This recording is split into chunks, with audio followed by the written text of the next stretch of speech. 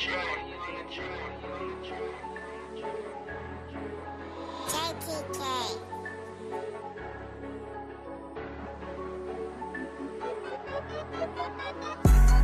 birthed in the streets, came up from problems and slums. We hustle and eat, hustle our bodies for crumbs. We birthed in the streets, came up from problems and slums. Where we hustle and eat, hustle our bodies for crumbs. This where we from, and it's all that we know. It's all that we know, this is all that we know. It's all that we know, it's all that we know, this is all that we know. And this where we from, say yeah, this is where we from. And it's all that we know, it's all that we know, this is all that we know. We came out the streets, came up from flames, came out the beast, came up from pain, came up from cops, came up from Cain, came up from judges that's playing their games, came out the plots, came up from plots, came up from all of us playing our lanes, came up from crackers that's focused on killing our leaders and stopping our queens and our kings. All the days on that concrete, how did we ever get past? Short change, red line, see, so you may hustle for cash. Yeah, we the struggle to have, yeah, we the struggle to mass, but we knew troubles could last, plus we got muscle and math. Remember them days in the dark, hustling, our grinding, that smart. Remember them days and them times, family was stuck on the move, family was stuck on the lines, so we push all our times up, push the case till all our files shut, push the feet till all our mouths touch, push the street cause all we got is us, yeah. We birthed in the streets, came in from problems and slums. We hustle and eat, hustle our bodies for crumbs. We birthed in the streets, came up from problems and slums. Where we hustle and eat, hustle our bodies for crumbs. This where we from, and it's all that we know. It's all that we know, this is all that we know. It's all that we know, it's all that we know, this is all that we know. And this where we from, say yeah, this is where we from. And it's all that we know, it's all that we know, this is all that we know. Nights when the food is grinding, focus on food, had to find rent. Trapping and cruise with timing, move or you lose or you're dying. Life with the fools and the blind men, cops and the rules and they finding. Hung by a noose of they lying, play like a fool by these tyrants. It's all that we know, remember the pain that we put in for dough. Remember the nights that we slept on the floor. Remember the schools with their hand in our clothes. Remember the cribs with the roaches and mold. Remember the nights with the food on the stove. Remember your skin with no third wasn't cold. Remember the programs that open and close. It's all that we know, the life in the hood. Yes, it's the life in the street. The garrison cold, life by the curb, life in the beast. It's life in the cold, yeah, the life in your feet. The garrison cold, life by the curb, life in the beast. We birthed in the streets, came up from problems and slums. We hustle and eat, hustle our bodies for crumbs. We birthed in the streets, came up from problems and slums. Where we hustle and eat, hustle our bodies for crumbs. This where we from, and it's all that we know. It's all that we know, this is all that we know. It's all that we know, it's all that we know, this is all that we know. And this where we from, say yeah, this is where we from. And it's all that we know, it's all that we know, this is all that we know.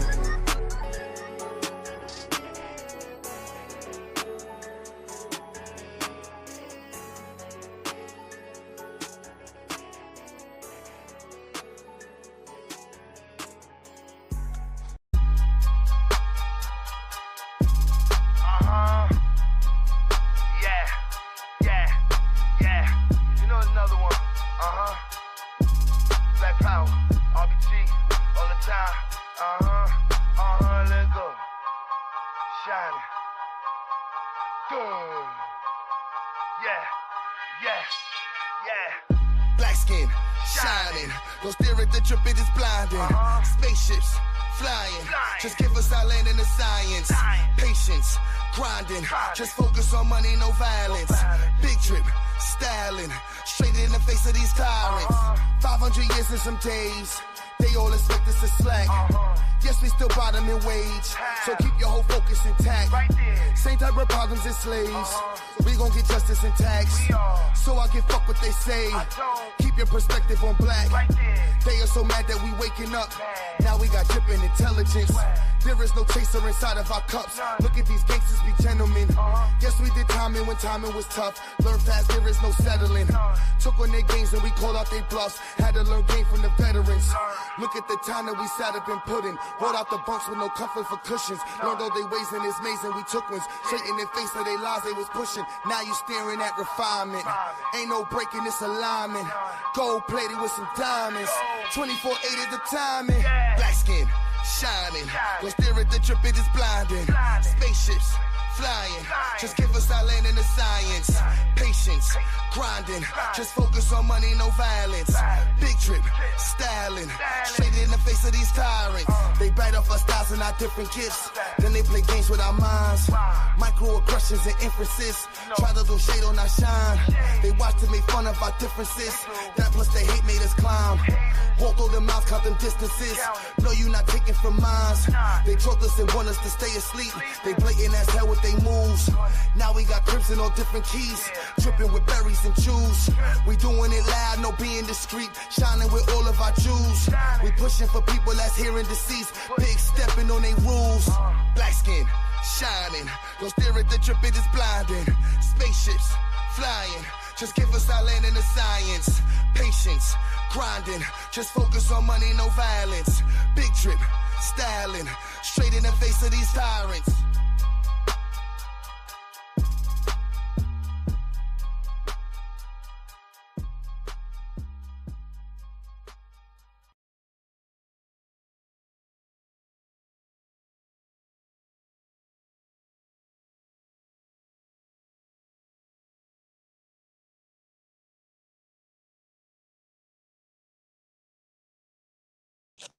Yo, let me switch the phones. Hold up.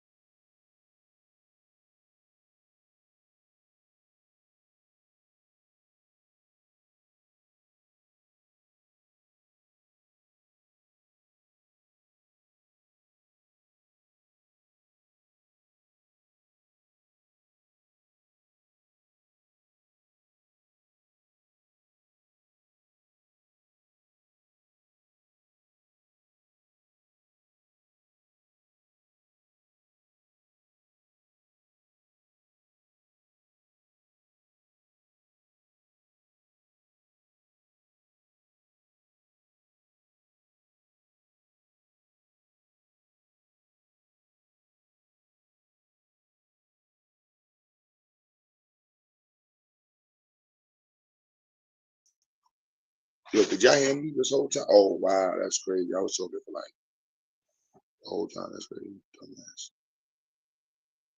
Technical difficulties, yeah. Talking to yourself, put it on mute. That's what definitely was difficult. Yeah, dumbass. My bad, y'all. So yeah, I'm in NC. You don't know, now you know. Mad hype. I'm supposed to be asleep. I haven't even slept yet. Boy, I drove 9 hours or 8 hours. Like we drove an hour. And I passed out, been up since. I'm mad hype. In the Carolinas right now, or in North Carolina, seeing the location, creating a space for a partnership with an amazing family whose legacy spans like, I want to say like 100 years, and just Black education and pushing Black people, empowering the Black community. And to be invited down here, now that I'm down here, I see the legacy that they have. It's a real honor, especially on my pop's birthday.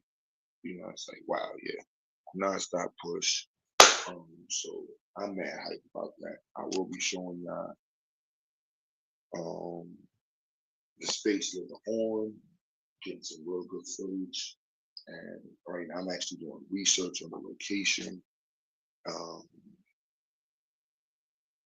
Yeah, just mad research on programming and also connectivity with what we got going on in Brooklyn, expanding our services, you know. So yeah, that's the current situation. We're raising funds we raising funds, y'all. we need nonstop support to make shit happen. Like I ain't gonna lie, I gotta get these dudes, I believe 7,000 on Monday. So everything going towards that.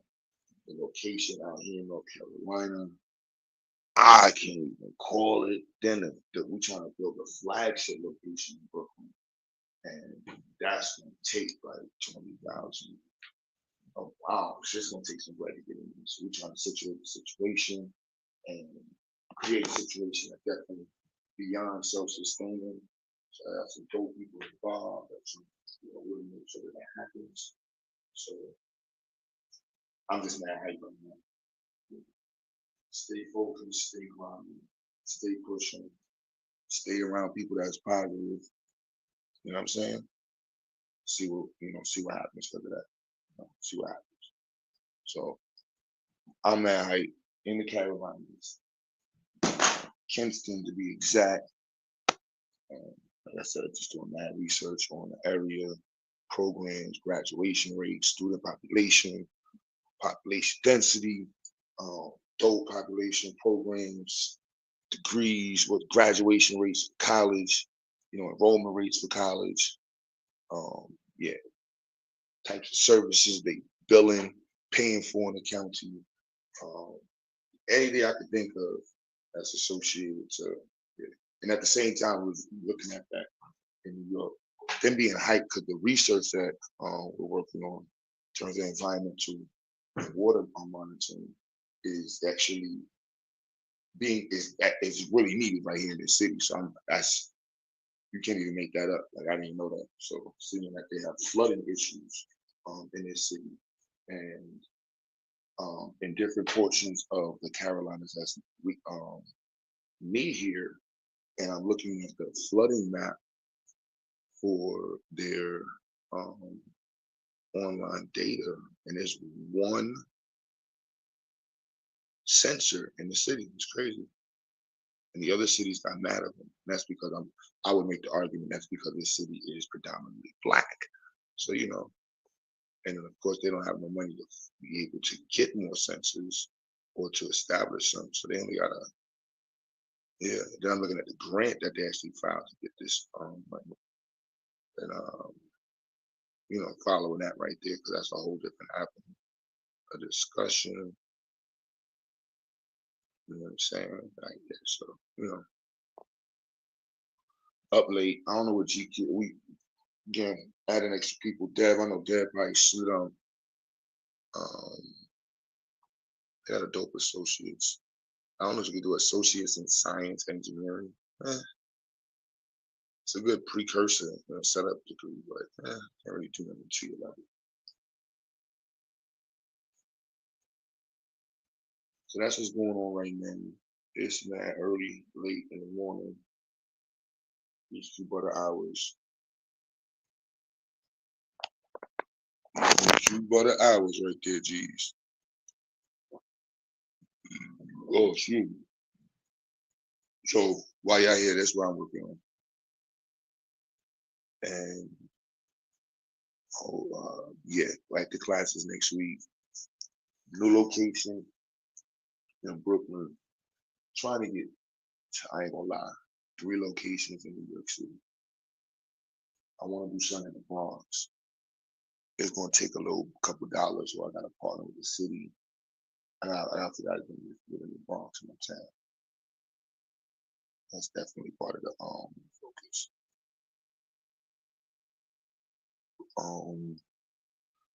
Yep, going through the school expenditures right now, seeing how they spend their money in the county. I'm already gonna look up the school expenditures for all of the counties. Yeah, so yep, and that's the sustainability and I gotta create a new sustainability plan based off of these services that we're gonna be actually being able to increase to with the new location. So that's what's going on right now. The title, who was holding the black community back? We can get into that. Deity was goody.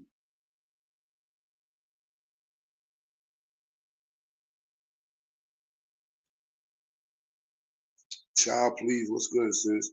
Dad was just asking lunch. Not just asking lunch, but he got you a little bit. Ooh, right.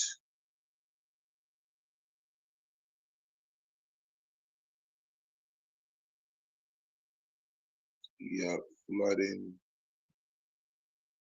got IoT. But there's mad black adults laying around in this. Like, what would you do with a bunch of black adults?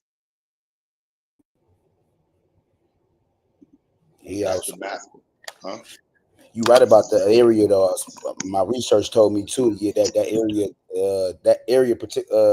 particularly Kinston is known for flooding. Like it's weak as far as like the area is known for flooding, and I say weak because I guess it was like the term they used to basically categorize like as far as the foundation. Basically you're right. It's highly susceptible to flooding.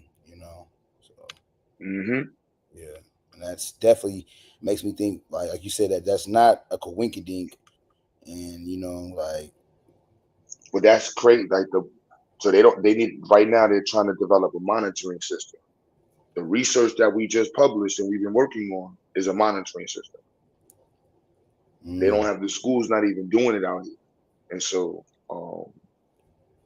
that's something to put on the table and to be able to bring outside money towards and to develop research on that to support that will be fire. Is that to monitor like the climate to help? Well, this will be monitoring the watersheds, the riverbeds, for detection and being able to curtail, or at least just be able to handle the reality that they're about to face. Like it's about to flood, but at least you have a warning system. You shouldn't be finding out when your whole front yard is flooded. Yeah, exactly. And so the city right now is trying to do it, but they told it this is a tier 1 city, so it's poverty. Most of the people are in economic distress. You're right, definitely. So, yeah. But the economic distress that they're facing is also based off of the fact there's no social services that address changing that reality. But then where do they go with that reality? So that's why you also got like they show like there's people leaving, and so if the people stay, how are they making money off of the things that they're doing in the city when the city's already got like a cap on what you can do? So that means you got to bring in new money. So the mayor has a plan on talking about bringing in new businesses and new partnerships, but and also revitalization. So I was also looking at the revitalization point because that's also another service that I believe I can kind of attach myself to.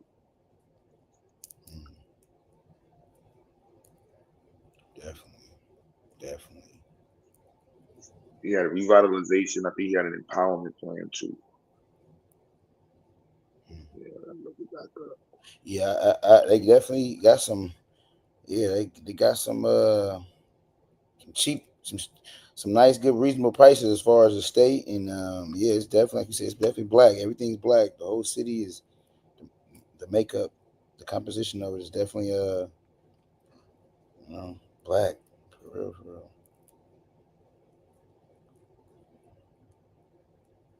Hell yeah.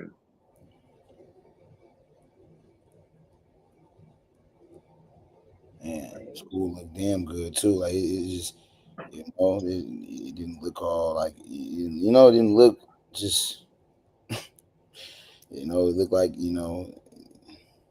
they still taking care of the line, and so that just shows a level of care that was, yeah, man. Nah, son's the one that was maintained because it's his family shit. Mm-hmm. Yeah, man, son is last of that dying energy. Yep.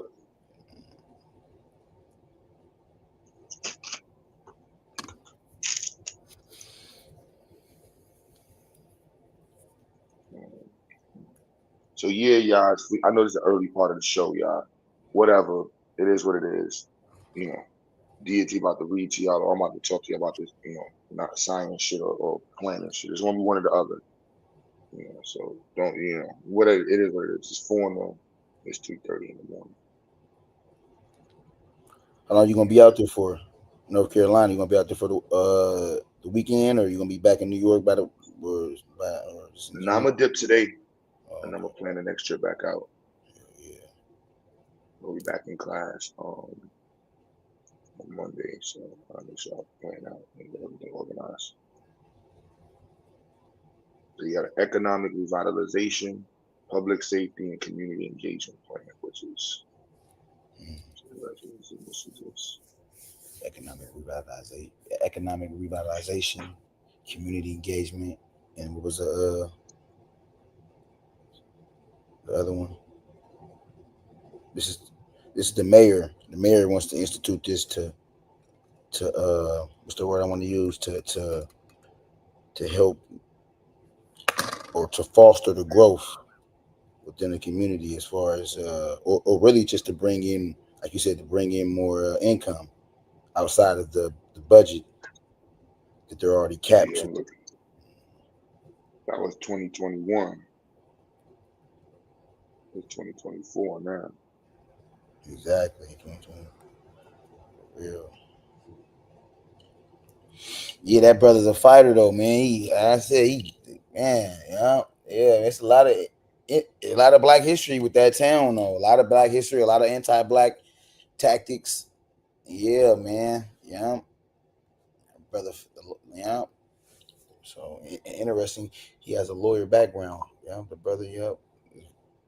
His name. Get his name. Keep saying the brother. Let me see. His name is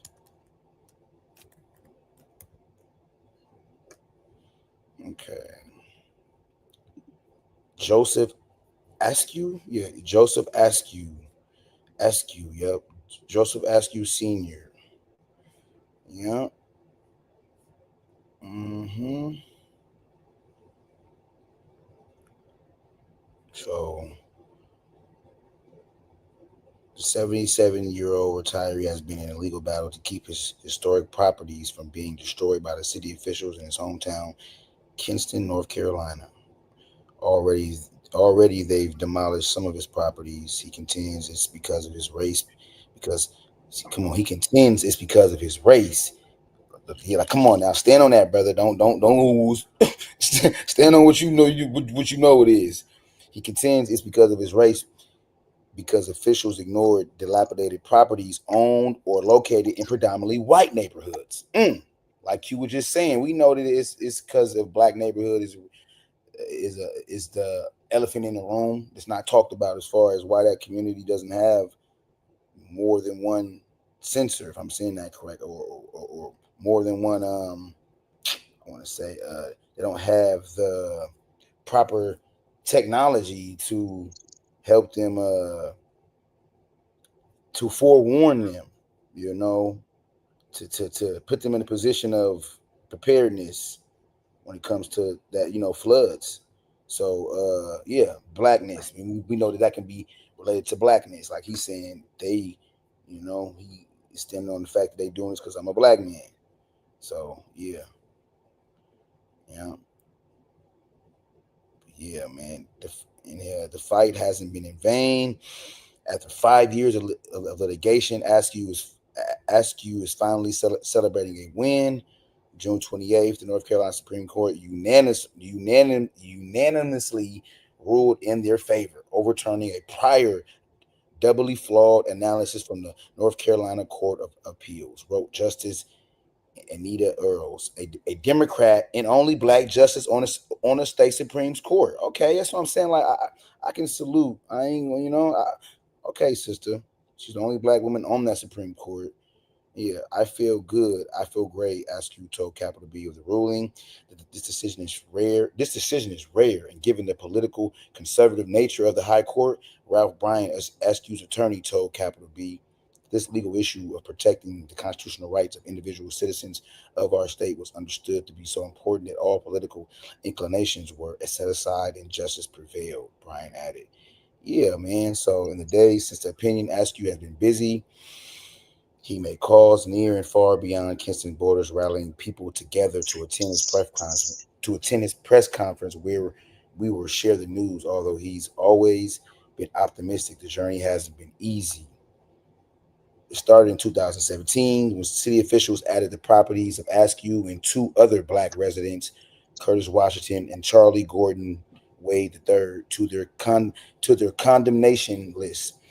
Kiston ramped up its efforts to take a more targeted approach to improve the appearance of neighborhoods by condemning and demolishing blighted houses. The city increased its demolition fund from 50,000 to it'll do that. The city will increase its monies to specifically target black home ownership or black properties, but they won't increase the budget to help protect for the floods. That's what I'm. Yeah, man. Yeah, man. It's time. Yeah, I was reading this book to this book right here. Right jab, jab, like hook. It's about marketing, and it tells you how be yourself. Like don't make your content, but like be yourself. And that's what be on this channel. I'm really like, yeah, man. That because for one, people like seeing you in your natural state. They want to see, and that characteristic is it just it it what's the word is accentuates, it brings out, it pops, it accentuates the content. I'm jumping from here to I went because I thought about something. That's why I just thought about that. My mind be I'll be going from here to here to here to here. But I just point out, yeah, they increased the budget for the demolition fund, but they don't increase the budget for the protecting the infrastructure fund if there is one. But they pledged the properties fit within their criteria, refuting the racial bias claims.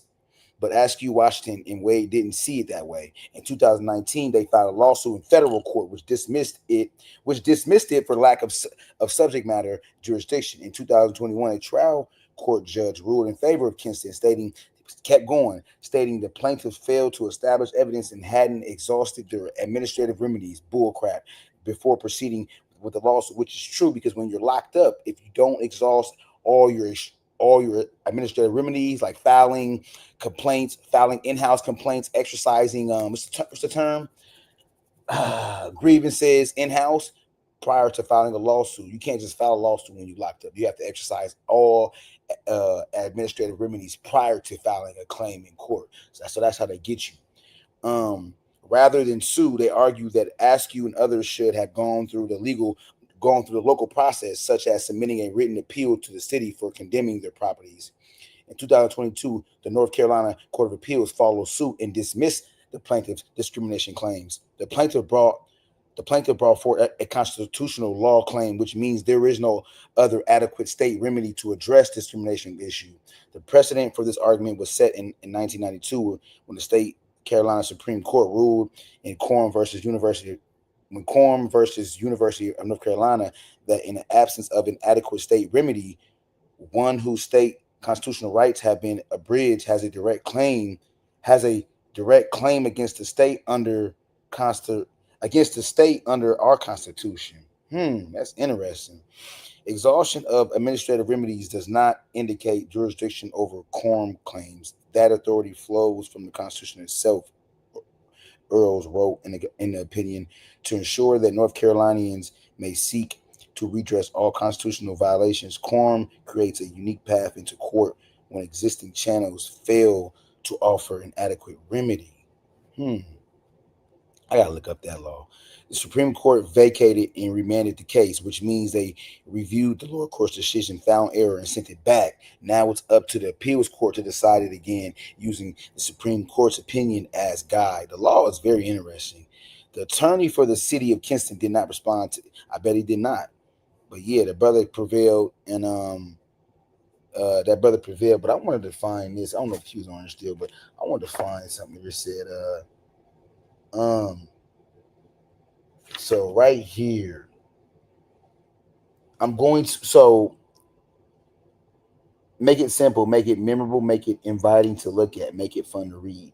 I'm going to add one more directive. Make it for your customer or your audience, not for yourself. Be generous, be informative, be funny, be inspiring, be all the characteristics we enjoy in other human beings. That's what jabs are all about. Right hooks represents what's valuable. Right hooks represents what is valuable to you. Getting the sale, getting people in the door.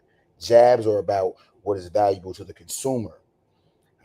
How do you know what content people find valuable? Look at their phones.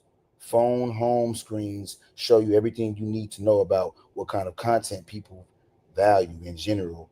The three most popular app categories are, yeah, it's just going. This book, I said, this book is called Jab Jab Right Hook: How to Tell Your Story in a Nosy Social World. It's about marketing. It's about literally about like just the information. You know how to literally sell information, how to market yourself, not just information, but yeah, yeah.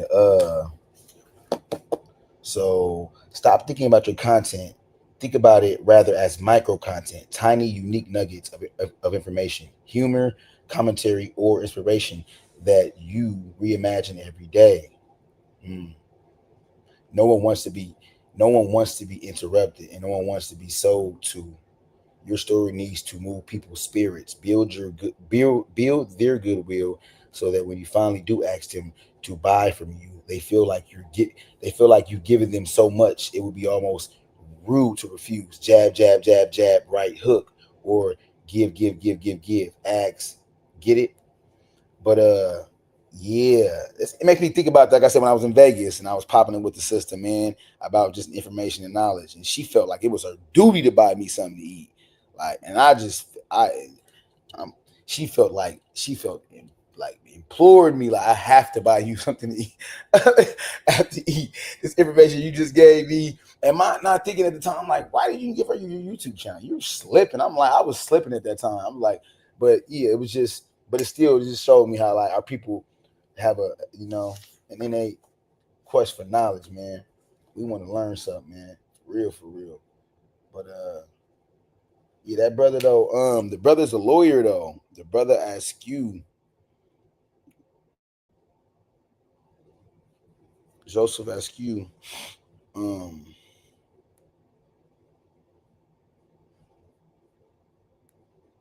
so it makes sense that he definitely would fight. He's a lawyer, you know. Come on. Has been targeted for demolition, which Askew says is employed to take more of his prime real estate. Come on now, brother. Speak that talk. On the east side of Kinston, North Carolina, historic buildings still bear the original architect words on Green Street, where formerly enslaved people became entrepreneurs or Gordon Street. The neighborhood's significance is clear. The rural North Carolina town was once known as thriving tobacco and textile manufacturing industry and the birthplace of funk, with musical pioneers like saxophonist Nathaniel Nat Jones and Maceo Parker, who played in James Brown Band. It's also home to NBA players like Jerry Stackhouse and Cedric Cornbread Maxwell. The town, which is the county seat of Lenoir County, is grappling with decades-long changes, loss of an industry, populance decline, and high poverty rates. East Kinston, mere miles from downtown. Mere miles from downtown. Mere miles from downtown. But yet there's no revitalization when it comes to this black neighborhood or white, a reversal of white flight. I caught that mere miles from downtown. Mere in my mind is small, not 10 miles. Less than 10 miles in my mind when I hear mere. So it's let me know. So downtown, so yeah. So I just connected dots downtown. You know, black community, miles, mere miles from downtown, a thriving downtown, guarantee you. But yeah. So it's one of the most East Kinston, mere miles from downtown, is one of the most economically distressed communities in the state. The community, situated as a food desert, is now 95% black with a 40% poverty rate, which is higher than the city, state, and national average. In spite of the bleak present, residents are working to reinvigorate. Maybe think about Q and just when was this written? 2024. Okay, May. This is new. This is fresh. Um,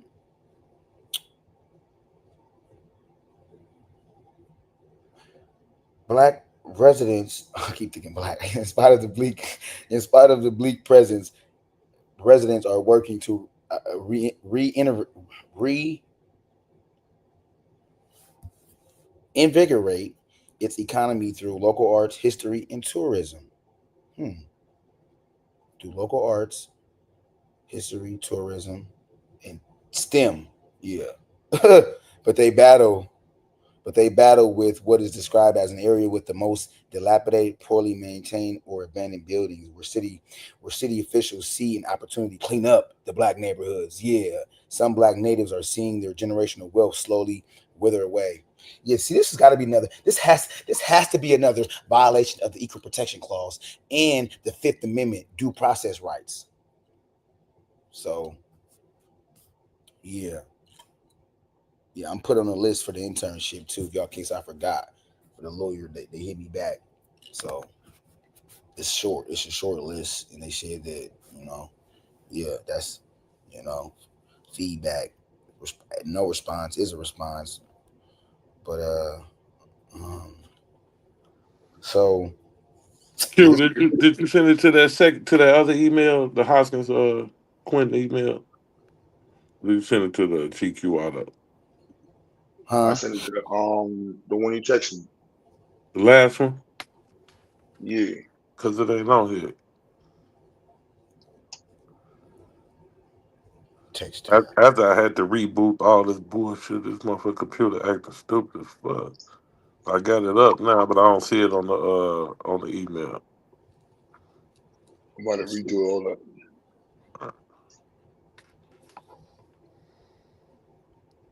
No, you ain't got no life. Go read a book, Goofy. Yeah, Motherfucker on here listening to you talking about you ain't I got ain't no got life. life. Yeah, These motherfuckers crazy, bro. yeah. I gotta die. I gotta circle. People who I associate with. I don't need. I just sent it again. All right. Yeah. Yeah, man, I'm about to finish this article on this town, man. That's crazy though, man. I get All made me right, think got about it. just eminent domain and these practices, man, that they've used to strip our property rights and housing and strip us. These folks are sinister. Okay, so black natives are seeing their generational wealth slowly wither away because housing, home ownership, property ownership is the gateway to the gateway to generational wealth. The hell, you damn right they seeing it wither away. The hell, they want the land. That's the issue. And to get the land, they need to condemn the buildings and then have a developer come in who is white, 9 times out of 10, resident Joseph Askew Sr., capital B. Toll capital B. I know that's right. For real, for real. City officials are tearing down residents' properties to remove blight through a process called condemnation. It allows the city to legally declare a building is dangerous to life, vacant, structurally unsound, or in despair. They must place a notice on the building, schedule a hearing, and move forward with demolition if the owner is unable or unwilling to make improvements. Hmm. One of these residents facing demolition is Askew, known locally as Dr. Askew, a community activist and founder of the nonprofit Justice and Liberty for All. I ain't gonna lie, when I seen the Justice and Liberty for All, but I respected his overall. I still respected the fact this is a black man. he's speaking truth to power. He's speaking how he's speaking because I'm black. He's not speaking so I didn't let that at first second. I seen the justice for all thing, but I had to think about the totality of what he's done, his lawsuits, his battle, and you feel me, in the verbiage he has used to explain the projected attack from the city officials. So I had to check myself. But yeah, so who amassed several properties over the years in East Kingston, making him at one point one of the yeah, of course they targeted you, making him at one point the largest property owners in the neighborhood. You damn right. Come on, brother. You at one point in juncture, you was the largest black man. You had the most property. Right, I got it queued. The ship is in good hands. Let's get this shit started. 1,000 pardons, Diddy. Yep. You can start it back up. We got Viasa in here. Everything's looking good. Yep. Yeah, you good, man. His brother at one point was the largest property owner in that city. If I'm gonna say, last time I checked, it had about 20,000 people, if I'm not mistaken. Could be partially mistaken, but yeah. So the city of Kingston already tore down one of his properties 7 years ago. They planned to build. They was trying to. What's the word? A systematic attack. A system meaning to go in like slavery. How they systematically went into the black households, and so systematically they was targeting this brother, and they already tore down one of his properties. Yeah, so they plan to bulldoze at least two more. As I wonder how many properties his brother owned, because they don't reveal that. They just let you know this. But I understand. But 7 years ago, they plan to bulldoze. So boom, pardon me. They plan to bulldoze two or more of Askew's properties, 607 East Gordon Street, where his mother ran Askew Daycare, the first black nonprofit daycare center. The other property adjacent to 607 is 110 North Tryon Street, where formerly enslaved people lived. They are both listed on the National Park Service's National Registry of Historic Places. Check that out. That's interesting. It's a lot of black history. It's a lot of black on black power, man. It ain't even like I said. I'm not even black excellence. Yeah, black power it pops more, man. There's a lot of black power in here. So of course, like he said, the inspector gonna be white 9 times out of 10. Where's the black inspectors at in that city? Let me stop. Of a city that's 95% black, we need black inspectors. You would think in a city that's 95% black, why is there why is there a dom? If he said 9 times out of 10 they're gonna be white inspector, why is there a dominant? Why is there a what's that? Why is there a monopoly on the black inspectors, or just on not black? Why is there a monopoly on inspecting on just the inspectorhood of housing? Why is that? Like in a city that's 95% black, so it lets you know how these like Atlanta really ain't black. It's really it's black, but it's still being ruled by the white fist. The hell. Oh, yeah, that's Georgia, man. Yeah. They cut them a little section out. Uh-huh. Loud on the prosper. We got something to look towards. So look at Atlanta. That's what our young brother Fire always, man. In Atlanta, like I always tell them, yeah, Atlanta is an anomaly, though. Exactly. It's an anomaly, but I still disagree, though. When they pulled out T.I. and I feel like they did that to quell the slaves. Go out there and you but not this all Wakanda. You but not to this is all Wakanda. I feel like they did that purposely. Like they did that to because that was during we was uprising, so to speak. And they sent them out to man, calm them Negroes down, man. But even though I got mad respect for Killer Mike, though. I mean, and he's still married to a black woman, and he's black. He talk black, so I mean, but I still peeped that though. I peeped the weaponization of black entertainers to dissuade, not persuade, to dissuade the masses, the black masses. So pardon me. Beyond is Did that in the past with James Brown in Washington Huh? D.C. when they was having the D.C. Riots, and remember they brought James Brown out to calm the niggas down. Oh yeah. Mm-hmm. Yeah. Actually, but I ain't gonna say I remember. I've seen it because that was before my time. Well, yeah, me too. I mean, I've seen the history of it. The history of it, yeah. It's not just to dissuade them; it's also to gatekeep. But you right on point, Diddy. Yeah. Yeah, gatekeeping. It's all Wakanda, and not knowing Wakanda is not real. What is that? Wakanda, Illinois. Truth put us on to. Mm-hmm. That was Boston. Also got a Cairo, Illinois. That's that was the Boston. They always try to say is is the Egypt is over here. Africa's over here. Why do you think they got Cairo, Illinois? They always point to that. That was Boston, GQ, not DC. That was in Boston? Yeah, it was Petey Green that had the radio station in DC. Okay, yeah. He caught that since too. you said Egypt, give me a second. I'm about to throw you a link. All right. Yeah, it's a video, a documentary called "The Day That James Brown Saved Boston." So like that, you can see it. Yeah. James Brown saved Boston. That's it. You're right. Yeah, man. The town is interesting though, man. That man, the more you dig, like I said, we get to digging. It's always some boy. You get to digging into these, the history, the archives, the black archives, and there you go, GQ. And none of the hoteps talk about this. None of them. Not even Truth. I don't think Truth ever even talked about it.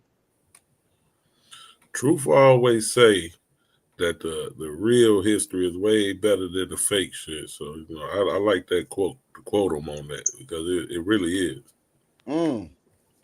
Yeah.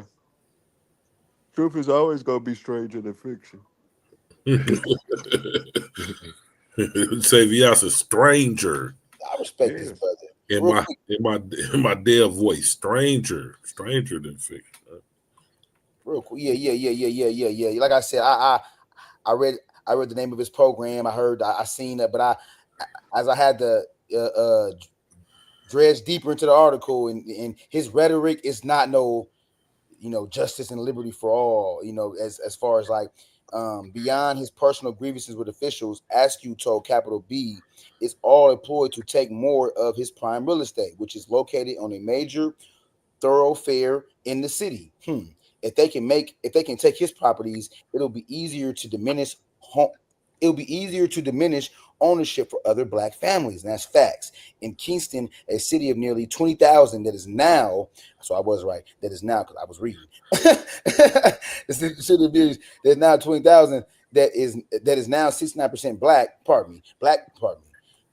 It's easier to diminish home ownership for other black families in Kingston, a city of nearly 20,000 that is now 69% black. He said, why is there a lack of black inspectors? He said former black leaders told him, what happens to the black man? Question. He gets a lien on him. I like his verbiage.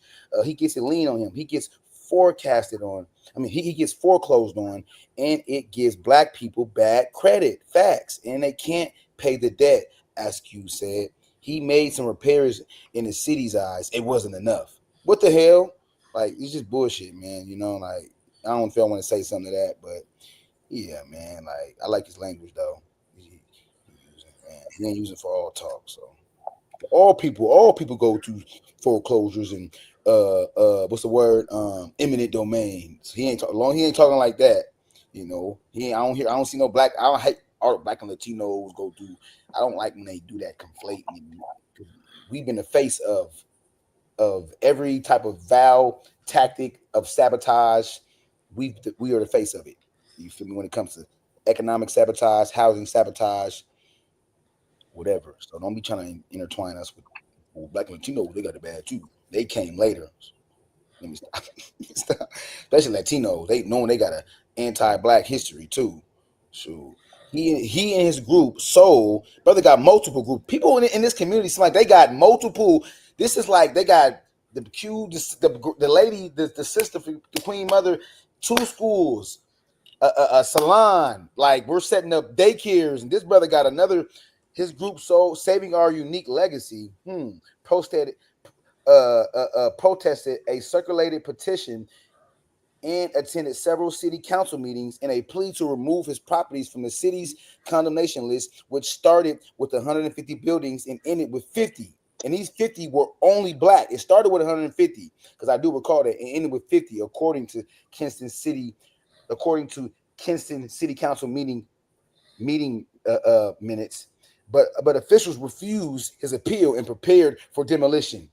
Refused the black man's appeal. Where did the black man go to seek out aid? And I mean, where do the black man go to appeal? Who's gonna hear us out, man? Who's gonna hear our cry, man? But officials refused his appeal and prepared for demolition. Just straight, it put him in debt. I know it did put him in debt, and they did that on purpose. It put him in debt from spending thousands of dollars on repairs, and he couldn't pay the demolition costs. If the individuals can't pay for demolition, the city does the demo and puts a lien on it, ranging from $4,000 to $25,000. The city can then foreclose on a home and put the property up for auction. Askew wanted to learn the criteria. See, this brother's smart. Askew wanted to learn the criteria. He's a lawyer, though. Askew wanted to learn the criteria the city used for how it selects and removes certain properties for its condemnation list. What he and others learned, the list of 50 focus on homes or buildings owned by black folks. See, when you get to digging, and you find out the list of the 50 focus on homes or buildings owned by black folks or located in predominantly black areas. That's a problem. That's a conundrum. That's clearly biased. That's clearly irrefutable. You feel me? Pardon me. Man, I'll be getting woo. Okay, located in predominantly black areas rather than white neighborhoods. White properties have been removed from the list without justifications. Properties that he says were and still are in worse shape. These crackers living in what's the word? Shanty towns, or in shambles, living in squalor. Yeah, living in squalor. You're saying their properties were, in most cases, a lot of cases, worse than black properties, but they still elected to take off the white properties and only focus on black people. But they tell me, who's on here talking about anti-racism? Who's on here with that goddamn Dominican? Y'all focus on racism. This is a modern day case of anti-black racism via city officials in public housing, or in not public housing part, not in a public housing, in black home ownership. God damn it. So this is the private sector. This is the city. This is the city targeting a black man who's private. I mean, home ownership is when you own it. It's technically, I mean, yeah. But anyways, bump all the language. The city is basically undermining the brother, man. He tried to plead to him, that didn't work. So he had to file a lawsuit. I'm glad he didn't get discouraged though. You feel me? Like, he didn't have the mindset of a Willie, thinking that the 14th Amendment does not apply, thinking that the 5th Amendment due process right does not apply.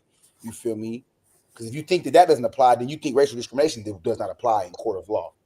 So this is what I mean by, if you think that doesn't apply, then you're disempowering the power of law. For real. Askew wanted to learn. So yeah, I got to that part. Boom. All right. So in 2019, Curtis Washington and Charlie Gorge sued the city, including its all-black council. That needs to be noted. So in 2019, Askew and Curtis Washington, they sued the city, including its all-black council. So I'm interpreting that as black folks was implicit, right, y'all? Mm-hmm. Okay, yeah. Black folks had to get that business too. We had to sue because including its all-black council, which made history in 2017, and white leaders in the planning department. The suit halted the demolition of. Interesting what a suit can do. That's why that suit the white folks filed in Illinois is against the black folks in Evanston getting the reparation for housing. That halted the pay other, the second payout, So interesting what a lawsuit can do. Hey, V, so put that link in the main chat for me so I can put it on my phone. Yeah, man. So the suit halted the demolition of the properties, but they've been in a legal fight since. And like I said, fast forward, the brother has come out triumphantly. He has triumphantly, yeah, for real. When I get the words, get the just important words, get the fluency, man. Yeah, man, it does. That's true. When you when you read constantly reading, man, it flows. Articulation gets the word is just a seamless. It ain't a trying or trying to. It just spontaneously, manifests, man. So yeah, man, and like I said, man, it's just interesting that so pardon me, yeah, they accuse the city of racial bias and how it chooses which homes will be demolished or whether they can be removed or whether they can be removed from the list. The plaintiffs also made a substantive due process claim, Fifth Amendment due process claim, which says that even if race isn't an issue, the process is arbitrary because there are no sufficient guidelines for condemnation. Okay, even if race isn't an issue, the process is random because there's no guidelines, there's no metrics to conclude how the city is even concluding how they even or no, there's no guidelines on how the city is coming to their sound decision making as to why they should even demolish said black properties. Come on now, man. Hey, real quick, salute to the brother Rob Bourne in the chat, man. Peace. Go ahead, Diddy. Oh no. I'm just go ahead. No, you good. That's Rob Bourne, you want to come up, brethren? Go ahead, young guy. You heard they got a pack of wild dogs fighting in the street right now. It's crazy. Oh yeah, you're the country boy. You're in the South. I'm like, it's 4 in the morning. What are they doing? All right. They out there getting in. Yeah, man. You sure it's all dogs? There ain't no fox or nothing out there. You said it's 4 in the morning out there. Damn, I'm on the West Coast. It's like 1. So damn. Yeah. 1 in the morning. 3 in the sky. Shit, it don't stop though. Y'all already know, man. The work don't stop. Not at all, man.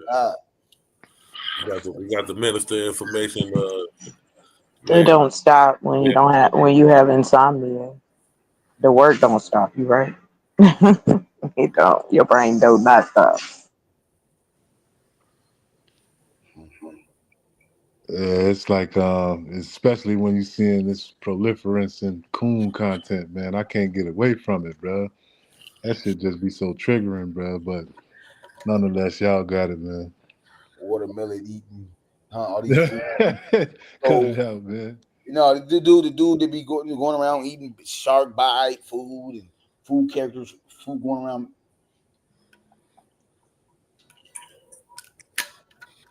Yeah, man, it's so I admire that brother though. Interesting how you can, like I said, you happen to be in a town or in an area, and it's just knowing the Carolinas, that's a lot of Black history associated with that region anyway. But it's just taking Chocolate. She's from not from, but she's in Arizona, and I was just doing research on Phoenix, Arizona, and it's the Black history, sharecroppers, and how they literally is foundation to why Phoenix is the way that it is, but it's why it is the way that it is today. So it's just a lot of Black history, man. Phoenix is a homeless crisis all over the country. It's Black America History. is sundown town. I keep telling y'all, man. It's all fucking sundown. Black power, man. We ain't picking and choosing no little towns in between. All the whole country is a sundown town. For real. Being snatched. But yeah, Right, you was talking about the eminent domain shit, right, dude?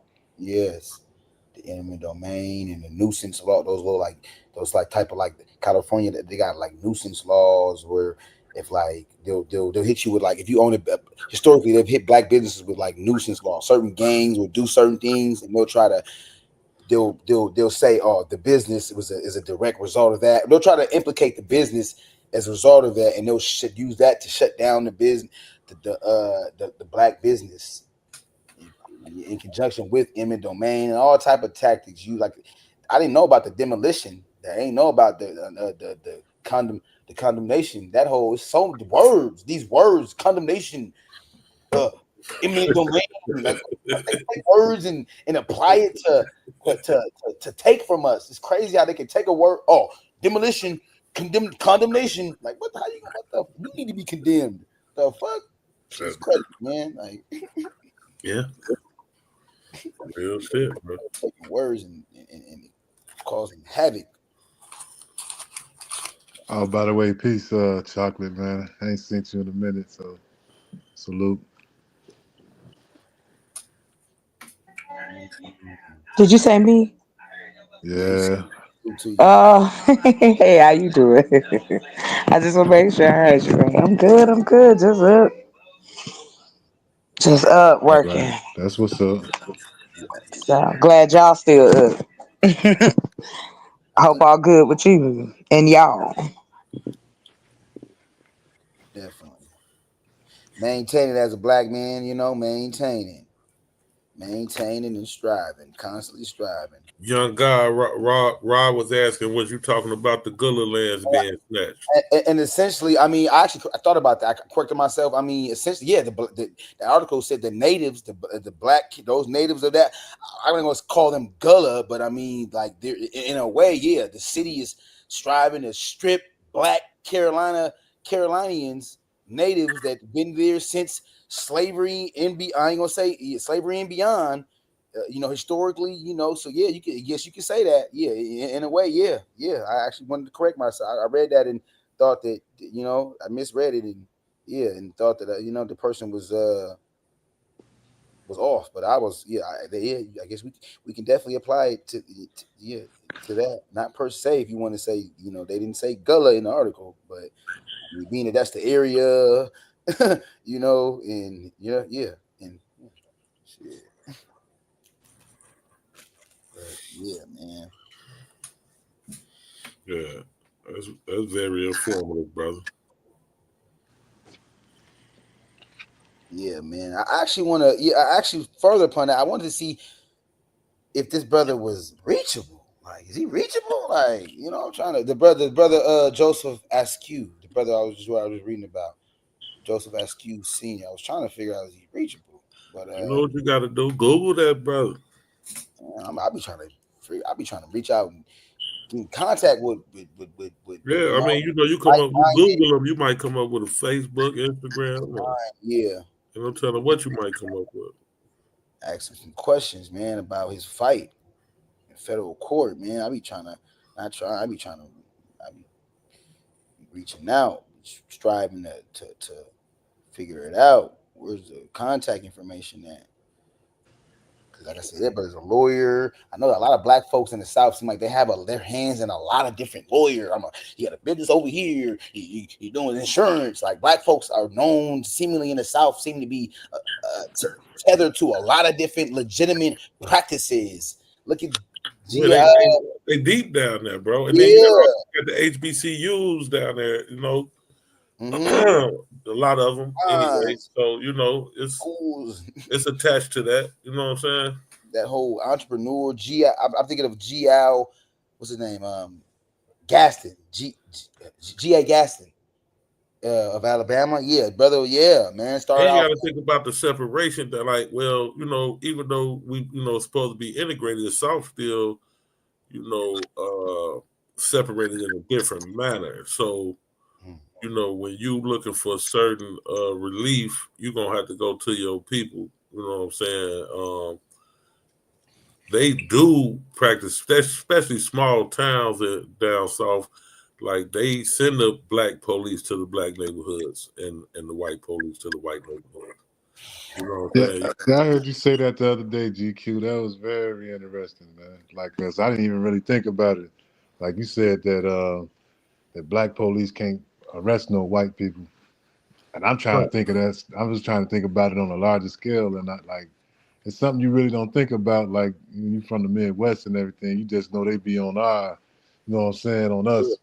But Yeah. man, that was Yeah, some you're good not shit. even in the north, especially down south. I know for a fact. I mean, I lived through that, witness that even in the north, you are not gonna see no black police in Hell no, white neighborhoods. You know what I'm saying?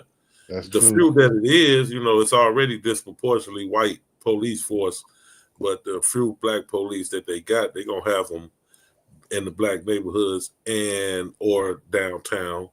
You have them No, for scattered real around. though, GQ. I was trying to I was racking my brain trying to figure because I didn't been chased down in some because like I said, I used to hoop, so I'd be on the north side and stuff like that, and I've been chased down by police in some of their neighborhoods, but they wasn't black.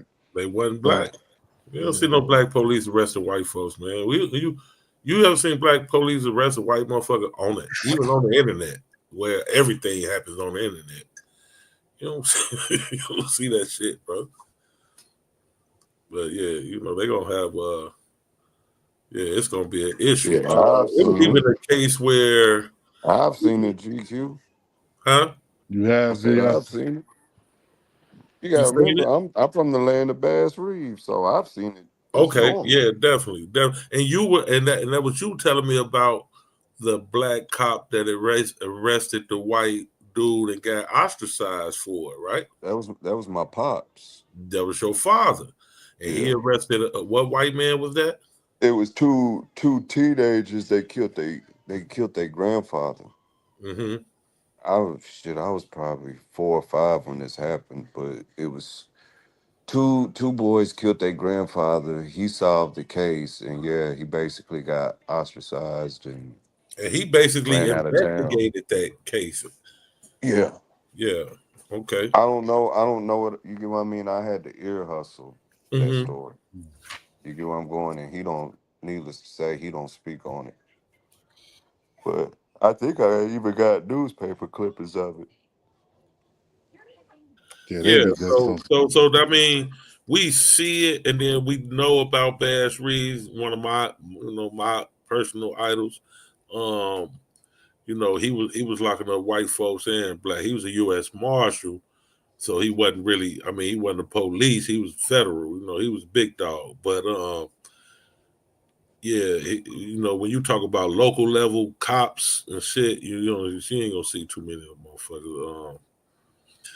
Yeah, New York City, I could definitely believe that Pigeon, because it's New York City. So yeah, ain't too many people in that motherfucker from America any goddamn way. So but yeah, but you even in that case of your father, Viasa, that's a clear cut case of what I'm talking about. You see what happened when he did his job and did it well, investigated it, figured out it was the boys that did their own people in, and he arrested them. And then what? Here come the white folk. What, nigga? Who you think you is? The rest of these white boys doing your job so well. You got a lot of nerve. That's the type of shit they go through. Yeah. Yeah, but even like the small town Mississippi, they won't even send they're gonna send a black cop if it's a nigga need to be arrested, picked up for an old fine or whatever the case. They're gonna send a black cop. Even if a white cop do the investigating, the black cop coming to get them. And I just I witnessed that. It's gonna be a black cop doing the arresting. But he not going to be able to arrest no white folks in small towns. Yeah, Didi was going in about that shit. That shit crazy. Yeah. Didi was talking about when she was a cop, Yeah. So, yeah, man, we know. Like for that talking point about, policing our own neighborhoods or whatever, And then when you get on the inside, they reprimanding you for like, you know what I mean, for being like trying to be righteous about it. Fair. Probably the word you're looking for. You know what I mean? Because like, man, somebody running through somebody else's backyard, throwing their pack or whatever. The police find that pack. Whoever the closest Negro, that's their pack. Yeah, that's who's going. Yeah. Or if they throw it on the ground, all y'all going. Oh, man. We gonna split it up with everybody. It's all y'all shit, Been there, done it. Went through it. Everybody gonna whoop the nigga ass who threw the pack on the ground, but we got to do that in the bullpen. You already know, man. But my thing is that the fact that it's normalized, man. Like, I don't even want to go into that though. You know how it is. You know what I'm talking about, though, GQ. Definitely. Like, that shit crazy. Definitely. And I tell the young brothers, so I always talk about Kim Fox. She out of there now, but we had a little grace period, and but these young brothers, they didn't take advantage of it. They made her look bad, with all the crime and the drill and all the bullshit that was going on, instead of realizing that you had somebody on your side in the state's attorney office who wasn't just taking any bullshit case that they brought up there. You know what I'm saying? She wanna know, the ins and outs of this. She's not just going on the police officer's word, But they don't, they didn't realize how good they had it, because the city didn't change a lot. You don't see as much, but you only see too many outdoor markets anyway, like you used to. But you don't see as much of the bullshit as you used to when we was coming up, Lou. Yeah, they was juking the numbers, man. You remember on the wire, juking the numbers. Yeah, they was juking. Shit crazy, man. And, if they was like doing police work, like according to like the rules or whatever, like, you know what I mean? It'd be like 50% less arrests and shit, man. Yeah, if they were doing about a book. Yeah, probably 70% less. Yeah, I'm just being fair. You know what I mean? I'm trying to be fair, but you already know what I think. Real. Because even the ones that was really doing wrong, if you did your job how you supposed to and went by, Fourth Amendment constitutional rights against illegal search and seizure and all that shit, it wouldn't have been all the bullshit as it, right? You black, nigga, get out the car. What you got in here? You got your life, your insurance. You're doing everything right, but you know what I'm saying. It's like one system feed off another one, because like when the guy get caught, the media come in, they do they little 1-2. You know what I'm saying? Get what they got to get off of it. Then, you know what I'm saying? The jail system, they get their 1-2 off of it. So it's like it's just keeping everything. Yeah, circulating and shit. Everybody eating. All of them eating off of it. And all off, that side of town. You know what I'm saying? So, man, they advocated hard around here, Lou. I don't know if you was keeping up with it or anything, but they was advocating hard to get that sister up out of office, man. Oh, you talking about old girl? Kim Fox. Oh, Kim Fox. Oh, I thought you talking about the other girl, the mayor of Chicago. Lori was part of that social, that justice equality thing too. I mean, she really was, because her job was to police. She was the head of the Office of Professional Standards. So her job before becoming the mayor her only job was to police the police. So all the bogus cases was coming through her. So she knew how dirty they was. So she came in, her and Kim Fox came in with the justice equality movement after the George Floyd riots and everything. And you know, they came in under that act. You know what I'm saying? And that's what they was about. You know, if you it wasn't even, I take that back, it wasn't even after the George Floyd riot, it was after the young brother Laquan McDaniel got times, right? Yeah, got shot 16 times. So that's what made, and then they tried to cover it up. The previous state's attorney, Velasquez, and Mayor Rahm Emanuel, you know, they tried to cover it up. And that's how they got ousted. And they brought in Kim Fox from the Office of Professional Standards. She wanted to be the mayor. And Kim Fox from Cabrini Green Projects, she won a state's attorney office. You know, first black woman in Illinois to be a state's attorney. You know, not just Chicago. And and you know, she went up there, she told them, you know, it's not that I don't, you know, Kim Fox said, it's not that I don't think that the young black men in my neighborhood are not riding around with guns and drugs, but you mean to tell me don't know white people in my city got no guns and drugs? Right. That's what she said in a press conference. She became public enemy number one to the Fraternal Order Police once she made that statement. And Lori Lightfoot, she said that she was prosecuting any bogus police officer that killed any of these young black men. She was prosecuting to the full extent of the law once she became mayor.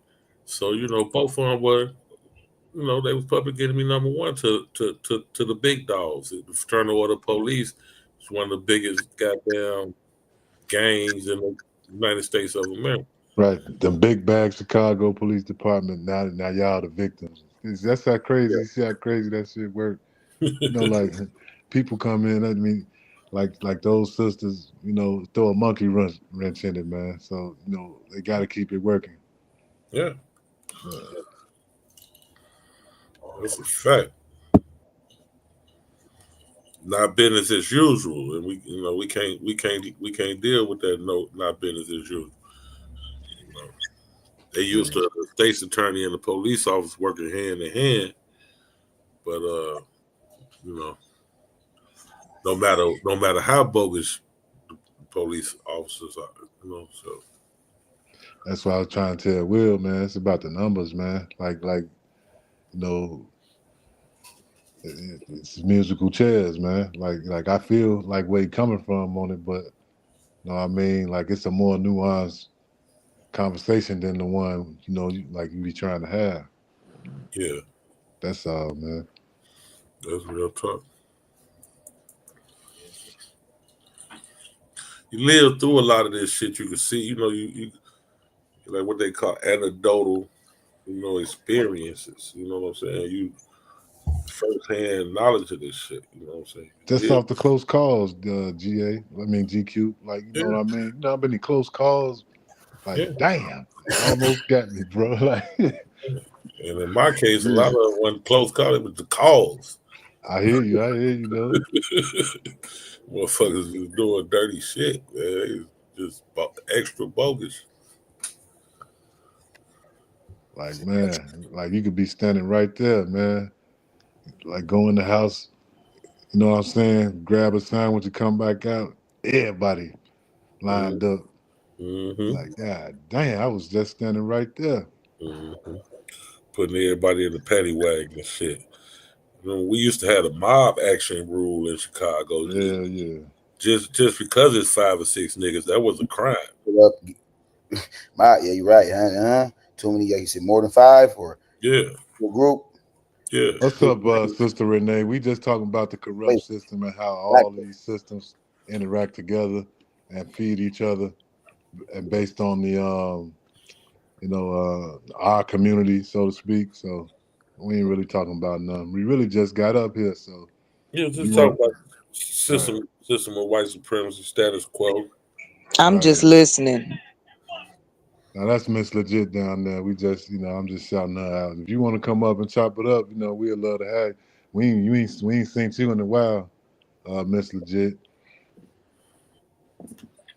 But y'all got it. I seen it yesterday in the comments. She would let me have it about Donald Trump. Yeah. She didn't let me have it. GQ, you still think Trump gonna help the black community? Yeah, Trump been cutting up, man. Trump been cutting up, man. I mean, But he doing exactly what he said he was gonna do. No, he hasn't. That's the problem I got with him. Nah. I'm talking about the things that he did do. That part he had been telling he every time he tell you that's not it, you better know it's it. He was working on this plan years ago. He was setting up his revenge. Yeah, He talked shit to all 4 years. Tariffs and shit, but not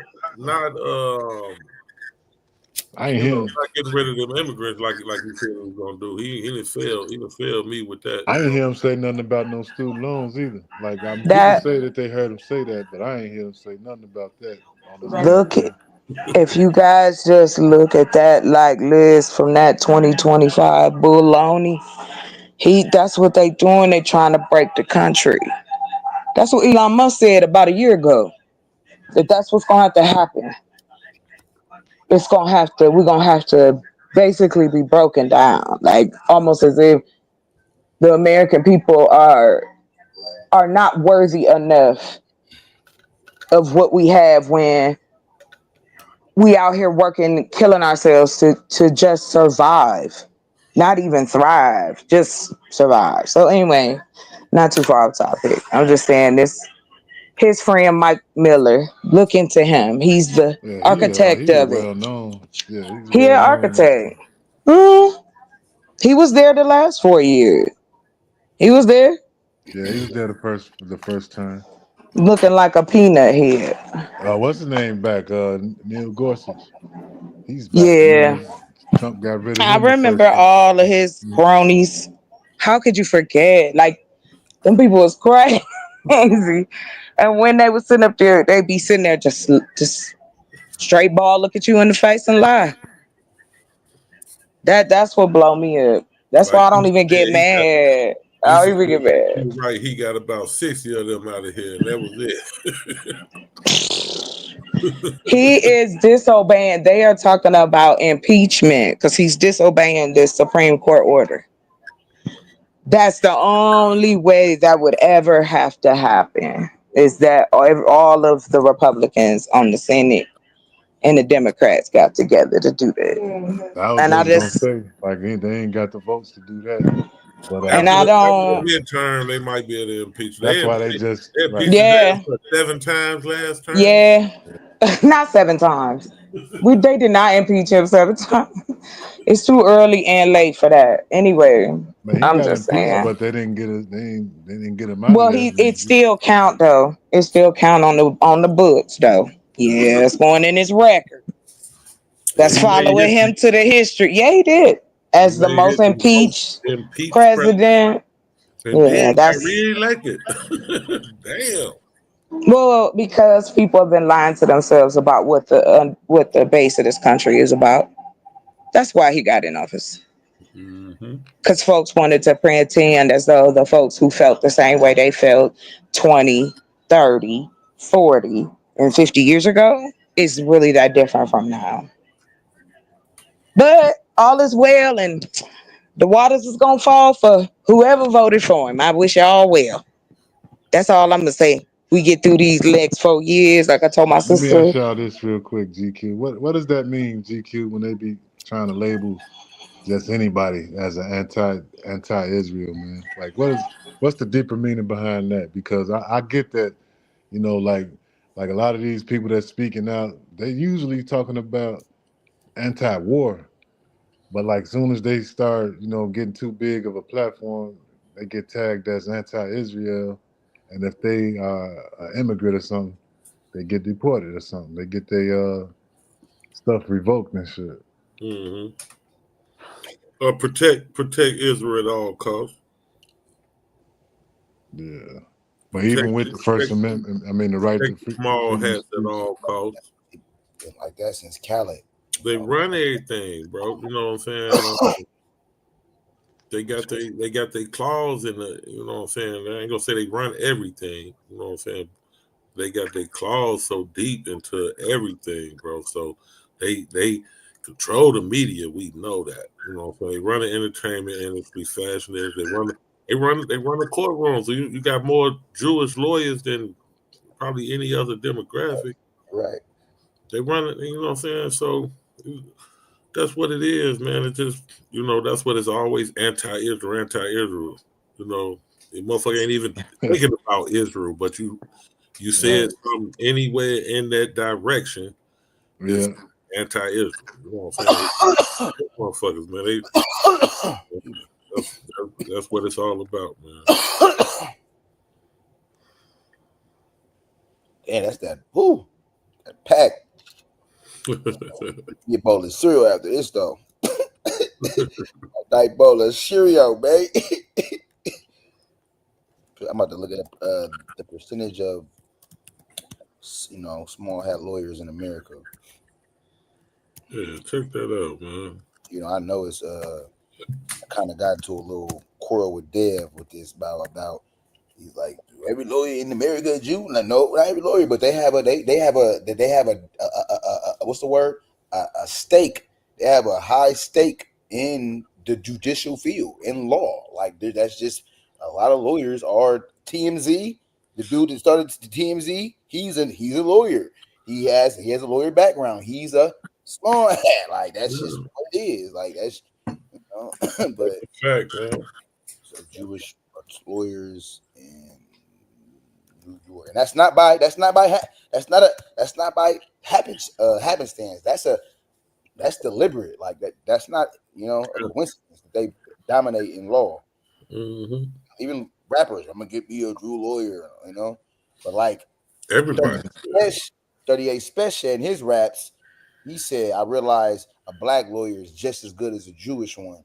Mm-hmm. So you know, you gotta, for real. Mm-hmm.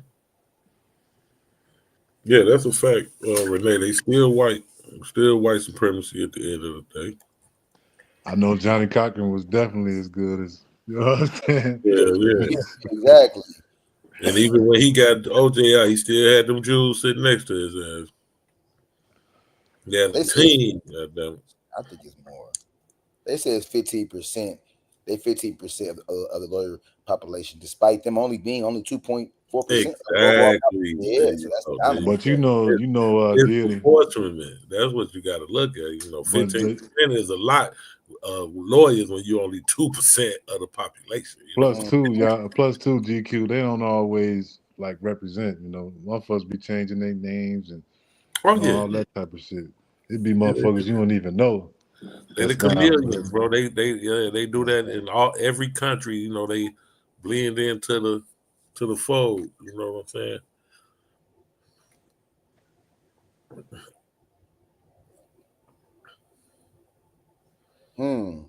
Some have advanced in American exceptionalism explanation, the so-called Puritan forebearers theory, pursuant to which American law has a special resonance for Jews because in some fundamental way, it is Jewish, and that Jewish legality was carried to American by Puritan or other early Americans.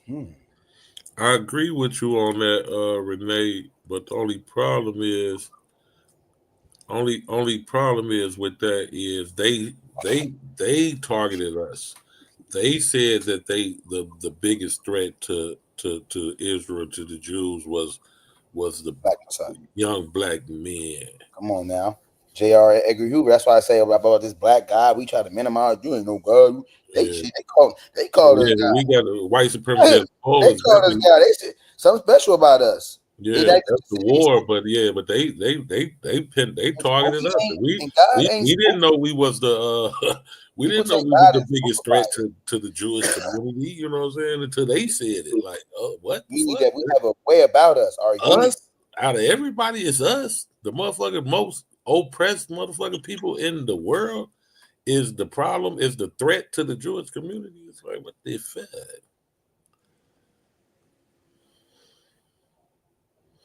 Yeah, man. That's interesting. Yeah, Pigeon. It's like the niggas had the tiki torches saying the Jews would not replace. You know that dude, that white man who was through that rally to go against Carmelo Anthony, he a Jew, but he like his religion is Christianity, but he ethically a small hat. So like what, like, you see what I mean with the chameleon stuff? Like, yeah.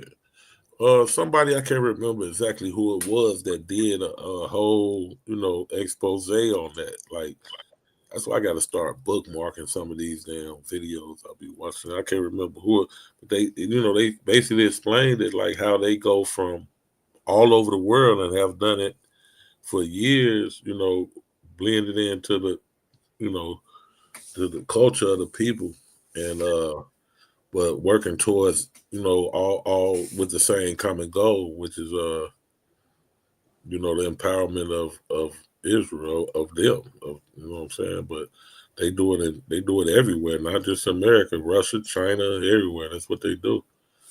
And I ain't on no Adolf Hitler type shit, but I'm just saying it is what it is, man. We got to do our shit and get on top of our business, man. Look at the model these motherfuckers set and how they stick together. Because all Israel is a headquarters. So that's not even a country. It's just the headquarters. They run all the other countries, but that's the headquarters over there. Diddy just looking up he looked up the lawyers, but look at the banking though, like get into the banking. That's where it's at. The banking, the money, the financial system, huh? And banking and the media. Islam put out Deity the what? Volume 1, 2, and 3. The secret relationship between blacks and Jews. Secret relationship between blacks and Jews. Yeah.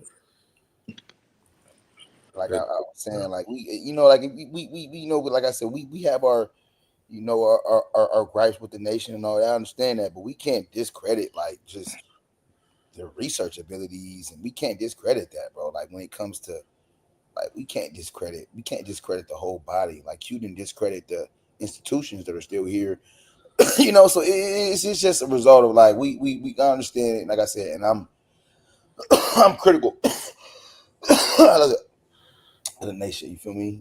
So it's but I can't let that blind me. I can't disregard the fact that Muhammad Ali ran to the Honorable Elijah Muhammad, you feel me? And like, hey, the mafia threatened me. They talking about busting my kneecaps. We'll tell them they got kneecaps too. You feel me? So it's like, and we revere Muhammad Ali. We respect him. So it's like, and in that time, shit, they protected that man. Like we gotta. But you talking about at a time like it was a whole different type of. You know what I mean? Like different type of revolutionary spirit. But they still protected. I mean, at that time. But like we saying now, like is they protecting like Carmelo Anthony's family and all them people? I understand what you like say. Situations like that. You see what I mean? Like it ain't even about that no more. Like them people is already like entrenched, 501c, all that, man. People that ain't trying to lose that. That's understandable. It's just like, you know what I mean? You ain't wrong, Diddy. You ain't wrong. But it's like it's like uncovering all of the nuances, man. And then it's like a whole web that's like it's gonna take like so much to do it one by one. So you just gotta have soldiers in all these arenas to even think about trying to like fight some shit. You feel me? Yeah. Well, you got to start somewhere, right? Even if it's small. Yeah, it's like what I'm saying is not even a pushback. It's just I don't think it is. Trying to be right and exact. You know what I mean about the situation at hand. I ain't trying to attack what you said. I didn't think you had pushback, but yeah. But to your sentiment, what one group or individual is going to be the fix-all to everything, everywhere? That's correct. It's not. It's not going to happen. It's Yeah, not. it You know what ain't I gonna. mean? This is just like picking fruit from the tree. You don't eat the whole damn orange. You eat the good part. It's But like nobody's out here boycotting rinds and orange peels.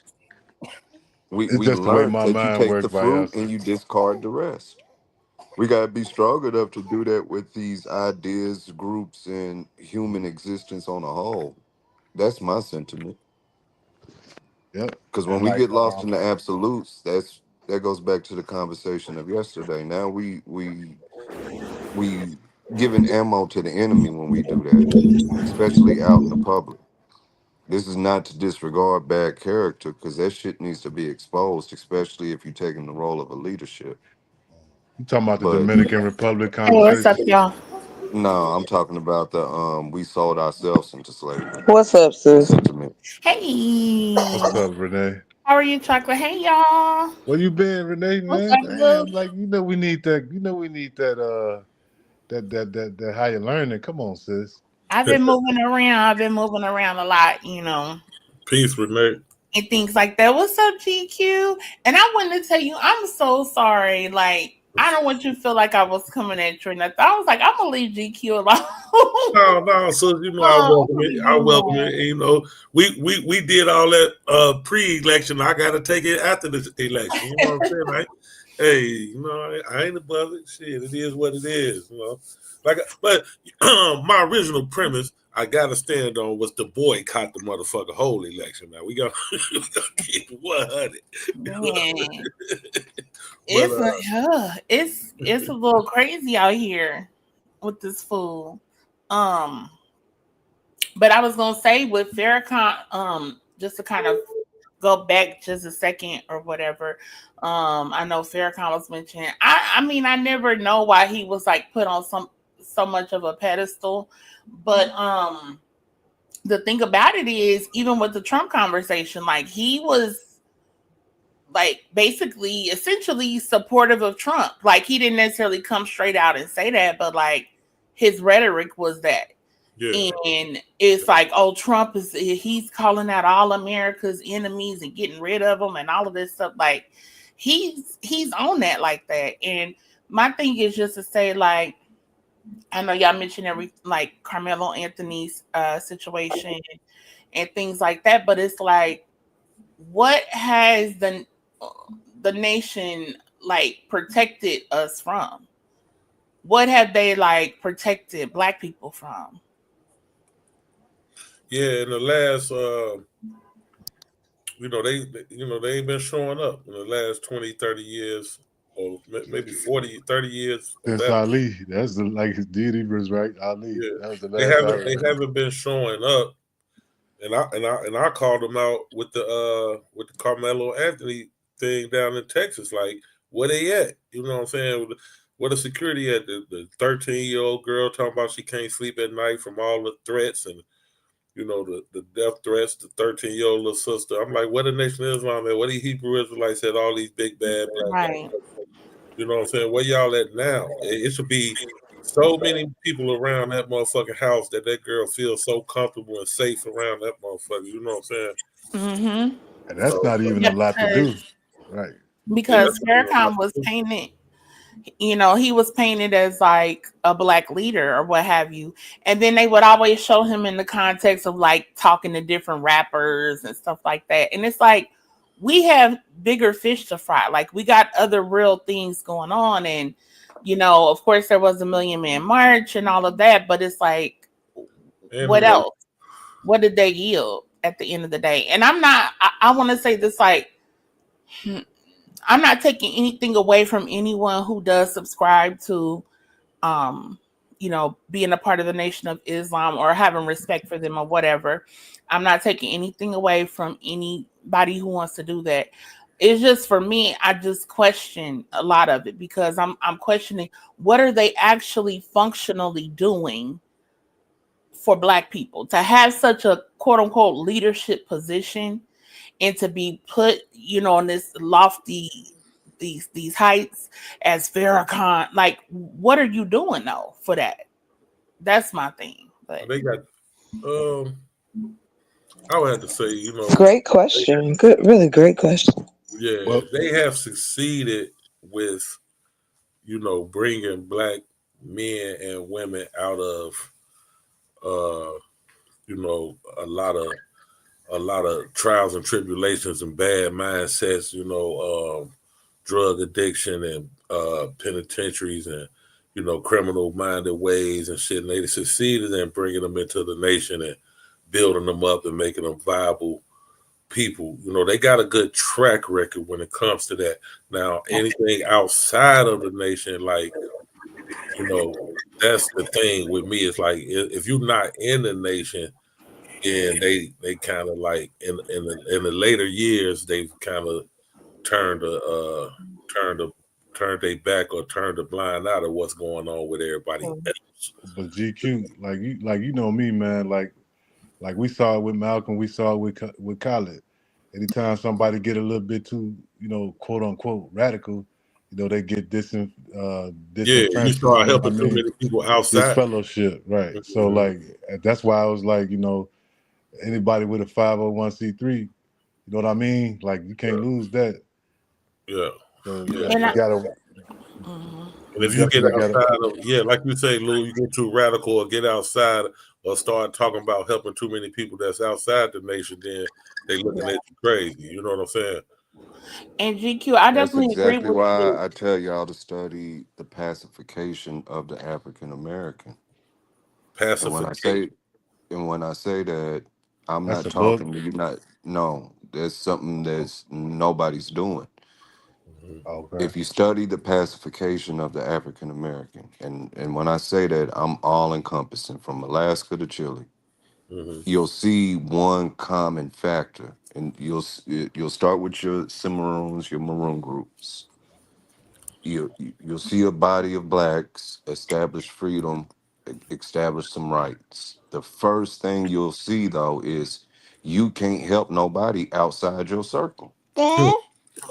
So to paint a clear picture, we all Maroons. We in, I don't want to use Oklahoma for an example. I'll say Kansas. Any blacks outside of Kansas that make it here, if they get caught, that's the end to our freedom. So what do? You get what I mean? We sneak in and help as many as we can, without doubt. But how do you manage that? So as these organizations grow, you think they don't have the feds pressing them on what they can and can't do? Oh yeah. Can and can't say? Yeah, they do. And I'm not trying to give them cotton candy and flowers they don't deserve, but what I'm saying is at times we have to look at aspects of this. I'm sorry, y'all. There's aspects to this that we have to really, really investigate and call the bullshit for the bullshit, but don't disregard the original intentions of certain individuals and organizations. I mean, I hear you. I would say the one thing that's always been my thing with them, GQ, you were on point when you said it, is I think like what they've done with some people, like cleaning up their lives, like that's a redemptive quality to me about the Nation of Islam. That's some of the credit I do give them, is that a lot of people were in bad situations and, they were able to do better for themselves and, their families and thus the community. I give credit for that. But like beyond that, yeah. And they got, and even with that being said, Renee, they got an open door policy as far as if anybody who wanted to come and join them, they could come, and they got plans and programs and things in play that they, that they thriving off of as the Nation of Islam. So it's not like, but the problem is you gotta pick up that bullshit. You gotta be indoctrinated with that Yaqub and the right, all that crazy stuff. Yes. Yeah, so if you can get And past, oh, we talking about we chewing water. What's this Wesley Muhammad and all that crazy ish? Like, why do we got to be all of this crazy, like supernatural, religious, rhetoric applied to it? And then to me, again, I'm sorry, I'm not taking away from the positive things that they've done, but to me, the religious part, that's a shield that they can go hide behind, because then it's like, I guess they believe in Allah or whatever. Allah is gonna handle everything. Allah is gonna do XYZ. They can always run to that shield or to that excuse whenever, what I'm saying, it gets too hot. yeah, that's part of their gambit. That's how, like Lou was saying, that's part of the 50. Right. Keeping that religious status, and Yeah. That They tax always run back exemption. to religion. yeah, they're keeping that status. And But it's like, that's not what we need as Black people. This Yakub and all this crazy stuff, a mothership and yeah, whatever else nutty stuff we're dealing will with, and the all that. reality of being Black in America here today. Yeah. So there's a lot of positive that come out of it, but we got to find some balance with it. They also got some cultural stuff that I don't like about it too. Like it do definitely seem like it's a colorism type of thing going on, but not to change the topic. But it is something to that. I know Khaled, he made it to where he was, but outside of him, I can't think of another one that was high up. Extremely colorist. Extremely. Oh yeah, definitely. Not to change the subject, but they definitely that's real. Motherfucker, yeah, they be on that light skin shit. Yes, they very much so are. And like you said, most of the people who've made it to leadership positions have a lighter skin tone. You had Khalid Muhammad, but you don't have too many. That's his complexion that make it to that level. So they're very much so for light skin, quote unquote, good hair, those type of things. And I've observed that as well with the women. So the women that they kind of, what I'm saying, have more push forward. It's not going to be a lot of dark chocolate sisters when it comes to that. So the men are fair skinned. And yeah, you just don't see too many dark skinned Black men who are leading in the nation. Yeah, and it's a lot of dark skinned men in the nation, but like you say, the ones that they push to the forefront or put in the limelight is usually that light skinned, good hair. You know what I'm saying? And you can go back to Malcolm. He, what I'm saying, he kind of fit that description as well. Yeah. I mean, I know that they get condemned for the out, for what happened to Malcolm, but I definitely give them credit for giving us Malcolm. I give them credit for that. Yeah. Because Malcolm was pimping and gambling before the nation got. You know what I'm saying? Yeah, I give them props for that, cleaning people up. I really do. But that's about it.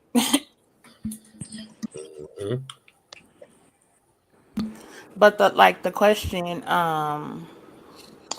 who is holding Blacks back? First of all, I know people, it may be passe or whatever, but definitely is white people. It's definitely white supremacy. It's definitely racism. Is the main component. You might got a lot of feedback or something, but it's the I feel like the main component in what's keep holding Black people back. We also have a role in that as well. Like, it's a lot of things that Black people do to keep us, from moving forward. And I don't think I'm not one of those people that think you have to have everybody on the same page, but you got to have enough people. And then the other people will kind of see what's going on and get in line. But it's I'm with you on that. Yes, say that again, please. You know what I'm saying? Like, because you don't need everybody, and then we're kind of like, I'm from the show me state, but Black people kind of have that mentality. Like, you got to show me and then maybe I can go ahead with it. So we got to get that part going first. And I think that's where Black people, where sometimes we can really hinder ourselves in that way. But ultimately, the biggest obstacle, the biggest problem, the biggest entity, if you will, holding us back is absolutely racism, white supremacy. And I would debate anybody on that who would try to say, "Oh no, I would debate anyone on that." Nah, I agree with that. Yeah, I was going to say I But fully then, agree. like I was gonna also add to it, the grifters. You know, I'm always gonna throw their ass up in there because You said who? I'm sorry, I didn't hear I you. said the grifters. You know, the cult of Oh, okay. personalities, the cult of personalities that's like working hand in hand with what you just said. So, Yeah. like I ain't gonna never keep my foot off their neck. So, And I loved when oh, I'm so sorry. Go ahead. no, I'm done. Good, you got it. No, I was gonna say, and I love when what happened with Jason Whitlock. I love that. And it was, I mean, that was perfect because Well overdue. it well overdue. And it just sends a message to these Black conservatives like, hey y'all, you just here to do our bidding. Like, don't you ever think you can overstep your bounds. Like, understand your place. Y'all are not getting a seat at the table. We just need you here to say the things about Black people that we necessarily can't say, or we can say, but we may have more consequences to it. Yeah. So we use you to do it. And the thing that a lot of coons don't understand, and even a lot of the Black people who supported Trump and all that, they don't understand is these people know if your own people can't trust you, like if you do your own people dirty, they not gonna trust you. Like the Byron Donalds of the world, you know, all of the slick stuff he said and disrespectful things about Black people, the Black community, et cetera, et cetera. And you see what they doing with him? Absolutely nothing. They ain't gave him a seat at the table. They ain't done nothing as far as he's If you concerned. notice, Sister Renee, Jason Whitlock ain't had no response for that. Like he went He denied. he went to religion and shit. Like, hey, Yep, get your ass out of here. again, a shield. He ran to religion because he knew that what old boy said is facts. And he knows that, like, damn, I really can't say nothing here. Yeah, And and so it's the same thing with the Democratic shields, the bowling ball Martins, and you know what I'm saying. They ain't getting no seats at the table either. They not getting no, you know, all the MSNBC Black journalists that was fired once Trump got in office, and you know, we just need you for right now. You know what I'm saying?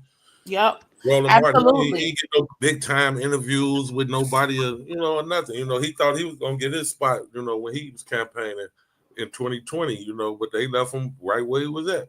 Yep, that's very true. So yeah, if anybody that attach themselves to that shit, you know, you got to know what you're dealing with. They just use you just a tool, and white supremacy. When they get through with their tools, they usually just break them. You know what I'm saying? Exactly. So, yeah, that was just a message for all of them, and I know all of the coons heard it. They saw it, but they was quiet about it. They didn't want to rock the boat. All the other coons around didn't want to rock the boat on the Jason Whitlock thing. So they kind of that actually made them go deeper into their bags, Sister Renee. Like, have you noticed? Like, you seeing some of them actually apologizing and jumping on their knees, like I apologize on behalf of the Black community. I ain't never saw that. You know what I mean? So like they even going deeper into the bag. So insanity. Yep. First motherfucker we got out here today is that boy. What you the one gave me his name, Lou. I put it in my notes. What's his name? Man, I forgot what his name was. Don't worry. Sister dropped that in the chat. I forgot his name. Don't worry, because I put it in my notes because I was looking for him. I couldn't find you. Philip Anderson. Yeah, dude got his teeth knocked out. He the brother that was in there that was speaking up on behalf of the dude that was speaking out that threw that movement against Carmelo that was out there. The one who got his teeth knocked out. Save white lives. Indian. Protect white lives. And this brother, he up there, they black men are killing white people that are harming white people that are all Oh kind. Oh God. man, this brother here, man. Oh Yeah, he was Lord. A doing a bunch of complete BS. boast. Yeah. Yeah, look him up, Renee Phillip Anderson. You've probably seen him before because he had kicked us with us some years ago when he was going against Black Lives Matter, and Okay. the white boys whooped his ass and knocked his teeth out. Mm. The white boys that were I think I know about. Yeah, I yeah think I remember that guy. yeah. And what I was going. Oh, go ahead. I'm sorry. No, I was just saying the white boys that was with Black Lives Matter beat his ass and knocked his teeth out. But now you fast forward, he's sitting up here talking about white people are in danger from black people. Please. What did the one sister say? She said, y'all better be happy we want. What did she say? Equality or something and not revenge. It's something like that. It's a saying this one sister said. Oh wow. Yeah, she was like, y'all better be happy. Let me get the quote exactly because it was so fire. And she was letting them know, like, let me see, did I put it down? Dang, I cannot, because I want to say I like copied it down, but basically that's what she was saying. You better be glad we want equality or whatnot, and not revenge, because for them to talk so much about black people being violent, nah, we really should have turned up on them a long time ago, for real. Yeah, we know they came through that shit. They definitely came through. Somebody, revolutionary spirit since the excuse 70s. me, y'all. Somebody named Terrence is in the back. Oh, okay, let me see. Make him pull up his make him show his picture, GQ. Yeah. Terrence, cut your camera on, man. Cut your camera on, Terrence.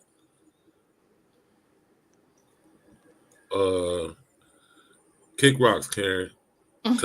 Terrence, whatever your name is, because he cut his camera on, but I'm looking at the ceiling.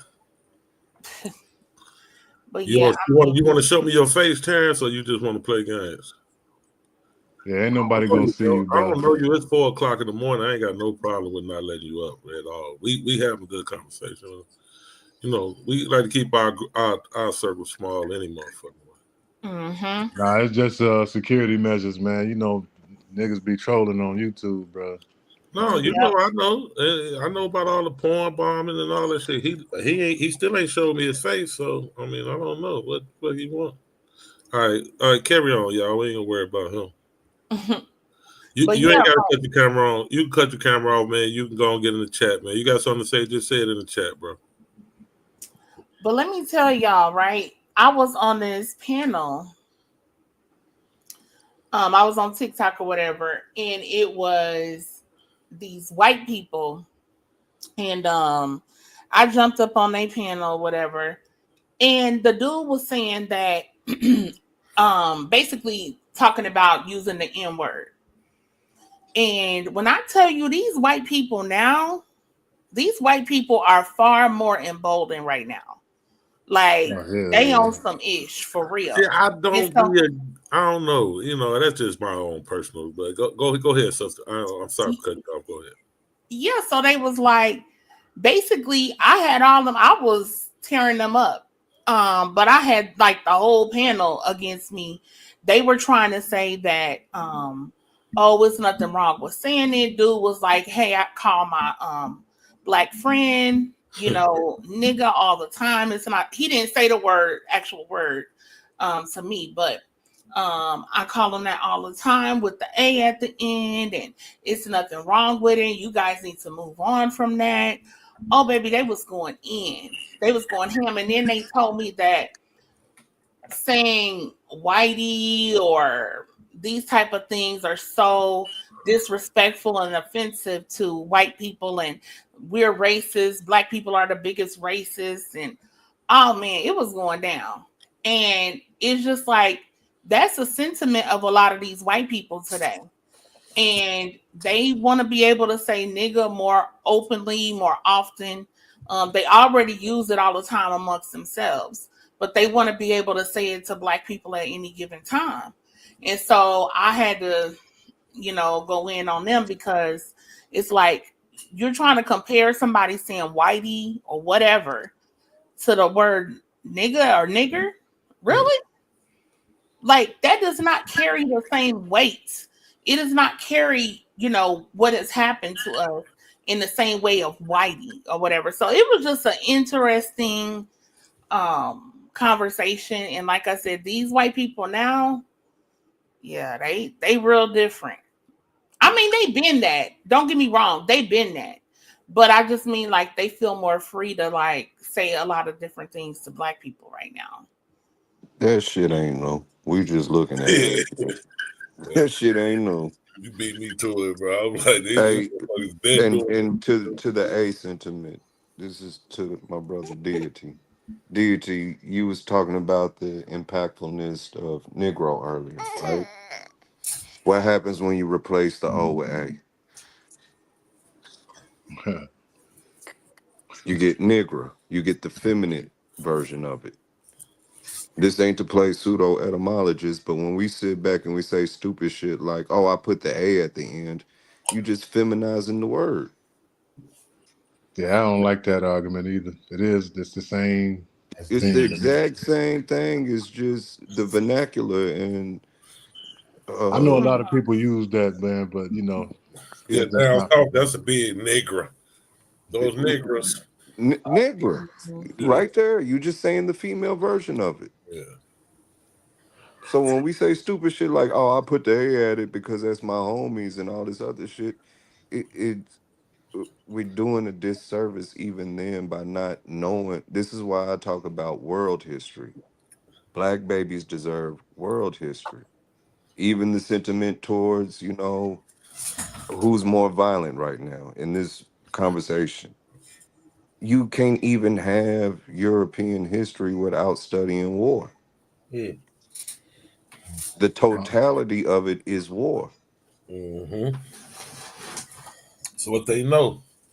Even their origins, the very first things they give us, even what they gave us, studying Troy, war. Mm-hmm. And if you get into factual history, you just study the Rhine River, and it's been nothing but war since the inception of the people around it. But you know what has happened? So many black people have gotten comfortable I would around white I people wouldn't I wouldn't say we comfortable. I'll and they say let their guard down. we've been deprived from what matters for so long. We're stagnant. We're not comfortable. We're stagnated. I mean, I would say we're comfortable. I would I, say a I lot would of say black people. desensitized. I would say There you desensitized. go. I There could you I go, could go with Lou. desensitized. I could go with that to a degree, but I don't disagree with that necessarily. But I say comfortable because we don't really believe like these people are who they really are. It's so many black people now who are on this race doesn't matter BS, and Yeah. they've bought into a lot of that rhetoric. And so a Mm-hmm. lot of black people have gotten real comfortable with things as they are racially in this country. And that's what I'm kind of speaking to. And then like a lot of black people, have to bring up the whole Trump thing as well. But like these people supported him for a reason, and part of that was racial. And so, in terms of like a lot of the things that he's doing, he's chipping away. These people support that. And for some reason, a lot of black folk, I feel like, are not paying attention to that. They're not paying attention to who's doing what and how it's being done. Mm-hmm. And we just are kind of just comfortable. We just stuck in the zone. And it's like, no, these people will kill you. These people will take you out. And we running around here thinking it's all good. When in Hey, Renee, reality, I'll give it a couple more weeks because, like again, like in May 5th, they finna start garnishing people. This student loan thing about to kick back in. yeah. Trust me, give it a couple of more weeks. Because one thing you notice is that like every time it's a crisis type of situation, you know, people jump off the fence now. You know what I mean? It's just a lot of people on the fence. But the outright coons, I would agree with you. That number has jumped up. Because like And I agree with the comfortability thing. You know, that's been the issue. You know what I'm saying, with us way before the Trump. We've let our guard down. Black folks way too comfortable. They don't realize a lot of black folks don't even realize we at war with white supremacy. You know, you give them some buttermilk biscuits and you give them some symbolism and a first black this and a first black that, and they just forget what the fuck is going on. You know what I'm saying? But the key word you said, GQ, is realize. Is it that they comfortable, or is this reality all they know? Yeah. But somebody said it in the chat, brainwashed. Yeah. So I don't put it on the comfortability. We have to look at it from a different perspective. You know, if we're gonna call ourselves conscious towards these racial injustices, we got to look at what about the ones that still sleep chasing the American dream, and in that is just get money and power. Mm-hmm. It's the pursuit of freedom, and I can do what I want. I'm not a slave. I'm free. What you talking about? They lost in zombie land. Not comfortable. They just lost. But look how much, right? To point this out, to me, I thought this was like, wow. Look at how passive in general Black people have been to like taking away of affirmative action, taking away of DEI programs. Black people have been very, very passive about these types of things. And I cannot figure out, like, it's crazy to me why Black people are not paying more attention to this. And everybody keeps putting it out. They were benefiting from it in the first place. Because you're intelligent and you thinking, Renee. Most people are just being raw human, and they pursuing their own desires. The average black person is just thinking about self. Very, very, very few are thinking about we or these levels of conversations. Mm-hmm. I'm not giving no pushback. I'm just trying to provide more insight. You get where I'm going, so don't take it that way. But you have to look at it from that perspective, and that's where that whole sentiment of each one teach one comes into fulfillment. Because a lot of them are just lost in the sauce, sis. Yeah. And I mean, but honestly, we just been hella passive about it. And it ain't about us. They ain't doing that because of us. They doing that because of trans. They doing that because of... No. This whole shit was built on race. Do they want to get at those people too? Yes.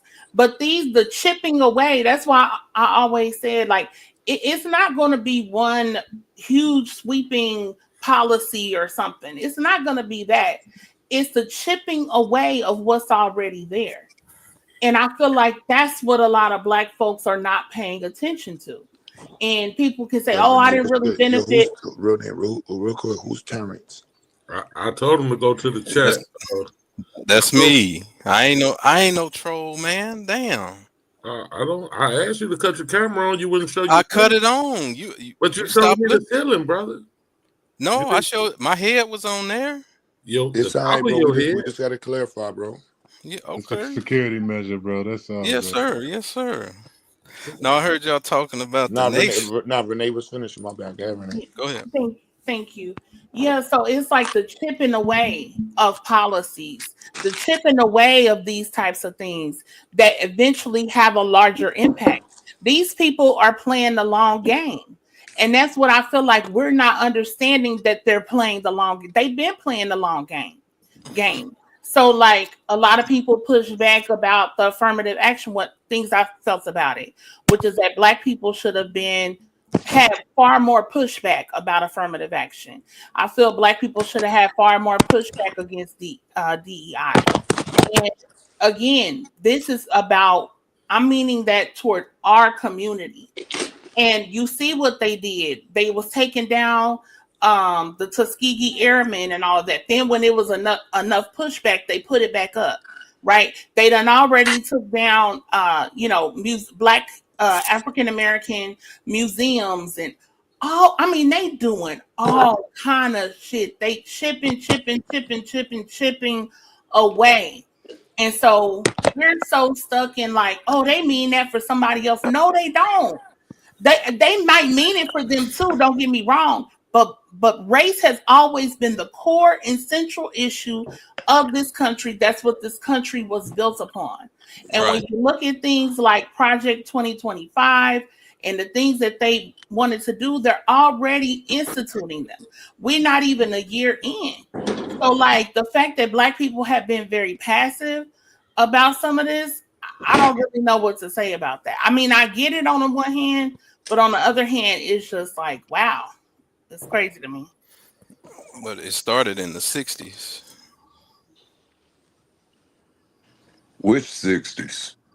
1560, 1660, 1760? Like, Come on, brother. this shit been going on. No, I'm talking about the affirmative action that the sister was talking about, where you had two schools of thought in the 60s. You had Elijah Muhammad and you had Martin Luther King. Martin Luther King was at a party one time and he looked real depressed. And Harry Belafonte went up to him. He said, "Man, what's wrong with you, man?" He said, "Harry, I think I've integrated our people into a burning building." And integration has led to the disintegration that the sister is talking about. When the Trojan horse teaches you, don't beware of Romans bearing gifts. And with integration, Black folks fell for the trick. See, Elijah Muhammad, y'all talking about the nation earlier. Elijah Muhammad told us to separate and build our own communities. We cannot separate like that. We have to separate.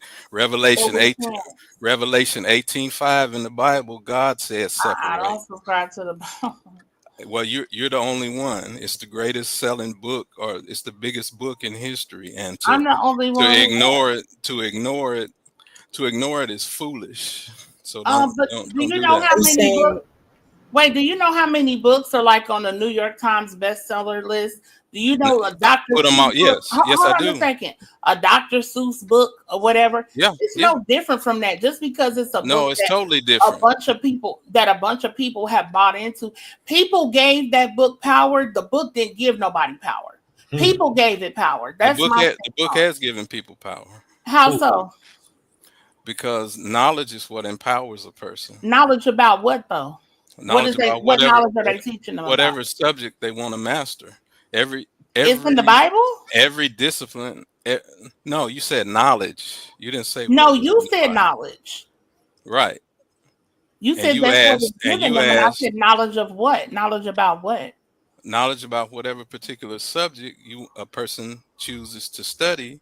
It's all in the Bible. I didn't say it was all in the Bible. Then okay, that's what we're talking about, though, right? We're talking about the Bible, though, right? I said my point was you can't ignore a significant text that a lot of people go by. America is a Judeo-Christian nation, and every car, every appliance has something called an owner's manual, and as a nation, that book is the owner's manual to this nation, and you can't ignore it. I'm not saying everything. I'm not saying. I thought the Constitution was the manual for this. No, that's a law. That's a law. Excuse me. I'm not saying everything in there is true. I never say that. It's a trick book, and it's been tricked up. I'm the main one that'll say how tricked up it's been, but you can't ignore the significance of it for one, and you can't ignore the word of God in it for two. There are some words. The word of God, according to the word of God. The word of God according to who and what God, where, when, how. The word of God according to truth and the laws of the universe.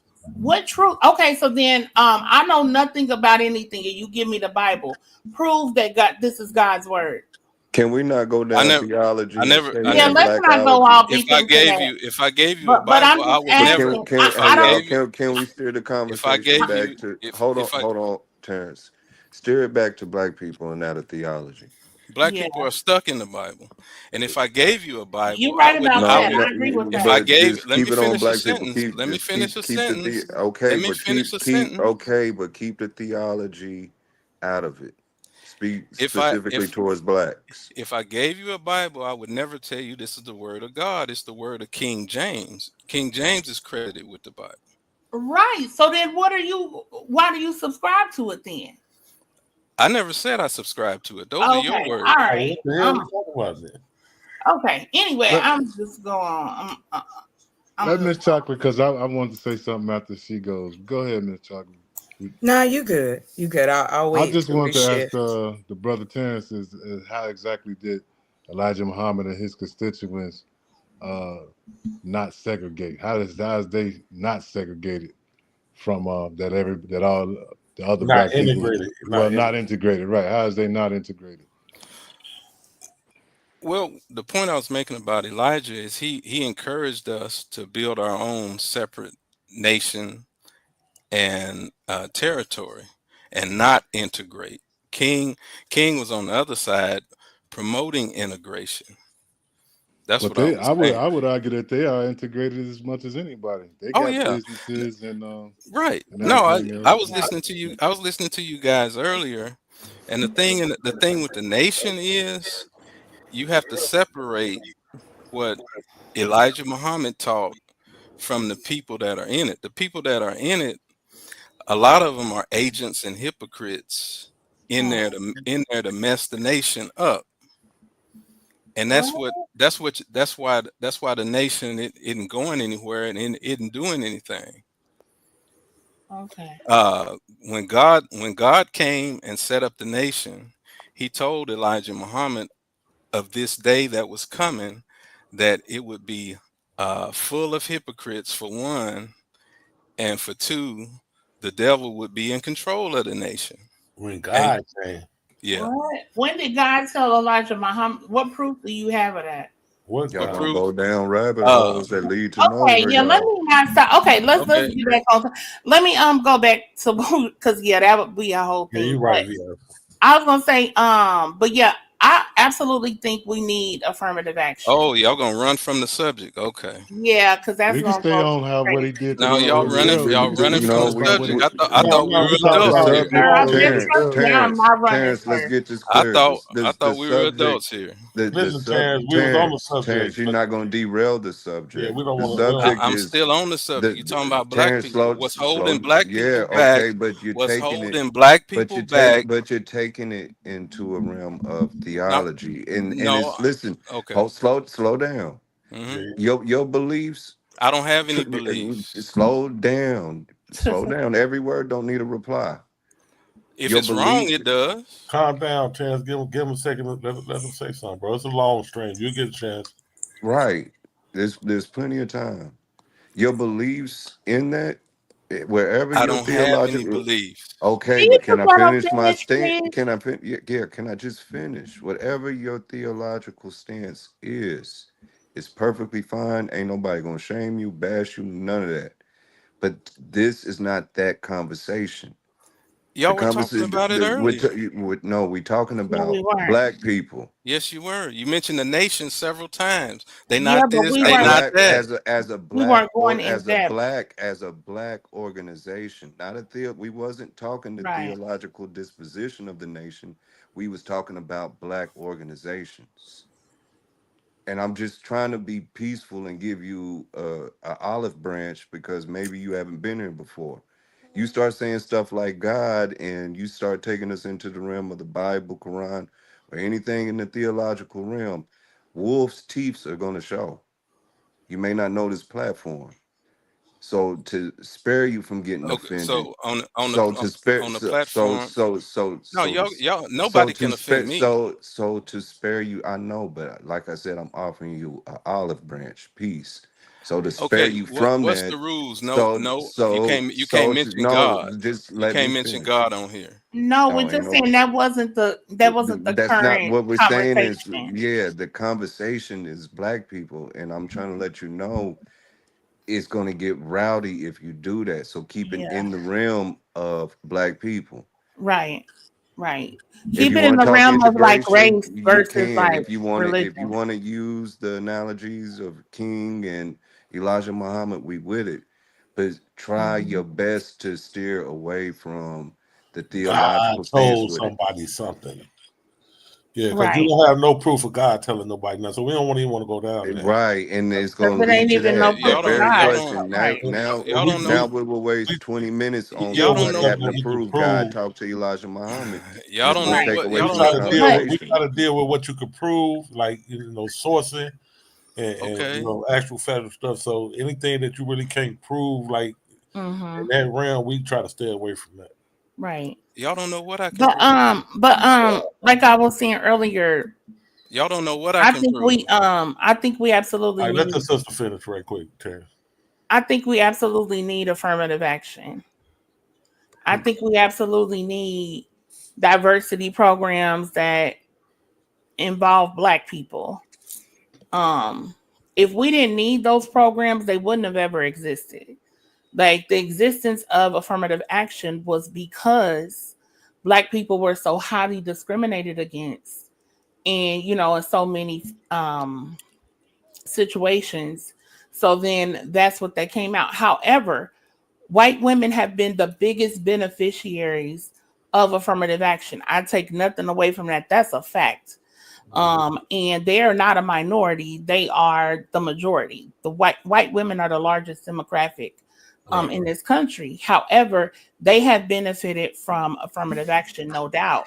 But I'm saying if we were to look in terms of black people in and of itself, black people needed affirmative action. And I know a lot of people be like, oh, we don't need that. Yes, we do.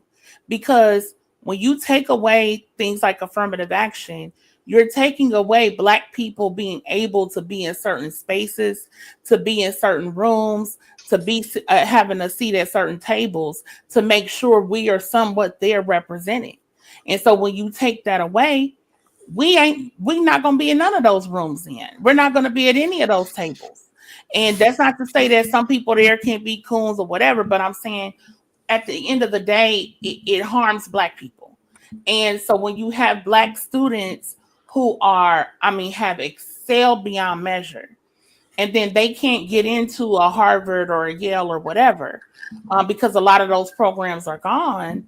Now they have to go to another school. And the thing is, people, these like these Asian people and all of them, they get all their money together to pay for their children to come here and go to Ivy League institutions.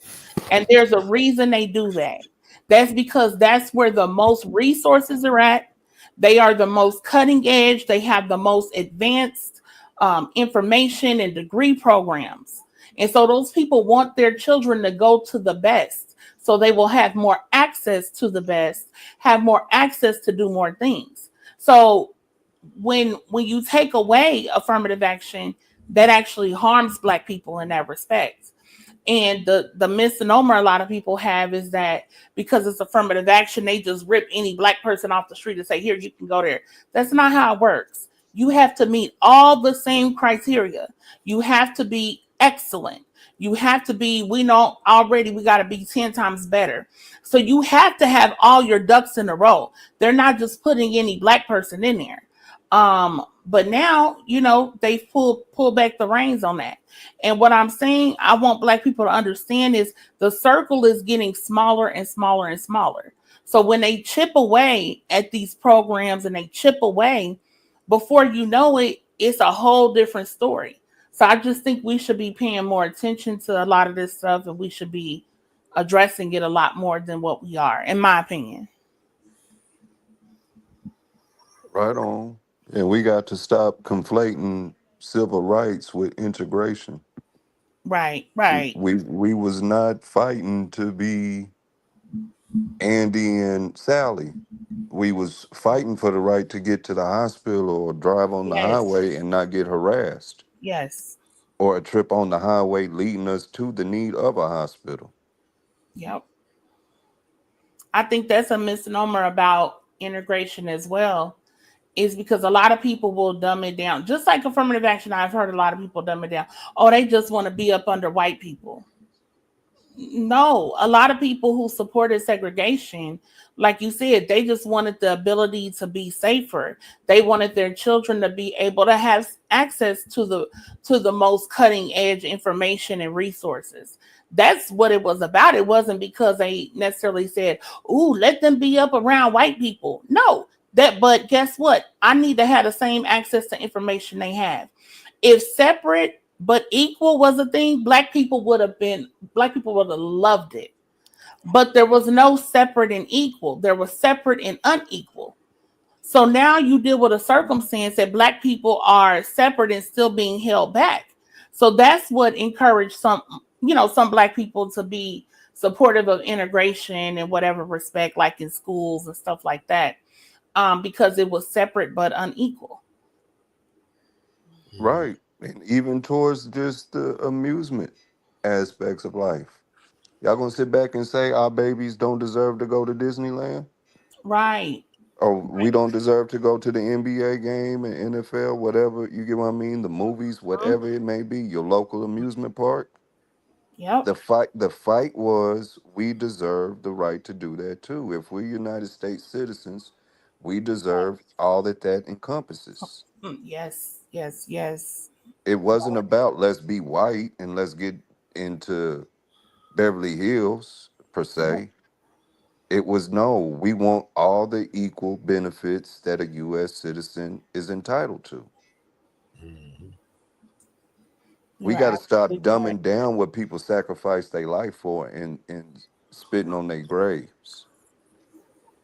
That's a disservice to the entire fight that got us so far as where we at now, which leads into so many unfortunately being lost in the sauce. To take it back to that sentiment, Renee, Yeah, that's Yep. their ignorance of what privileges they have is a void of knowing what struggles they face. mm, mm. Yep. And how many times we hear it, you get what I mean? They graduate, they get the Benz, move into the all white neighborhood, and then they get the reality check that they a nigga. Yeah, Right. Yep. You get what I'm trying to say? yeah. And it's by that time is Too it's late for unfortunately too late you. Mhm. because you don't turn your back on the community, Mm-hmm. getting lost in the sauce, whether you intentionally did it or not. Can I just add, is it really their fault if there's no black opportunity to take on what they've learned or what they've educated themselves to do that can put them in a different position?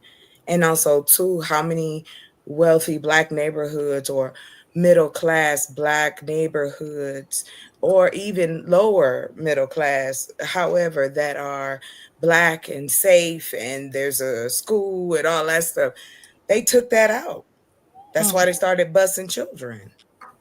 We don't, if we don't have the representation, how are people supposed to know these things? Right. That's why it is important. Yeah, people might say, "Oh, TV going out of style." No, it's not. It's not. Even if it's the demographic is smaller, it's not going anywhere. Just like how social media, it'll form into different social medias over time, just like any and everything else. Again, we are at a point where we can reach everyone, and those who are serious about it will come out of, out of that pause, so to speak. But it's just like, if we don't create the opportunities, how can I be mad at someone for leaving a place that they may feel unsafe, or they may feel they can't thrive, and go to what is over there? It's like telling a person you thirsty, but if that ain't black water, then don't you better not drink nothing else. Mhm. At that point, you have to drink what's available. It Mhm. sounds silly, but it's the basics of it. And I think educating the adults about what's available out here helps them then educate their children. Mhm. And but my whole thing is infrastructure. I'm ready to build, because that's the other part of it. And all of these things are true at the same time. Right. So yeah, just throw that in there. Mhm.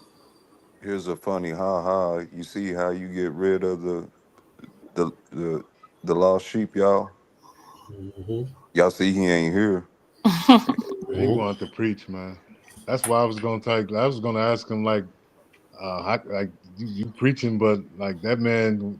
Let's talk about what he did to them little young girls, man. Like he didn't want to talk about that. But my point of that was let that be an example of what the elders before us were saying when they said you got to kill them with kindness. Mm-hmm. If war is about deception, we got to start practicing that. Man. Now that's standing on business. We so quick to sit back and say, nigga, I got that thumper in the trunk, and you want to be the first one to show it. That just allows them to fool you and show that, guess what, nigga, I'm a Fed. Yeah. You get where I'm going? So if we're going to talk about the intelligence of our people, we got to implement that on every aspect of life. And then that becomes a deterrent, because here's the key thing that so many going to run from in this country: discipline. The propaganda of this nation has always been what? The pursuit of happiness and freedom.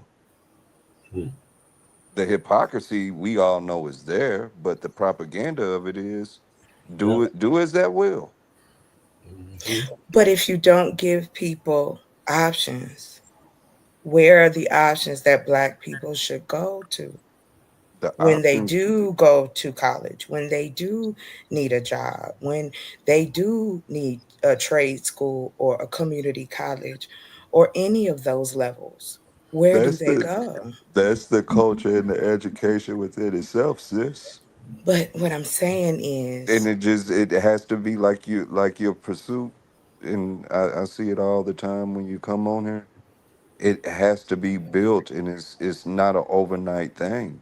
It goes back no, to that but discipline of it. nobody says that it's an overnight thing. No, I'm just letting you know. You know what I mean? Don't take it as pushback. I'm just I'm speaking taking in it as what you broads. said. I just wanted to make sure I understood for Yeah, myself.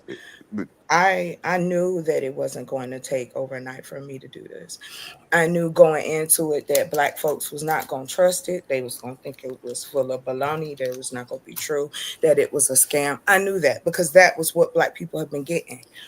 We was talking about DEI, as the young lady was saying earlier. Do you know who Target went to get some information from, to talk to about Black people not shopping at their store no more?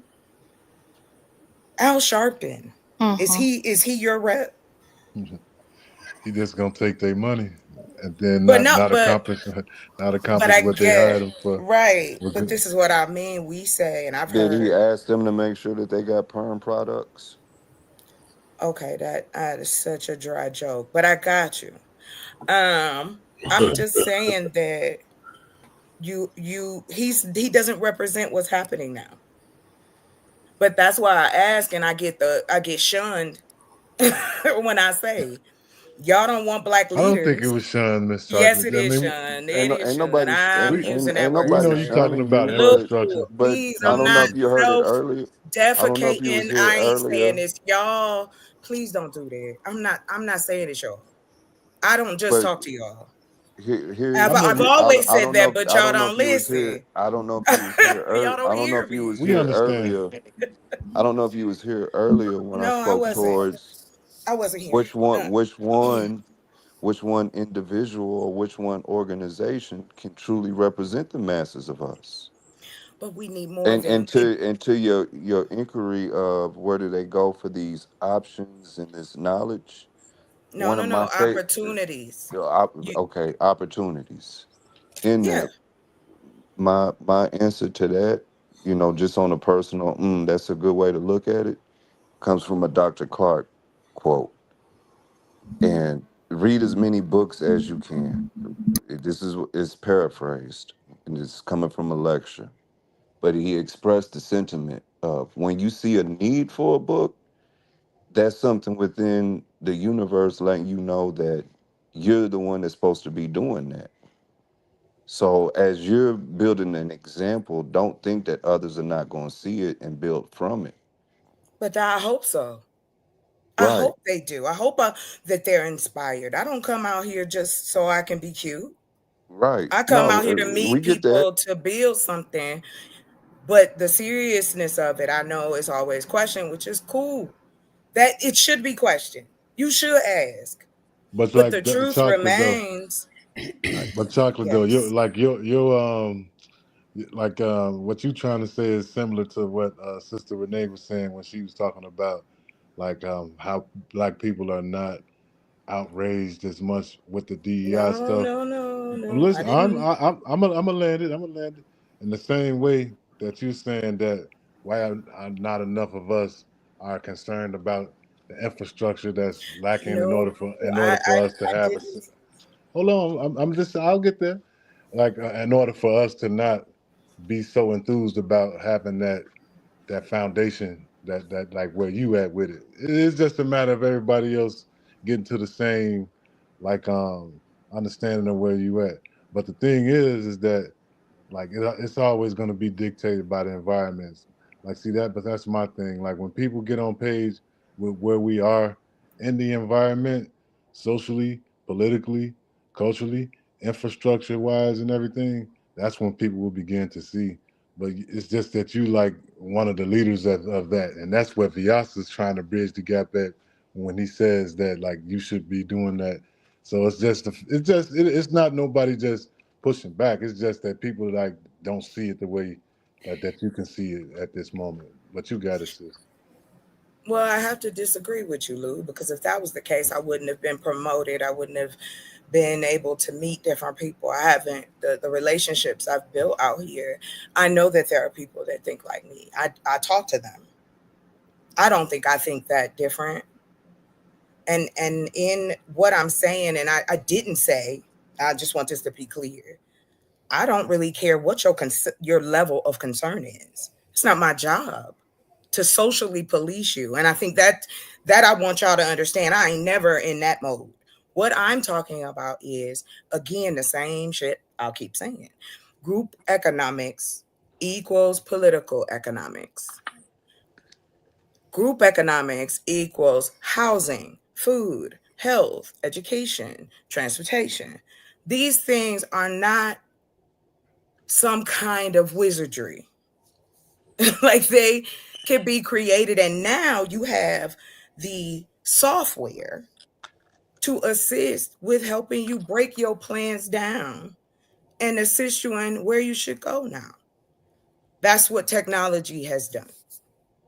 So I guess that's why I don't understand why it seems as though we say, okay, we need change within our community. I know change costs money, always has. The reason I say infrastructure is because where I am, I have a different leeway, right? I got a different lane. So with that lane, again, my group economics is I'm taking my lane. I got a sister in Oregon that the Oregon just allowed for earth bags to be built. And also to under anything 200 and under is you don't have to fight to build it or get a permit on each one. That solves housing issues for the homeless, for the people who need a moment to get off their feet. Who pays for that? Of course, the taxpayers or the whatever endowments or whatever donations or whoever built it. So it goes on 24 hours a day, all day long. So we can do it too in different locations. We can network across the country without ever leaving our home. That's the stuff that I guess maybe I don't get how we don't see how all of this technology can move things a little faster for us in use of until you can switch and have enough money to hire people. Because that's what it is for me right now. I'm using AI for a lot of the admin stuff that I need taken care of. But I really would rather hire a human being. However, I'm not going to insult someone with not being able to pay them at least what they're worth. So that's when I say, how should I put it? The economic stance I'm in is where when you start a business that you want to have longevity, you're willing to sacrifice. My strategies and focuses in my business plans are about the salaries, by the teams and the product. Because you got to keep people together so that they make good product or like working for you or with you or those type of things. That's what I mean when I talk about group economics and giving people the opportunity to connect. How should I put it? Connect with what they do. I mean, you take Instagram, TikTok, even out here, look at how many people have made a living off of things that you would never think people would be entertained by. But that's because we don't know everyone, right? That's not our job to. But I know it's enough of us that we can make a difference and make change that doesn't require us running down the street with commando gear. I'm strictly speaking, let's deal with it with the education piece. Oh, you got different levels. And let's find the people who like being on those levels: education, technology, transportation. How can we help our communities thrive a little better? And I agree, sister. I just want you to understand too, as well. Like, forgive me if I came off as patronizing or something like that. I was just I actually didn't hear anything you said that I didn't necessarily. I mean, that I actually showed any adverse to what you're saying. I was just saying like that there's I guess a information gap, like between like the goals you trying to reach and the way you explaining it, in terms of like, in the way that everybody else can understand it. And you do a great job. It's not because you doing something. It's just that like people be in their bubbles. That's all. And we trying to like help disperse some of those bubbles and get on the same page. So no, there's no disagreement on my side. oh no, I didn't think you were disagreeing with me. I Right. appreciate your words, but I didn't. patronizing energy. So go ahead, sister, you got it. I appreciate you, but it is still the same for me. I got the opportunity. I sent off my proposal, and the mayor of the city I'm working in wants to, sit down and talk to me about it. Now, I don't know what's gonna come of it, and I'm not putting any pressure on it per se. But if it allows me the opportunity to work closer within the community I'm living in, that's what I'll do first. And then I can hire locally. There's plenty of folks here that would, but I want them to be able to pay people what they at least walk away feeling like, okay, I put in this day work and she ain't up here trying to, be crazy. Because again, having the reason why it's so important to me for the people and the salaries to go together is because in that plan is also, in between those big plans are all little plans, little shops here, a little store over there, a little Shopify joint here, blah, blah, blah, blah, blah. All these little sources of income come in, and I don't have to focus in on what my bottom line is, because it's my bottom line. I can actually help folk learn and make some money. That's it. Nothing more, nothing less. I want to see more of us in better positions in life. The percentages is just too high for me, and it's gone on for too long. And it ain't about whether people think whatever type of way. I respect that. I've heard all types of things. I ain't worried about that. But I am concerned that if we continue to be nonchalant about it, it is going to have, worse consequences, or feel that it's not that bad. But it is. Again, because what ends up happening is things become more expensive. Crime goes up instantly. Why? Because people going to start stealing.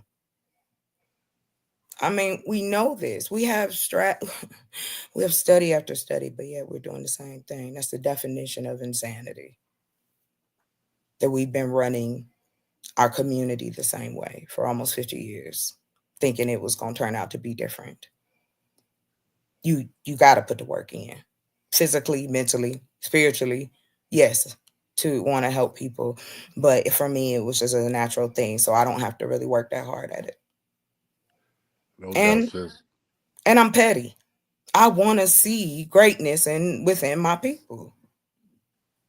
If it's so deemed I get to be around for another 40, 50 years, yeah, yeah, you damn right. I better be a what's his name? If they still have it like that, what is that? What's that Real man's quick. name? What's his name? Murdoch? Not Murdoch. Who's that white dude? One of the richest men alive. Who is that? Randolph with the money. Elon Musk. Oh hell no. He Warren Buffett. old. He old. Oh, you Oh, talking you about? talking about Warren Buffett? Yeah. Talking about There's the dude another one. stole the money. You talking about Billy There Madoff? isn't. Yeah, you know where I'm going with this. Bernie Madoff? Bernie Madoff? Yeah. No, because didn't he go to jail? Or is Yes, he that's talking what about I was somebody? saying. Yeah, he But went to jail. No. Anyway, let's just say this. I want to be in a position where, yes, we start to see a true move within that situation. real quick, sister. Within, yeah. Not to cut you off real quick. You good. I just want to address Brother World Class in the chat. Peace, Brother World Class. I'm familiar with you. I saw some of your streams and everything. But I just want to ask one question, because whenever they talk about Biden and the policies he passed, they always include Biden and Kamala Harris. But when we talk about Trump, they don't never say Trump, J.D. Vance policies and stuff like that. So if you could answer that, Brother World Peace in the chat, I appreciate it. But sorry about that, Miss Chocolate. You got it. No, you good. Like I said, I hope that if people have questions or they want to see how I laid it all out or where I get this information from or how I deal with certain things, I am happy to share. At this point, because I am only one person doing simultaneous things. I do. Of course, I get frustrated. I want things to be faster. I want to da da da da da. However, I want them to be good, and I want them to offer inspiration, as well as bring the type of people around it want to see something different. Like for instance, virtual third-party call centers. It's about $100 investment to get it started. You see, it's how much? $100. You're doing everything online. To get what started? A virtual call center. I might have to look that up. Okay, virtual call center. Yeah, look it up. Third-party virtual call center. You can build one, or you can. There's programs already out here that'll do it for you. It's a desperate need for people in the financial, medical, and health, I want to say, to take over access calls and things like that. So I've been doing my research and, putting together some proposals I can send out, because I'm about to do what the Chinese did when they first got to the United States. They underpriced everybody, even the Europeans. And if I have to do that to make some money, that's what I'll do. Quality's still gonna be good. Ain't that why? Ain't that why they still mess with them to this day? I think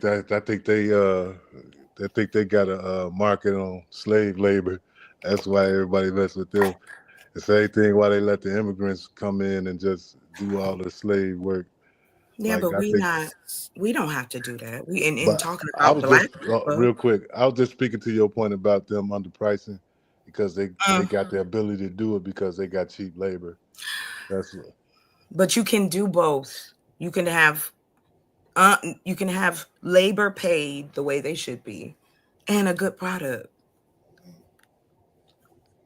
I just don't see why that is so above and beyond, because it's not. It's not like the model hasn't been done before. I ain't speaking gibberish.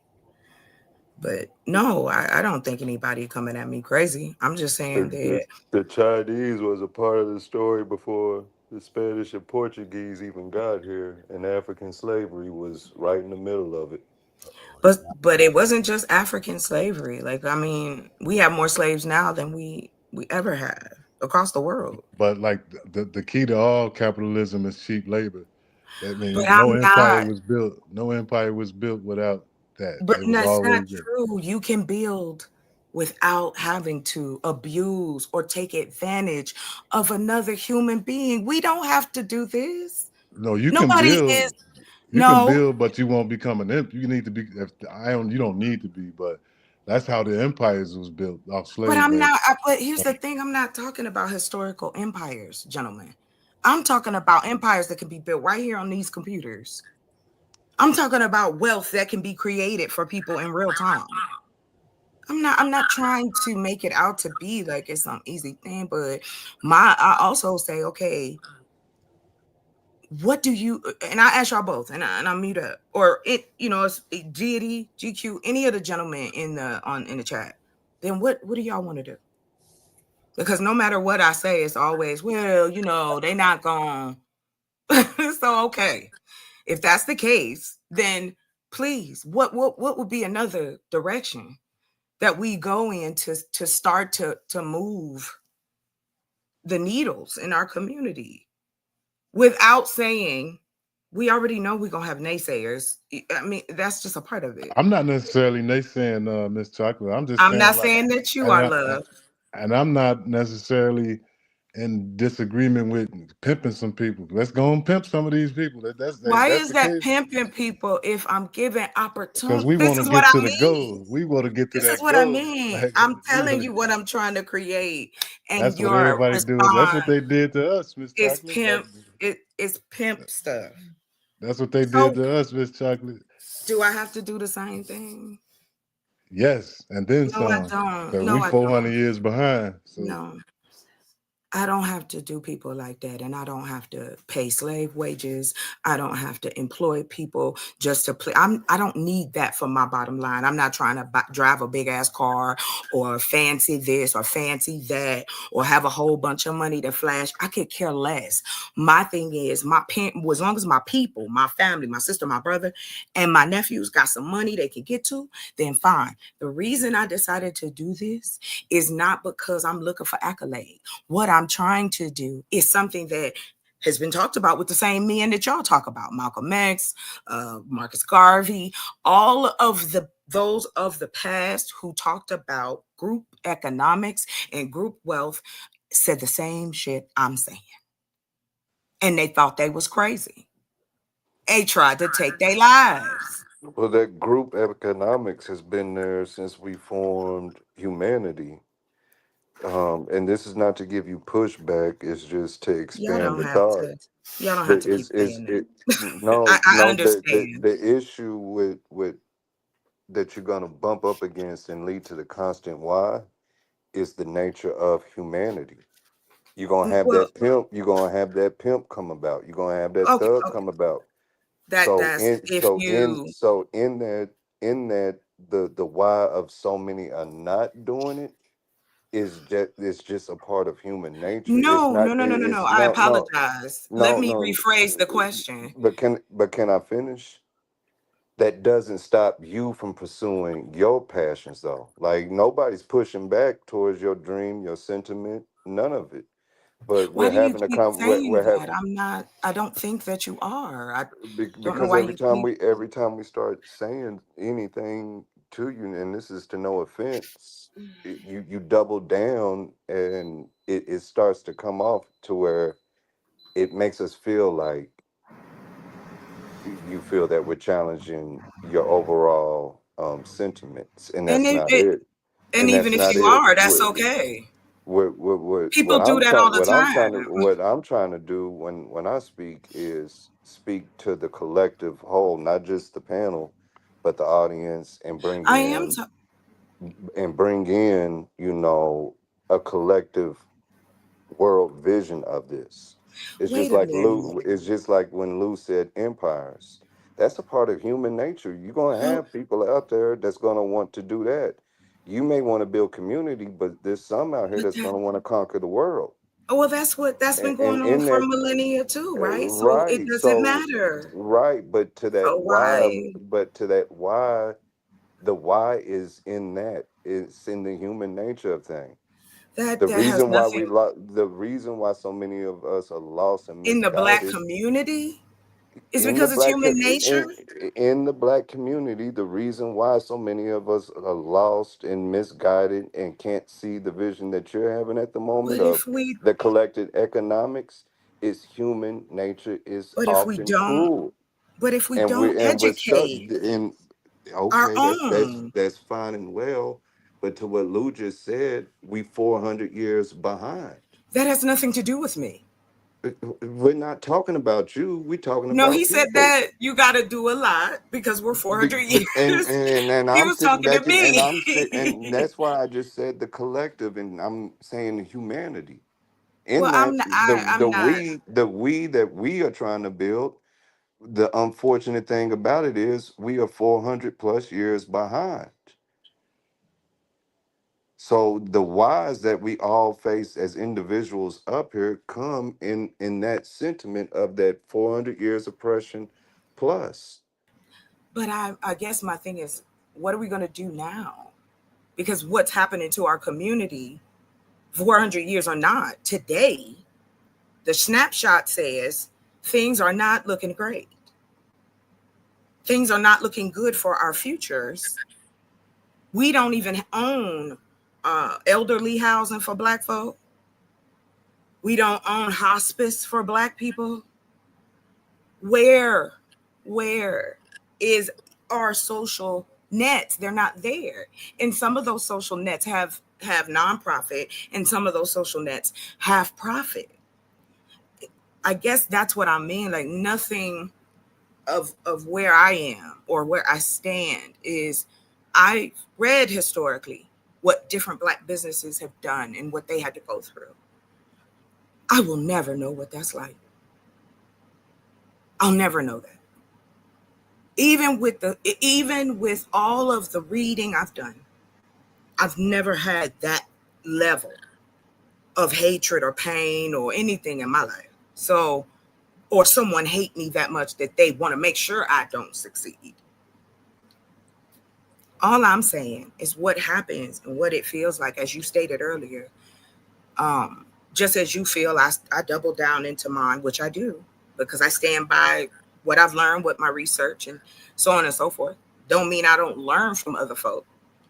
And some things I learn and use it, some things I learn and I don't. Or just completely bypass it altogether. That also is human. All I'm talking about is the US American consumer experience lacks the type of businesses that need to be created to start to build wealth within that circle of community. That's it. That's because it's not designed that way, Miss Chocolate. That's why, and I was being a little vulgar on purpose with the pimping comments. So please forgive me for that. But like if you added that into your policy, I guarantee you though, and I ain't saying you should, because you do have a righteous cause. But I'm just saying like that's the missing ingredient. That why all these other groups and all these people, while we trying to be fair and righteous and everything, and here they come with the pimping.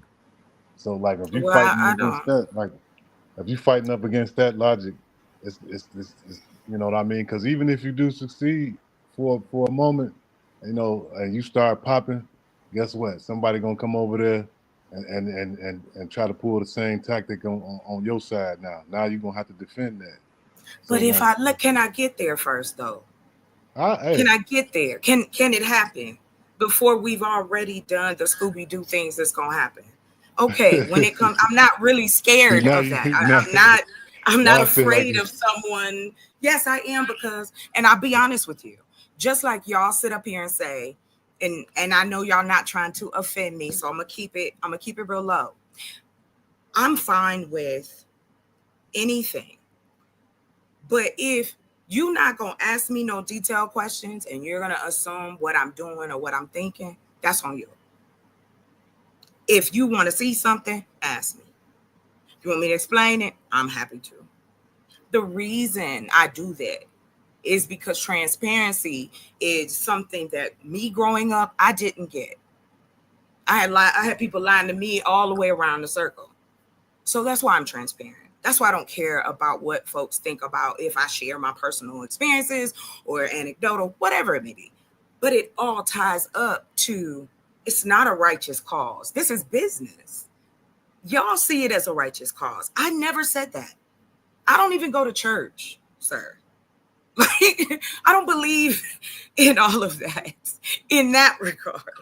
Because the only time I use righteousness is when I say diabolical righteousness. Right. You just said business. Business is ruthless. Business is diabolical. And why don't you ruthless. think I'm not ruthless? You have no idea. You've never asked me. Yeah, let's get on some of that ruthless shit then, please. Hey, then I would love are to hear you ready? Y'all yes, ready? let's go. It? Instead of the people that's having questions, like I know you got a ruthless bone in your body, pause, because like when people start to like try to get clarification on things or try to understand some things that you are presenting, then here come the ruthless bone. But when I hear you lay out your plan and strategy, I don't hear the ruthless stuff. So let's get to that. Well, because don't be too aggressive. No, you got to bust somebody's head. My tone be making people uncomfortable. No, it don't, man. We black people, man. We black people. Okay. We from the same communities, Miss Chacha. You know what? So you ain't got to sugarcoat the game for me. Oh, okay. Well, by all means, I don't got no problem with that. Yeah. Like I said, there's money to be made in helping people. We are getting ready. Probably a lot of people getting ready to lose their medical. Lose the little money they do have. These things are truly happening in Congress. Now, what I deal with is I watch all the law from whatever channel I could get, what information comes through. It's gotten me even to the place where I'm trying to build a AI agent to scrape the internet for Black news all over, wherever it comes from. I know I have to create several sources of income for what I want to do. I don't want to do it the way it's been done. I don't want slaves, and I don't want to pimp nobody else. People need opportunity. People need jobs. People need homes. They need education. You can't blame people and say, "Oh, they don't want to know." Where is it? Why can't we provide it? Why can't we have channels? Because the rules of success have been made by human beings. So if it's been made by human beings, it can be changed by human beings. The rules of greatness require this. It just is what it is. I don't know. I guess that's in the man book. I didn't get that, so I don't have to worry about it. It's in the woman book too. Go ask Oprah. Go ask Madam C.J. Walker. You think she was around here not pimping motherfuckers? Oh, God. What is you talking about, sis? I got to be honest, and please forgive me. But what does that even mean? Creating opportunity? Where's this soft shoe blueprint on building an economic here powerhouse? Where is it? Here. You ready? I got it here. Go ahead. Because you've got the whole circle while I'm looking. Go ahead. Show me these laws where Ford didn't become a billionaire by not pimping. Oh no, I'm not doing that with you. Are we even having the discussion that the numbers can be moved? I don't have to take a salary. If I have other sources of income, if I'm focusing on creating longevity, I don't need a lot to live on. Like I said, I'm in a position that I'm taking advantage of. I ain't got no kids. I ain't got to worry about sending nobody to college. I ain't got no husband. I ain't got no wife. I ain't got to worry about no mortgage. I ain't got to worry about that. So I can focus in on working as hard as I want, offline and online. Now that's as much grit as I think I can give you. My blueprint does this. You have an opportunity here online where we can bombard the internet with Black information. You talk about war as business. Y'all talking about this is war. Well, guess what? What's the number one thing you better be good at in war? You better have a strategy. You better have a plan. And your men have to have your back. Or women. They got to believe you a good leader, if that's the case. But if we're in a Black community that states we don't need leaders, then what's the point? Then I'm not leading anything. I'm just creating an opportunity. When you say that people got to have your back, like, could you? No, I didn't. I said your military, your people, right, have to have your back. That's a fact. That's what I was trying to hear. Like, I was just trying to get clarification. Yeah. That's all. I'm into it. Like I said, I guess, like I was saying before, whether anyone does care or not, I'll just put it this way. I am who I am. If you ask me, I'll tell you. I'm not soft and fuzzy, nor do I pretend to be. So like you said, Lou, you want to talk numbers? Let's talk numbers. I can buy a 40-acre lot. I can put 2 homes on each lot, one small, one big. Maybe one's a 2-bedroom, maybe the other one is a 3-bedroom. If the government says, okay, yes, your stuff has passed, we will pay you market rate for every apartment you create for someone, whether it's a studio or up to 3-4 bedroom. Now, again, I live in a state that allows you to build different, which is way cheaper. That means my overhead ain't gonna be as high as it would be if I was building in an urban area. So what my business outline is connecting each thing. So agriculture, connecting to technology, connecting to transportation, connecting to the virtual call centers, because now I can use my virtual call center for 2 things. I could do for whatever business. Here, I could just pull a group of people off, train them on that, and put them back. And that's another thing, too. I'm a certified facilitator, trainer, teacher, whatever you want to call it. I taught myself. I re-educated my own self. Ms. Chocolate, I agree with like that. Like everything you're saying is completely sound. Like from the strategy point. Only thing that I would have to side eye is that you don't get no profit. That's not true. That's not what I said. You said you could live on nothing. Wow. No, I didn't say I can live on nothing. I said I have other sources of income, Lou. You said what now? Before that, I said I had several sources of income, so I don't have to worry about profit. Yeah. Certain industries, I'm going to have to take a bath. I'm going to have to pour more money into it than it's going to give me. It is and may take a year or 2 for one business and 6 months for another, or 5 years for another. It doesn't matter. It really, for me, is if I utilize what's available and adapt as we go and change, then yeah, you could create a strong network. And you ain't got to spend $1. Not out the bank. And that's why I was trying to create things that will give other people opportunity. And I guess what bothers me the most is when I say I want to create opportunity, I'm pimping people. I got to pimp people out here. You don't have to, but. No, but that's what y'all said. And when I said. Listen, you don't have to pimp nobody. No, you already said it. But listen, the only other alternative to that is to put some cocaine in your product. Okay, I'm good. Other than that, we ain't talking. I'm done. I'm done.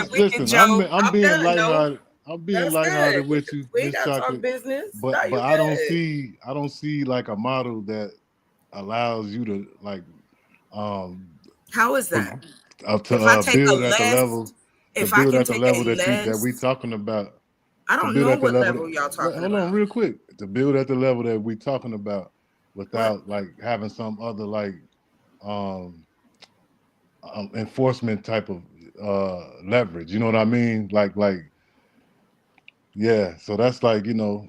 No. And then when we talking about, and then you brought in China, and when you mentioned them, yes, that's the only reason I brought in how they got there. So like, if you're gonna use them as a model, then we got to talk about how they got there. That's all. Oh my gosh, no, we don't, and I'm not gonna use them as a model. We can talk about anything else.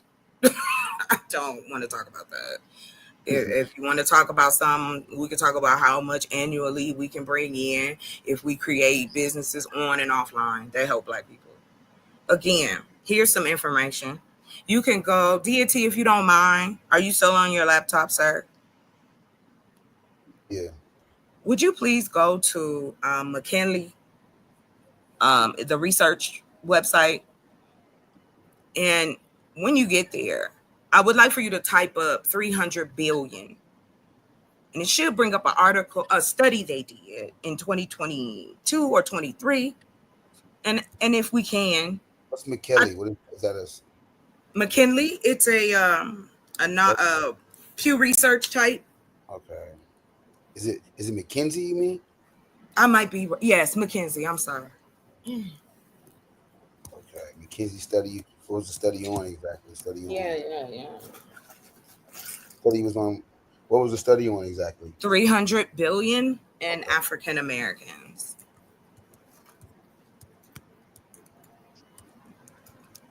So here, I'm about to bring you some ruthlessness for you, Lou.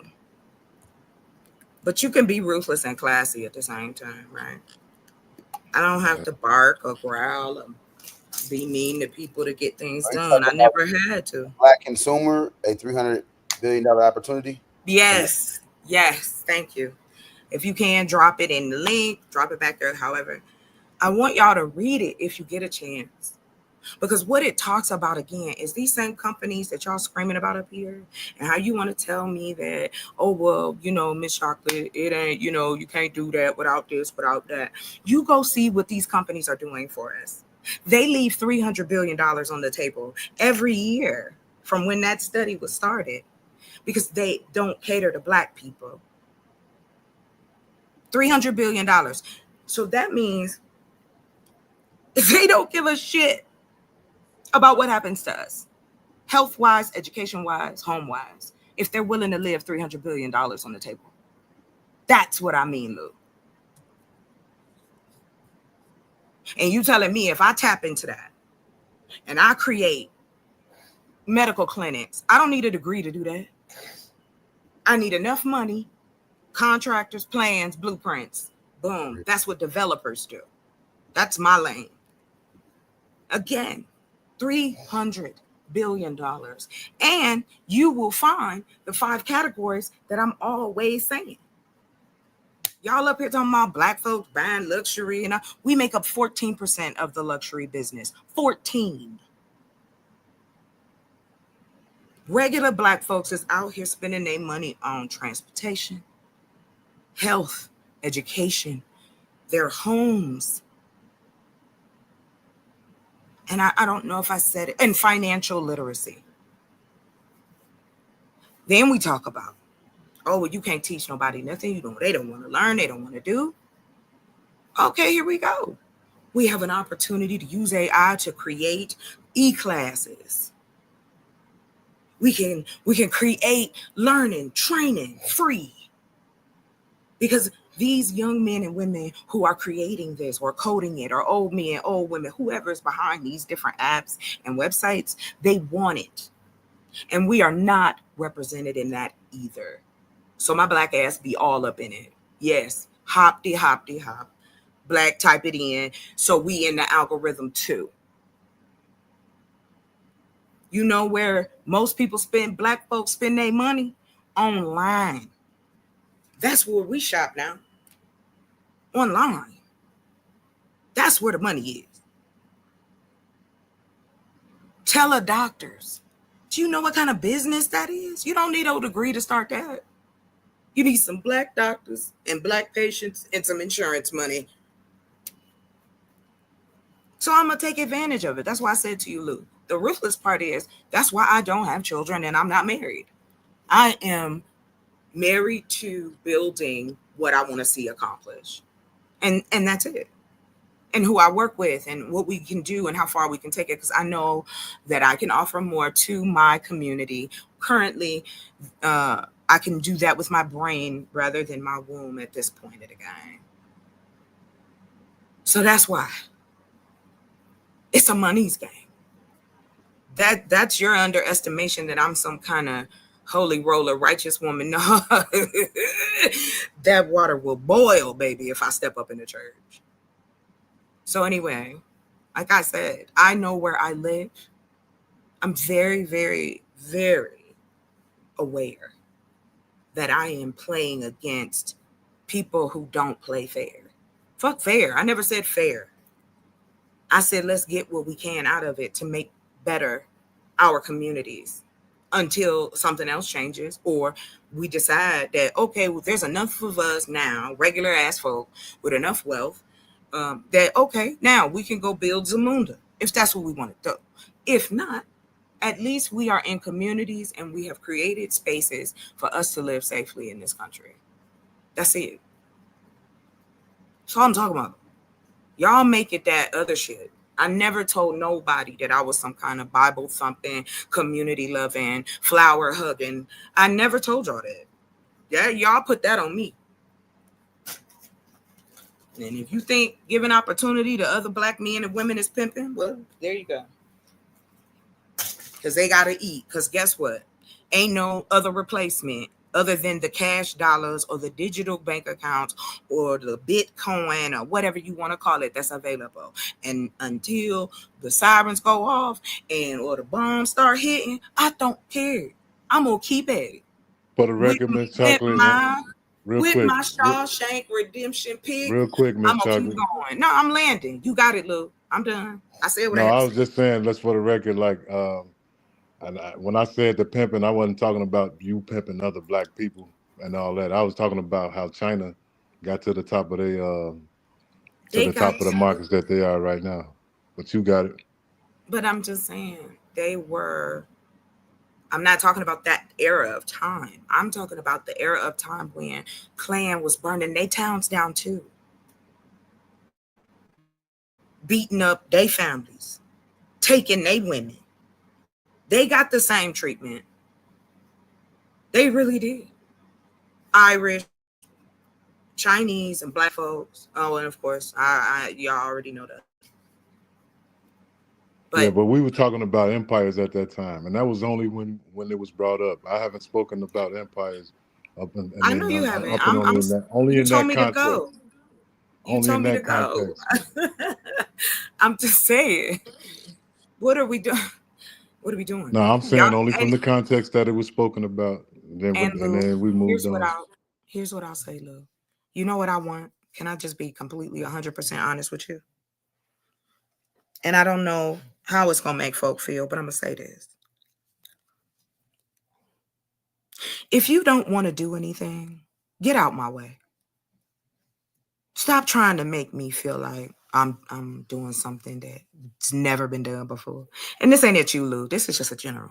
I get really tired of that. I didn't take it that way, Miss Chocolate. All right. Speak your talk. Talk your talk. Because I'm just saying, like, it doesn't have to be that. This ain't no gender banking. This ain't nothing. I could care less.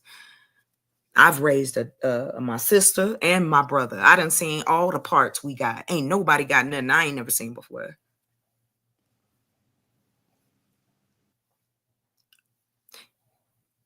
We have the ability to create small businesses that then can turn to small networks based on either are you good online or are you good offline? A very simple equation. I sent a proposal to the county and to the city where I am currently residing. This proposal, if goes through, would give me the opportunity to build small, tiny homes in the middle of a city, right off a major road. It also would give me the opportunity to work with the community around me, give people jobs, and teach people skills. I even got so deep with the proposal, I sent the a little mock-up for them so they could see how we could take that piece of land and how it could be set up. I don't play. And you know what? I was very surprised. But one of the first people to get back to me was the mayor of the city. Another pimp? But go ahead, you got it. Never mind. I'm done. Miss Chocolate, man, we gotta be honest now. We gotta be honest. You aren't being honest because you have no idea what you being. You is just said a condescending. mayor. You just said a I mayor. said a mayor. Okay, so what do we That's do? another word for pimp. But go No, ahead. it's not. No, Yes, I'm it not. is. I'm done. How they getting their donations, man? How is he getting his donations so he can run What for his campaign? donations? He's already a mayor, and it's a woman, not a man. Well, she ran a campaign to become mayor, So right? what? Right. So Like how did she everybody get her else. money? How did she get her money? Because You she know didn't pay what, for it out of Lou? her own pocket. How you get your money, Lou? I go to work. But Well, I work from hard. somebody else, right? You work for someone else, a company. I have to. I don't have a So choice. you don't know the investments of the company you work for. I Do don't. you? Okay, But so how did don't that do mayor? that. No, don't do that. switch You the don't subject even now. know the You said you person. was gonna get something from a mayor, and I'm asking you, how did that She mayor get wants in to office? meet with me about my proposal. Did you hear any of that part? Right, ain't nothing wrong with that. Ain't Okay, nothing so wrong what with are you that. talking about? Why you gotta jump in and say pimp? Because That's like not you standing funny. away, you trying to get around that, and I'm just trying I'm to not show trying to you. And get everywhere around you what? turn, that subject is gonna keep coming back up. What are you But go talking ahead. about? What subject? I Come have to on, man. work. Every time I I mention have it, to work with who I work with. What do you want me to do, Lou? This is what I'm saying. Give me an option then. What should I do then? You got it. If I shouldn't work with the go mayor, get you then some tell cheap me. labor. Go get you some cheap labor, man. Make them motherfuckers work That's for disgusting. No. under fair wage. No, you'd go And do it your way. watch you take You off. go Watch do you it take your off. way. You go Watch do you it your take way. off. Don't worry about it. It's gonna fail out the gate. You got it right. It Y'all ain't right. never gonna fail. You just Yeah, it said you is. don't want no profit. You just said like you could just live on your That's not what I other said. on your Yes. other revenue streams. Yes. Why not? Yeah. Other people do that. When they have businesses, you don't have to take an income from every business you create. Right, but the only problem is that when your Oh, business, Lord. which every other business does, has to like when you have to double back and like fill in for like whatever issues I don't know that what may you're occur. talking about. Okay, so like businesses don't run into peaks and low. I mean peaks and So I'm not gonna hire lows. managers or supervisors or leaders or No, people. I mean like for whatever, What do like you? it might be a weak farming season, for lack of a better term, because I So don't what? know that And side. So yeah. then So what? like so you have to supplement that loss. And And I'm sure I there's have insurance. I'm sure you have insurance and everything. again. But the point I'm making is that so while you living on your other resources, you might have to cut into that. Okay, but again, so it doesn't matter. I'll cross that road when it comes. You making up scenarios and nuances that ain't even there. No, I'm talking I'm business. already. I'm talking business. But you're telling a person who's created businesses that I have to follow So you this. should already know. You would already know about what I'm trying to explain. I don't have to do business like that. That's what I keep explaining to you. And it's like you don't hear me. I don't have to do business like that. Other people don't do business like that. There are less and less folk doing business like the old corporate way of this is it, this is that, jump when I say jump. We don't know. I want people to stay. What I don't get is I don't have to shame or put someone in fear to work with me. We're not talking about putting somebody in fear. Yeah, like you I are. really have to bring that up. Like Yes, I do. Because again, opportunities. The fear of not having a job. There are people being laid off all around us. I'm lucky because I'm in a different area of life, business, health, and financial. That will always thrive. But retail and all the other things and consumer goods, grocery stores, all that kind of stuff, they start to lose people. This isn't new. No, it's just happening really fast because we have social media. It's happening fast because it's at a dime. Like everything is coming at us 50 million ways to Sunday. And then you have to decipher what you think is some bullshit or what you think is the truth. But I know this. This is what I do. The truth is people need help. And that's where I'm at. I want to be an option for those who want the help. That's it. Ain't nothing wrong with that, Miss Chocolate. We'll see. Like I said, don't worry. I'm not gonna run away. I'm gonna show y'all. I'm not worried. Every I'm actually step. listening. Every step. Because ain't nothing I said you can't go find. I'm serious. And like I said, I've been working on these classes. They're interactive. I'm going to put them on my channel, and it is going to teach AI to adults. You ain't got to pay nothing. Just take the class. That's it. Offer something in return. You want more people to be educated, and you can't educate them? Find somebody who can. See, that's the one thing about it. I use every skill that the Creator gave me. So that's why I kind of can maneuver through certain things. And I'm thankful for my daddy that I got the personality that can talk to anybody. Not that many people scare me. If you running at me with a weapon, that's different. But like, nah.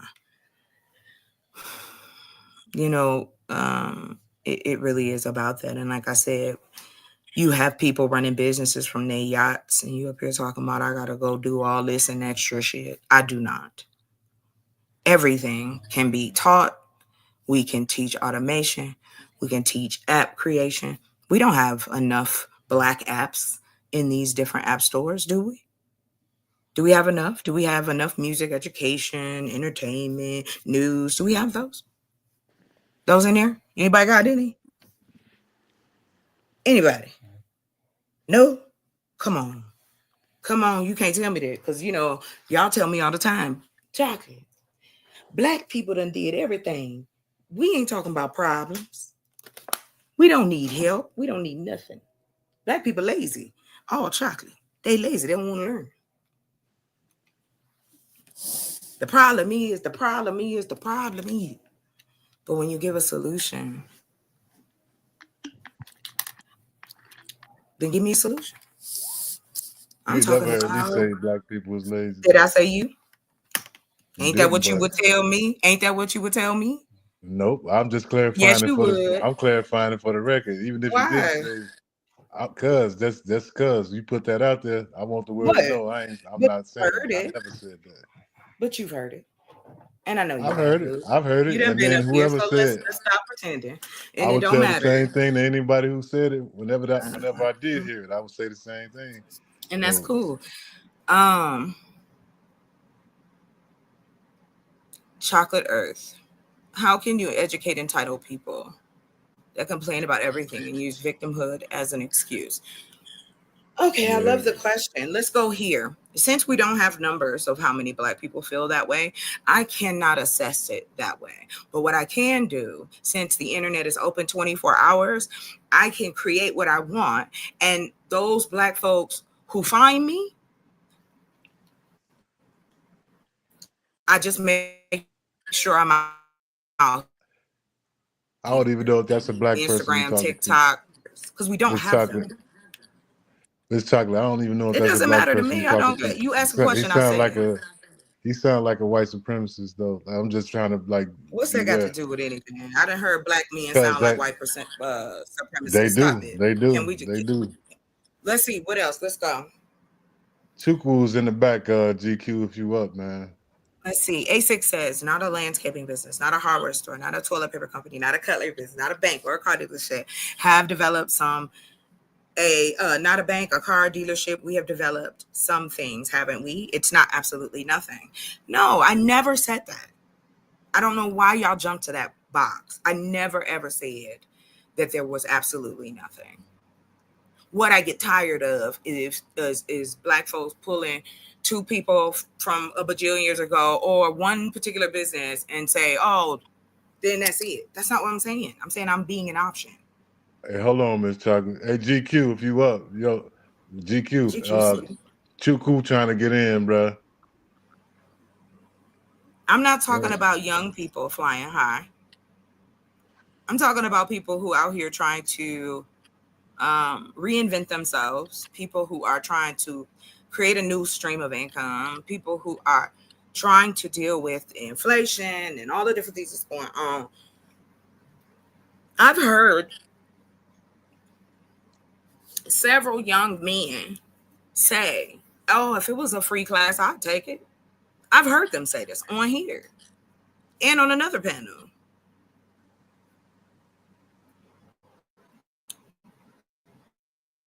What are erase whose comments? Let me see. I'm being nosy. It's not enough. We need businesses in the industries, the 5 ones that I'm in one, which is agriculture. And then we're moving into the building part. And so not only is this something that can be lucrative, because again, that also takes into consideration how much money you think I want to make. You assuming what kind of lifestyle I would want to live creating these businesses. Am I correct? Mr. Lou?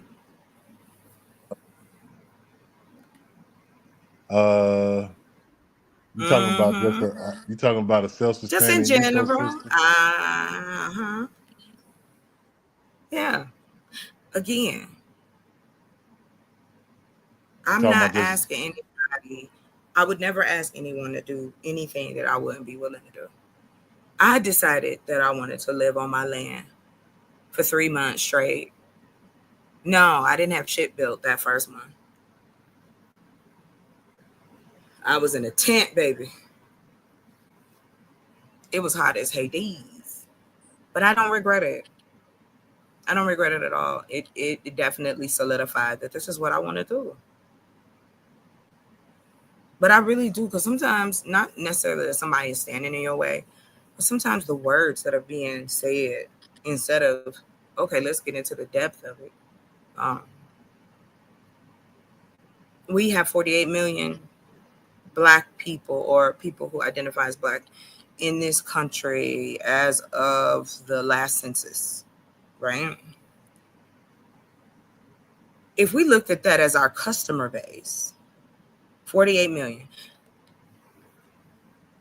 you're going to find out how many adults, how many elderly, how many children, how many infants, income, all the data that is given away. We also need that data, but we can get it in a ethical way so that we can really provide for the people that we know. Just creating opportunities. That's it. We seem to not talk about our disabled, deaf, blind. Those are a part of our community. Children with learning disabilities. We talk about, oh, this is for the kids. However, what they need, are we willing to build? They are laying there. Are we willing to build what children would need to thrive? Not just survive, but actually thrive. All right, Lou, you got it. I don't know. GQ must be slick. Anybody up? I guess there's people in the back. Chocolate that ran from the conversation, man. Look at Chocolate. I wore you out, Miss Chocolate. What are you talking about? Y'all give yourselves way too much credit. I'm thirsty. Shit. Don't get you a sip of water. I'm trying to be, respectful. Hey, bro, go ahead. You still talking shit. What is that about? Hey, I'm from the Midwest. I'm from Chicago. I'm from the West Side. I'm from Ohio. I'm from Cleveland. You can't hurt my feelings, Miss Chocolate. But I'm not trying to hurt your feelings. I appreciate your congeniality, though. Like, there's nothing wrong with that. Why you say that? You think I'm trying to hurt your feelings? No, I don't. I'm just saying it in general. Like, so it's like, like, of course, like I said, I appreciate the congeniality. So you can go and get your sip of water, and That's all I I'll was be trying here. to do. Here you go. I'll be I'm here. running from the combo. You better get out of here. I come from a family of gamblers, Miss Chocolate. Like, you know what I mean? I'm a gambler too. My grandmother used to run a card game every night. So Hey, your I got, mama you sound know, like a businesswoman. I like that. yep, taking She a sound cut like off she the about that table life. when the Hey, cards dealt on the long side of the table, she taking her cut and she in the game. hey, So it is what it hey. is. My mama was in the game. She did her thing too. She did a little more different, but she did her thing too. My mama was a hustler too, so I got you. Peace to the And elders, see, though. You know that's what I'm saying? right. Like I said, I learned a lot from the old people I sat around. It was a different breed. You know, like I said, my father was a Vietnam vet. I did a lot of black men and women, but black men mainly. The absentee father conversation and all of that. That part, the fathers who, because of Vietnam, we never either got back, they never came back, or if they did come back, they was no longer able to be somebody's daddy.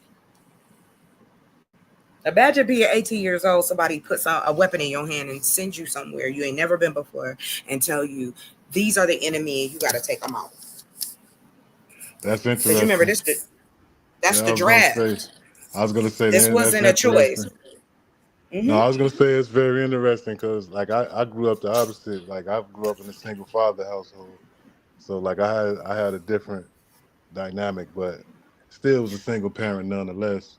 But Right, yeah, exactly. that's Single parents are male, I mean, man or woman, however you want to put it.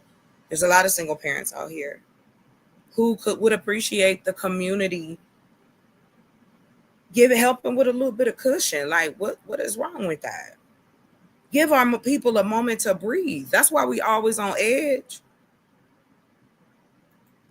We trying to pay mortgages that done went up. We trying to take care of these cars, make sure our kids okay, keep clothes, keep food. It's a lot. There's a lot happening to a lot of people. He dropped down, I think. Somebody dropped down. that was But Diddy who dropped down. Diddy dropped down. no, okay. But yeah, I just, again, like I said, I'll give you another example. I'm going to send off some when talking to Dr. Mo, and we were talking about the HBCUs, and I was just kind of doing a little more research. And like I said, I'm always like, don't nothing beat a failure but a try. So I'm putting me together a little email, and I want to find out how much it would be to use their logos or whatever they would like to advertise to a larger audience.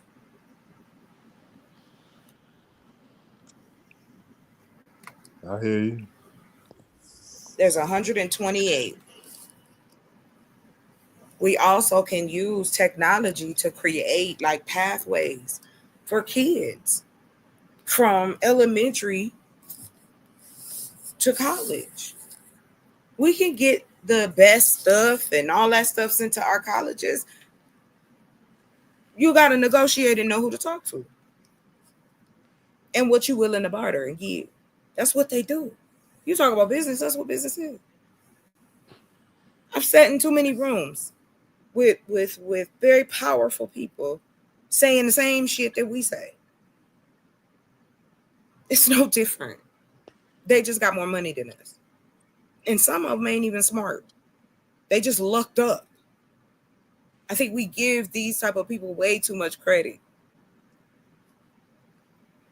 Why can't everybody eat? It ain't that even that many of us here. 330 million ain't shit in comparison to India, Japan. And these are small areas with like, a whole bunch of folk. So back to what I was saying. We can't cater to 48 million people. And not all of them are going to be, but I'm just giving that as an example for numbers. That's kids' clothes. We don't got no line of black kids' clothes, do we? Do we? If I'm wrong, please correct me. I'm sure you might be able to find one or two, but your point is made though. It's not to point fingers. It's to go, hey, I wonder, can I put a business on autopilot? Yeah. You can build apps now for free online.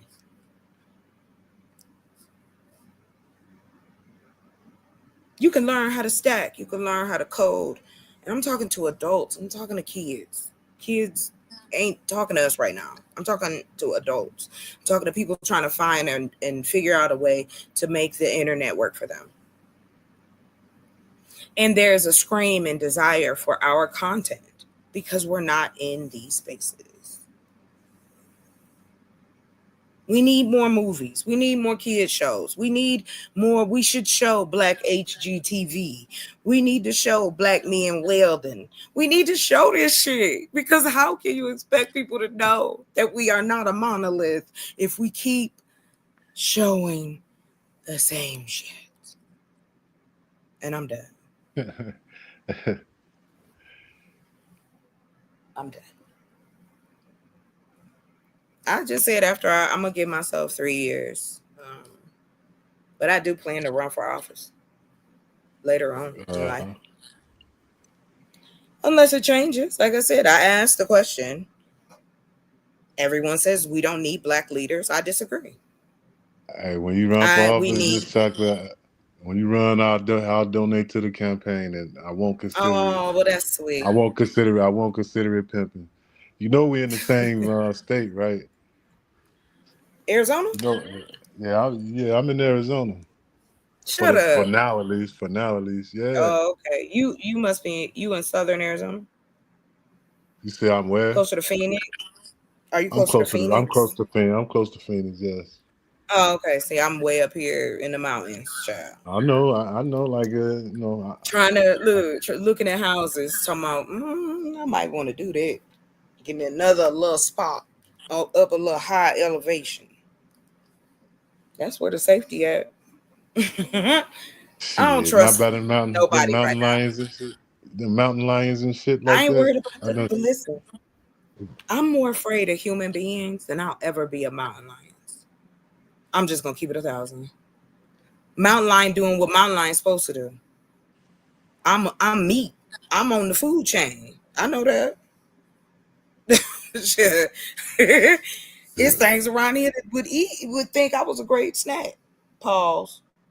Anyway, we're talking about animals. But yeah, that's all. But I'm gonna kick it, Luke. Let me tell you something. When things go the way I need them to go, things is running smoothly. Oh yeah, y'all can call me all kinds of names. I'm gonna be all over Instagram. I'm gonna get pictures with Sexy Red. I'm gonna go to her concert.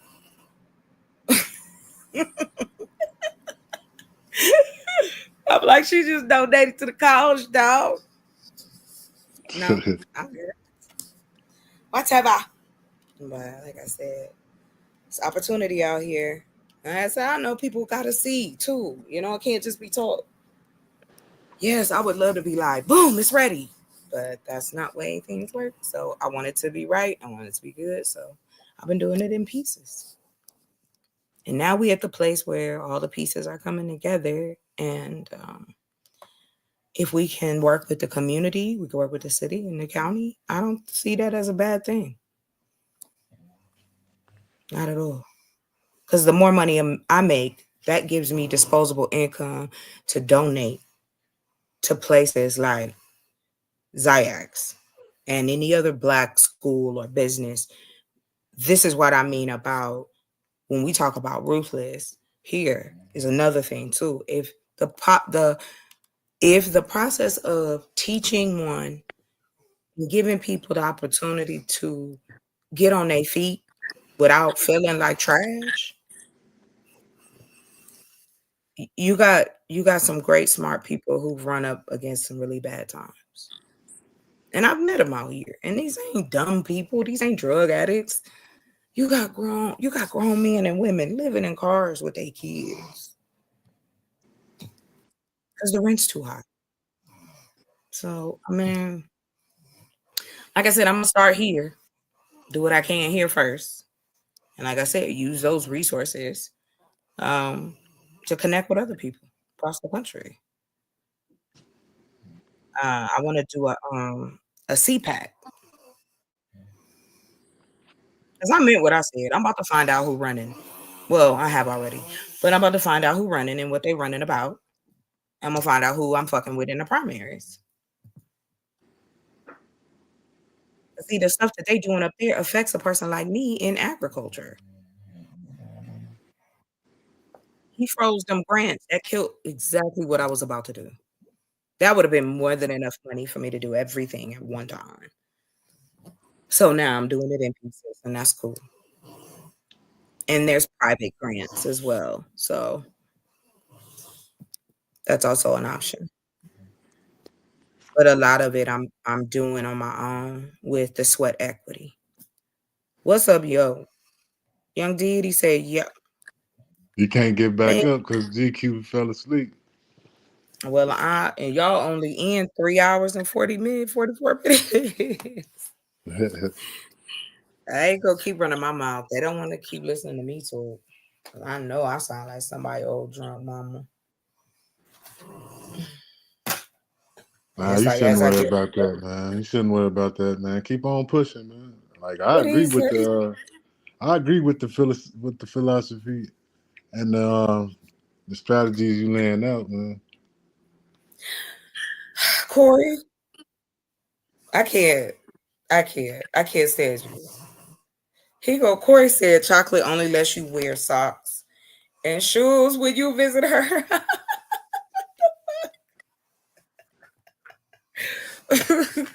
You can't wear shoes in my house, Corey. But you can wear socks, but no shoes. Y'all niggas is crazy. That's funny as hell. Because I told you I'm retiring on a yacht, Lou. I'm gonna retire and be just floating down the sea. Yeah, it sounds good to me, but I just don't like the water like that. I can't live on no boat. I'm sorry. But you can Say dock what? it though. I don't even Hold want to on, be I'm on gonna no boat. It's Is too this much too water. loud or louder? Hold on. Okay. There we go. I don't know if that's loud enough, but I'm gonna try. Well, like I said, if I don't retire on my yacht, then I'll retire up in the mountains somewhere. Yeah, Diddy, wake GQ up, man. I know you got his number, man. Wake his ass Yeah, up. I'm thirsty. I gotta come on up here and talk. But yeah, man, Yeah, I'm just he trying to tired of listen. me. I'm definitely gonna like. Lou, ain't nobody saying tired of you. Get out of here. Come on, Lou. Yeah, I'm talking about me. You had some people trying to get in, GQ. Did you had a day. Okay. I missed them, man. They can come on back though. I hope you had sweet dreams. You can go ahead, chocolate. Yeah, for sure. They always sweet. Chocolate sweet. All right. I'm not that sweet. Anywho, so now I'm just waiting on the date. We're gonna hook up. I want this proposal to blow everybody away. So that's what I've been doing. I got the 3D models ready. We got the alternative setup. Man, about to go in there like smooth criminal. Whoever got the link, go and post the link while GQ still woke, man. She did. She posted. Child, please posted it. Yeah, this up Yeah, I there. posted it. Because it'll go to multiple streams, I guess. Oh, okay, that one didn't, but it did go through on that one. Thank you, child, please. Because he was like, oh. Anyway, I said, shit. I'll tell you this, Lou. Do you know that? So I'm growing fruits and vegetables, right? And so, of course, every fruit, every vegetable ain't always going to be able to be sold. So what we can do with the leftovers beyond like what we give away, we can take that fruit and vegetables, and you can turn it into natural dye. I can make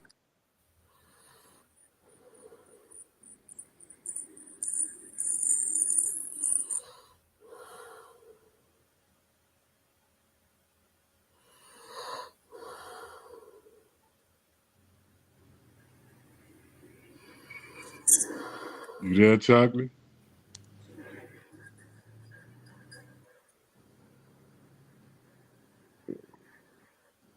I can't hear you if you okay. Yeah, you good, Chocolate? Oh, see, yeah, nobody else came back up.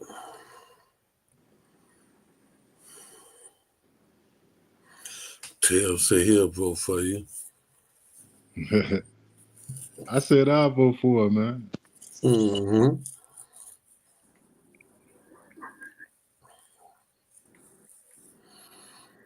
Young guy, was you trying to come back up?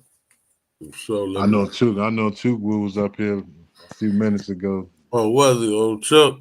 Yeah, he was trying to get up, yeah. My fault, Chuck. If you out there, man, hit it again, bro. Pause. I got you. Chocolate didn't talk herself to sleep. I know she's still up. She might have did those on though. Oh no, we got action.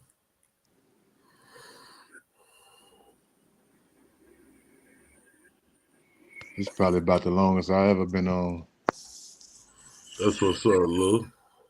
Yeah. Without talking about long as I done seen you on without talking about sports.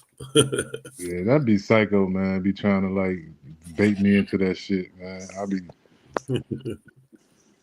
oh man. Oh, there go young guy. Let's see what we got here.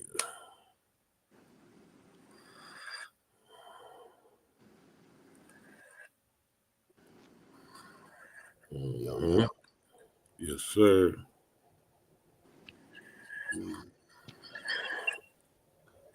Black. And I'm proud. Say it loud. I'm black and I'm proud. I wanted to see what you was talking about, Diddy, with that conversation you was trying to bring up earlier with the black excellence versus the black power. Yeah, that's a dope combo too to have. Yeah, I just black excellence. It's like it's more. I just feel like it's more individualism. It's more focused on the individual as opposed to the Chocolate in the back too, GQ. body of people. Then they always put chocolate like that.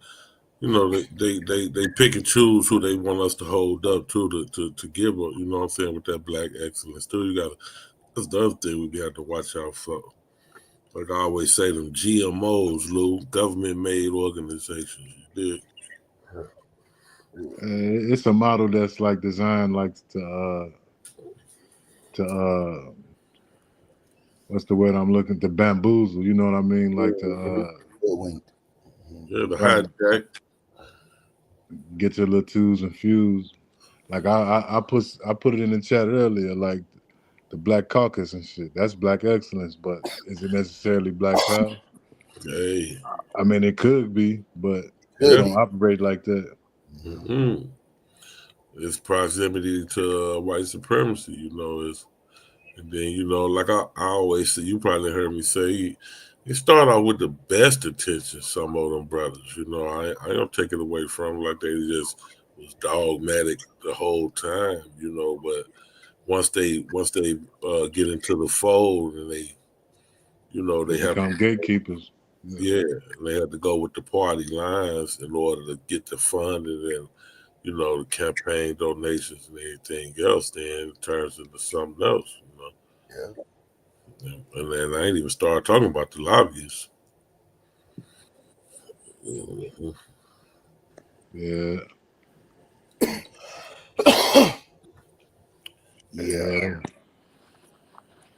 Yeah, like I said, black excellence is often it's often, like I said, it's often a singular individual, you know, that's highlighted and some type of academic field, and which is good. It's good, but that doesn't translate into black Well, power. they'll gather up in groups and go celebrate. You know what I'm saying? They self. You know what I mean? You know Oh what I yeah, mean? It's like black power for that. you said a good thing. You said a real thing too. Celebrate themselves. Yeah, like Jay-Z and all them guys. When I took that picture, it was all them quote unquote black excellence in one picture. But Oh yeah. Why can't you do both? I mean, Can't you celebrate your black excellence and still be down for the people? you do both, but I say black excellence often Oh, doesn't okay. translate into like a community. It often doesn't. That is, yes, I agree with you, Deity. That is what I mean. It has to change. But the only way it changes is if we try to make it change. Mm-hmm. It's not gonna like undo itself. That's why I said instead of the ideology argument of trying to get people on the same mind as far as one side, we all agree that all of us need money to survive in this society. And the journey is how you get that money. Whether it's through education, whether it's through taking it, whether it's through embezzlement, whether it's through somebody left you somebody, whatever the scenario may be. It's not about how much you have. It's about what you're doing with that money. That's what I was telling you, Lou, earlier. Me saying that I don't have to take, if I don't have to take money from a business that I need human beings to do, and I can take less money and pay them more, I'm gonna make more overall because it's my business. I'm gonna have happier people. I'm gonna have The only folks reason I saying, brought up "Hey, what I brought up, Miss Chocolate, is because you mentioned Japan. I mean China. And well, like yeah, we know how China got to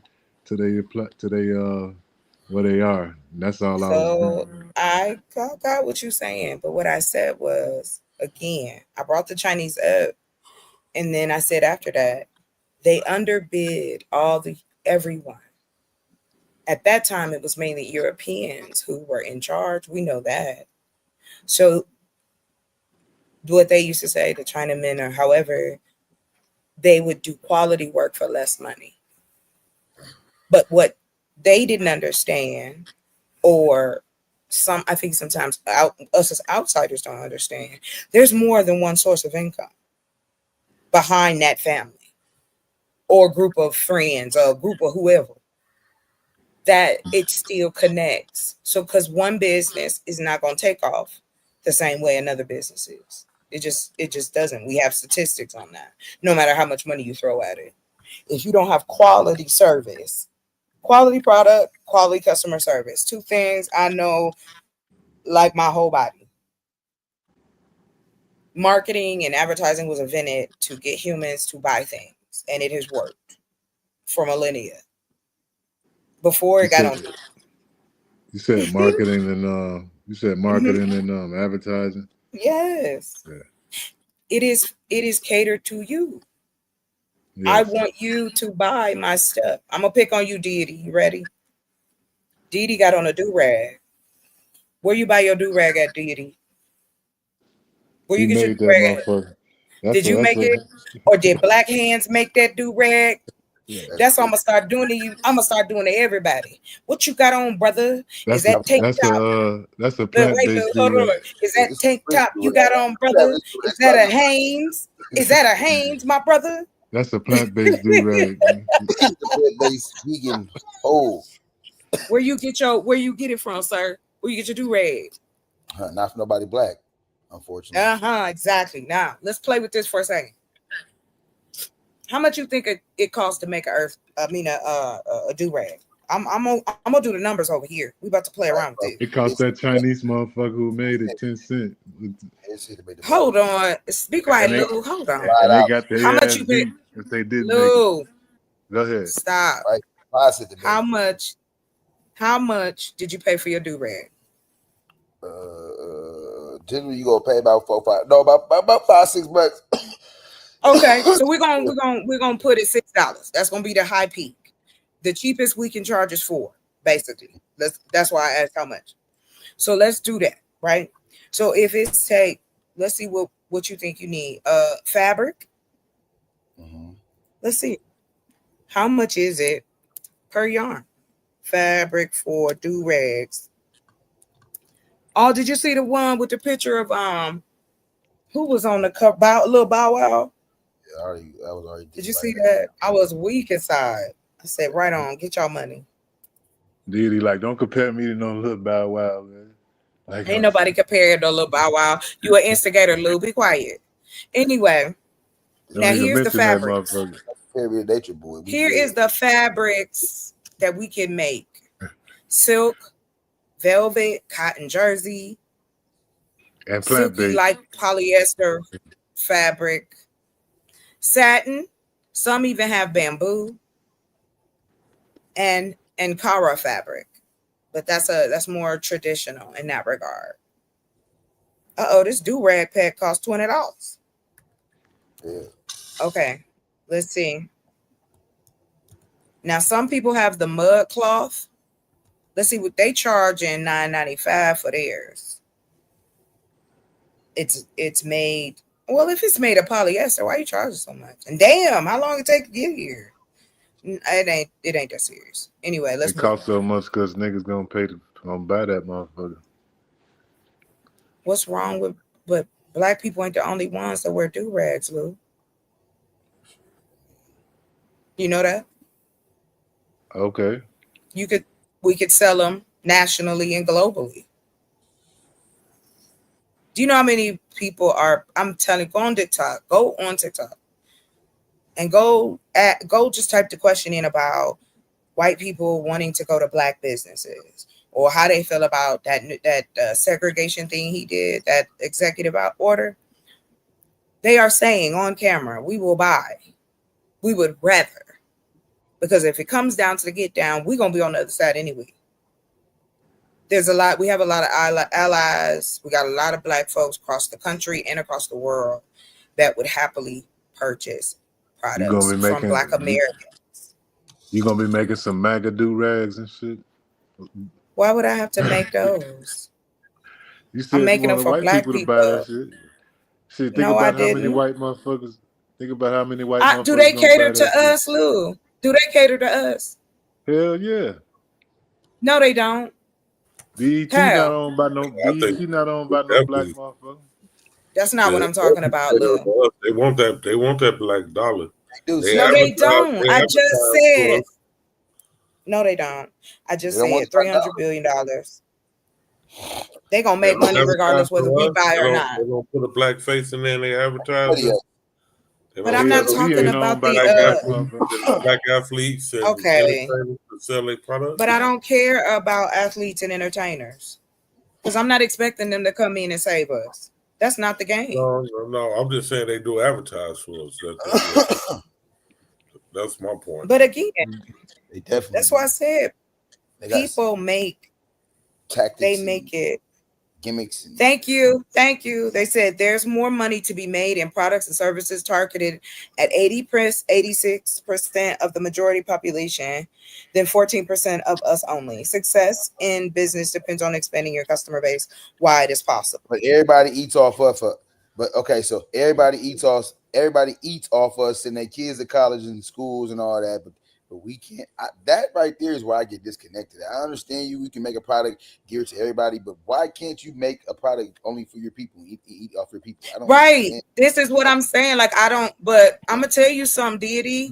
I have been getting that. I have been getting that for the last 3 years, as if we can't make products for our own people. Like, yeah, Target is crying. This is a perfect opportunity. If they are not shopping enough, that it would get Target, the CEOs of Target, to call Al Sharpton. They desperate. That's why you can put this. Where you can put your MAGA do-rags at. Your police do-rags. You make some. You make some, look. I'm not I'm not a making seamstress. them. I'm making I'm them not a I'm making seamstress. them. I'm making them for black people. I am making them for black folks. And if somebody else from another culture want to buy them, I'm not gonna take that. I'm gonna take their money because it's green. Like I said, I'm not making businesses for everyone else to like. I'm making them for black folks, and everybody gonna like it anyway because they like everything black folks do any damn way. So what are you talking about? Me making do-rags for folks? That's a business that somebody could have. We can produce that shit right here. You gotta diversify. Oh, stop. Go on. No, Lou, because you don't Ain't want to that deal business talk? with what I'm Ain't that business saying. You want talk? to just keep saying. I don't know what business class you took, Lou. You say what? I must have took a different. I must have took a different business class than you. They ain't tell you to diversify? Because no, because we weren't talking about portfolios. We was talking about how you handle a business hierarchy, how You to must have hire went people to to you do. must have went to Fred Sampson's business school. What are you talking about? This whole I went to Cleveland State. Thank you. You was in Fred's And I went to junkyard. OSU. Thank you. That's why I said he is. He's an instigator. He don't want to talk about nothing. So I'm done. I just said what I said did. That Cry I and have run gotten so then. much pushback Cry and run because then. of making black items and for black folk. I don't get that. Nah, ain't no pushback. I'm a bootleg Please your stop model. saying I'm that. a bootleg your It's model and pushback. sell it to the white people. You do what you want, sir. It's been around forever. Again, I'm not talking about nothing new. I'm not. I'm just talking about taking advantage of the landscape that's available here. That's it. Telling me that y'all run with them narratives. I don't even know why. Like I don't have to be ghetto and hood and ratchet to give people opportunity and pay them what they worth. I don't have to treat them like dogs or make them feel like they owe me something to get a product out. The customer I don't ain't care because always it's only right, man. 48 million. I don't. Well, do what you want, Lou. This is what I meant earlier. Get out of my way, then. If you I ain't don't in your agree way. with what I'm saying, Why you keep saying your somebody in your way? words, Why because you keep y'all saying use words. There is people in my way. I mean, no doubt. For some reason, it irritates people that I want to help people, and they can't find enough dirt on me to be like, oh, well, you got to be a scammer. People can't really care for other You got a folk. That's persecution complex. insane. Man. You got a persecution Lou, complex. no, I don't. Yes, you do. I have been out here for Ain't 3 nobody coming for years. you. It's How like you know I don't that? know how many people in the chat, but man, it's all of us in here. It ain't just you. Oh, okay. God So bless you now I'm though. done talking. God bless You you go though. ahead, You Lou. lovely though. You don't God bless good. you. You talk then. You talk it. You talk. You and GQ Right. was So up. I just was right. talking till y'all woke up. Right. I'm Y'all got gonna it. take that Fred Sanford model and copy your do-rag blueprint and sell some MAGA do-rags at Target. Yep. That's what's so sad. You think it's funny, but it's sad that the first thing you want to say is me selling MAGA do-rags. Why would I do that? So you can make I money. have disdain for that whole. I don't have to make money like that, Lou. Why do you keep putting that on me? Why do you want me to do that? Nobody's Man, y'all can. persecuting you, chocolate. First off, ain't nobody thinking, and I do not have a persecution complex. You already know, for those who know me, and if you don't, that's on you. I know what I went through, and it came from out of the mouths of black men. I ain't got no persecution complex. I done have black women tell me that they don't want to do anything for black men. They don't want to build for black folk. What you talking about? This is just my experience. I Do you don't think have a that bothers persecution us? complex. That some of these women say I'm not that? saying it bothers me. It We bothers laugh at me. that shit, man. We laugh at it, Well, man. good for you, We keep it Lou. I'm pushing. not you. I'm not you. So what I do is I put my emotions into creating and building things. Because I'm not giving nobody that for free. My emotions are my own. I'm talking about let's build something. And it's always a joke. And that, I mean, for real, what make you think I want to keep sharing what I'm doing if you gonna joke it out? And it ain't got nothing to do with, oh, well, you got to be able to take criticism. It's not criticism. You telling me I got to make MAGA rags. I don't have to do that. Youth, man. Laughter is the key to youth. No, and y'all do it. Y'all do it. You got it, Lou. You don't want to be young. You don't want to stay young. What are you talking about? I do. I have a great time. I have fun doing what I'm doing. It don't sound like it, man. Every time, man. No, because y'all trying to stop me. Why y'all trying to stop me? That's not what I said. See, that's what I'm That's how you be sounding. Y'all, but you don't want to take. I don't care how I sound. You don't want to deal with the fact that you say negative shit no matter what I say. You have something negative to say. I'm saying no, positive it's not, shit. Lou.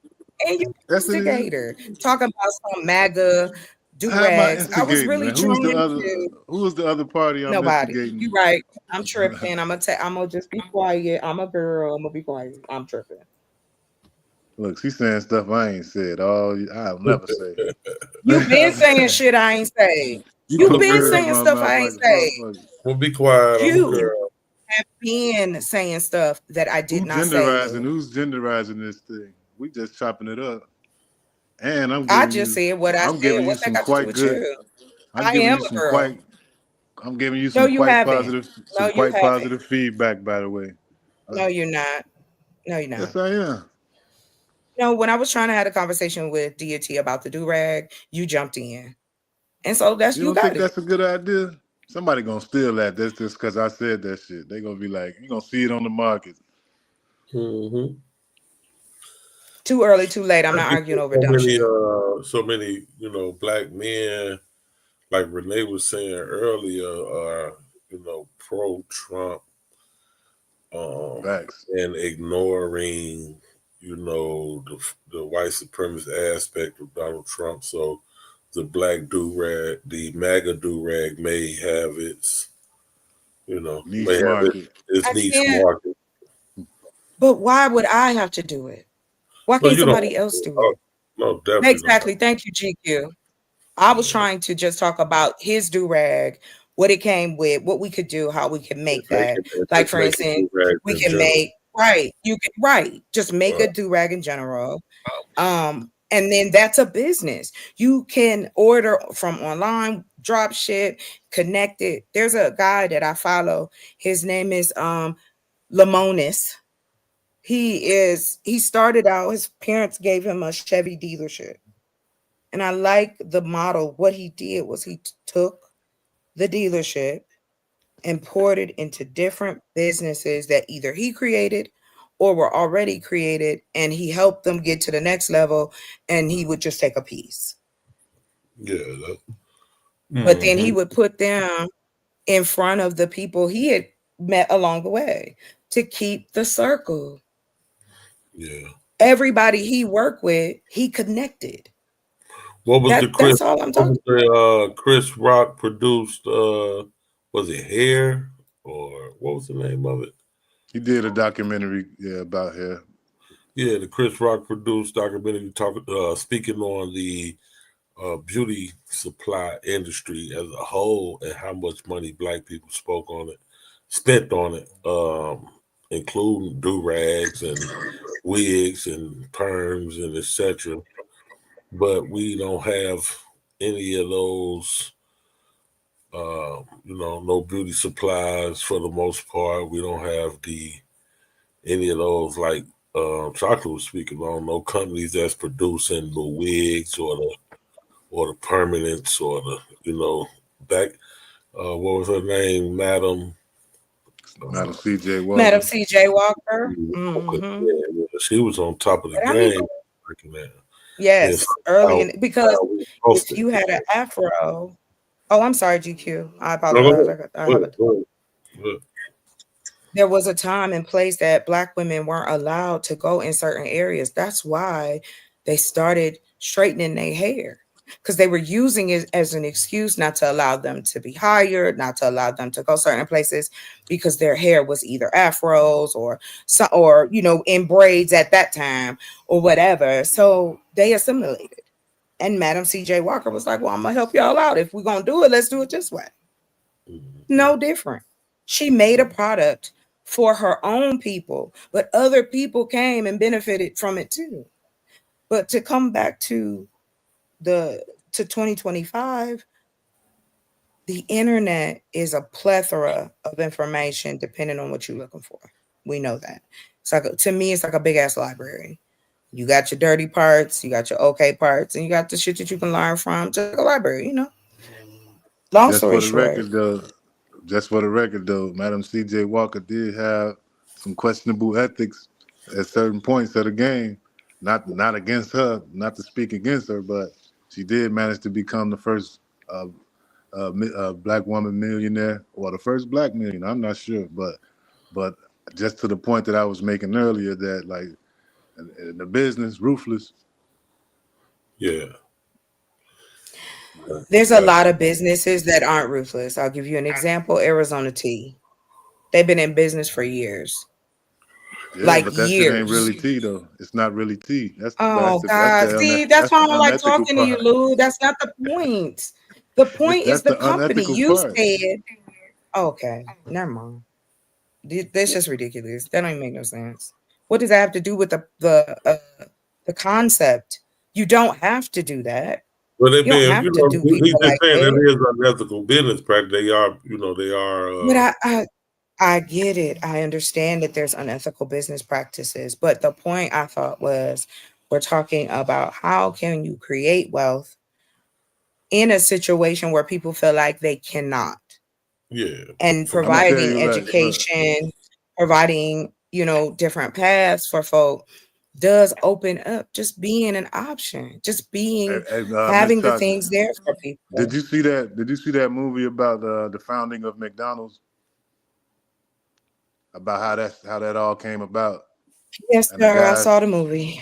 and you saw what happened in there too, didn't you? With the brothers That who hasn't they was stopped brilliant. business.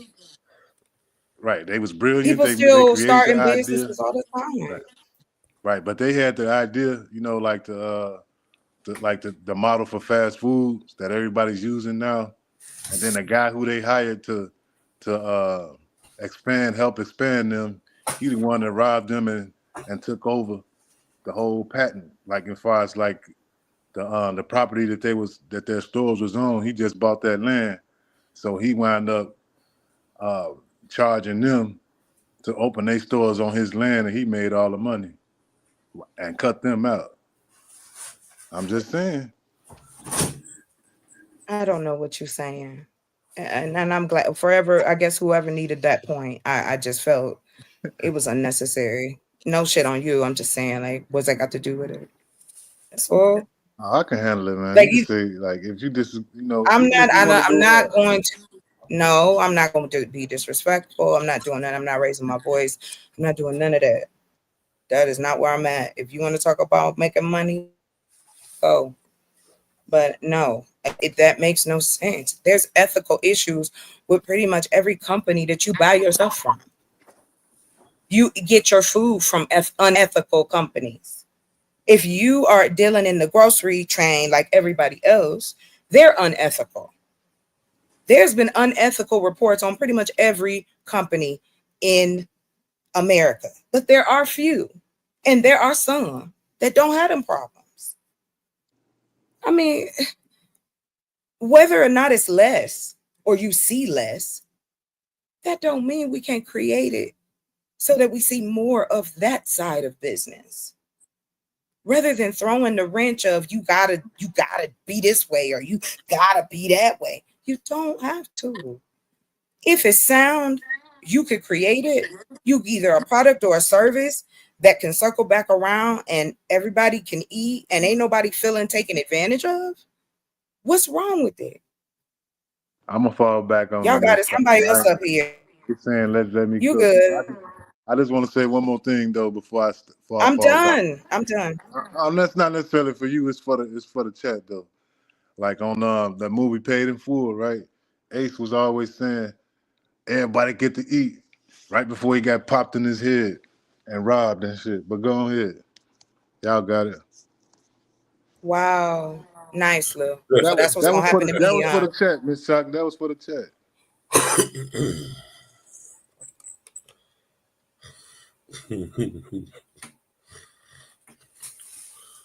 Troops on.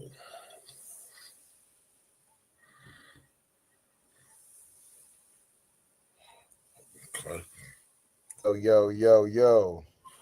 What's happening, brethren? Come in peace now.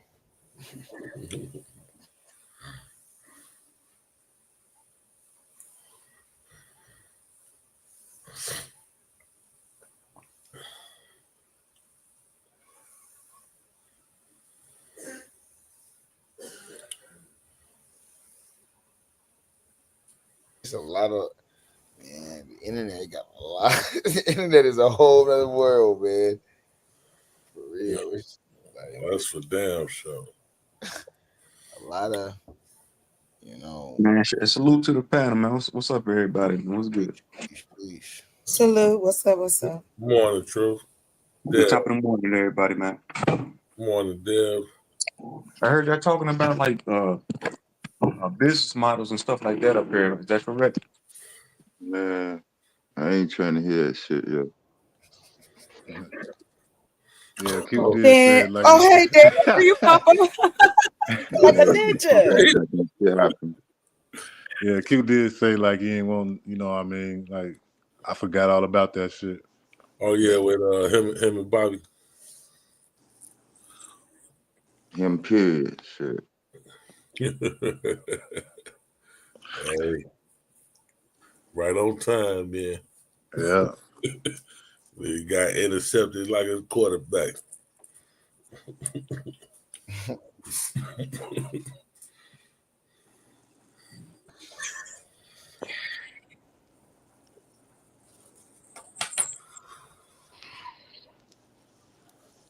Yep.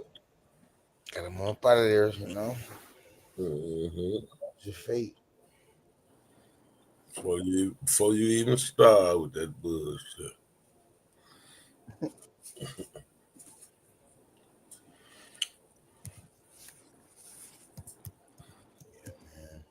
Yeah, young guy, but the Black excellence conversation, man, is a real one. Like I say, man, like Lou was saying, that's real interesting, man. Can you equate it to Black power?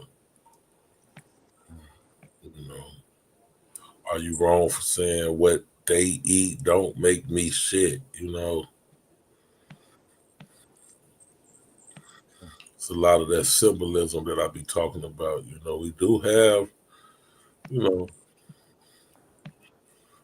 first Black this and the first Black that, but are they for Black people? Do they promote Black power? They did their thing, and kudos. We ain't taking nothing from them. Congratulations. Are you gonna leave the door open for everybody else, or at least crack it so we can bum rush it up in it? Yeah. Yeah. Good morning, Deb. How you doing today?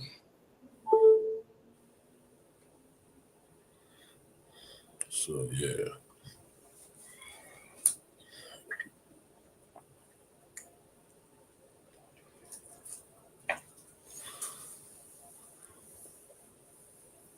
Yeah, Black power and Black excellence. You guys talk about different business like this? Try to come up, God, they try to come up here on the mellow tip. No, buddy. Might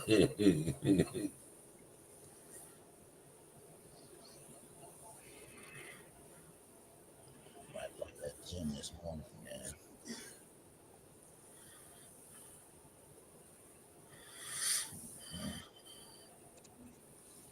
Yeah, I can keep the business conversation going, man. I'm just trying to head that off before other people come out. Oh yeah. Before he feel like he can just fucking flip the damn script. Mm-hmm. I ain't with that. What did I do? Catching amnesia shit. I'm the victim today. Everybody in the world against me. Mm-hmm.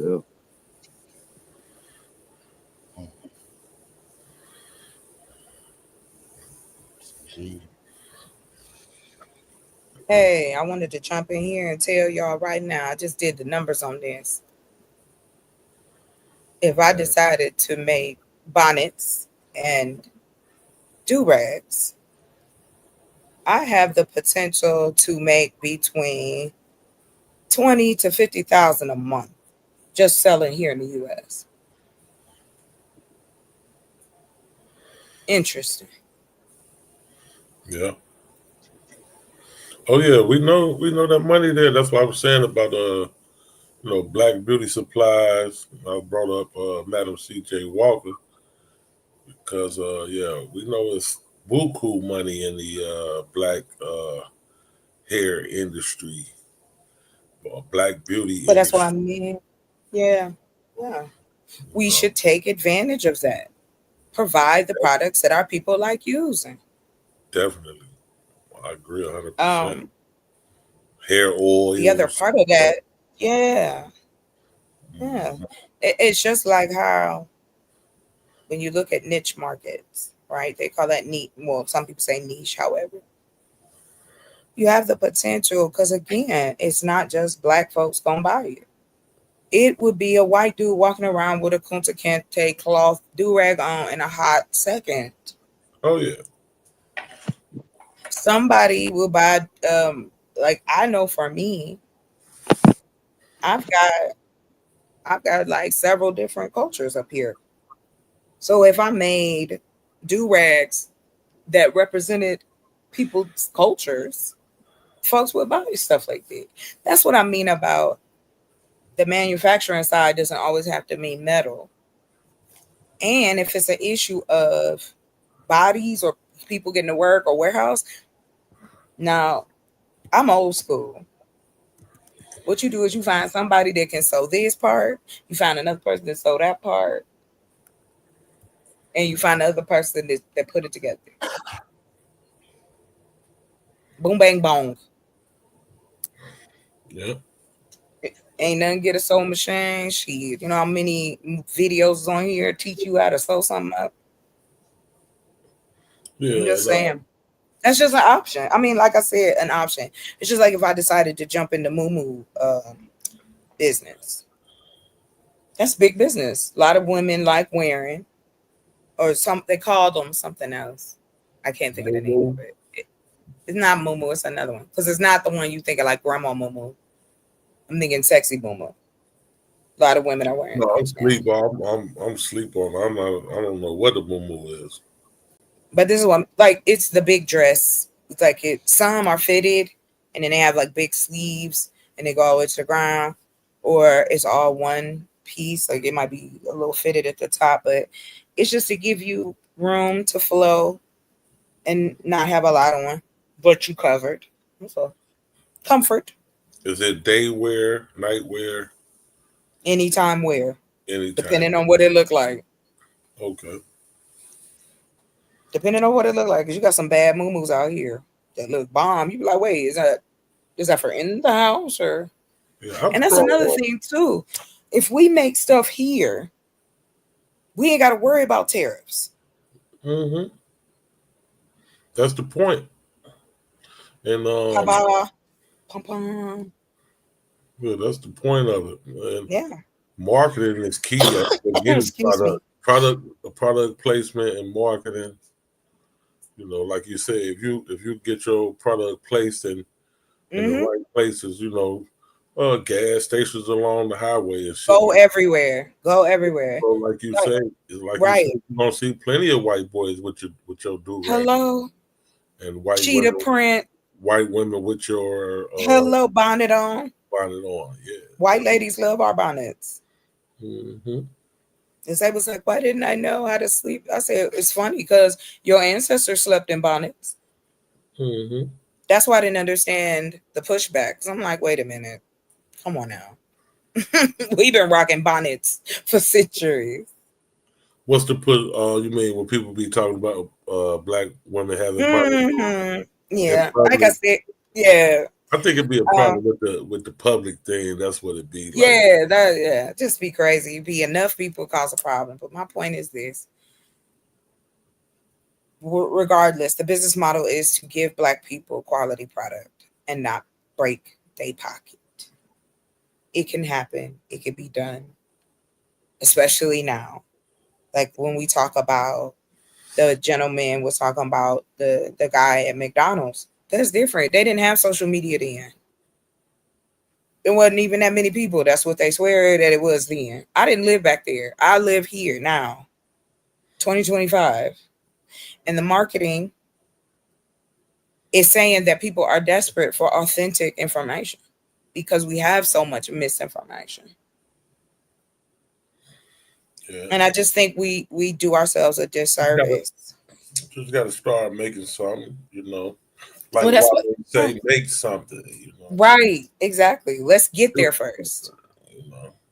Let's try it first. Like I said, you know, I've really been focusing because I'm taking advantage of the time that I have at this very moment because I know once things start rolling, I ain't gonna have no time for nothing, which is fine with me. keep me busy. But until then, you know, I'm just making sure everything is in detail.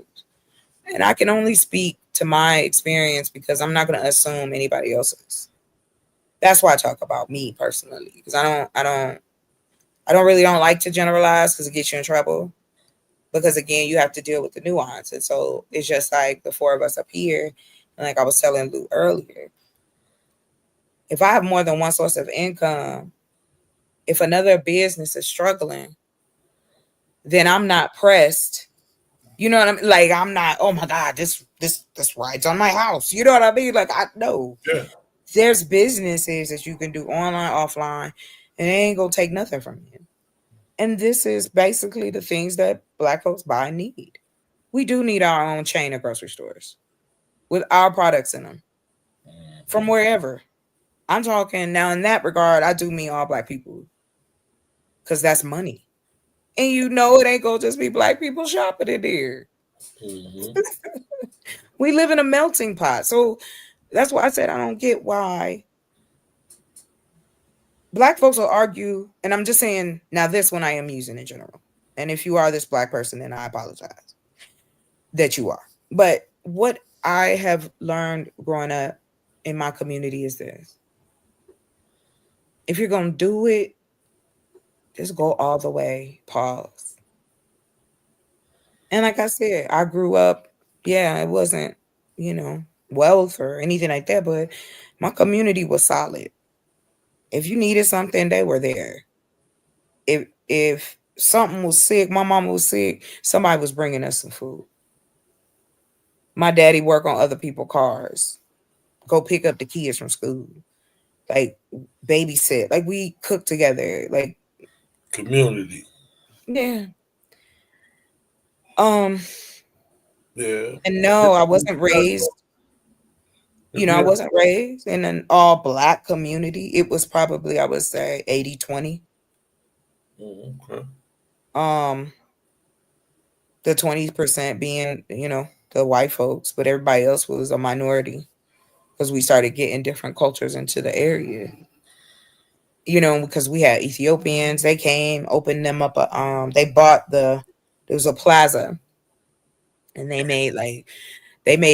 opened a club, they opened a restaurant, they opened some other stuff. And that's what they did. That's it. And it was a small group of people, but they did it. What kind of establishment do you have, KOK? He said he ain't letting nobody in. Oh, Lord.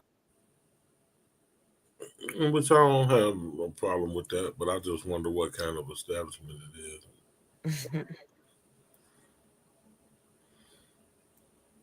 Because in the Black neighborhood, you have grocery stores that only Black people go to that are successful, you know. Yeah. Yeah. The problem is they usually Arab owned or... And they don't have to be. Not now. They don't have to be. No, they don't. You know, again, we were talking about how Well, how you gonna pay for one thing and pay for another? This is the era of multi streams of income. Faceless YouTube channels, automation of posts, things that can put you in different positions that you can make some extra money on the side and it ain't stressful. You know, it's just understanding or maybe paying something every month if that's what it is. And like I said, I had brought it up before, but if you go to it's called Social Blade. You can look at the trends of YouTube, TikTok, all of them. He said he got a reboot or recap. Yeah, I'm about to. Peace, young God. Yeah, I'm gonna let you young people go because I'm getting sleepy. Because I've been at it. But like I said, I want to see us win. But not. Did you do the numbers on the do-rag? Or because I didn't know if that was used. I did. Yeah, I did. I sat here and did the numbers on the do-rags, and they were talking about you know, I kind of got an idea that they showed me like you could do luxury all the way to affordable. You have some do-rags that's costing like $100 because of what it's made out of. Ain't that something? All the material is attainable here. We don't have to get it from no. Yes, we can grow silk. Silkworms make silk. Hemp makes clothes. Jute makes clothes. And cotton. Because cotton grows here too. All the t-shirts we wear, all the things that you wear that's made out of cotton. And the lie is being told that it's going to cost us more to work with the people that live here. How does that make sense? How's that math make sense? That you mean it's going to cost me more money to deal with you around the corner, but it's better for me to deal with the people that's across the sea? Yeah, no, I don't think so. Yeah, that's what I'm saying. Me and my brother-in-law Chocolate was just having that same conversation earlier about why. But you know, it's because of minimum wage in America. Like it's a cap on how least you could pay someone for their labor. It's still $7.25 in the United States across the country. They never changed it to $15 an hour. No. Certain places is certain states. They paying that. Yeah, they paying it, but they didn't make it an official. The feds wouldn't do it. No, they got official. Like Chicago minimum wage is different from, and it's by law. It's a different minimum wage. It's not. Well, you can have a federal. To be, yeah, you can have a federal and you can have a state wage. And even that 720, and I'm not pushing back on we can't afford to make it here. I'm a strong, I believe we can afford to make it here. But even with the federal minimum wage of $7.25, that's still like $6 more an hour than what they, or maybe even more than that. But again, they're living. But that's what I'm saying. Their living conditions are completely different. That's why they don't want to pay. Not because it's cheaper or less or more money. They just look at us as cattle. We are a commodity. We buy, we consume. That's all they want us to do. Is walk around and graze they shit. Yeah, so I was just saying, you know, they got way cheaper labor in China. That's one of the reasons why they're able to sell the product so cheap, you know. But why? Why are we okay with that? Well, why has it gone on for so long? But it's not. And I'm going to be honest with you, GQ. It's not going to go the way people think it's going to go where AI and business is concerned. I'll put it this way. There are safeguards that are being put in place so that you can only go so far. But of course, you're going to have people go take it to the next level. But I'm just strictly saying, if we learn how to use the products that are available, just like we did with anything else that we've learned in this country, we can utilize it to benefit us. And representation is involved in that. And as those businesses start to connect and the money starts to flow, you start to see what is called disposable income in homes that economically before could never have that, any kind of extra income. That disposable income then goes into Black charities, Black political stuff, but just like they do on the other side of the street. There's no difference. We just playing within the game that's been set forth. And until somebody or somebodies decide that we should just go ahead and get us another country established somewhere, I think that it can be created to have, self-sustaining communities for those who want that type of lifestyle and take that money and build up in areas that's still predominantly Black. Buy it up. Buy the block. That's what Sister Soldier said. She said that on Donahue. And they pretended and they didn't listen to her. They poo-pooed her off. She said we need to buy the block. Mm-hmm. I didn't hear nobody else saying that. I just, you know what I'm saying? And I'm an avid hip hop fan. However, the sentiment is still true. We have to, if we want to keep our people in areas that are predominantly Black or that were historical at one point or however it worked. The money has to come from somewhere, and then it needs to be distributed accordingly so that we can start to see change. I know there's all kind of programs across the country that Black people have either started or created, but again, if they don't have the resources, it's only going to go so far. That's it. Somebody else just came up. Yeah, curious. Peace and blessings, family.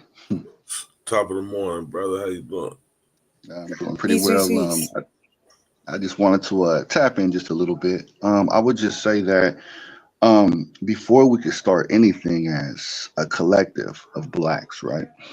I believe that we need to go back to the basics of the foundation of trusting each other and to figure out what similarities do we have in common in order for us to trust each other. And also we need to go back to the code of ethics because it all plays a part of the mind. What do you guys think about that? Say it again. Well, I think, go ahead. Oh, did you need me to repeat it or? Yeah. I was let me catch it again. Oh, okay. I said we have to go back to the drawing board as a group of Blacks. And I know we always talk about Black Wall Street, right? And how they were very successful when they owned businesses, all Blacks. But now we're to a point where we can't even trust each other in general. So if we were to build anything, and as you guys spoke before about, well, how can we compete with cheaper labor? Why do we decide to purchase things from China just because it's cheaper rather than paying a little bit more for a Black product? Well, we usually think that, well, he's trying to hustle us or he's trying to get over on us or vice versa. So that's why I said that we need to go back to the drawing board when it comes to the mindset of us Blacks. How can we gain trust among each other? And we need code of ethics like they did in Tulsa, Oklahoma. What do you guys think about that? Yeah. I just think more than not the lack of wanting to spend with our own because we don't trust them. It's just trying to stretch that dollar further. If you can get a cheaper product, you're trying to make your paycheck go further. So that's why you'll go with a made in China or whatever. If it's a lot cheaper.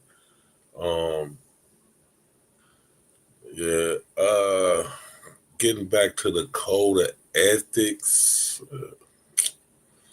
I don't know, man. There's different nuances to that because we ethical. You know what I'm saying? Black folks are ethical, and everybody don't have a distrust of their people. It's just should be. It is what it is. You know what I'm saying? If our people got a decent product at a a decent price, I'm sure that we'll spend money with them. I was just speaking on that earlier, how I go to the black-owned health food store.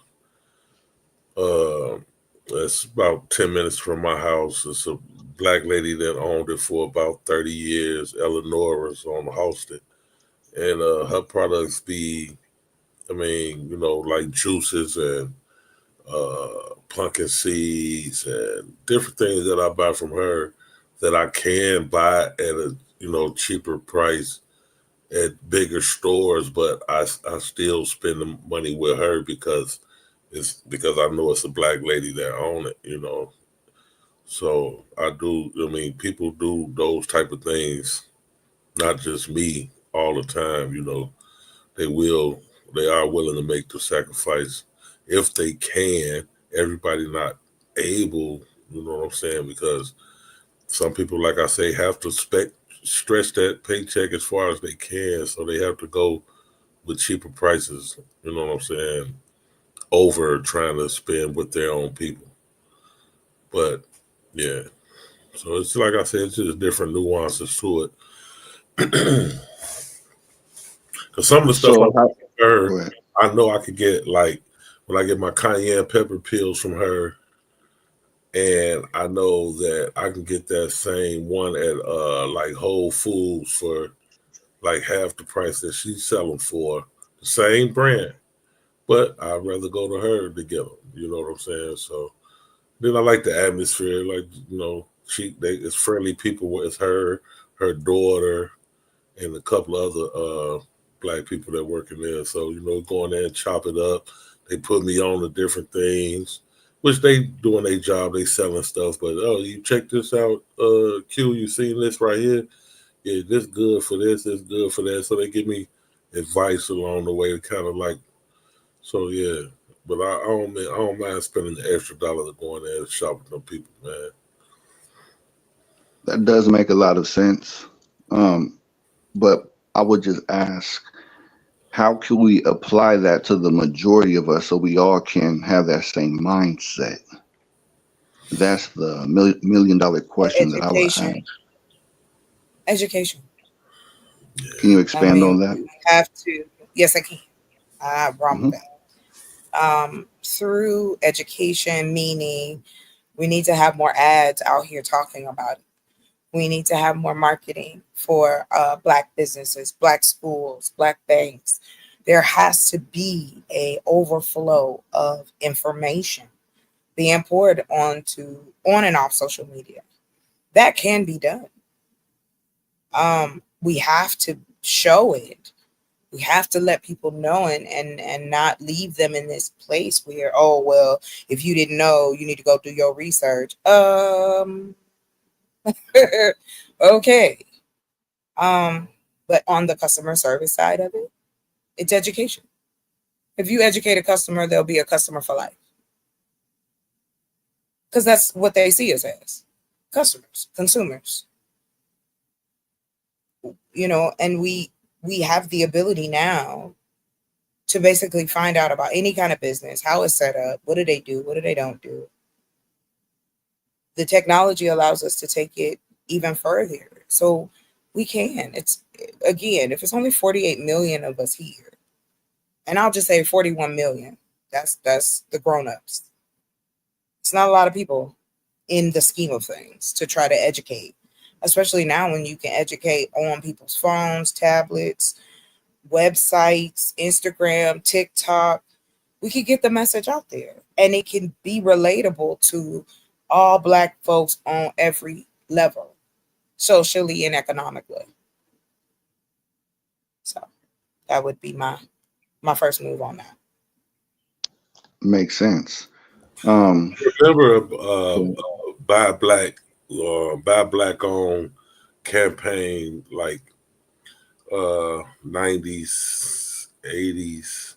I can really remember like a time when that was a thing. Like you heard it all the time. You saw it by black owned. You know what I'm saying? It was a thing to put black owned business in front of your store, in front of your storefront, different things like that. So yeah, I remember that as far as that part of educating the people and getting the word out that, you know, this is what we want to do. And we didn't even have social media. Right. Yeah. GQ, we knew about it. And yeah. we, you know, like, I don't know for you, but for us in the Midwest, we supported, you know, Black businesses because that was the majority of what we saw. We also, like, on the weekends when we had the flea market, it was nothing but Black folks up in here selling all kinds of stuff, you know. And I guess what's exhausting about it, though, is as if we haven't done this or we can't do this. And there will never be a time when all Black folks is all on one accord. That's unfair to ask.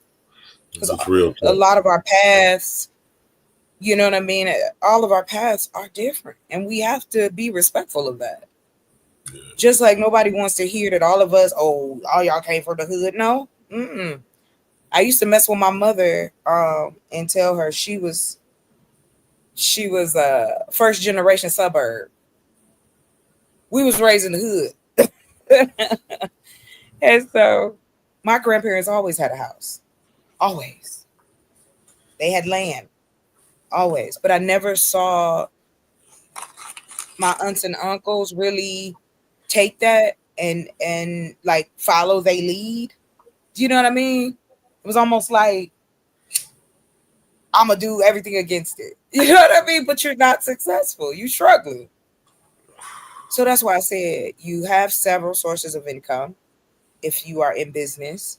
For me, my business plan says, okay, once I make a certain amount of money, what else do I need? That's me personally. Like I said, I'm in a privileged situation. I have no children. I don't have to worry about a mortgage. I don't have to worry about cars to pay off. I don't have to worry about any of those things. So I can take advantage of that. That's why I said I can pay people what they worth. Because remember, my home is built. You know, my home is being built. So I'm not going to have the same things so that we can see that actually be the case, that we can help people thrive. We can give people opportunity. And it's not this big to do that they try to make it out to be. And people don't be wanting to make those sacrifices. Don't want to sacrifice their swag in order to be able to go ahead and make sure somebody else got basic things like you saying, Chocolate. You know, like I don't have to go spend a bunch of money on this, and I can afford to give my workers an extra percentage. Yeah. You know what I'm saying? Yeah, because I'm not out here trying to compete with the Joneses and, you know, out here trying to. Right. Yeah. Nobody really, in all honesty, GQ, we're not. What you want, what I want is probably very different. There's some similarities, but it's probably very different. Just like Deb, just like Curious, just like anybody in the chat. Your level of richness, your level of wealth, your level of I feel comfortable in my life is going to be different.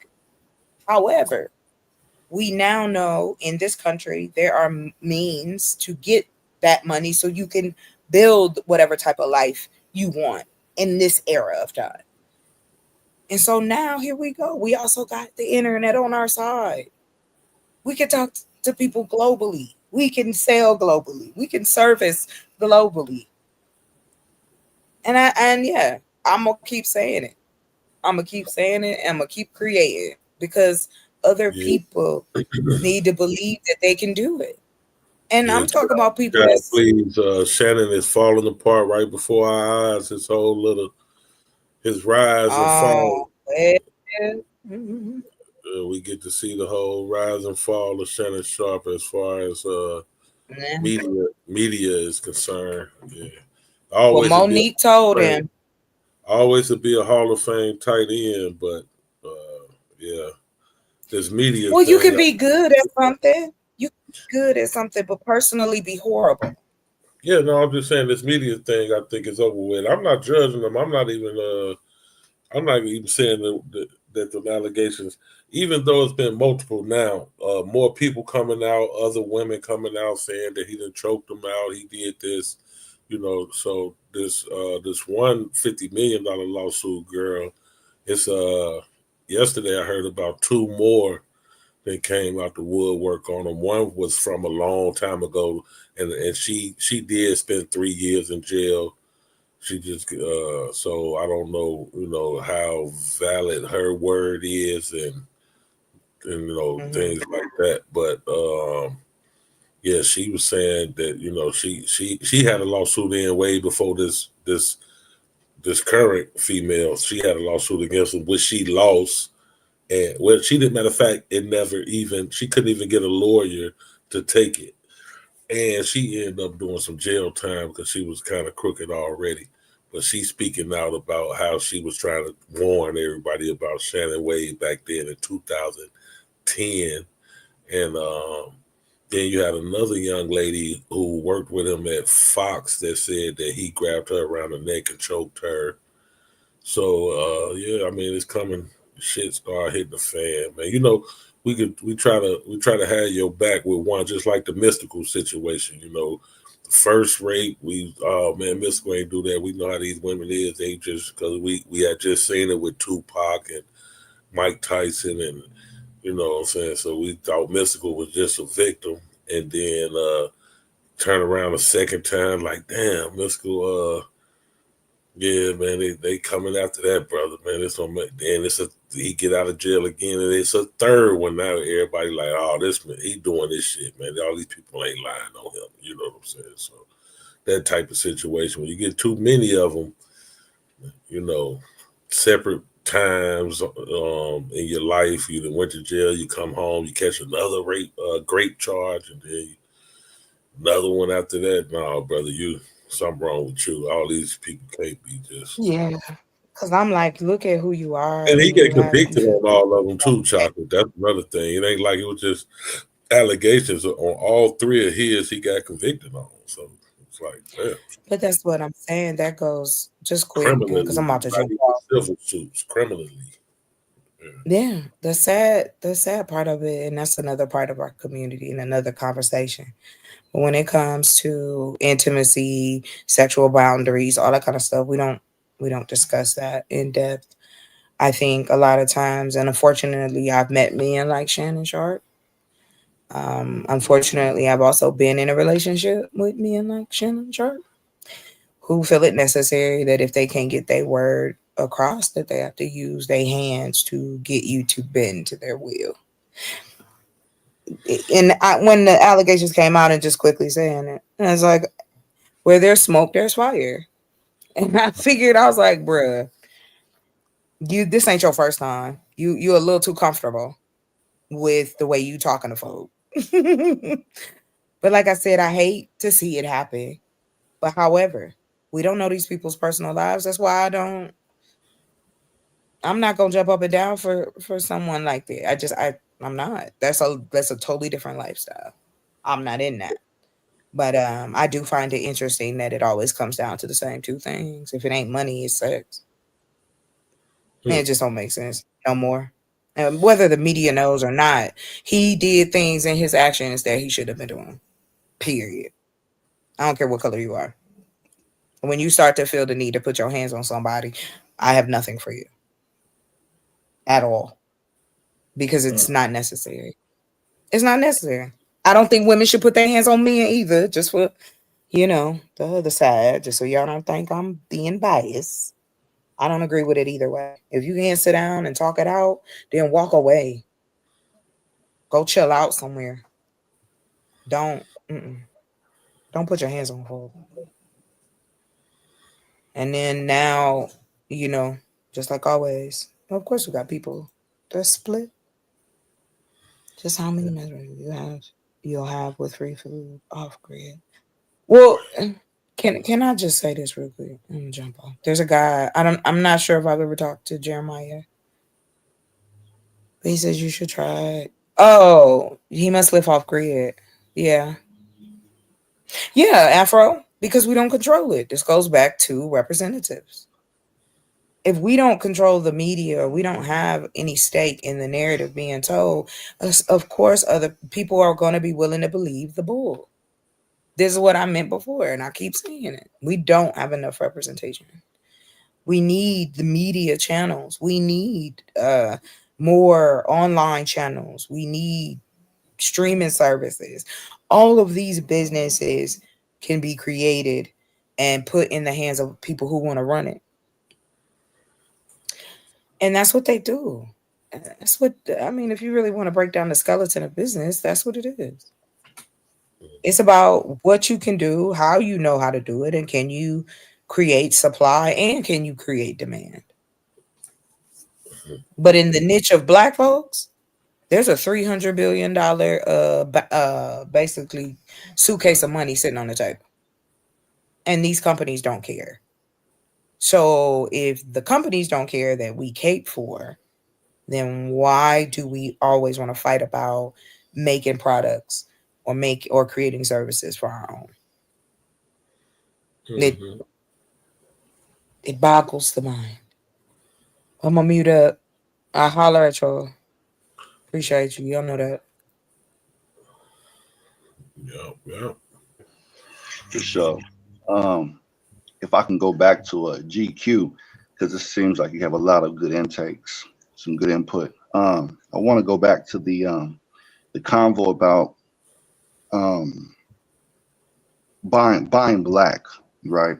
So you did make a lot of good points where I had to step back and realize, was I ever in this situation before? So it does depend on your financial status. If you have enough money to buy that product, and it's all about controlling how much money you have. So let's just say, for example, you have the Chinaman and you have the black. They both have the same exact product, right? So of course you want to stand up for your people. So you're going to buy black.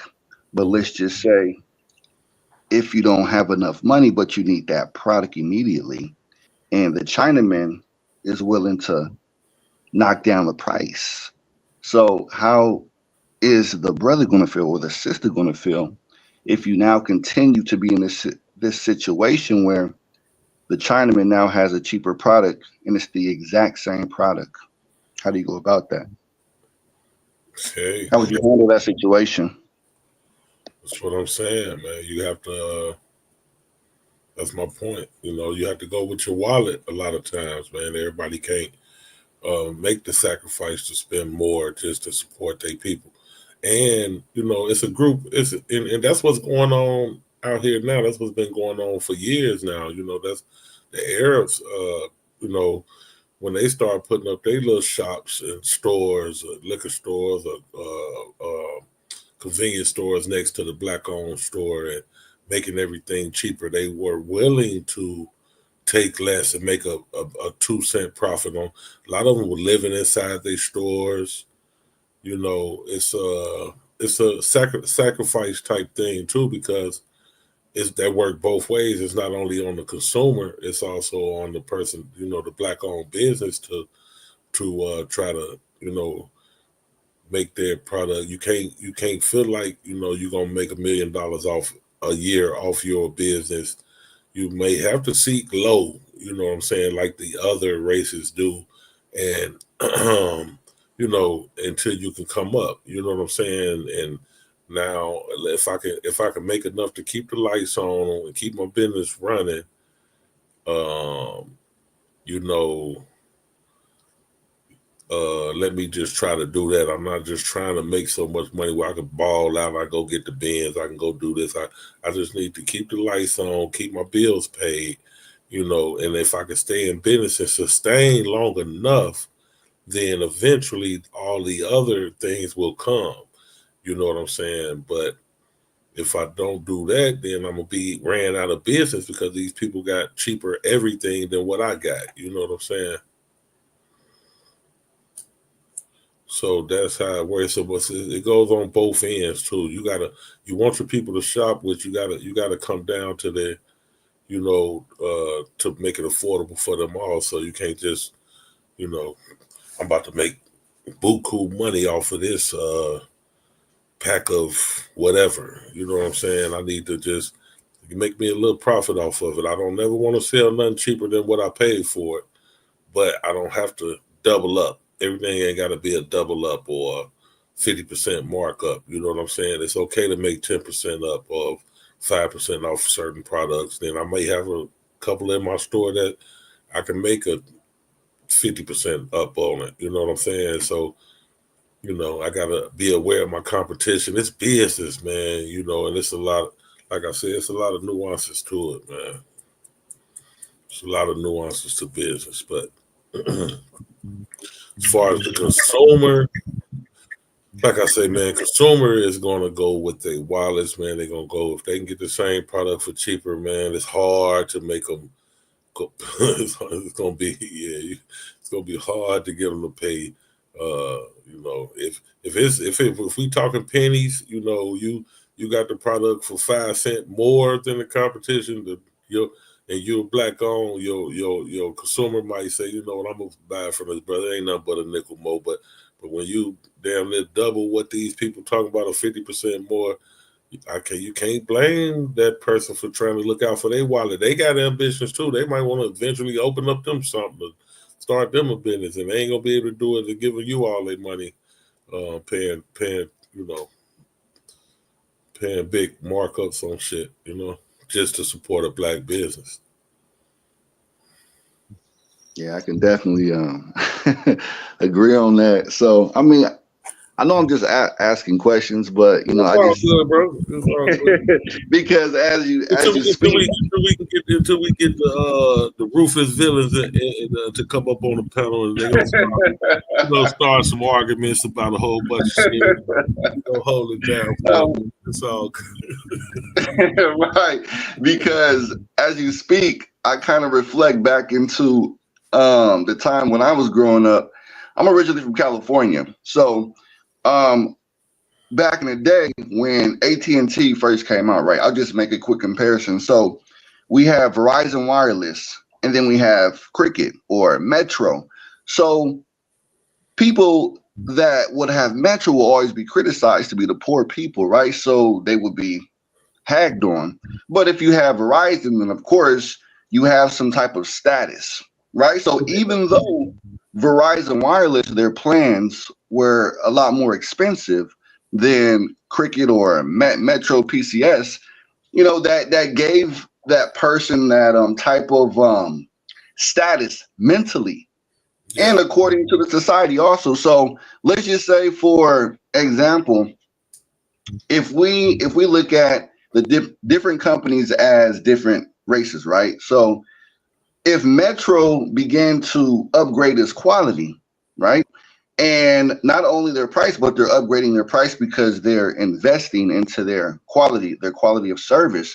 So it really comes down to what you said earlier. It's about treatment, how they treat you, how the customer service treats you, but also your wallet does have to play a factor, because no matter how well the people at the barbershop sweet talks you and gives you good stories, if you cannot afford his asking price for that haircut, then you're going to have to go to the Chinese shop or maybe the Dominican shop to get a haircut, right? Because at the end of the day, the Dominicans and the Chinese for no haircut. Okay, maybe that was a bad example with the Dominicans. But I say you might have to go to the brother that ain't in the shop that's doing it in it, you know, doing it on his back porch. And he right.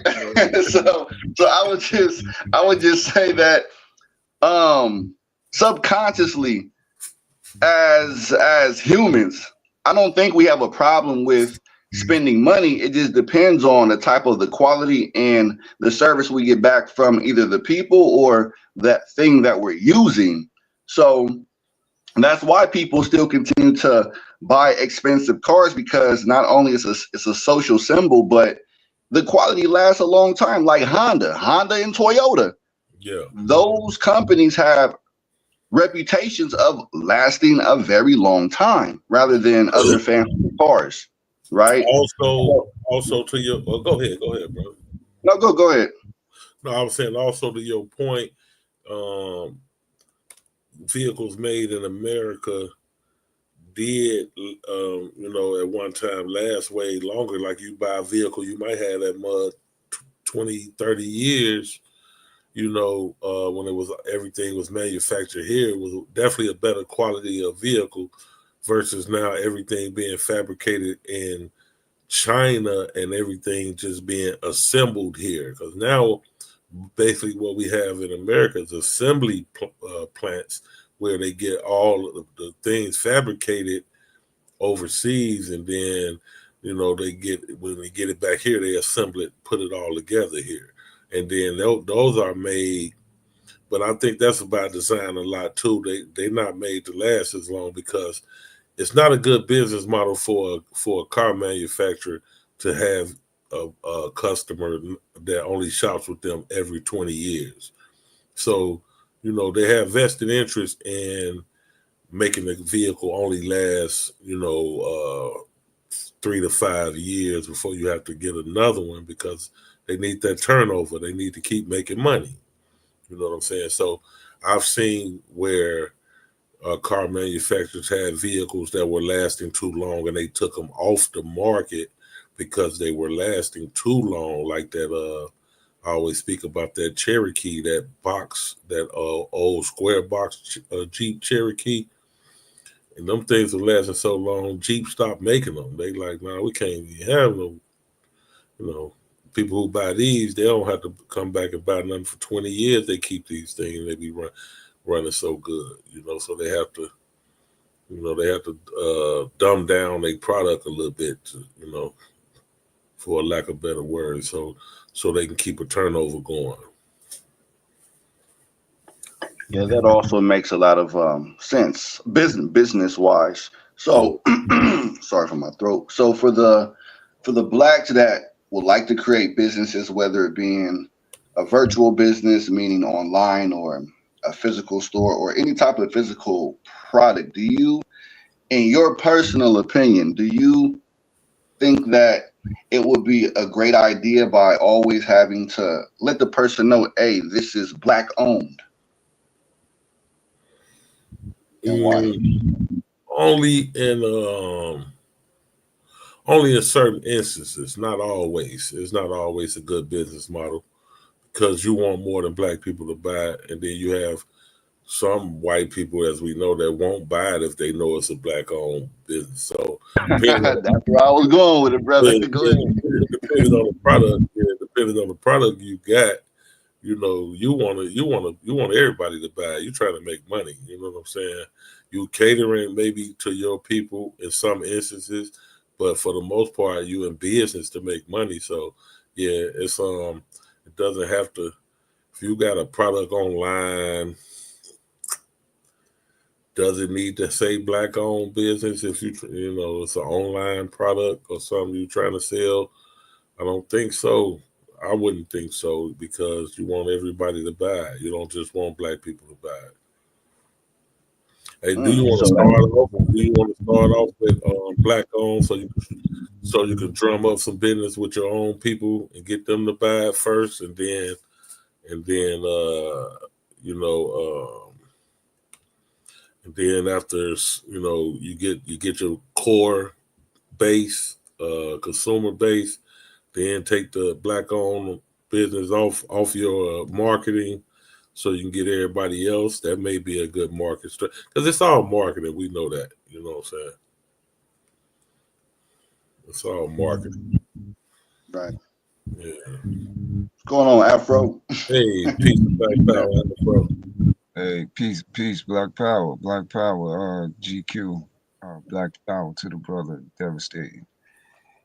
Yeah, that's I was right on target. Depends on your target market, your niche market, whichever market you're targeting.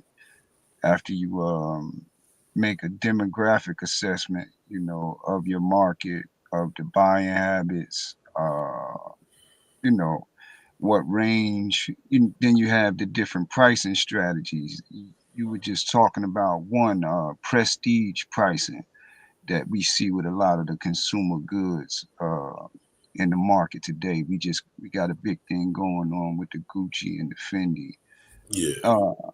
Items that are really prestige priced, the value is not really that much greater than other items that are in the market, but they are prestige priced. Yeah. So that's a marketing strategy right there.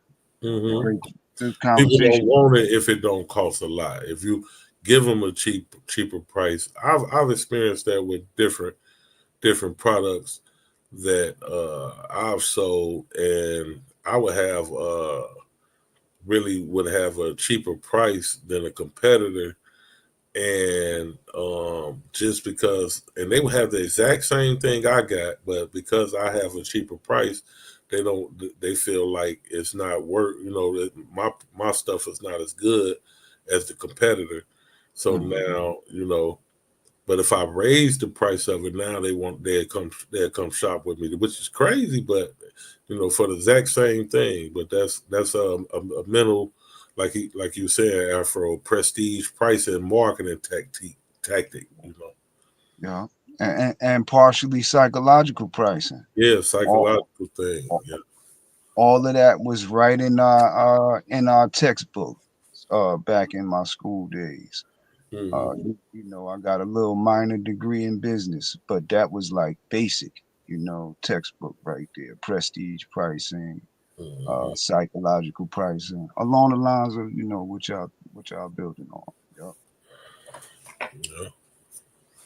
They definitely play games on us with products. That's why it's interesting the things that's going on, and inadvertently it's exposing the conversation to it's making the conversation a centerpiece in the public square as far as these prestige prices, and are these items really worth that much more than these other items.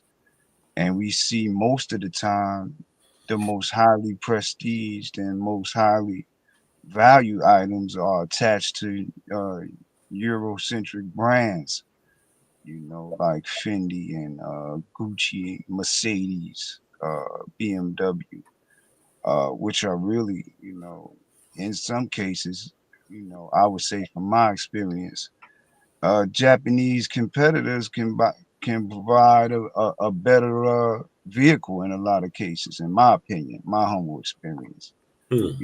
As far as luxury vehicles, maybe not so much performance, but you getting like 80-90% of the performance out of the Japanese item. You getting a lot, maybe more power with the European, but not really so much. When Yeah. you look. Yeah, I always speak on that. Like Honda is a great brand when it comes to vehicles. You see, they make every kind of motor from a generator to a doggone airplane motor. A helicopter motor. Honda. So they got a lot of engineering expertise in that motor conversation, because they make every kind of damn motor. Yeah. Honda. It take us back to STEM too, GQ. Yeah. Take us back to STEM. Yeah, Honda's a great doggone vehicle, man. I To said me, before. to me, all vehicles just raggedy ass cars. But I think I do have a preferential to Hondas and doggone Toyotas, man. But really, more Hondas than anything. I'm in an Acura right now, GQ. Well, yeah, that's the Honda, right? Yeah, I ain't playing. I told you. Yeah. So you're in a luxury Honda. Yep, exactly. Yes, sir. Yes, sir. Mm-hmm. Now, another thing I would like to pivot to is the enviness that we have among each other once we get our businesses up and running, or just in general about enviness and jealousy. How do we combat that? How do you combat envy, and jealousy? Man, ain't no combat now. That shit been going on since Cain killed Abel. If we, look at that, what I wanted to say, anecdotal or analogy, situation, whatever. But yeah, you're not combating envy and jealousy, man. You could, in my experience, my best way was to combat it was to not be a Boosie Collin ass nigga, what I call it, like a Boosie, like trying to floss on motherfuckers and shit to try to keep the envy and jealousy down. You know what I'm saying? Because, in my neighborhood where I live, I'm probably a more of a well-to-do person in my neighborhood my particular neighborhood, because I live in the neighborhood, in the hood, but I don't carry myself like, I don't showboat and try to flash around my people, and I try to do a lot to help my people that's around me, you know what I'm saying? So that's, but even with that, it's still coming. It's hard to get around that, Curious. You already know, bro. So would you agree that when it goes back to Black Wall Street, right? How they built up Black Wall Street, there was a very minute, or I'll even say there was no jealousy. Well, I mean, of course, some level of jealousy exists and enviness exists, but in order to build up Black Wall Street and to have multiple businesses side by side with each other, they didn't really have that type of enviness and jealousy on that level. But if we bring it up to the current date today, you have a lot of that enviness and jealousy where it's not to the point where they're just looking at each other like, man, that brother has done something great. I can't wait to be like that brother. No, it's not like that. It's like, I want to take what he has, or I want to be better than him in order to put him beneath.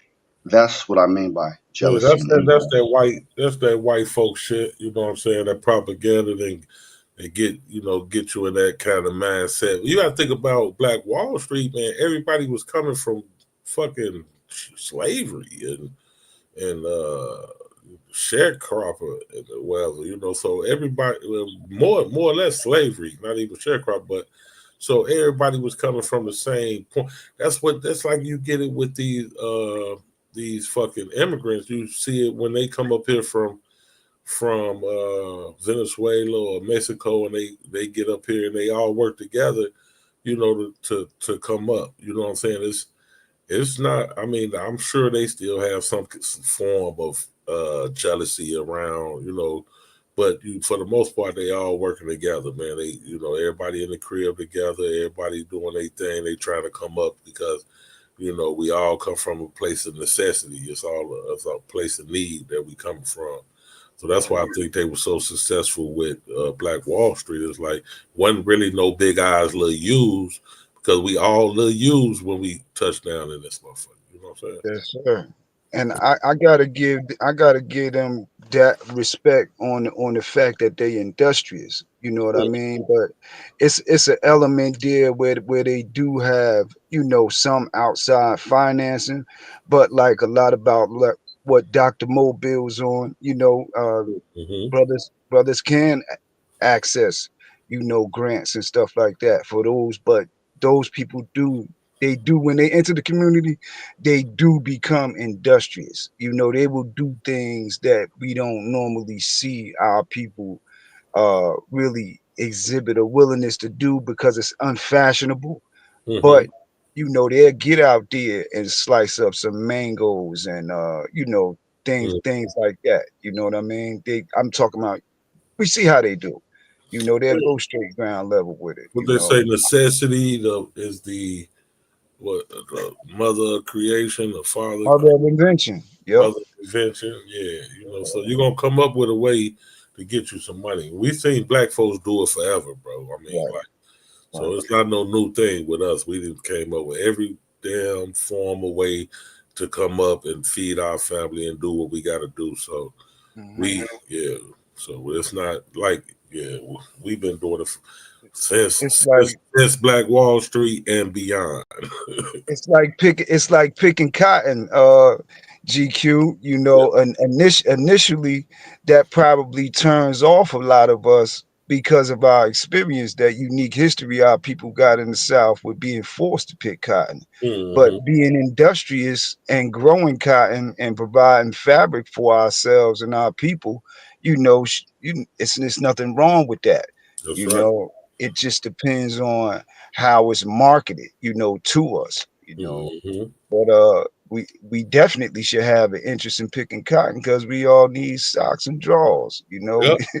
You know, and that's all they doing. They getting the land will produce for us the same thing it's producing for the next man.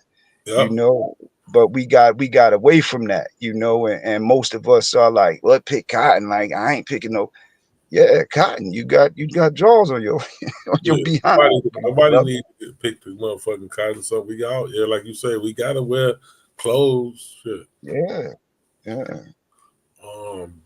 You got to get industrious. You know, that's Yeah, quit getting a big head about everything. You know, they make niggas comfortable, man, and you know, they keep up with the Joneses mentality.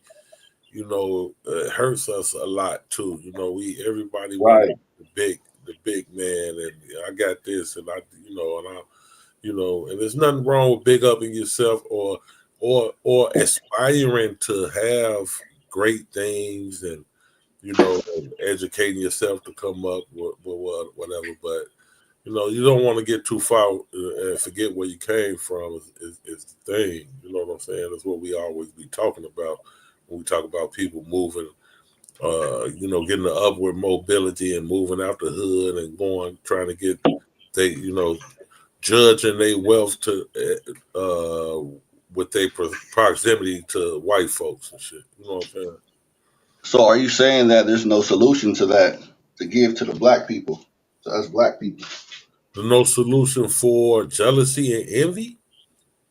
Yeah, I mean, because you made a very clear distinction between back then in Oklahoma when it comes to Black Wall Street versus today's society of blacks, you know, and you made it very clear. But what I was still wondering is that how and what, I'm looking for the how and what tactics or what forms of thinking can we do to combat that? Because clearly there was a big difference. And that's why they thrived as a group rather than today. Go ahead.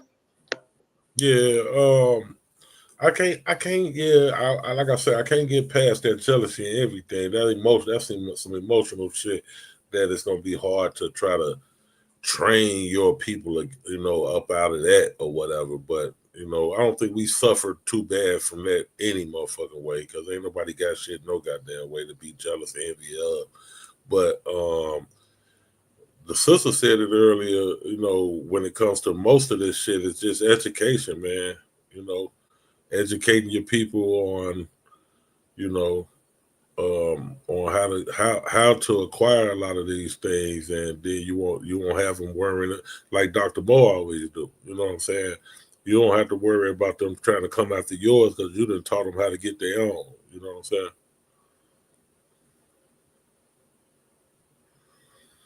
Now, if they want to be sorry and don't want to go out there and get it and would rather try to, you know, rob you or whatever, then that's a different story. You know, that's just a different type of individual. You know, that's something different. You just have to deal with that accordingly. You know. Cousin, man, what's up? Where y'all be getting these ideas that you can control other people's emotion, like make sure they're gonna be happy when they come around you? Where y'all get that idea from? Shit. You know what I'm saying, damn. That's why I keep telling like that. Ain't no way around that shit. I don't know how you go how you gonna make that move, make somebody not be jealous and envious. Shit. That's just if it's in them, it's just in them. Shit, I don't know what to tell you. Was you trying to say that, or maybe it just came out wrong? Because I mean, me? Yeah, I wasn't trying to be sarcastic, man. But it just sounded. I was saying the opposite. No. I was talking to Cosmic. Oh. When he said it, because he said it. How do we combat jealousy? Yeah. Okay, so let me allow my or let me try to be a little bit more simplistic. Um, when I brought up Tulsa, Oklahoma, right, Black Wall Street, they had a lot of businesses thriving next to each other.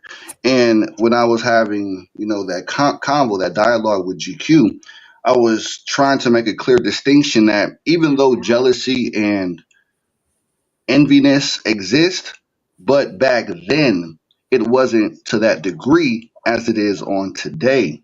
So there's a comparison that I was trying to make. So what I asked him is that what does he think that we can pull from those Black Wall Street days where the jealousy and enviness was very minute that we could use today? Does that make sense?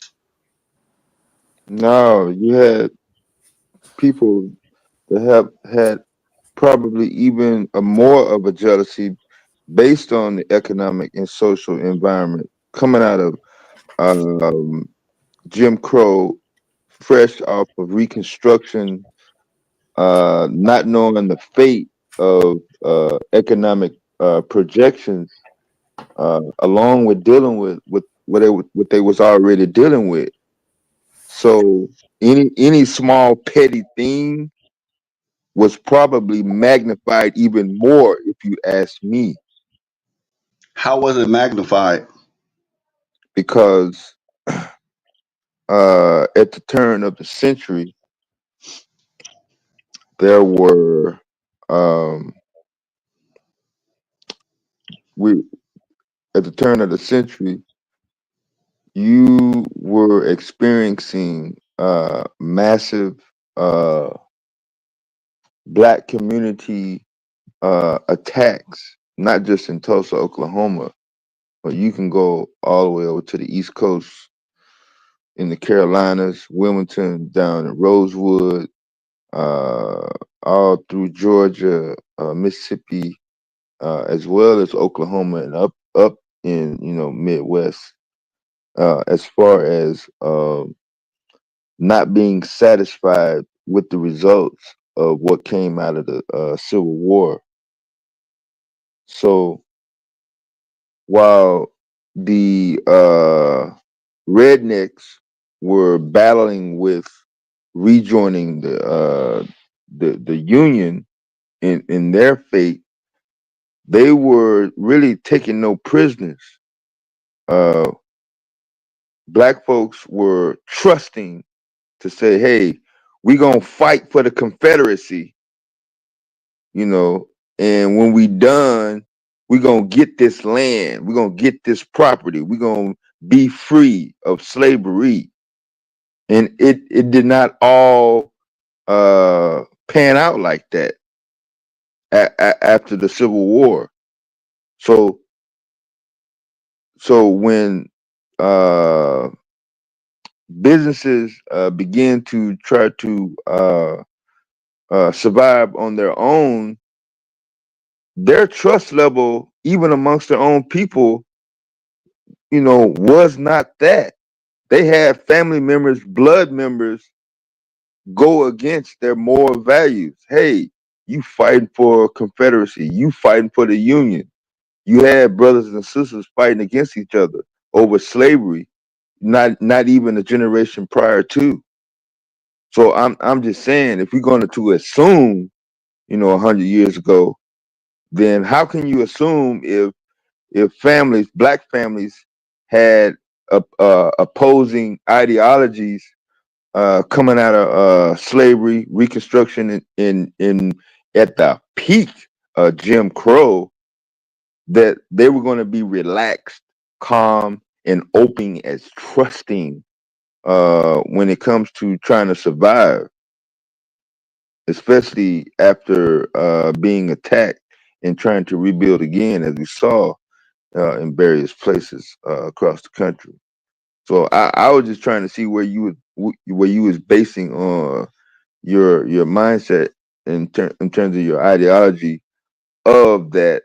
There was minimal people walking around and not feeling some type of way because somebody had or appeared to have more assets, more materialistic goods, uh, all the way down as clothes, or maybe their house had windows, or any little small thing. That's all. That's all I was trying to say. And to try to control it, man, that's just a. I'm not sure. Maybe I heard You that don't wrong. do that. You ain't controlling that shit. That just is what, like I said, that just is what it is, man. I mean, there's no way you could do that. You're talking about people emotions, and yeah, they upbringing and they style, the way, the type of person that they are, they character, so you So can't. you would base it on their upbringing, right? To an extent, I mean, not always, but yeah, sometimes. And then, I mean, how do you measure emotional characteristics? So yeah, I wouldn't even go to the upbringing. I'm gonna retract that, because you can be raised right and still just be a jealous and envy motherfucker type motherfucker. I don't, you know what I'm saying, and not you wasn't raised to be jealous and envious. So, but let me ask you a question, because you didn't hit me with about 30. Let me ask you one. Of How do course, no you problem. how do Mhm. you think that you would combat jealousy and envy? How would you combat that? What, I mean, what would you do to try to? Okay, well, um, I try to be as humble as possible, no matter what physical items I do have and possess.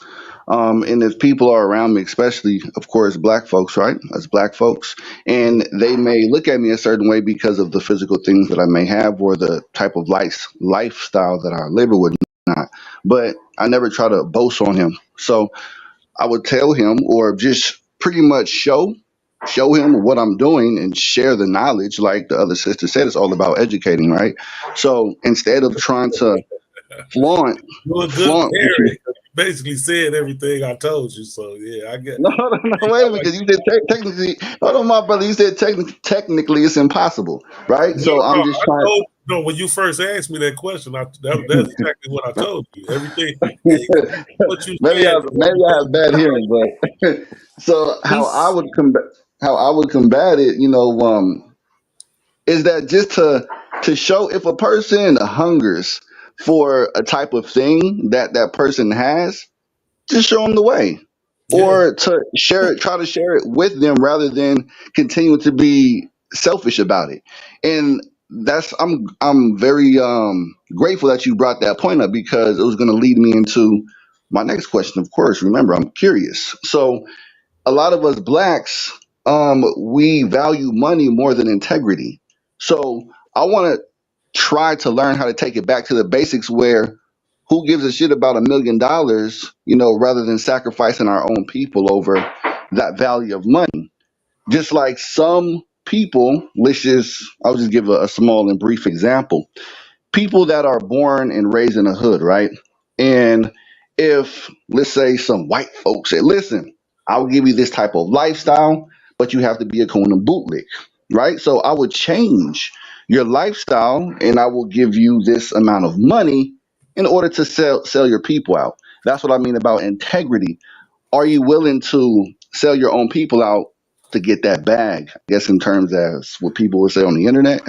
But that's what I mean about integrity. So we shouldn't really value money to an extent where it harms us as a collective, because image is everything. Group public image is everything. At least that's what I believe. We're all for one for all. That's my mindset. Go ahead. Hey, peace, everybody.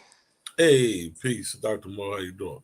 Hey, I just want to give my little 2 cents. Okay, go ahead. We put all these questions on the back Yeah, for a minute. this conversation, this is a conversation I've had to have for years and years and years. And on both sides of the coins, I think it's a little unfair to call people not humble when they when they just buy what they want to buy, participate in what they want to participate. I think that we are assessing people a little unfair sometimes. Mm. And my experiences tell me that because even when someone who's gifted, talented, are able to acquire a lot, goes back and extend the olive branch or um take themselves out of the equation and go back and try to support and help and offer whatever it is that a community or a person is looking for from them or what we have told them they needed to do, people still are jealous. So they still call them names or they still say they not humble. I think that is just so unfortunate and so unfair. Like, why can't people just enjoy and do what they do without people always having to put some type of title on them or say what they're not?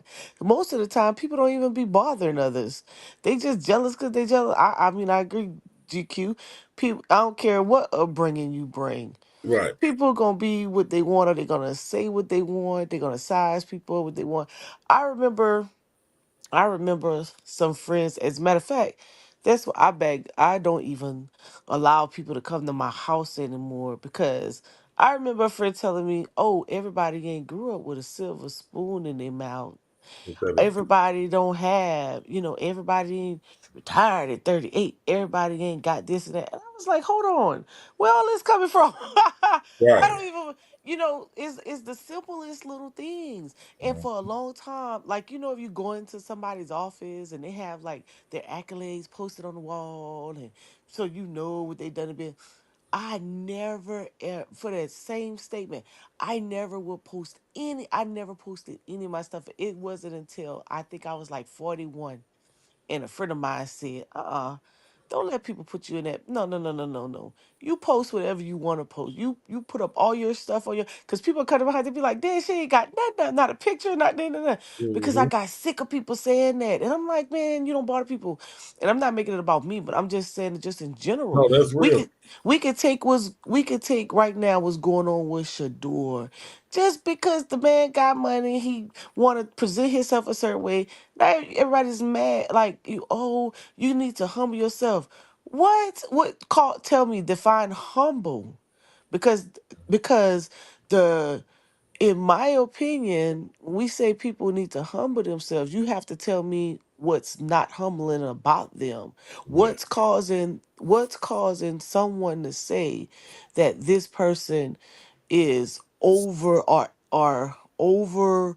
zealous about themselves, that they're leaving everybody else out, or they think they're above the world, or they are not supporting the collective, and a lot of times when you dig back into people's story, you'll find out that they've done more than enough.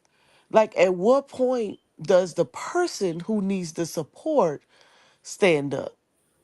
Hmm. Like, at what point do you take the help that's being offered to you and you capitalize on it?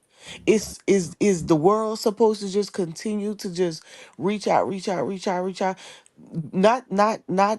Not ignoring the barriers. Now, I'm not ignoring that. Right. Not ignoring that there's some limitation, there's some pushback, there's some people that may get in the way, or some institutions that may get in the way. Not ignoring none of that, but just let's just take for the simple steps of it. At what point do those individuals are held accountable? Tell me why you are not, outside of the resources. If there's an opportunity given, or is there's a program available, why aren't you participating? That's Are you right. just gonna say it's the white man's program, it's white man's technology, or then it's black people are not heading it up, or if black people are heading it up, oh, that program is whack, they ain't got enough personnel, oh, we don't do this, or they don't do that, or are you gonna benefit from or try to help it and say, okay, I can't offer a lot, but I can offer my time. Or maybe you could teach me a part of it and I could come and support it because I see you trying to help my community, or I see you in a community trying to do something. Let me, teach me how to help you so we can extend or broaden our this program that you have so that we could be more effective in our community. Like at what point is I think we do some unfair assessments. And I'm not talking to the brother. I'm just saying just in general of how how we size up people who move to other locations, how we size up people who stay in the location and buy things, like or is everybody supposed to just live in come back and stay in a substandard house and just not do anything.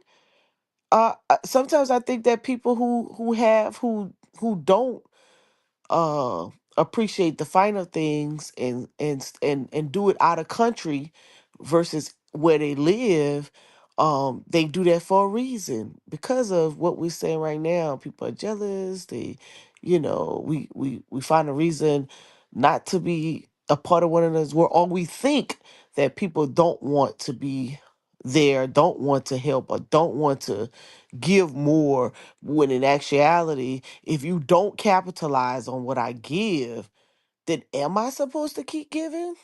Am I supposed to still show up? Am I supposed to pour the resource? I'm probably sounding like anti-black right now, but I think that at some point the other side has to have an You accountability absolutely as not. well. Yeah. You absolutely not sounding anti-black. Shit. You telling it like you keeping it 100. That's how. I mean, that's just the reality of the thing. Yeah.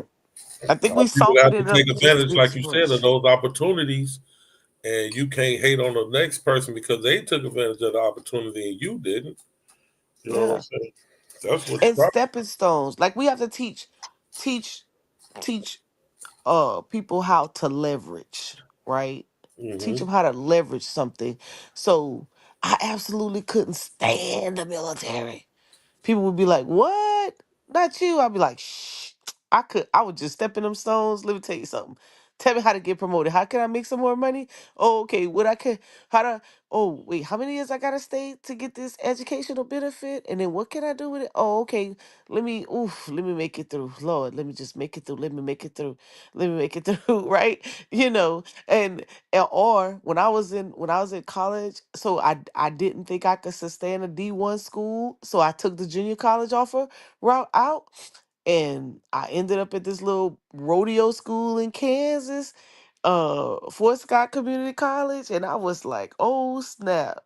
How I'm gonna get through this?"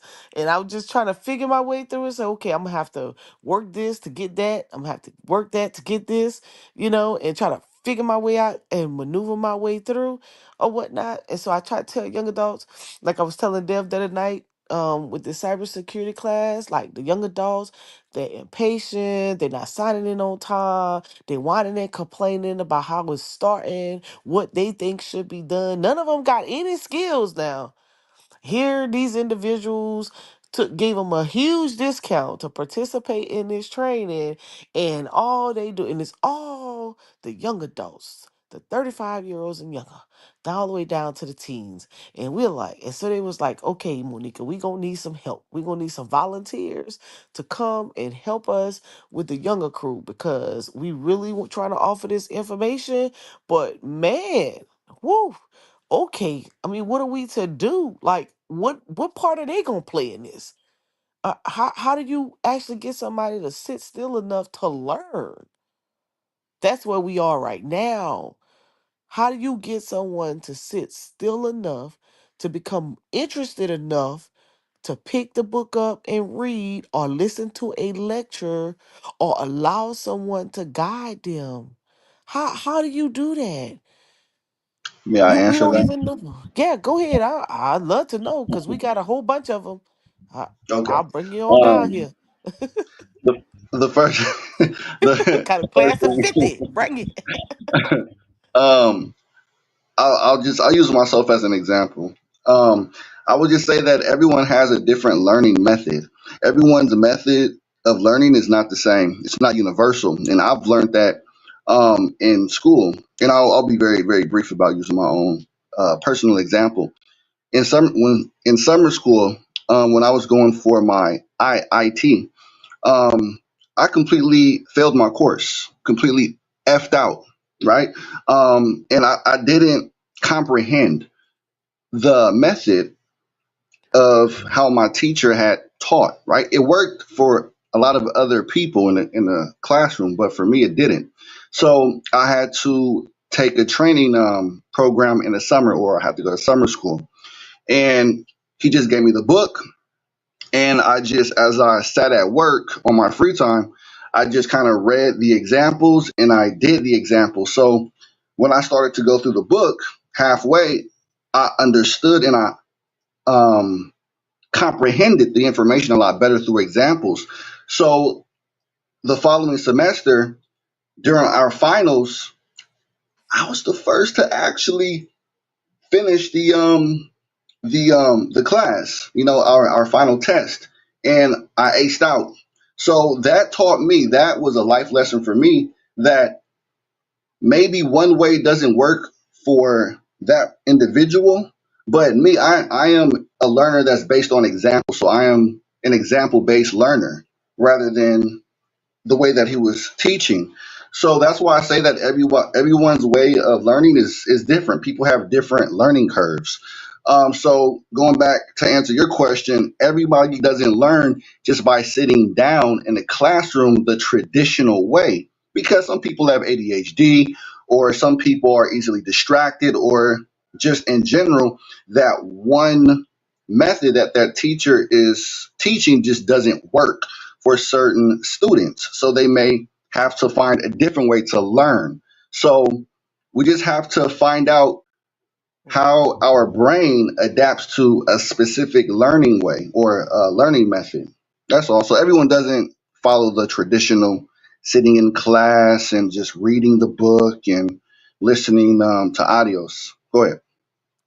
So we didn't even get that far to the learning part yet. This is a simple sign on. I I think that this, I tell my niece and nephew this all the time. One's 16 and one's 19. Don't try to psych me out of something. If you have a if you have a preferred methodology, speak up. It is not your teacher's job. She got 35 kids in that classroom. It is not her job to go figure out each one of you. If you don't speak up and say, ma'am, sir, may I, this, and this, then guess what? You're going to get left behind, because when you get on somebody's job, nobody's doing that for you. I'm sorry. When you own your own company, if you don't seek out a certain way from your own initiative, nobody's doing that for you. Something key you made in your statement a second ago. You said, I wasn't grasping it this way. So I took the instructions and I read through the examples and I figured out, okay, this may be a better method for me. And then I came back and bam, I capitalized on it. What most people are not doing, they're not trying. If they do know their method, they're not communicating it. And if they know their method, they still sitting back and feeling entitled, like you gotta come like a little puppet string and hold their hand. It's so often I deal with a lot of youth a lot of times, and some of them are so intelligent that they psychologically will tell you what they want you to hear, just so they don't have to do it or be accountable for it. Like they would just rather just tell you something and then they just do something else. Same thing with the adults. When I remember when I had my first set of little soldiers or whatnot, and someone had I in school I had took a human capital class. And at first I remember when I signed up for the class or they encouraged me to take the class, I was like, why am I taking, this was in a master's program. I was like, why am I taking a human capital class? What am I gonna do with this? Right? And I didn't realize that I was being set up to understand how exactly what you just said.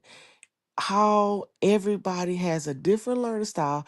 Everybody has a like pay attention to people's gestures, pay attention to their so I learned a lot about gestures, right? How to keen in on people and to know when they're attentive, when they're ignoring you, when they just, completely phased out, just all these are different things with how they if they're thinking, if they're lying, if they're if they're redirected, all this different stuff. And then I realized as I gained experience that okay, sometimes people are engaged in one thing that they're not really interested in, but they dare because maybe somebody sent them, or maybe they thought it was a good idea, right? Maybe they have something else in their toolbox that they're really trying to uncover. Another type of wrench that they would like to use because they prefer it for this particular way. So find out what the interest is, and then you got some, oh, they just gonna give you a hard time regardless because it's just you. And then you have to balance it. Okay. Now how do I balance all of these behaviors in one space? Or all of these people in this community in one space? Because everybody gotta feel like they have a voice or they have an ownership in what you're offering, or what direction they think they want to go, because everybody has this whole gun hole attitude. So how do you balance that, and then within you stay calm, collective, inviting, bring some harmony, a little humor, all of that in one setting, to ensure that whatever you got going on or whatever you're trying to deliver, that each individual in the space can use it to their advantage. And a lot of times is everybody's not gonna bite. And no matter how hard you try, they're not gonna bite. So the only thing you could do is do your best and offer your best. And if that happens, if and even in that, I've learned this. I'm not sure if you guys have done this, but this changed my life.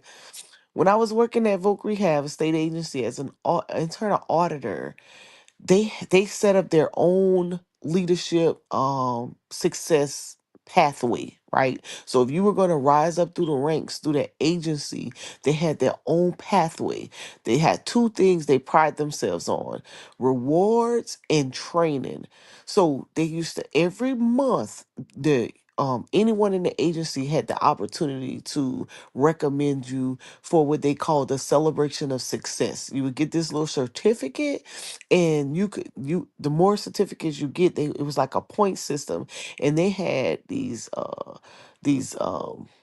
a whole bunch of paraphernalia that they would buy with the logo of the agency on it, right? And so you could trade it in, and you could buy like an umbrella, a notepad, a pen, a coat, things of that nature. And then it was a quarterly, so it was a quarterly celebration of success, and then it was an annual celebration of success. And usually multiple people would win the monthly, but out of that group, uh one person would win the quarterly, and then out of the quarterly groups, then they would have an annual success person. Then the second uh the training side of it, their training was called professional developmental training. And then they had a mentor, and I forgot the last piece.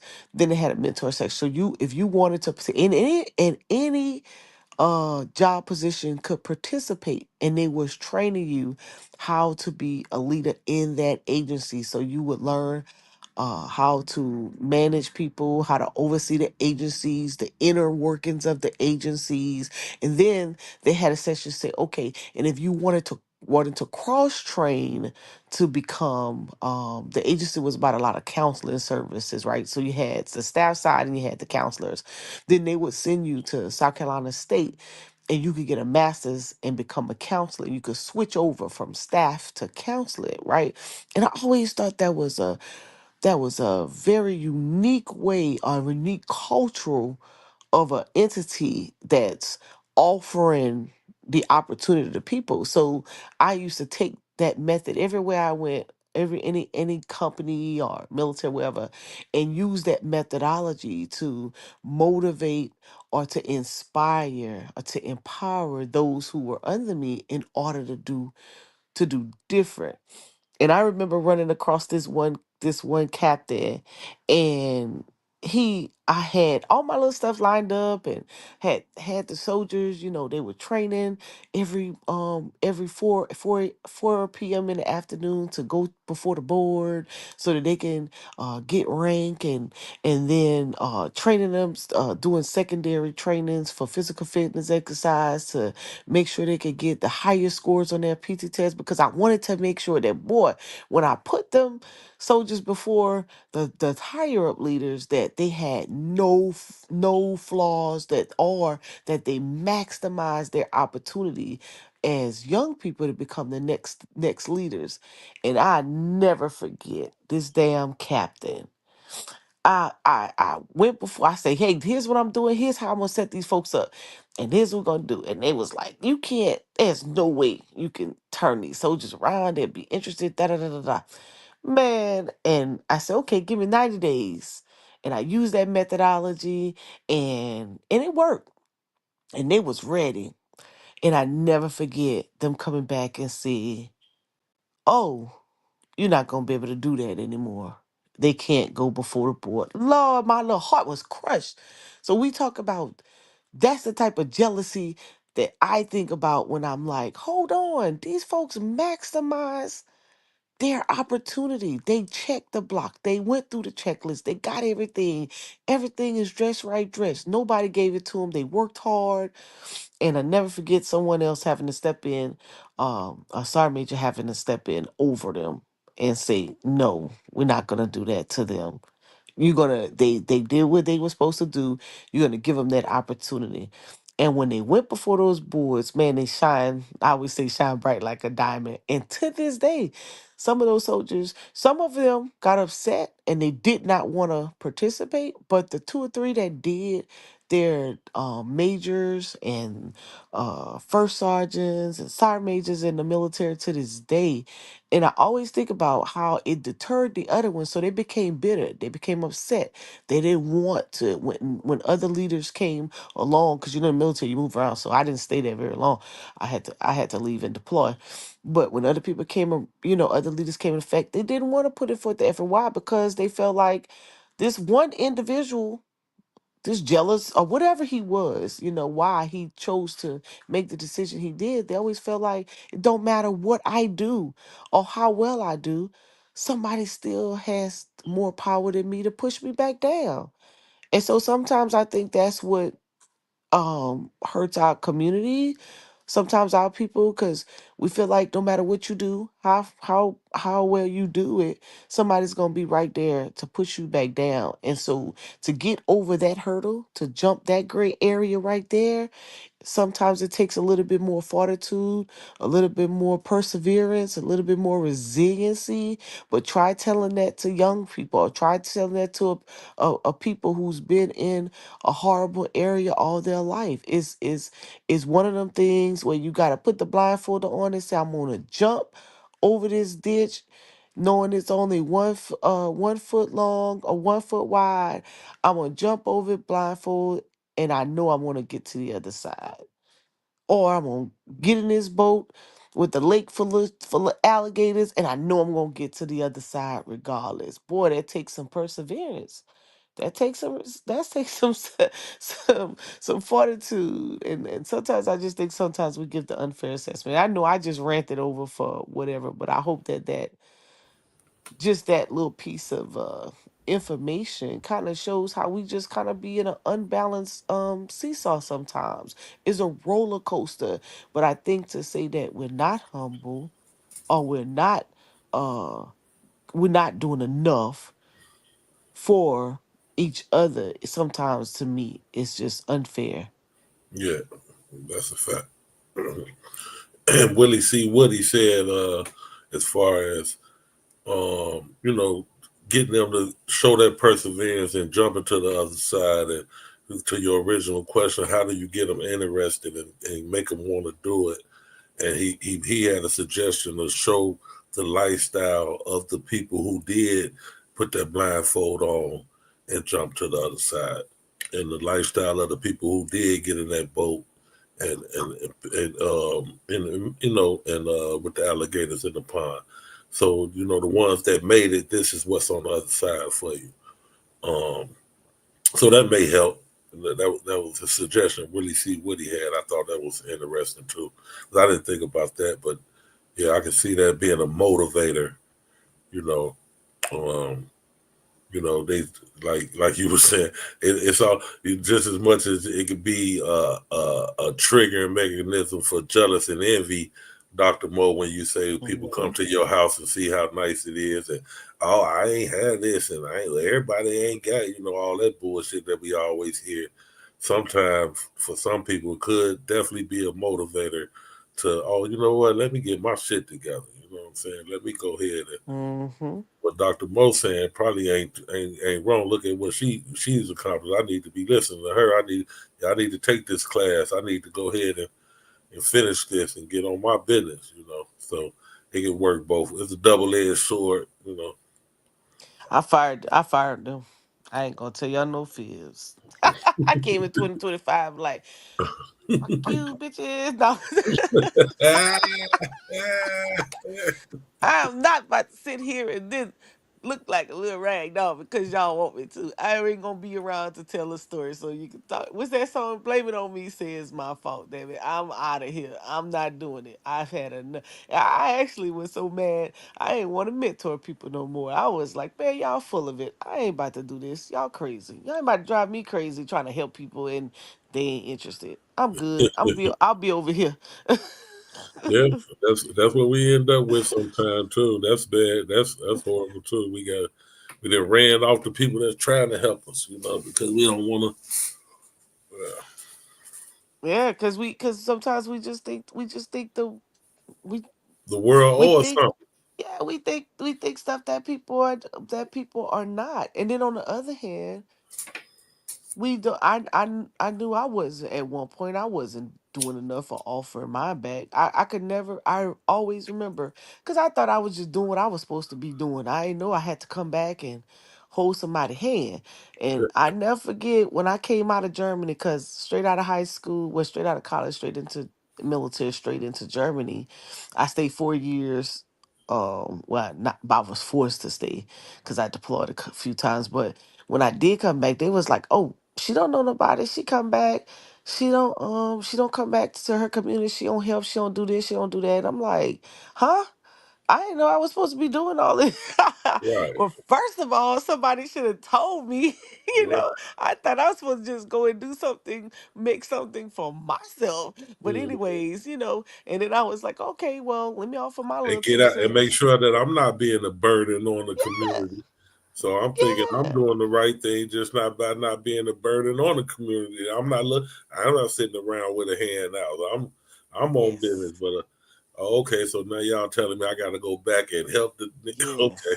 yes, yes. And And let me I listen. They let me bust my go on and do bubble. that too. Fuck it. I Yes, can handle it. Small hill to a climber. yes. Let me tell you, I kid you not. At one point, I had when I, you know, so I was like, okay, let me check myself. At one point, I had 9 people in my house. 9. I only have a 3 bedroom, 2 bathroom. Mhm. 9. And 3 years, I did it for 3. And I said, you know what? Man, I came home one day. I said, everybody out. Bye, Mhm. peace. Go find y'all somewhere to go. Because obviously, I'm not helping. Yeah. So, and I used to think that if you take somebody out of an environment and you put them in a more resourceful environment, that they would do better. Mhm. And A I lot of found out that, yeah, if they don't want to, they not. people. Maybe they just looking for a little support. So I had to understand. I never hear my aunt say, hey, stop doing that. Stop giving handouts because they gonna survive with you or without you. Oh yeah. Now, if you want to help them from a distance, so you have to know how to measure and don't feel bad about it. And so, boy, I never forget when I released. I was like, oh, these little bastards was using me. Let me Mhm. stop. I won't call them bastards. But I was like, you know what? Hold on. So I have to, and to this day, I have to learn how to share what I don't feel bad about losing. So I have to measure from my time to money to just being a listening ear. How much of me do I really want to give out that I'm not gonna feel bad about? And then I can feel like I can live peacefully because you would try to check the block of others demands, whether it's community, people, whether it's another organization, whether it's your job, whether it's your kids, your significant others. You would try to check everybody's block and give so much of you, and it'll become exhausting. And then you're like, oh man, why am I so drained every day? Or why am I so tired every day? Or why now I feel like, and then the older you get, you feel like you can't think clearly. Like you got to take a moment. Let me go, hold up. I got to I take give a, you everything what I got, and that's not only on the financial tip. yes, not only on the financial. So That, now I used to have a soldier that said, I'm going to take stress breaks. Now I take stress breaks. I'd be like, mhm. hey, I'm on mental health break. I'll be Mhm. back. Yeah. And then I'll come back. Because at that point, I've realized I reached a peak. Like, hold on, what am I doing? Hold up, take pause. I'll be back, y'all. And I'll go off for about 30 minutes and won't do anything. I'll just be like, la, la, la, la, la. And then I come back and I say, okay, let's start this over again. Because at this point, I'm like, wait a minute, I'm giving more of me, but this, whoever I'm in the midst of, they're not doing their part. And why am I thinking or why am I participating in so much of what they got going on? Hold on, what are you doing? Hold on, let's reevaluate for a second. And then I had to learn how to do that with tact because then at one point coming out that military, I was raw and uncut. Like, I don't care. F your feelings. What? Mhm. This is how we doing, and this is where we gonna do it, and this is how we go. But then I had to learn, like, hold on, push pause. Yeah, You know, I'm back into the civilian world now. Let me get. yeah, little softies. The little softies, you know what I'm saying? You Yeah. can't say nothing to them.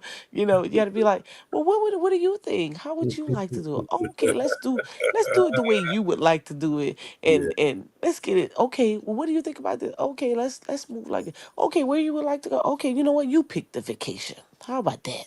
Mhm. Let's do Apologizing what for you. shit you ain't did nothing wrong. And shit. Man, listen, they'll have you on a roller coaster, and I had my days of it. And I'll tell you right now, shit, 48, man, I'd be in another world. You'd be like, what you thinking about? I said, I'm not thinking about nothing.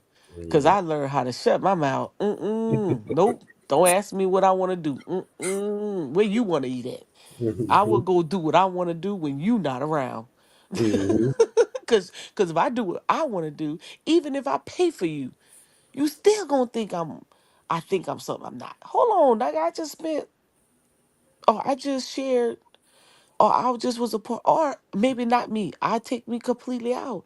I just hooked you up. I just gave you I remember giving a friend of mine a contract, y'all.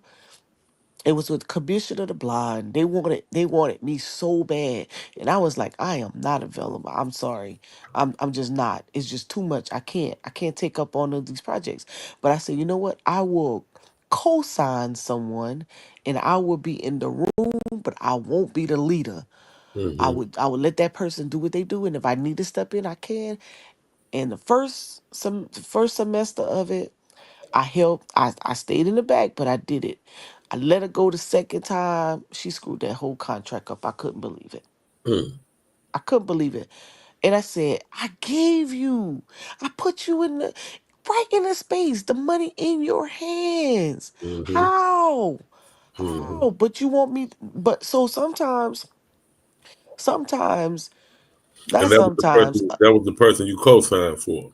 Yes. Mhm. Yes. Put all your talent. So sometimes, a lot of times, I won't even say a lot of times, we help, we offer. I say we because we all in some right probably are doing it. Like we're doing more than enough, but people still seem like they need more. So now I'm at the point I'm reversing it to say, you tell me exactly what you're trying to do, whether I like it or not. If it's as long as it's not illegal, immoral, I'll find a way for you to get your resource to help you do what you want to do. That means now you have to put the work in, and I'm the supporter. I'm not putting the work in and you supporting the work for you. No, no, no, no, no. You put the work in and I'm supporting you. You call me if this ain't going right, that ain't going right, and we'll figure it out and we'll work it out. But if you can't put the initiative, do not expect me to do it. I'm not doing it. No. And I'm not expecting anybody else to do it, because I think that right now people have access to entirely too much information. There's too many how to's out there. It tells you exact. Listen, I was trying to use AI the other day. I was trying to learn how. So I want to create a feeding program. Yeah, feeding program. Um, web-based application that allows you to do signatures and do point of service meal counts, right? To streamline driving from location to location, uh to mitigate or reduce air pollution, right? So there's a grant out right now that to reduce vehicle mileage. That's what they're calling it, right? So for us, because we have to drive all these locations delivering food, or to monitor or to check up on the compliance of what's being done at the different sites, I want to be able to create this software to be able to do that for me. Right now, there's only one software I've seen out there that's that, but it's subscription based and it's only for that state. So Mm. nobody else could tap into it. And it's a nice one. So I'm like, well, we can't tap into this and everybody else is still doing hard copy, then I want to try to create one. So I was on I was on AI trying to learn it. And I was like, so I got pretty far, but I don't know how to create an app. So I got stuck. And I Mm. was like, oh man. So I was trying to teach myself a new skill set. And I was like, well, if we have access to all of this information, then everybody that needs some type of support and help should be trying to tap in some type of way. Because you got audio. You got audio. I think the brother said it's different So you type of still got all your learners. work for that, Dr. Bo? Yeah, I still got it. Because I still, GA, I know you holler at GA about yeah, making that. Yeah. GA has got me I think probably about 45% of the way through. Okay. And then I think he started working with Q. And he probably gonna circle back around to it or whatnot.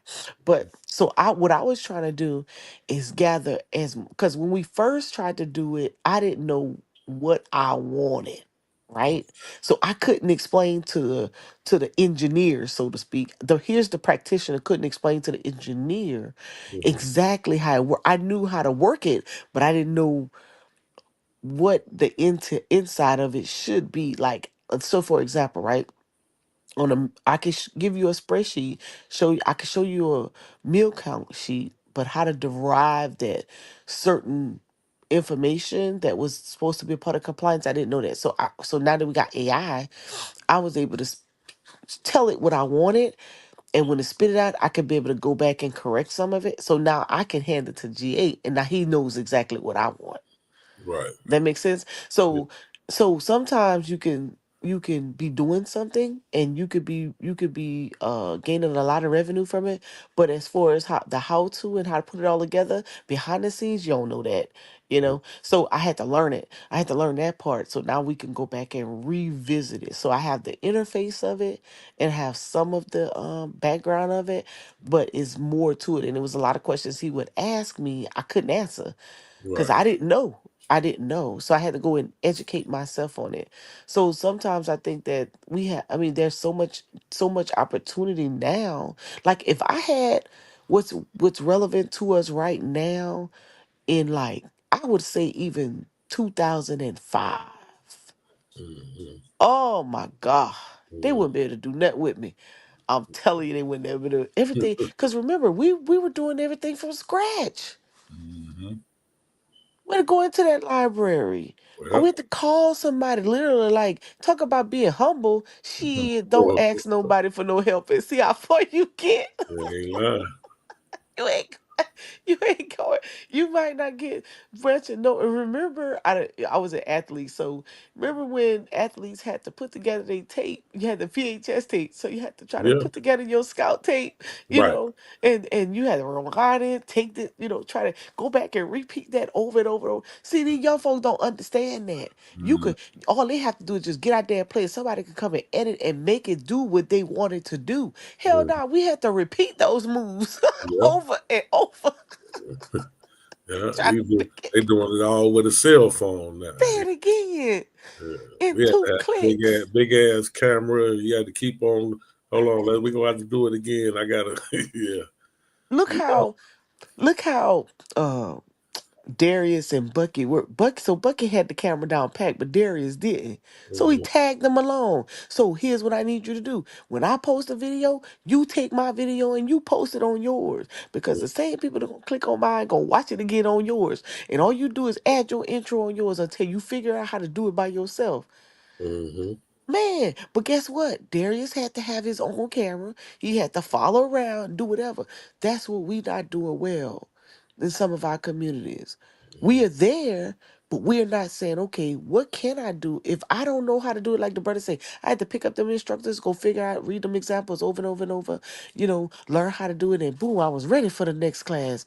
Well, the average people, what they're not doing is we're showing up. They say when the student is ready, the teacher will appear. Well, guess what? The student's not even coming ready. They're not even coming with the attention or the interest. So if you don't have the interest, how the heck we supposed to teach or give any opportunities to them? They're not interested. Even when the entertainer, I used to manage music artists. And I would tell them, I didn't know anything about music. I didn't know anything about the industry. But I told them, because I don't mind helping, I'm willing to learn it. But what they didn't do was, while we were on that journey and we were putting them in different spaces with these record companies and these training, these artist development centers and things of that nature, they stayed in the mindset of, I'm already good. So when we were in these places, they weren't picking up the extra skill sets that would make them. And I remember going to this audition for, I'm not sure if you guys know, it's called Actors Models Talents for America or something like that. And it's where they take all these different talents. And I never forget, the lady said, it's two of you, but what happens when they only want one of you? mhm, What are y'all gonna do? They said, we're gonna stay together. So they said, okay, if you stay together, we know you can sing and you can rap, but can you act? Can you dance? Can you speak? Oh, whole nother ball game. mm, They said, as good as you are, if you don't pick up these other three skill sets, you would not get signed. mm, So what we did, we took them back and said, okay, we're gonna create these curriculums, we're gonna take y'all to training, we're gonna do all of this. But what they did, they say, well, Mo, why we need to do all this? We know we could. We know we could be on the stage. We know we can do this. So they left. They went the other way. They started featuring with other people, and they start stealing their music. mhm. I said, I tried to tell y'all, but y'all don't listen to nobody. So some stuff is just so hard, y'all. We have it so hard. I think we have it so hard where everything you lay out, everything you guys talk about every day. There's some people that will listen, but they won't capitalize on it. That's a fact. Or they would listen and they would make an excuse about why, we still can't. It's still everybody else's fault. Mhm. But dang, you should have made some money by now. GQ just told you. You ain't made $10. You did nothing. I'm just saying. You ain't know nothing about an engine yet. Willie just told you he got the best engine builders in the. You ain't call Mhm. him yet. You want to be a mechanic? To who? You got one of the best engine builders we know, and so he say we gonna take his word. Mhm. Call him, man. Real I'm tough. saying, Real you tough. know, go to this Q Science Fair, even if you don't know. Walk Mhm. around until you find something you like. I'm just saying, y'all. I'm just ranting. Y'all cut me off. No, you got it. Hey, you telling it like it is, as always. Yeah, it's not rocket science, y'all. I mean, curious mind. I mean, you have a very valid point, but there's another side to the story too. We always gotta address, and we can't let people off the hook. So both points, what UGQ was making, what you were making, both are very valid. And the person who needs the help, or the person who uh needs to fall somewhere in the middle, needs to learn how to balance, how to take the information. Like we always say, eat the meat and spit out the bones. Yep. Tell it Right. worse. Definitely agreed on that. I just wanted to because when you were saying a lot of things, it did come across. It came across some points that I was aware of. And it was in the beginning of your conversation about I just call them Negro diamonds. So you were talking about, well, for those who have a lot of information, but if another person that wants to acquire that information from you, then it may come with a very arrogant price. You know, you need to bow to me or this and that.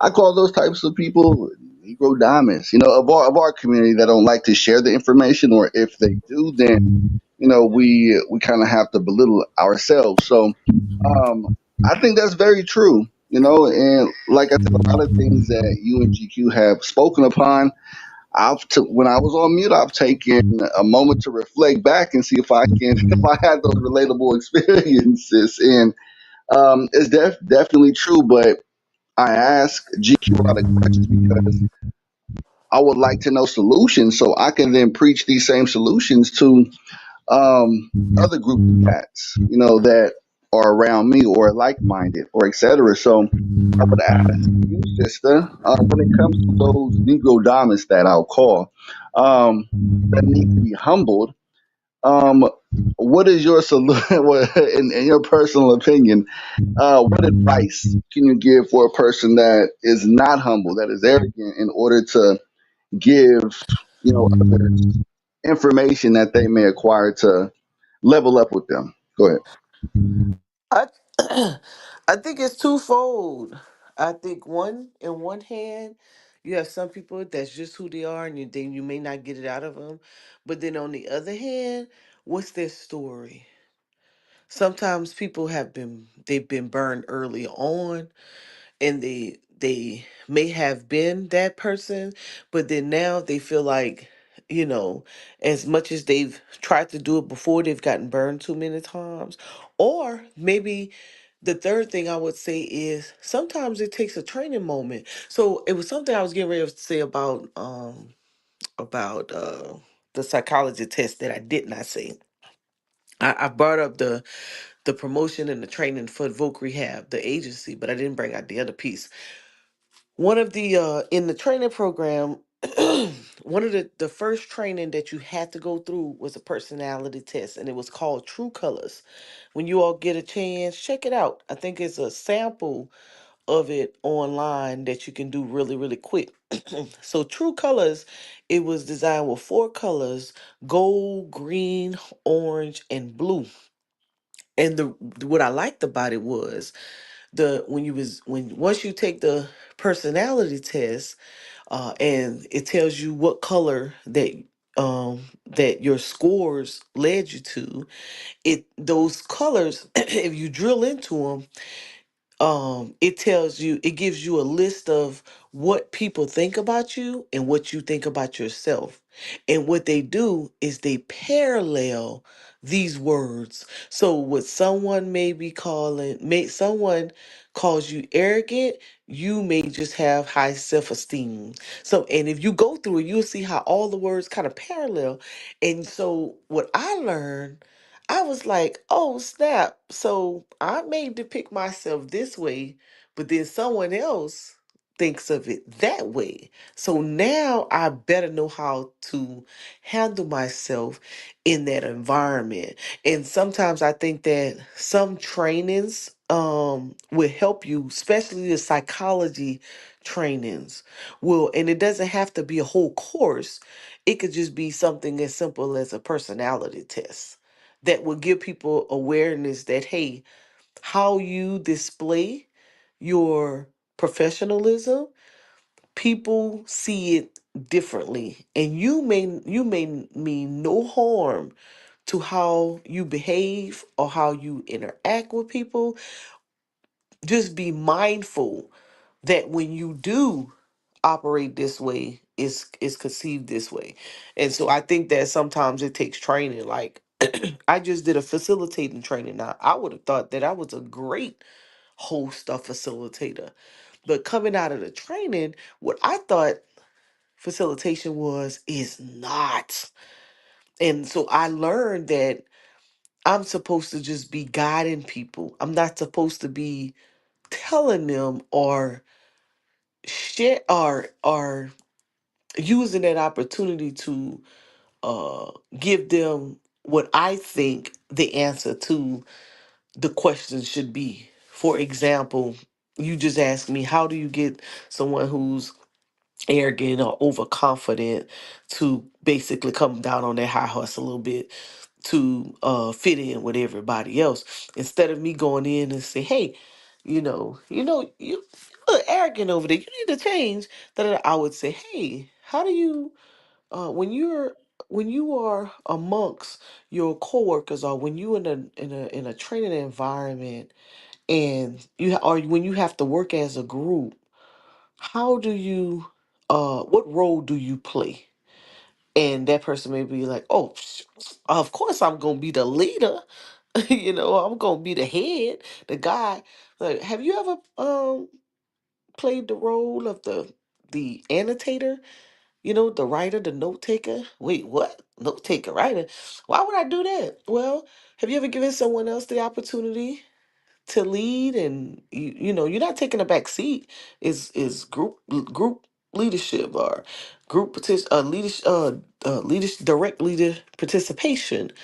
So how to that person being trained in different human capital behavior or human capital facilitation will understand that, hey, maybe the way you're operating is construed, or maybe you are displaying a very arrogant disposition. So what you want to do is you want to kind of soften that, because what you think you're doing, you're not. This is what you're doing. And that comes with, in my opinion, and what I've learned through the years to participate in a lot of these soft skills training that I didn't think was relevant. You will learn how to not come off that way. So like in the last 6 months, because I've been participating in these little different stage presence, facilitation, Toastmasters, and all these different things, I've learned that, okay, if this was you and the people, you want the people to follow you, or you want the people to use your guidance, or things of that nature, then guess what? You're gonna have to put yourself in their shoes and look at you how they're looking at you. So you can't just puff up and say, no, that's not me. You have to take a step back, and you have to see it from their angle. Now, it's one of two things going to happen. You're going to have somebody who they just blowing smoke up, and you don't really pay attention to them. But pay attention to the people who are more genuine, who are really more interested. So I had a soldier that tells me one time, she's like, hey, so I'm like, man, you a very good soldier. You a good leader. But boy, you can act real ignorant sometimes. And I'm like, what? What? I just all like, what? What you mean? And she's like, no. She was like, take for example, it was some incident that happened, and I just went off the hinging. And she was like, that was uncalled for and unnecessary. And at the time, I was like, girl, please, whatever. But I did take a step back and I did think about what she was saying. You know, now if she saw me to this day, she'd be like, what? Where was that song land back in the day? Because but I've been trained since then. So it takes somebody to go through, uh, to know, first of all, you have to know that those trainings are relevant to the individuals who are coming back to lead a community or to be an example for the community.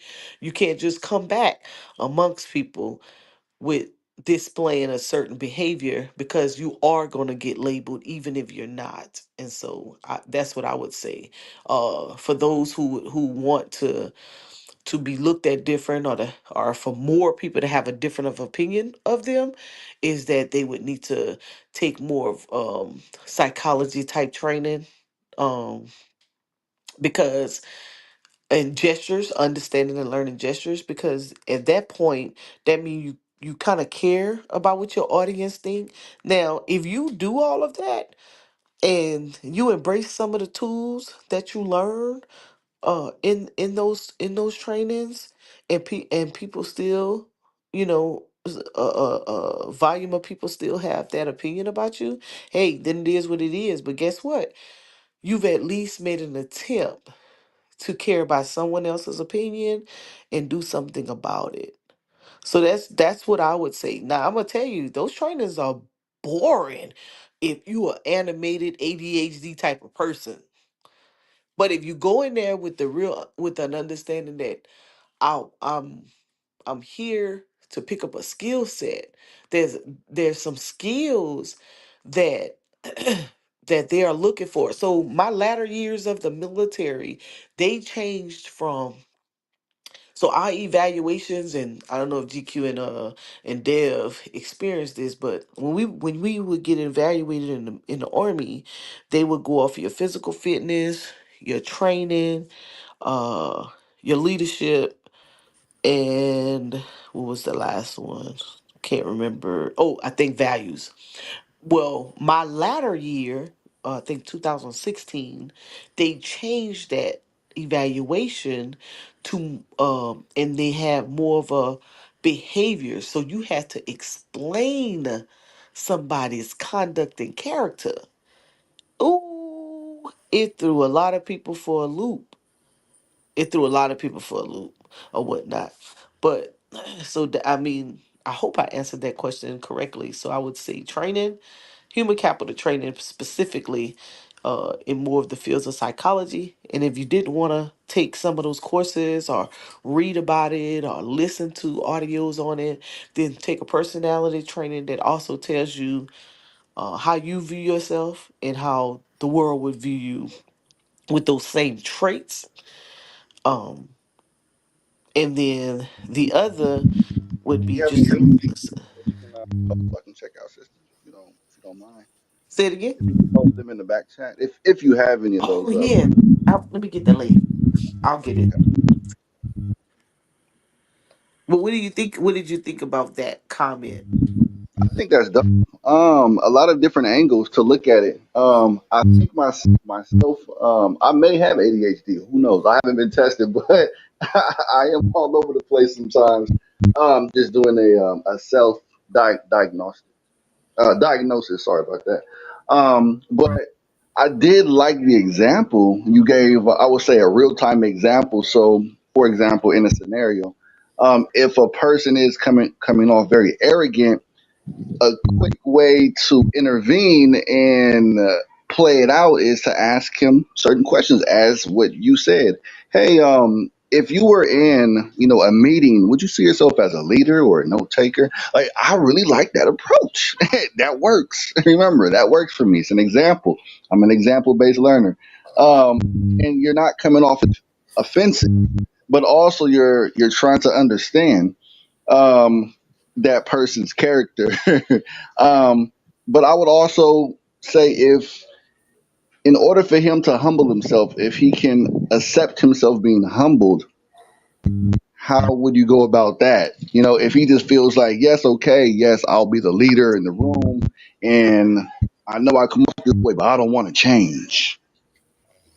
Where do you go from there? Well, then you know, and you as a person, then you know how to deal with that person, right? So you know that if that person is not the head of it, they're not they're not going to cooperate amongst the group. So you find a different task for them that has nothing to do with leading the people. You give them a different tasking, right? I'm not going to put you with the group where you the only person has to have the only voice because you're going to mess up my team. So I'm gonna still make you feel empowered, and I'm gonna give you a different tasking. Well, shit. Go ahead, brother. You want to chime in? No, you go ahead, Curious. You good.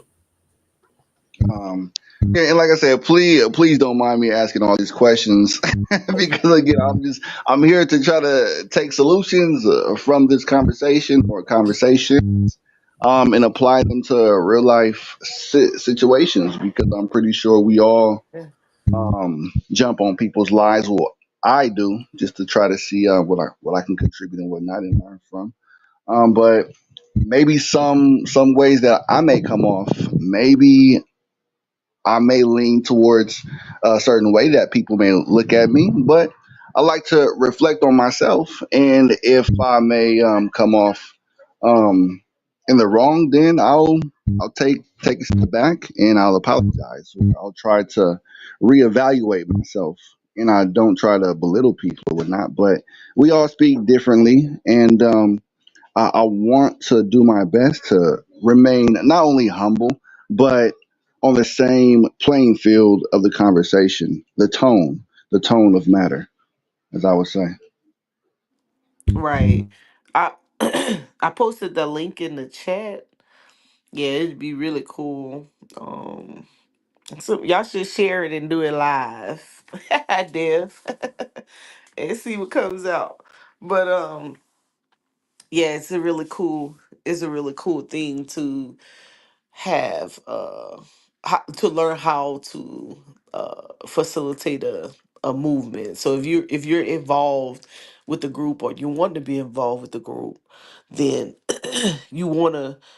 So like I just learned. So when I was in my masters, we used to do classroom charters all the time, and I didn't think of, people think that, well, when you want to lead in the community or you want to do some things in the community, you have to you have to legally start an entity, whether it's a for-profit or non-profit. But I recently found out you don't really have to do that. You can just really have a work group, but then what you would need to do is have a governing documentation, and which is will come in the form of what we call a charter, where you identify the strengths and the weaknesses of the group and who's going to do what, who's going to be your spokesperson, who's going to be your note taker, who's going to be your marketing person, who's going to be maybe your evaluator or your assessment person. Like you assign these different roles, and now everybody has a leader type opportunity to serve now, and you will always know the most vocal person is not always the best spokesperson. You have to have that person who has those skills, those traits. And that's why, like, you notice a lot of, and I know we get really mad at this, but you notice a lot of pastors, they always giving the lead for the community.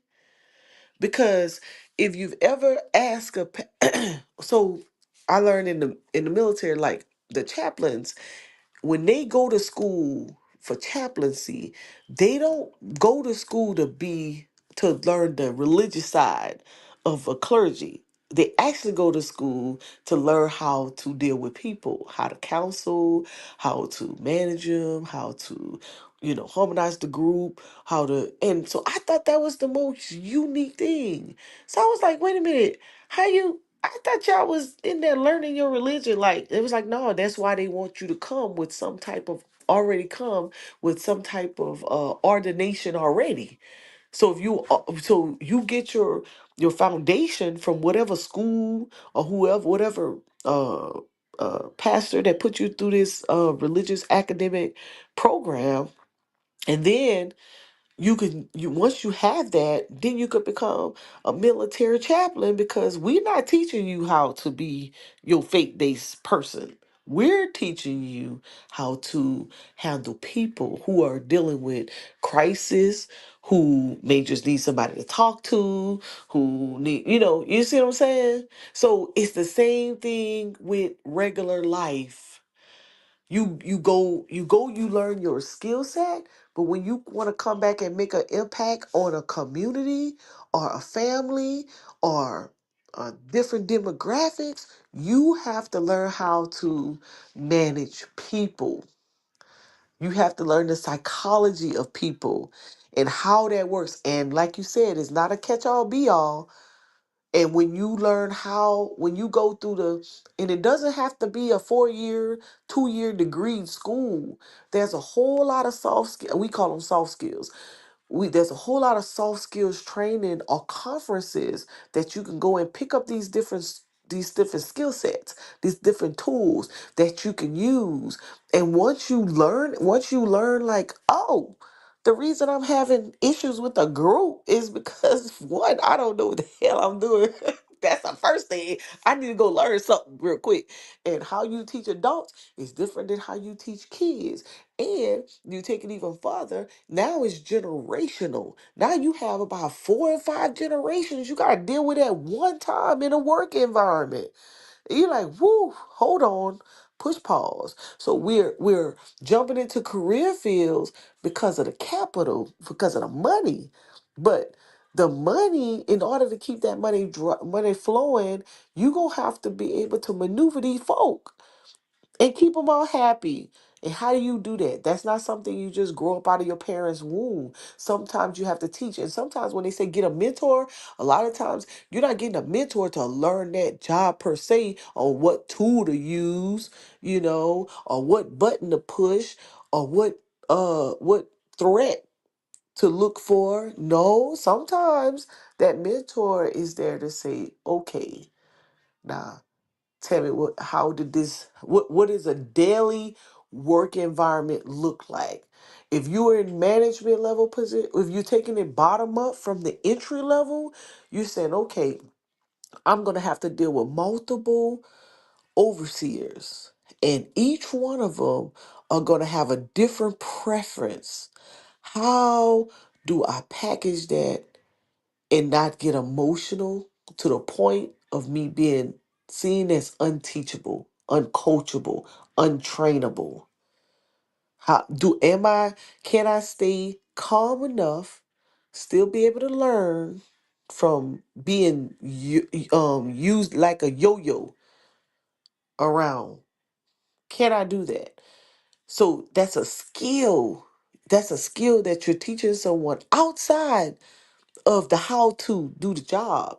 And then on the flip side of that, as a manager, a supervisor, a CEO, a business owner, a community leader, a coach, you're learning to say, okay, you learning how to manipulate an environment, so to speak. I know that's a bad word, but that's pretty much what it is. You're learning how to galvanize these mindsets, right?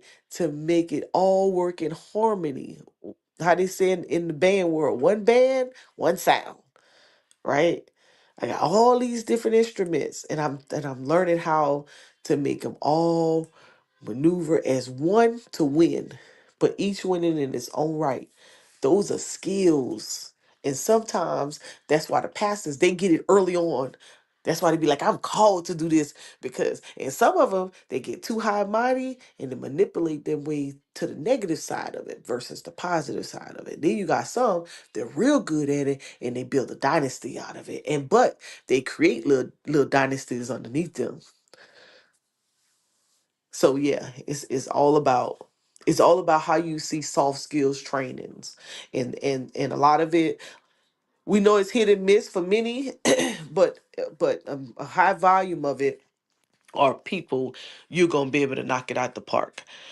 And that's how, well, think about it. Think about gains, right? Don't think about the negative side of it. I always say that men got something women don't, and you have the ability to galvanize individuals and get them to do some things that we don't always can get people to do. But and so I always in my veteran groups, I always want the guys to be in charge, and then we take the other jobs in the field. And people be like, "Why you always want a guy to be in charge?" I say because when they step on the scene, don't nobody question them. They say whatever, and people be like, "Okay, okay." But as soon as we take charge, oh hell break loose. I don't care how good you are or whatnot. But if you let them do it and we just back them up, watch how we move. Man, I've been able to bring so much money into my veteran organization because I stepped down. I stepped down, even though I was good at it. They gave me a hard time though, and I'm like, man, why would I go through this when I could just let my homeboy take over, and he ain't gotta do no work. I just need him to stand there and look good. I got your back. Go on and do what you do. Yup, prop you right on up. Now, not saying he don't do well, he does great. But the point is that sometimes you gotta know what situation you in. So when you talk about humility, I would call that a very humbling moment. I'm a great leader, but I know my homeboy will galvanize the people without pushback. Whereas I'll galvanize them, but boy, they gonna make me work hard. And I don't have to do that. I'll take the second seat and I'll let him lead and we'll still get the mission done, but it'll be less stress. Ooh, y'all pulling a lot out of me today. I should have recorded this. I'm gonna have to put this. I'm gonna have to put some of this on paper. You dropping gems, sister. Dee, what in the They better world? gain that knowledge. What did Knowledge I that's eat? not taught in college. Hey, what did I eat today? That's some damn stuff. let me let me ask how's my microphone, because somebody in the chat said that I need to fix my microphone. Is it okay? I thought it was fine. I'm not sure what they're hearing on their end, Okay. but Uh, sometimes we hear it different. mm, yeah, I just want to make sure that my microphone is okay. Yeah, this is definitely an empowering conversation, and again, if we all want to get on the same page as good old black folks, right? I think that it's completely fine adapting or adopting our old traditions. Probably not all, because of course times have changed, but this is why I go back to my initial question about the comparison of Black Wall Street. How were they able to come together, thrive in that way, and have the most minute jealousy where they're not stepping on each other's toes and trying to compete with each other, rather coming together, because today it, it seemed like we can't do that at all. It always has to be a big competition, who has the bigger balls. And I want to be Negro Damas, and I want to be the only Negro at this position. And if any other Negro tries to challenge me, then I'm going to knock them down. That's the mentality that a lot of us have these days. So that's why I asked, brother GQ, what is his piece on that, Hmm. or not? But I what do said, you? And I'll ask you also, what advice or what solutions or possible suggestions that you can give to help us get out of that state of mind.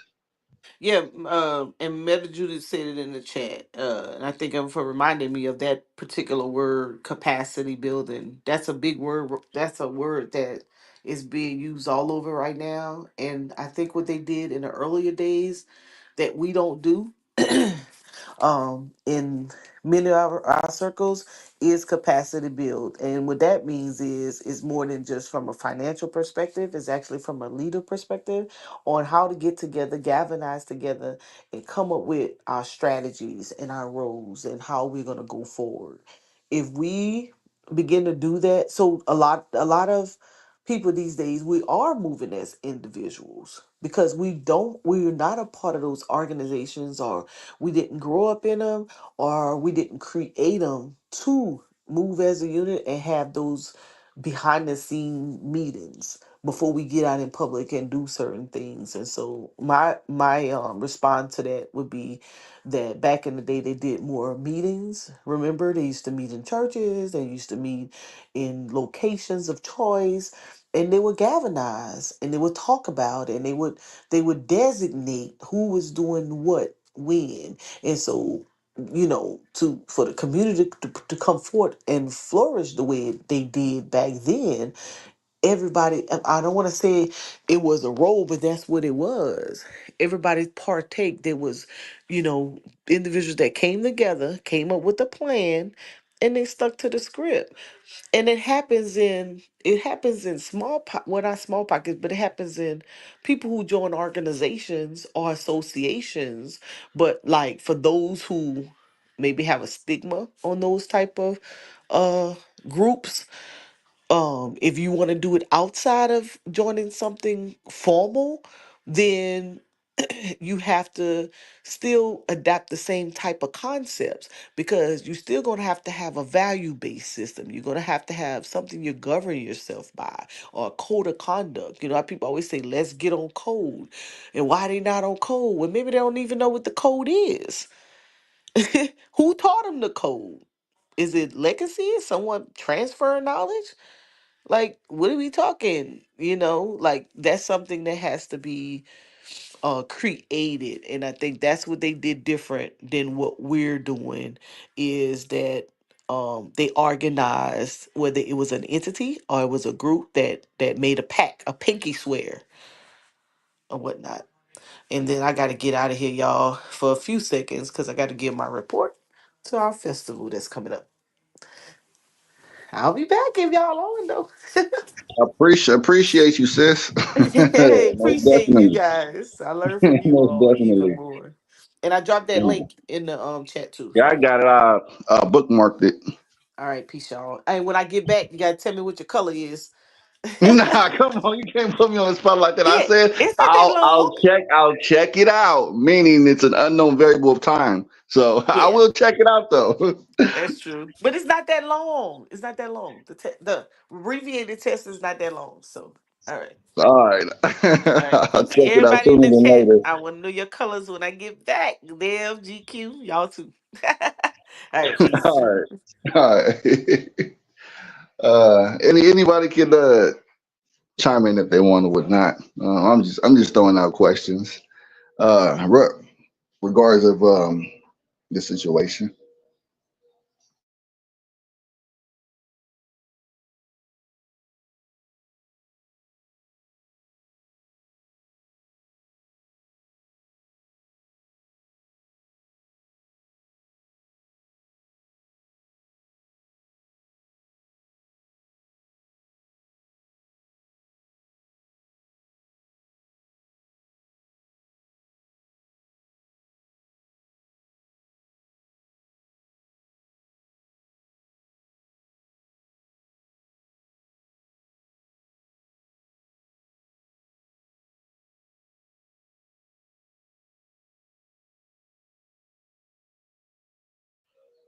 So I guess if nobody is going to step in, I guess I'll give my take on the topic.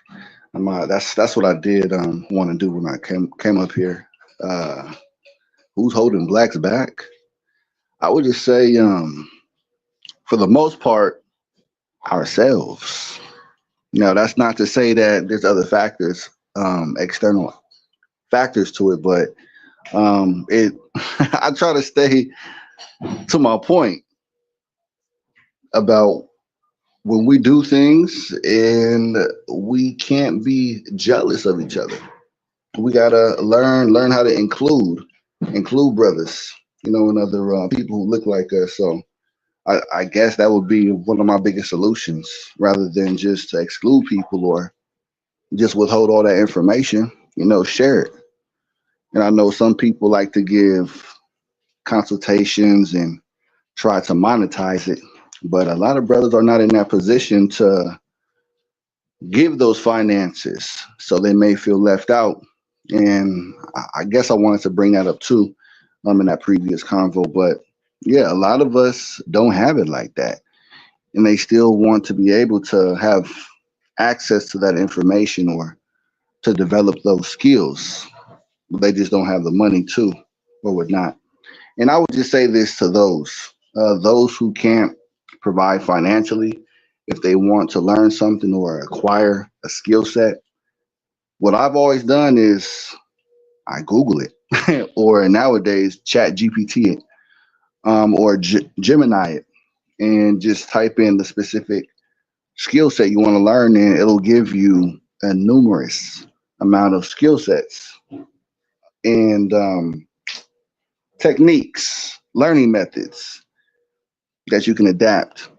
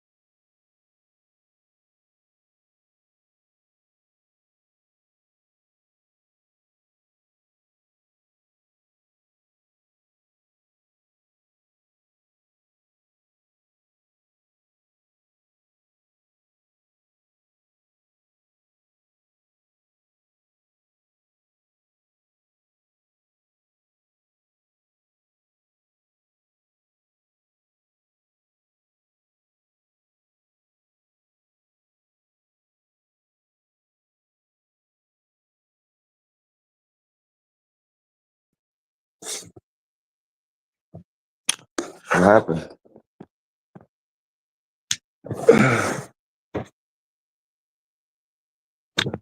I think she dropped off.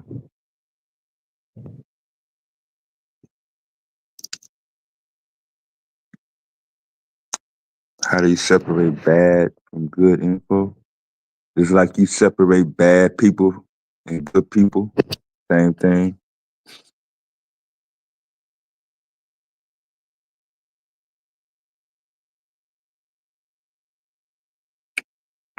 Read through it.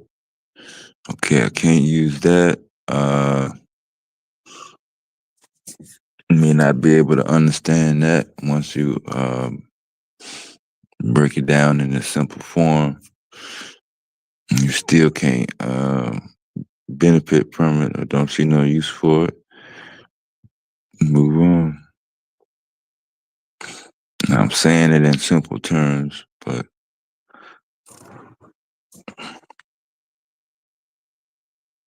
some people like to be associated with things that are not good for them or their surroundings. A lot of people like to indulge in toxic foods, toxic environment, toxic clothes, just being around things that hadn't really worked out. See other people hanging around. Been dropping the information in the chat last couple of hours regarding various subject matter. You saw there were a couple of groundwater contamination toxic tests when it came to parts of Illinois. Looks like there were at least 47 different communities to have found to have toxic groundwater and PFAS AS in them. So just take a look at the Illinois EPA website to get the breakdown on those particular communities. And there were other news articles disclosing air quality. And it does turn out to no surprise based on the trend that 46% of the population in the United States are experiencing less than adequate air quality across the United States. Looks like a good portion of it is in West Coast Cali, northeast corner, some of the industrial areas, but those news articles are posted. And we did have one more automotive recall news that I didn't able to get to yesterday. The GM released a recall notice for the 2023 to 2024 GM pickup truck Silverado. It's on the recall list. So you can check that out.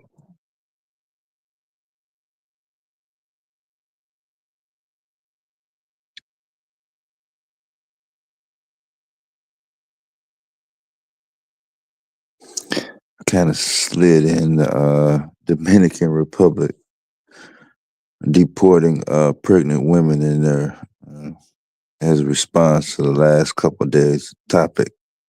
So don't take that too personal.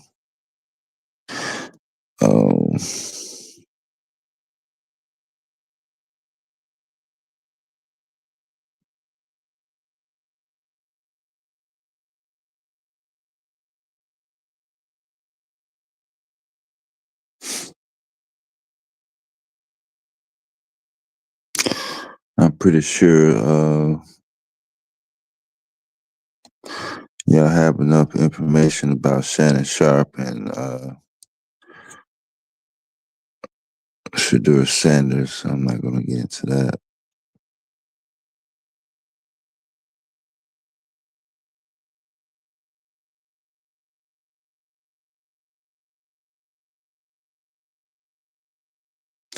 Oh, yeah. And there was also another article that showed, compared how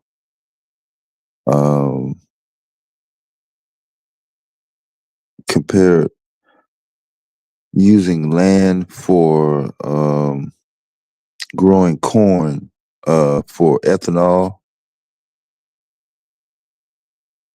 versus using the same space for land for solar panel farm. Would you use more land? Would it cost more money? And based on those results, looks like you can only use 1 acre of land for solar panels to produce a specific amount of energy, which you would have to use 31 acres of land to produce enough corn to produce the ethanol to produce the same amount of energy. So in that particular study, the solar panel farm came out on top.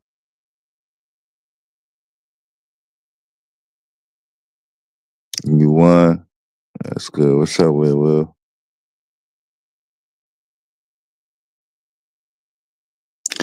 Yeah, it's Saturday morning. We have our normal hangover crew not able to make it for the morning shift, so they're just gonna roll over and miss out on some of the morning festivities.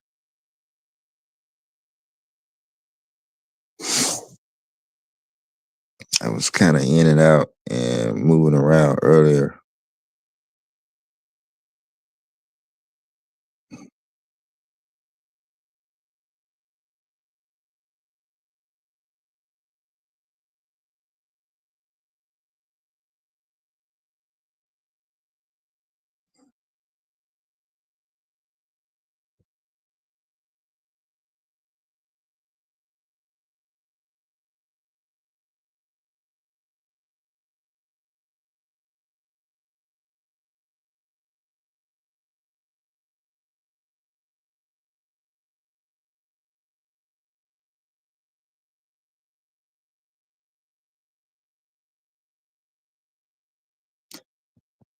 see a meta came in.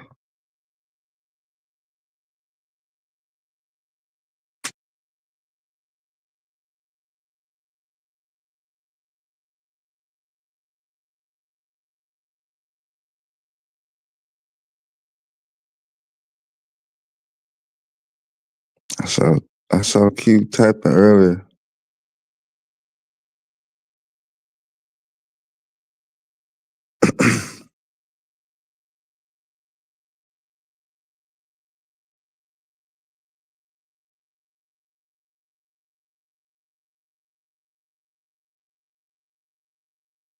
Yeah, we love Dr. Lamb rants.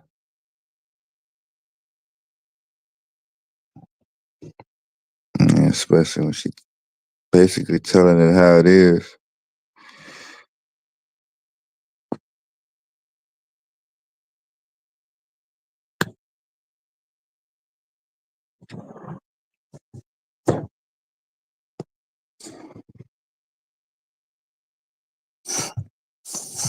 But yeah, you can't force nobody to learn and do right.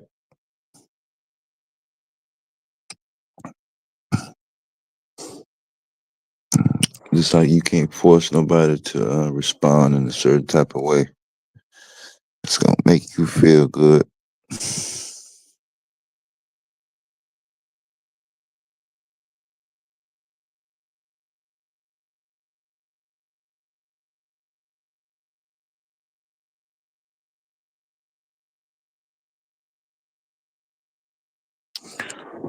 Oh, let me put the link in.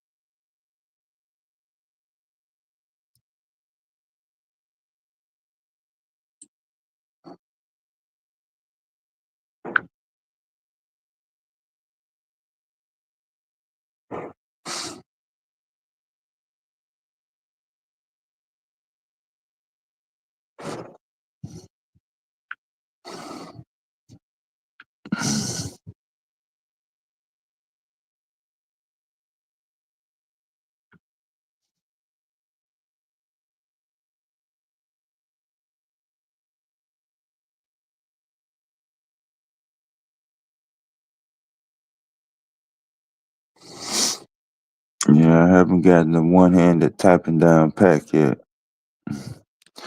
I learned how to type with two hands, so take me a little bit longer.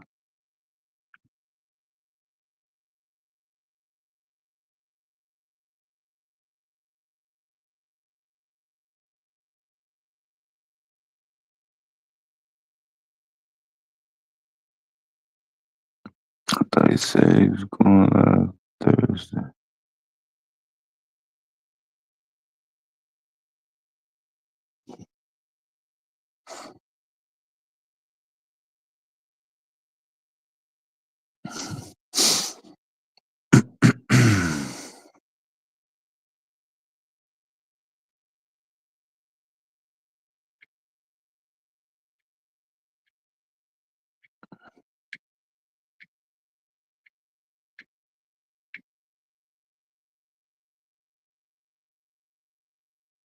Ooh.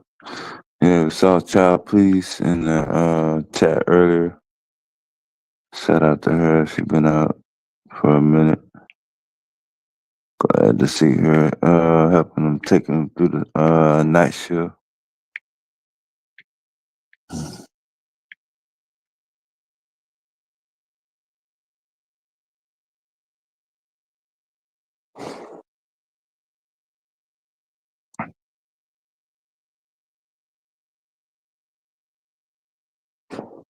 Cigarettes.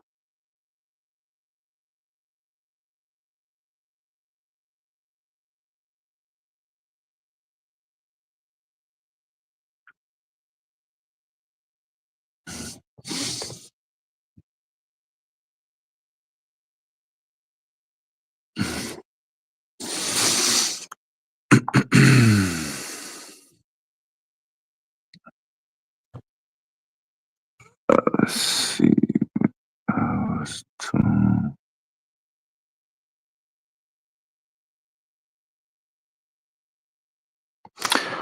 So, real quick, monkeypox found in North Carolina sewage waste water. It wasn't real high, but there was some sporadic detection, of course. So check out Newsweek for those particular results. Marinetti's apple juice issued a recall. That apple juice is primarily in the Midwest, central part of the country. They pretty much distributed apple juice in 28 different states. So check the USDA for that particular recall. Let's see. Anybody order anything from a clothing store called Hudson, the Hudson Group, Hudson Valley? What was it? Hudson.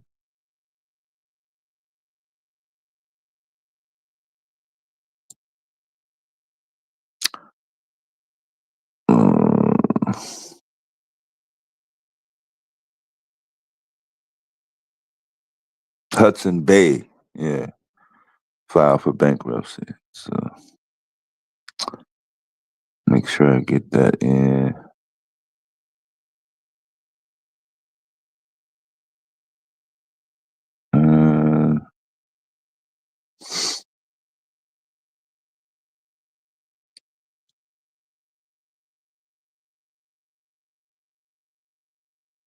Oh yeah, gave you the article about Venmo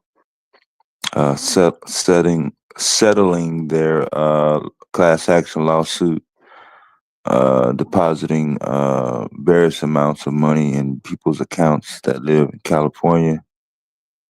Check out SanFranciscoGate.com for that article.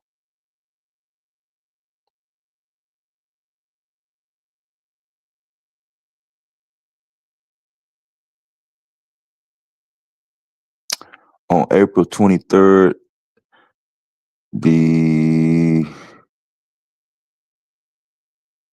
EPA advised children and other sensitive groups, such as people who experience asthma and other cardiovascular symptoms, not to go outside. That was yesterday, actually. I mean, no, the 23rd was Thursday.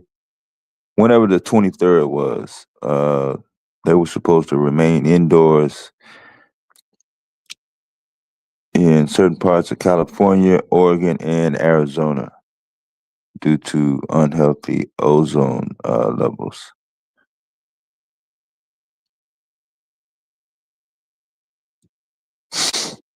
A lot of people not paying attention to the air quality or the quality of the water, not only that they're drinking, but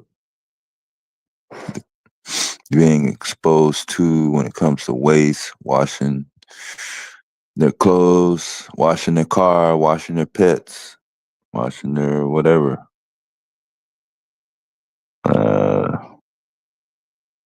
Taking things for granted that they're going to be okay. And you saw the minimum wage increase, state by state breakdown. Posted that up.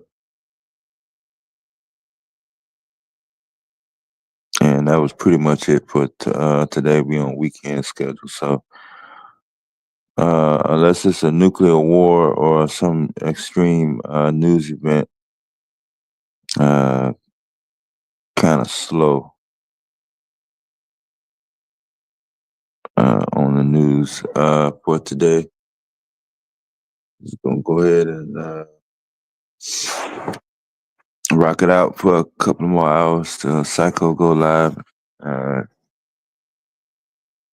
Probably gonna be talking about Shannon Sharp. I just don't see the benefit in talking about what celebrities doing with their money, what they're doing in the bedroom. This shit just don't make no sense to me. Same thing with the Sanders boy. The Sanders boy is not bummed out. He want to play football. He gonna be able to play whether he get drafted or not. I don't know how people expected him to get drafted in the first round, top 10, this extravagant quarterback. Um,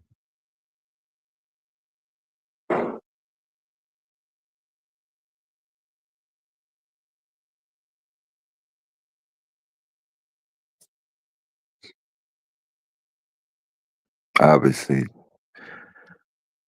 even some of the worst teams in the NFL didn't see no value in him to this point. So it's going to be pure ego and emotion. Somebody going to feel sorry, or you're going to be looked at as, oh, you thought you was the big quarterback, and now you on the team, you're not going to even start. Why put him through that? Just continue living your life, man. You had your highlight. You was at Colorado.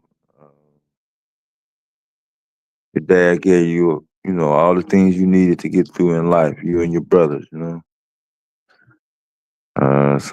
don't try to transfer that into your adulthood.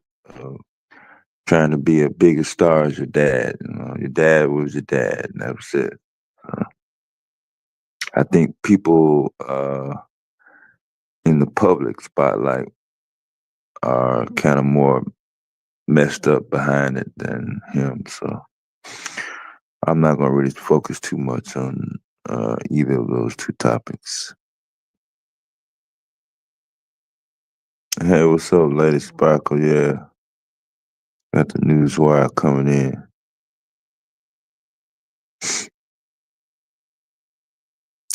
Yeah, that's what people do. People get mad and then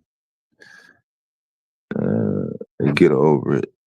Some people get over it in a couple of days. Some people it take a week, a couple of months, depending on what it is.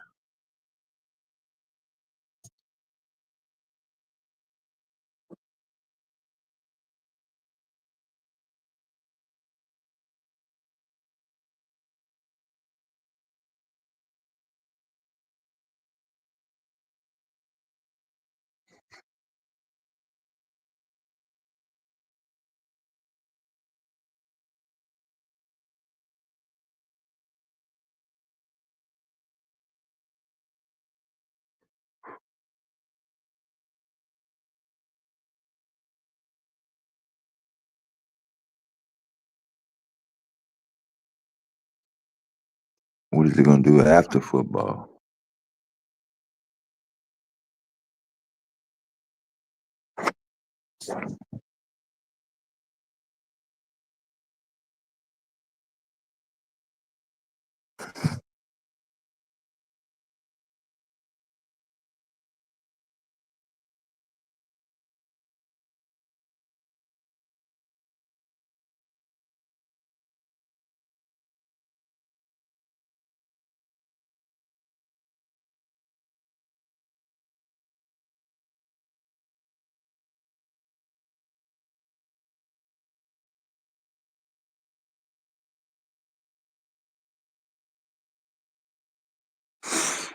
No, actually, data centers are not in every city, but there was a city council meeting yesterday, late evening in Memphis, Tennessee, regarding the Elon Musk owned XAI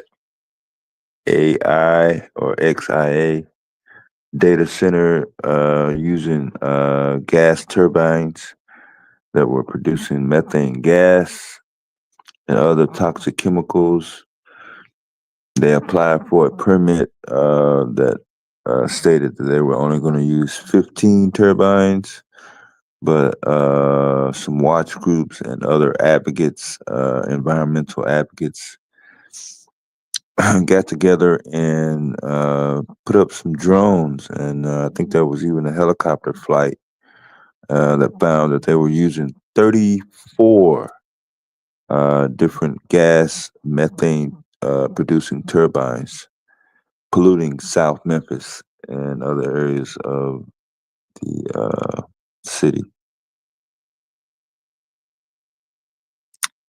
So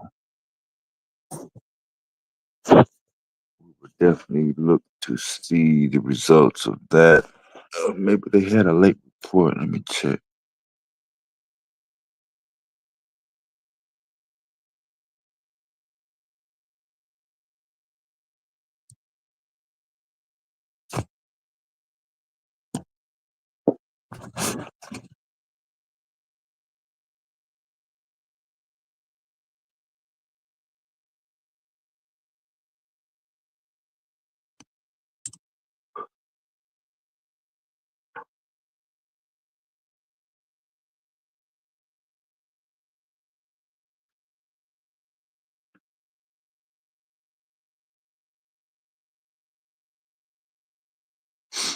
It depends on what type of data you're talking about. So,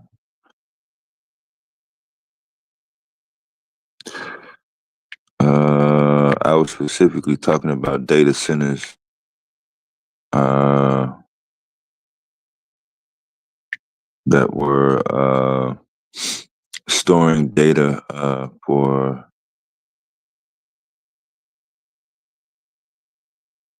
large, primarily national or national or international based information. But let's see, XA is.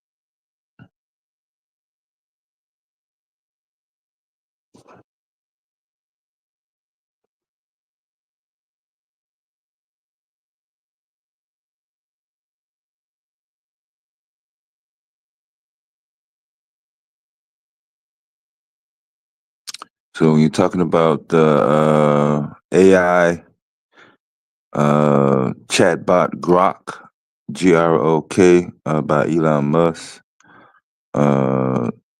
that's where that particular data center is located.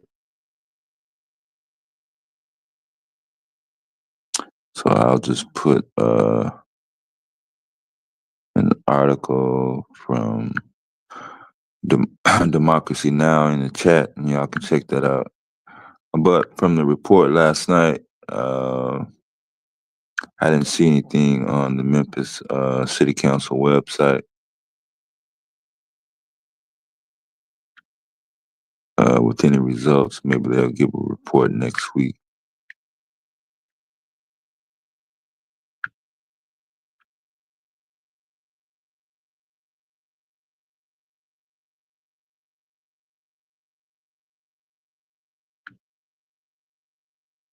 I think I've done enough Elon Musk bashing for the last month or two.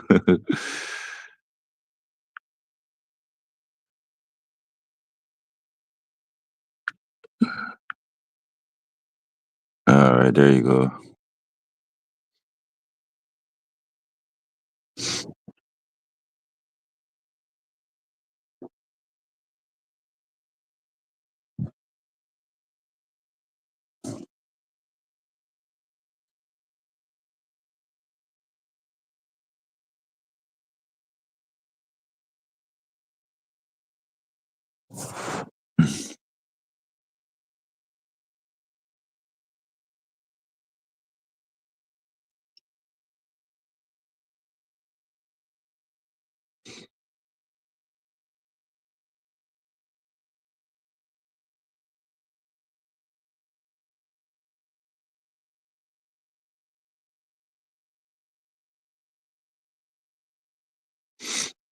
Oh, you saw the monkeypox article? Yeah.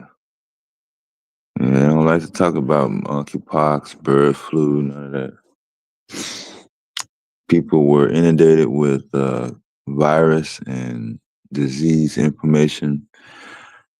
At the same time, dealing with the George Floyd situation, it created a lot of anxiety and all types of conflicting emotional backlash from that. So people kind of shut down when they hear about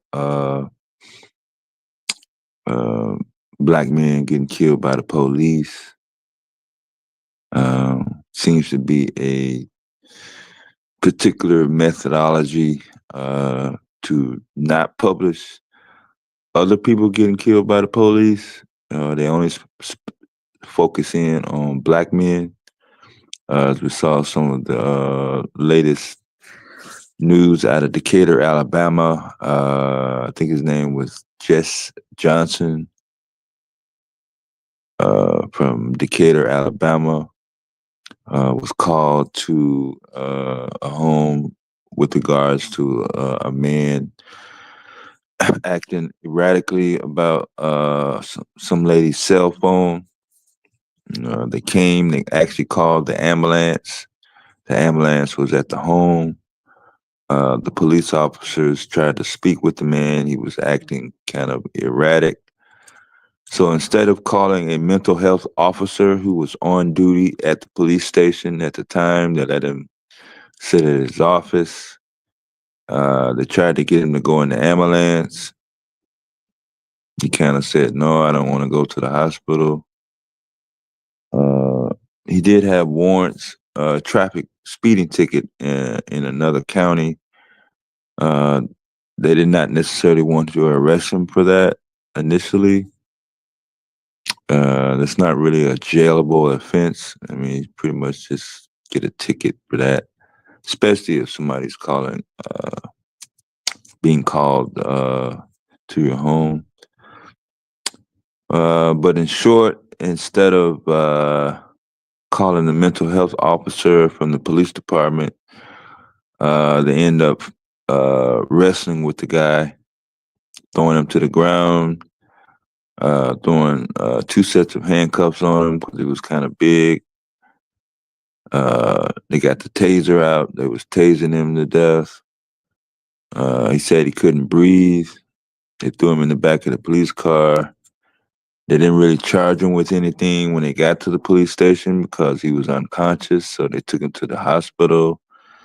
He spent 7 days in ICU and passed away yesterday. So that's how that went down.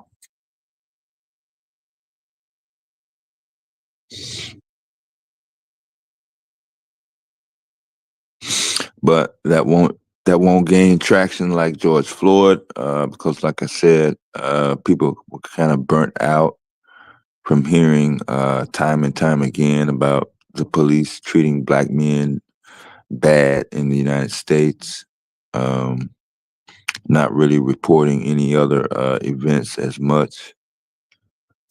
And so society in general, not just the black community, doesn't react the same, and they don't want to hear. They do want to hear about Shannon Sharpe and how he's been behaving with the white girl.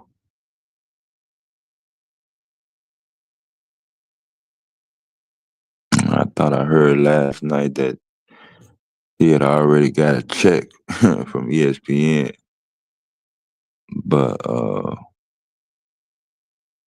I don't want to hear anything about Shannon Sharpe. Shannon Sharpe don't give a fuck about black folks if they're not tied to some sort of celebrity or anything like that. You don't do shit for me.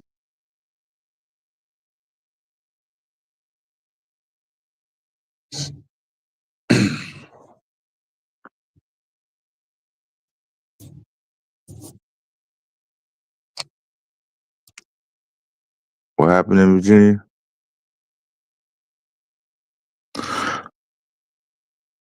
You doing a lot of typing. Austin, Texas is the next Silicon Valley. If you want to make a comparison, the DMV and the Washington D.C. area has always been the center of federal government agencies. So I don't know what you're talking about, but I'm gonna stay out of that topic, and I'm going to work on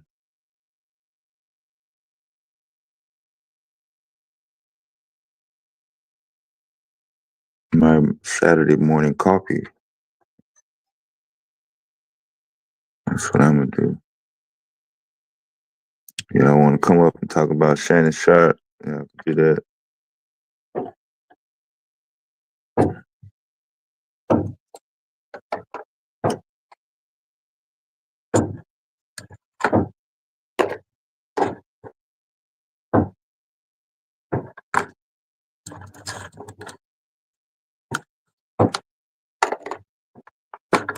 Keep telling y'all time and time again.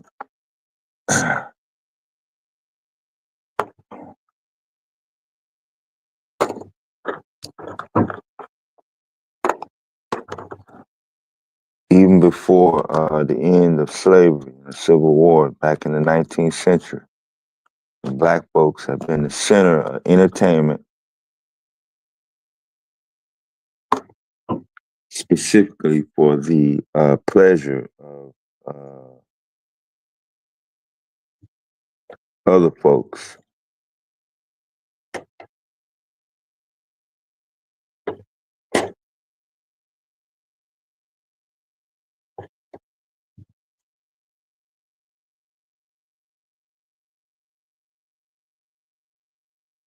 And this latest incident with Shannon Sharp is no different.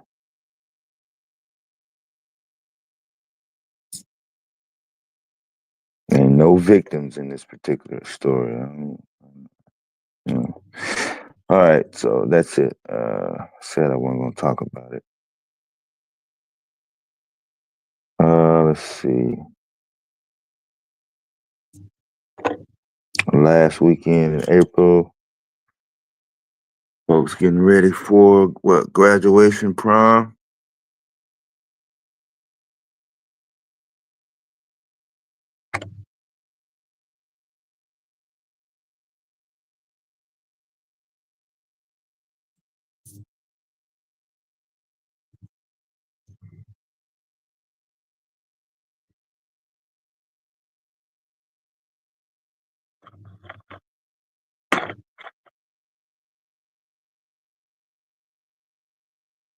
I gotta do some cleaning today.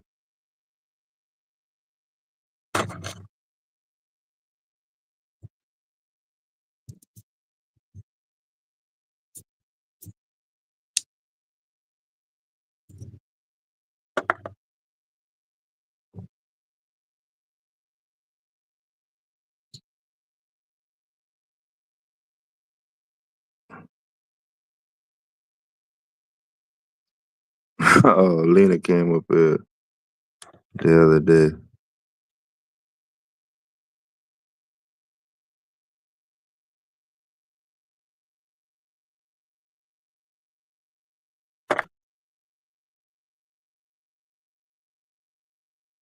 Oh, you want to listen to Candace Owens gossip? Yeah, I'm pretty sure she had a lot of stuff to talk about. Pepsi is what I use to get the corrosion off my car battery. Thanks a lot for reminding me of that about that time.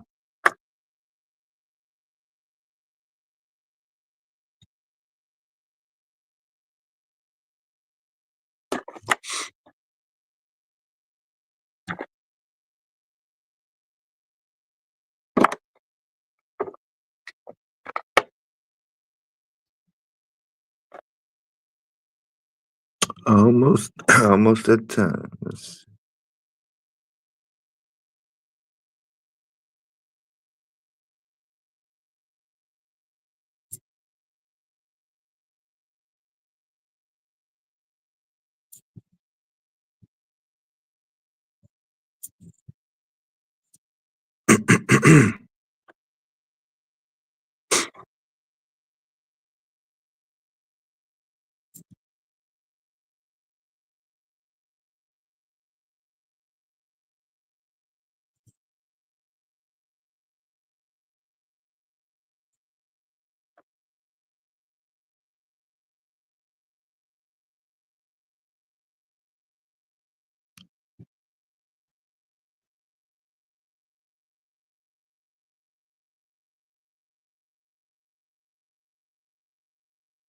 Yeah, maybe Q be able to come back. I'm not sure the timing. As we got there kind of late yesterday, we were able to get some late afternoon views in of the property there in southeastern North Carolina, and it looked great.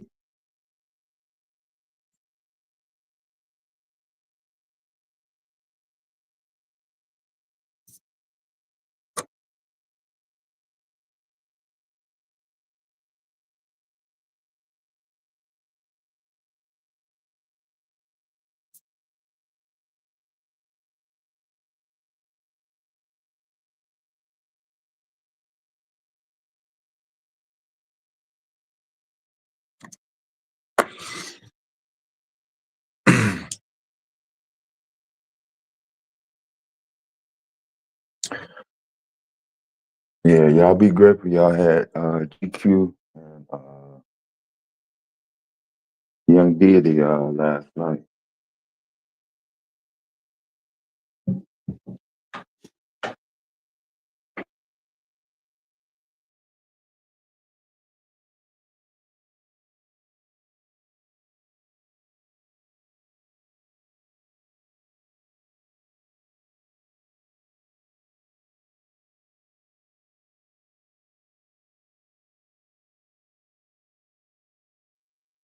Cause if I was up, I would have had y'all doing. I would have had y'all reading a book.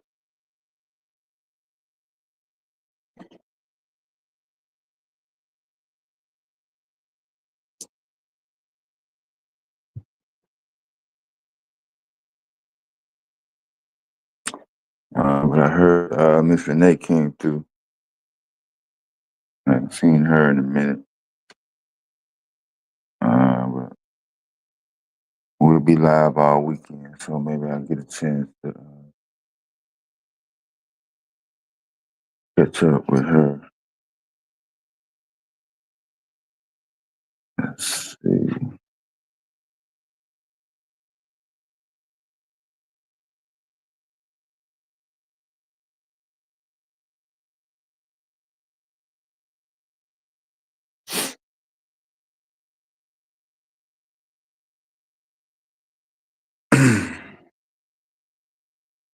Yeah, that's what I'm doing now.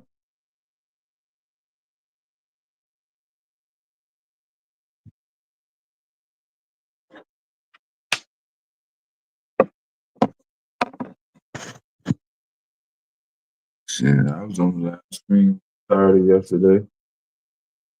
I don't know how folks think I'm supposed to start the live stream at 8 o'clock in the morning, stay with the stream all day, all night, not do nothing on Friday. Everybody else out spending money.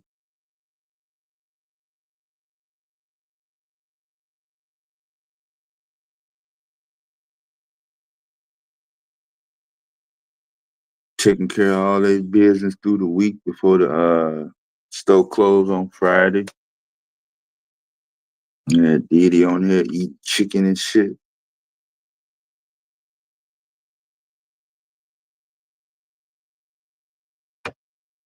I'm just supposed to stay with the live stream all day, all night, middle of the night.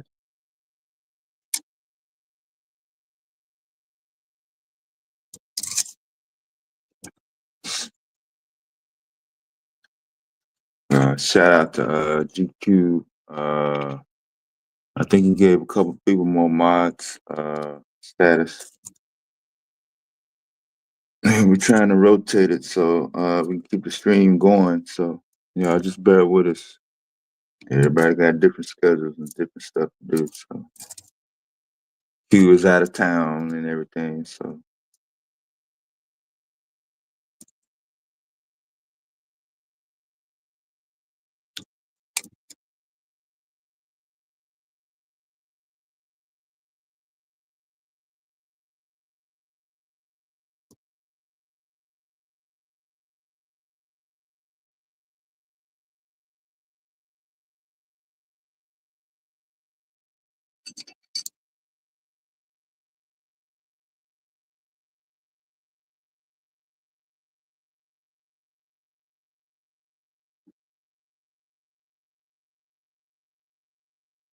she said bacon.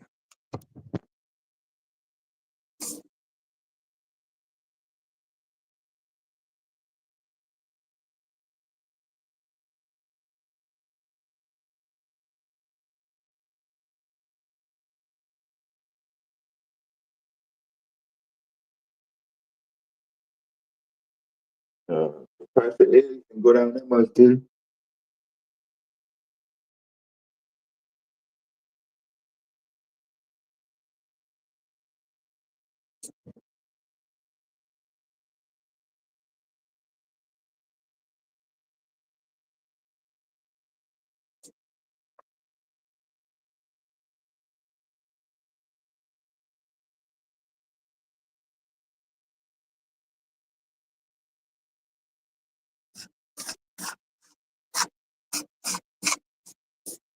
I thought y'all was into eating different types of food.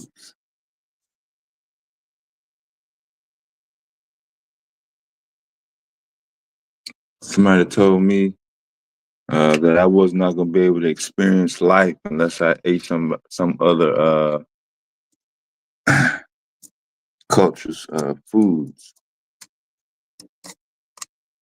I didn't really get the logic of it, but I don't need to eat Chinese food. I don't need to eat Italian food. I don't need to eat Russian food. I don't need to eat Hispanic and Latino food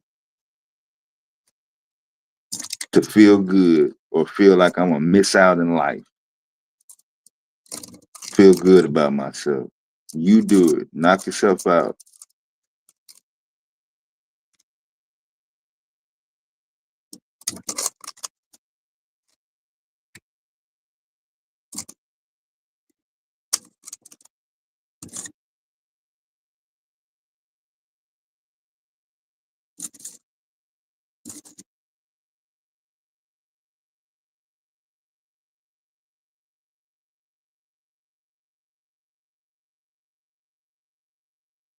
You all over the place.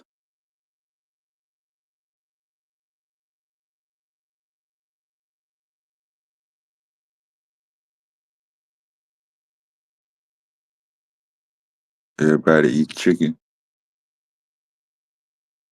Why do you need honey on your biscuits? I don't get it.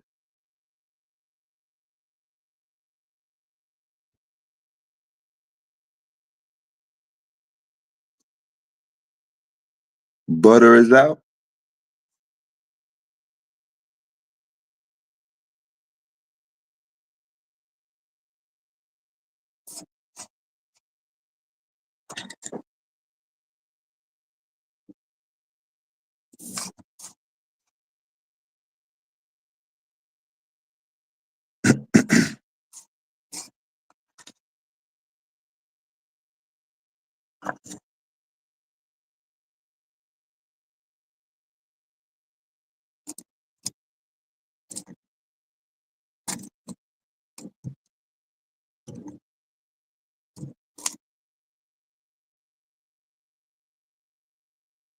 I was trying to see what that Al Sharpton thing was.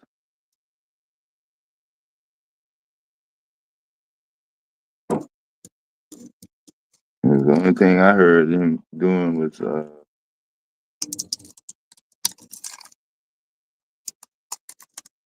supposed to be collaborating with whatever protest they had against the Target stores, which I'm still trying to figure out what black people was shopping at Target. There you go. Yeah, give me the greasy plate. We got people in the chat for that question that you had in the chat about the football player. I already said my comments about it.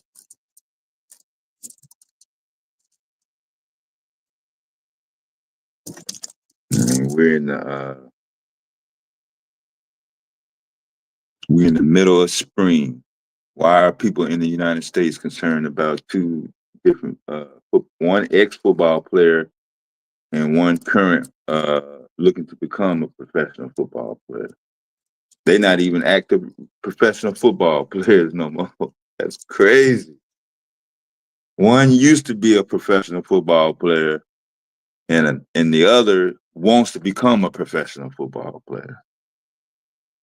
But they're the two biggest names on the trending last 48 to 72 hours. That's where America at.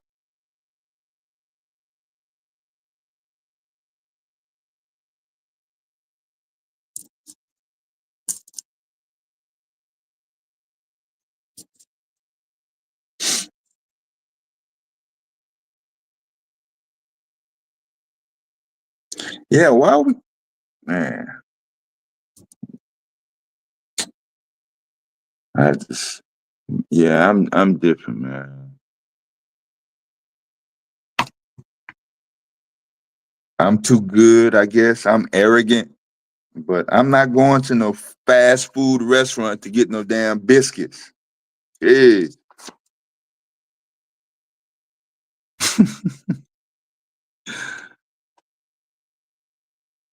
Yeah.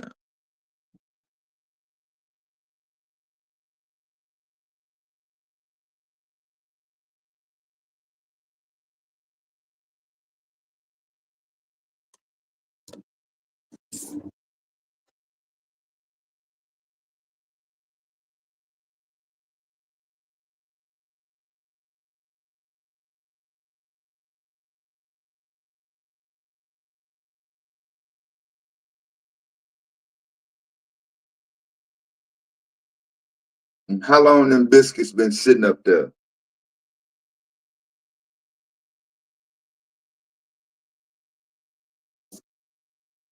They just gonna drop what they doing and make you some fresh biscuits, right? That's crazy. But you're right though. Some folks don't give a shit what they eat. So anything.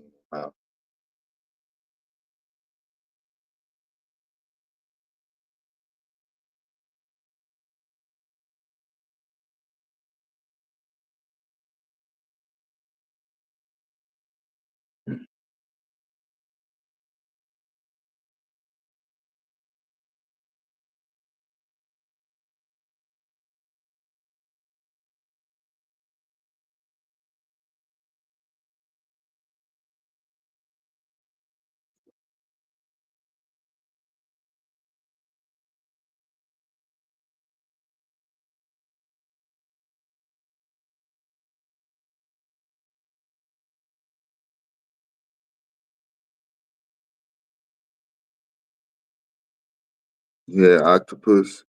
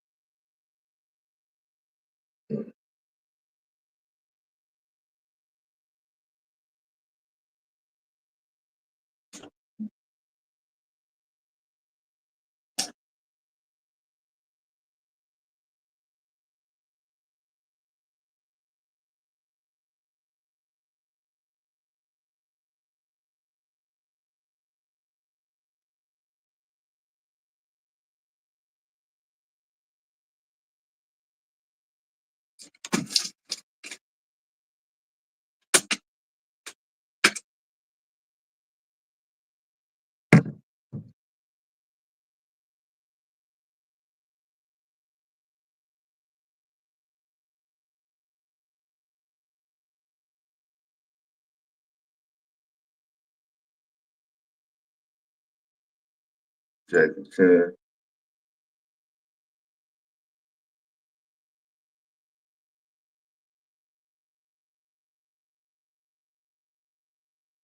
Let's see. You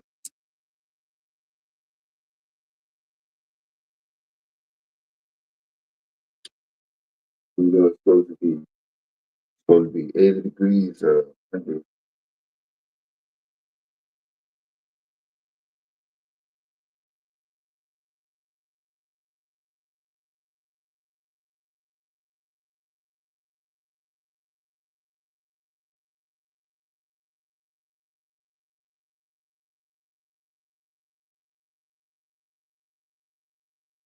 I can't read as fast as you typing, so you're just gonna have to bear with me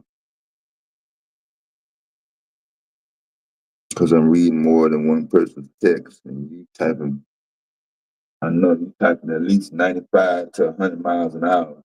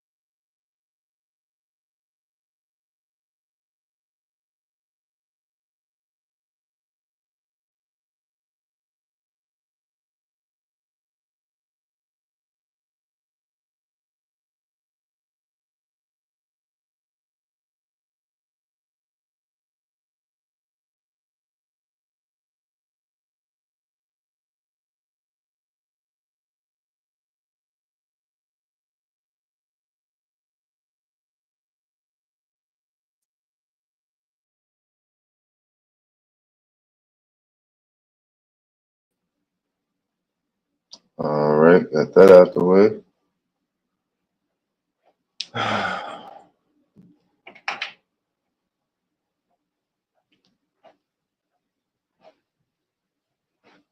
Let's see if I can get some good dose of vitamin D in.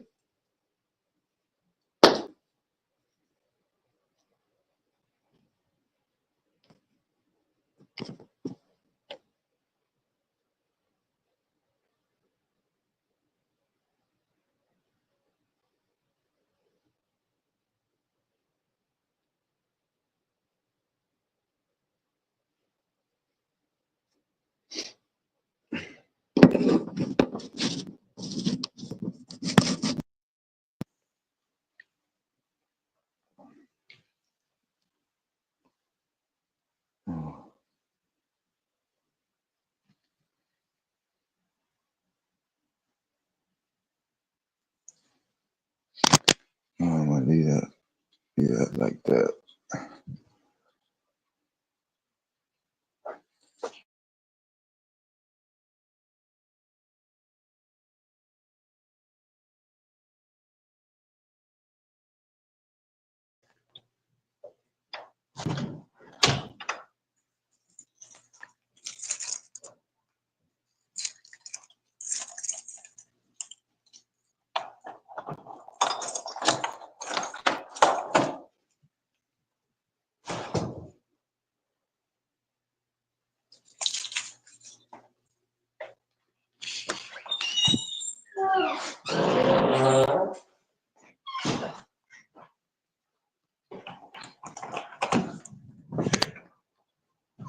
Oh, yeah, look at that.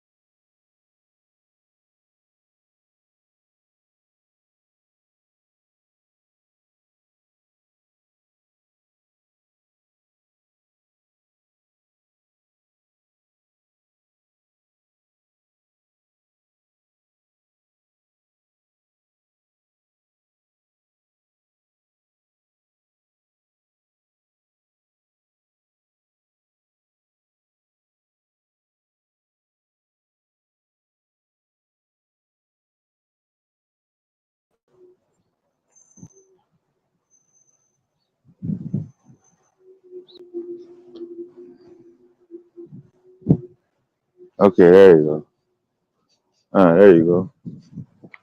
I didn't see that. Not a cloud in the sky. Everybody out, walking the dog, getting my little morning walk in.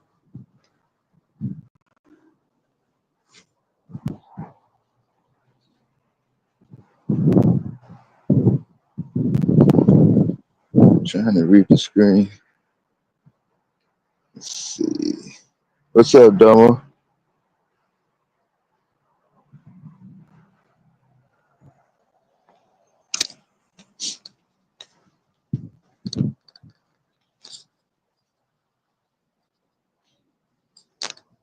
Yeah, some people have gotten conditioned to accept a lot of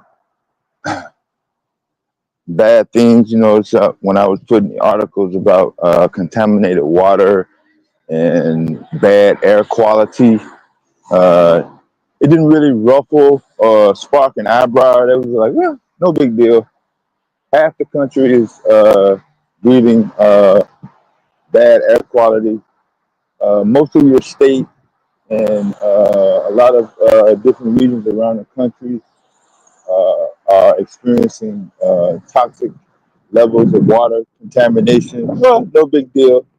Monkeypox found in the water in North Carolina, in some regions of it. No big deal.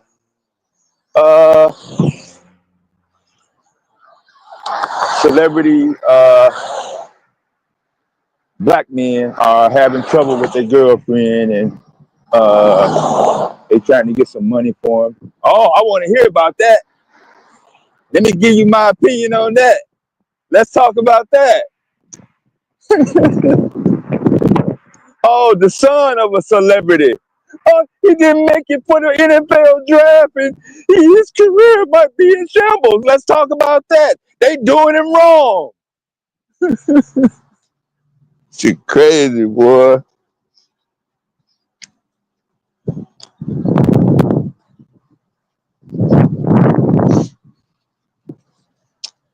Nah, I'm just messing around. Y'all cool, man. There's a whole bunch of other people out here that's got a whole list of other stuff that's going on with them that they'll never be able to resolve. They don't never have no path for resolution. So at least y'all in the spot where y'all can at least have an opportunity to network with somebody that's got something going on. What's up, 510?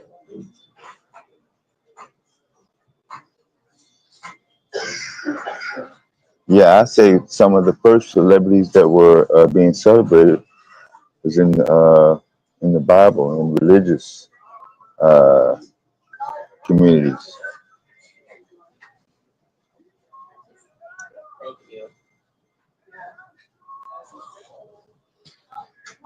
You don't think Jesus Christ is a celebrity?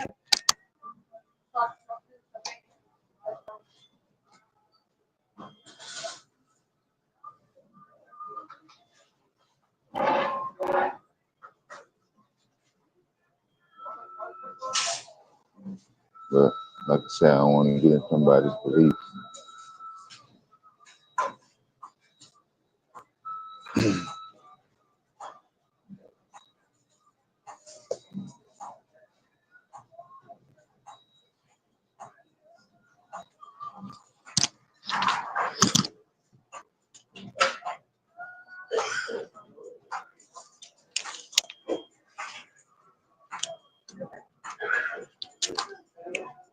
Nah, they didn't write down their goals. Don't you know we in a world with no no ink pens, no pencils? Somebody catch you with a pencil or a pen, boy, they're gonna say you got a weapon and call the police on you.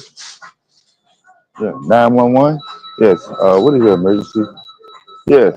This gentleman has some sort of weapon object. I think it's a knife. Some sort of object that's pointed at the end. I don't know what he's doing with it. I'm very uncomfortable. Their children running around. Everybody's trying to mind their business on their smart devices. I don't know why he has that device. Can you send an officer over? Woo! Run down on him. They'll send dogs, everything. Yeah, that's what we at.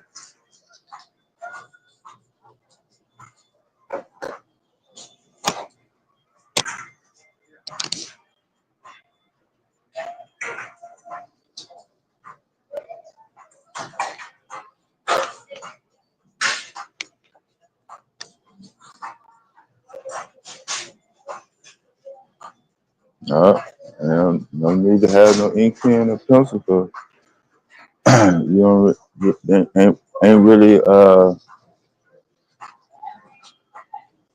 set aside to make any goals or anything to write down. You don't have no goals. Why you gonna write it down? You don't want to do nothing. They don't want to have no type of reference point, relative. They just want everything to center around them.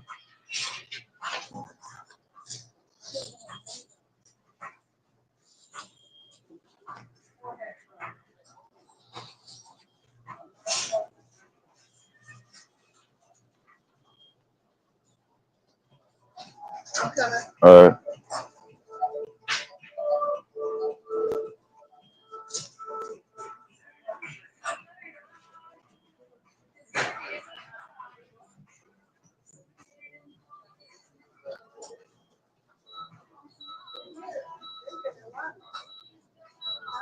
yeah. Truth try to get people motivated in the open chat GPT, AI prompting devices over the past few months. We got a little bit of interest, but probably was expecting a little bit more. We were talking about the bypass AI prompt yesterday when that Food Truth Zone came up here and wanted to start some old gossipy ratchet shit with Bobby Knight. Man, too far from that was that. People got excited. They like to see people fight. Yes, ma'am. Yeah.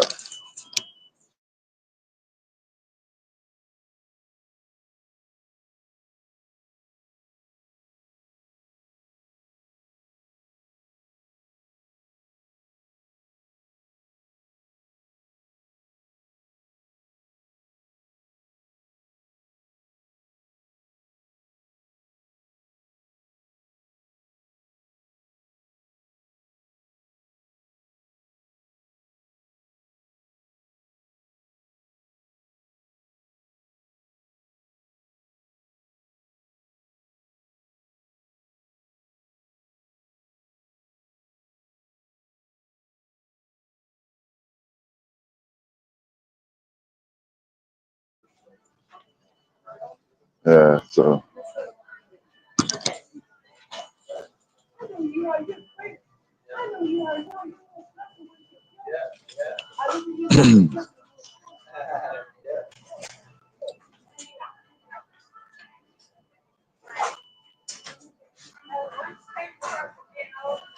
They said they got new ownership.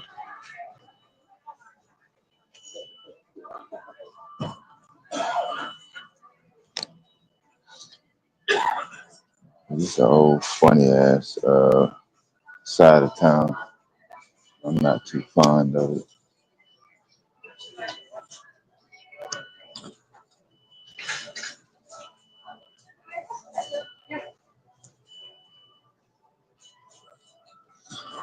A lot of people in here for a Saturday. That's why I ain't screaming and yelling.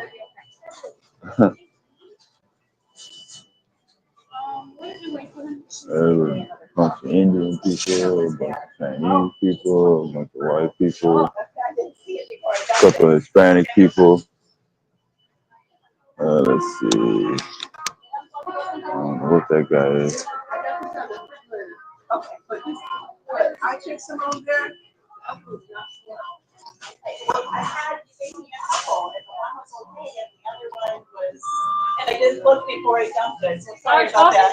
Oh, okay.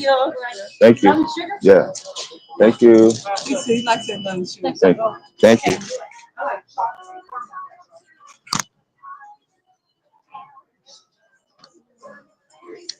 I gotta get out of here before we get copyright.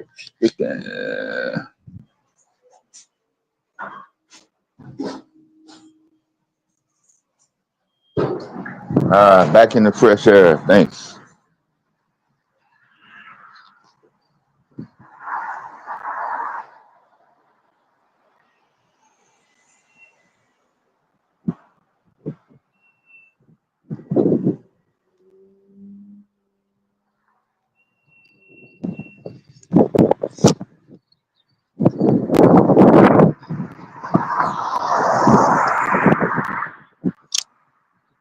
I was trying to show you that electric Cadillac, but they were driving too fast.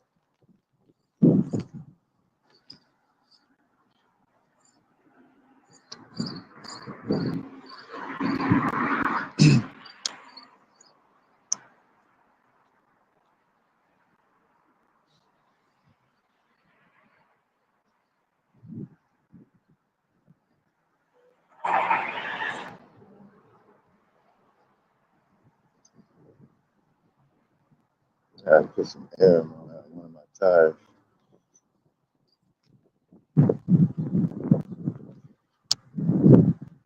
Chris Tucker in the news. Y'all keep up with celebrity.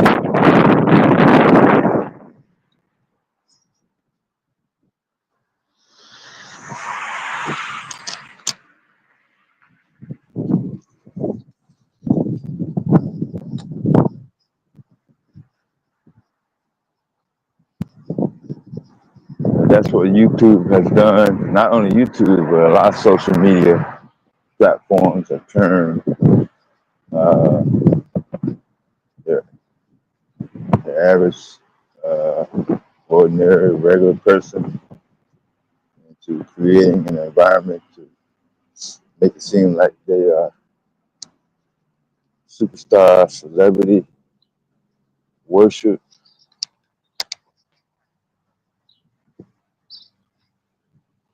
Go ahead and factor in a monetary aspect of it. Can't convince nobody nothing.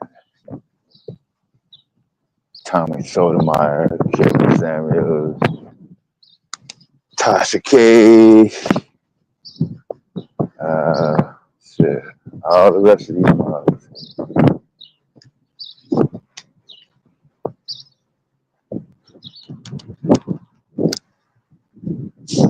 Dr. Umar.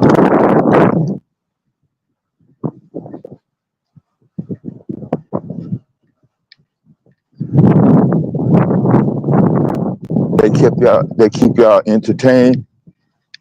Y'all watch those individuals strictly because it gives you the same level as watching a movie or a TV show.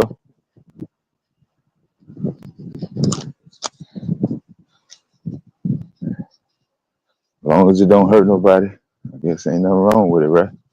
You can justify it. None of those names produce anything in the black community. They ain't helping out kids. They don't help families. They don't have nothing. Cause a lot of anxiety, high blood pressure, and stressed out emotion.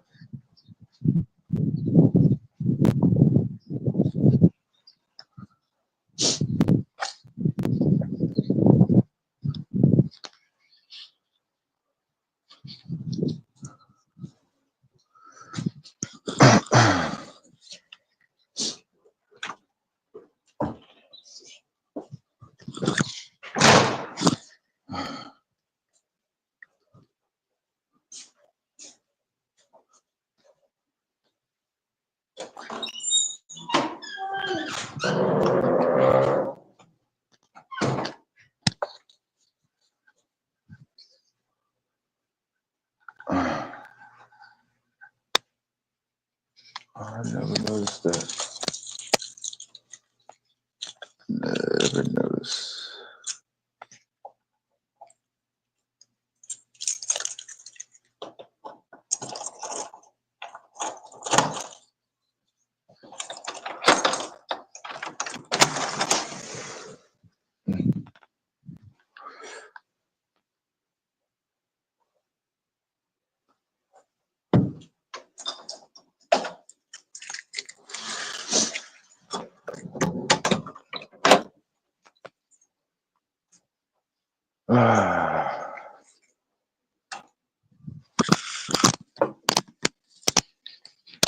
Look like it's gonna be pretty good weather today.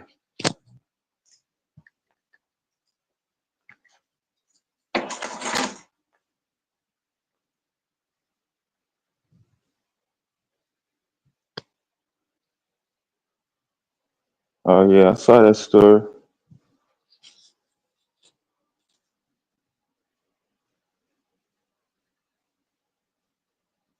Yeah, I wasn't talking about her when she was alive.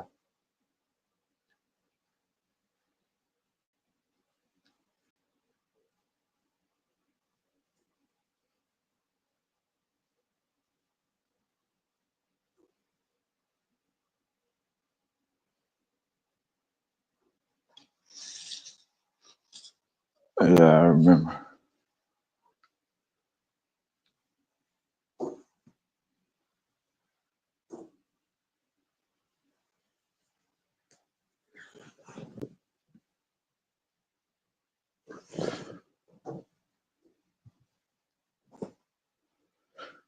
Yeah, just as I said a few minutes ago about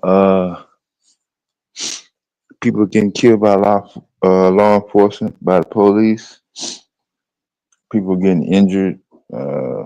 I don't. That's not really shocking, or doesn't have the same concern level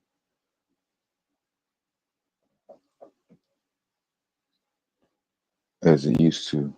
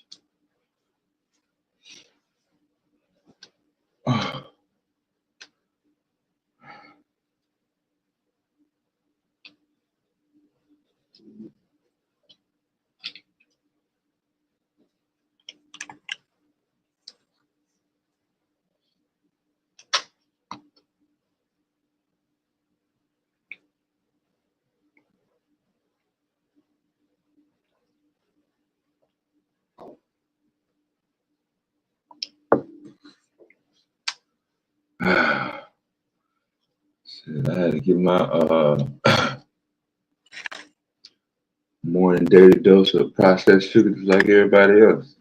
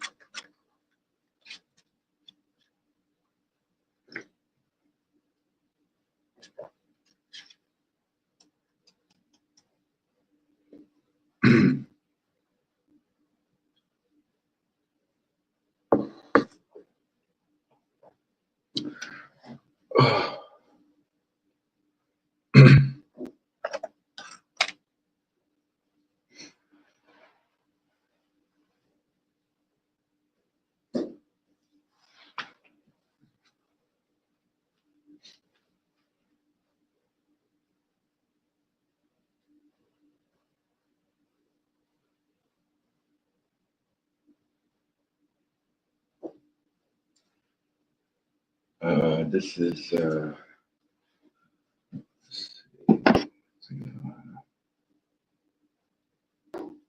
go back to this device now.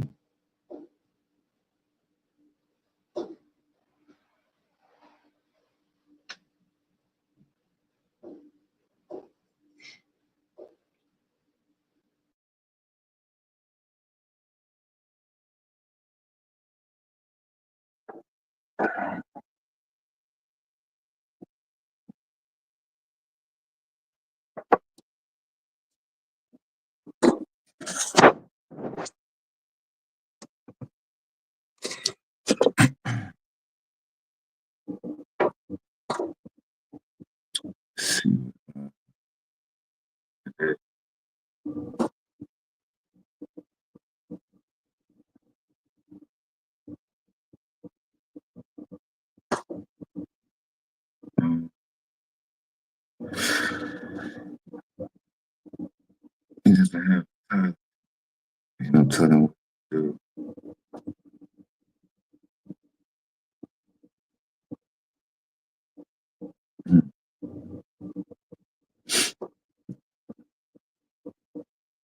Guys, y'all ain't talking about the damn Pope.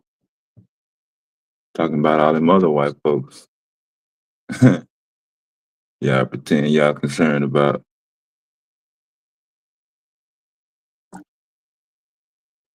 I thought that fighter dude was gonna come back over here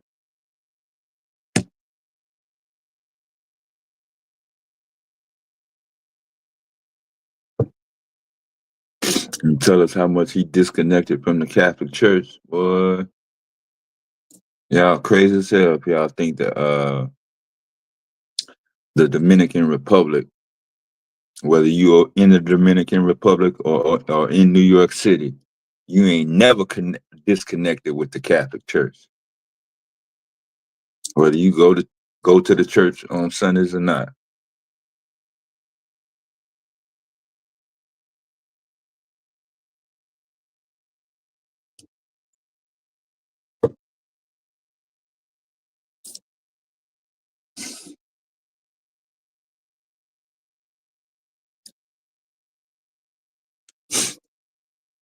Nah, he pretty much done over here.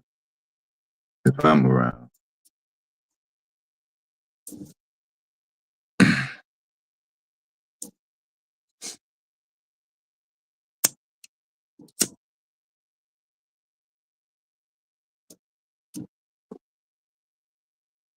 He gave you a headache? Yeah. I don't know, man.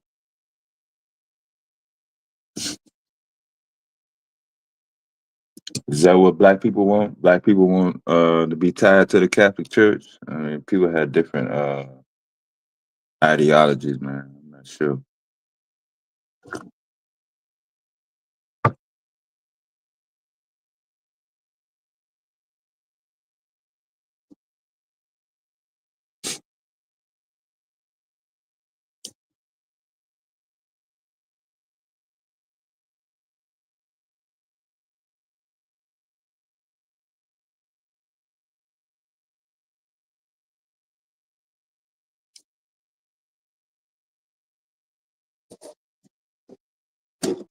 I try to keep up with I know I'm not gonna be able to sustain this little news cycle I've been on as of late. So I'm just trying to do what I can so my schedule gets tightened up. I'm gonna rely on y'all to help me keep me separated from celebrity gossip trash. If I never ever found out about any football player, basketball player, movie star, rapper, or anybody else that's tied to entertainment, I'm still cool. I'm cool on. Let me know about the young black kid who created a device to help farmers grow their crops more efficiently, or came up with a device to help drivers not be on their phones while they're driving, something like that. Uh, That's the type of news stories I'd be interested in.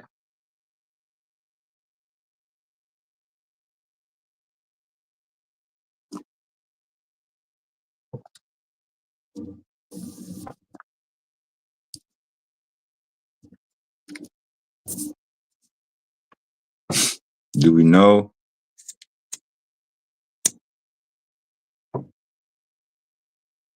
Do we know?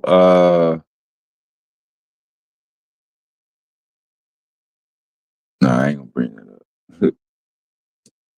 That's too triggering. Try to keep it on a somewhat even till at least for the next hour or so.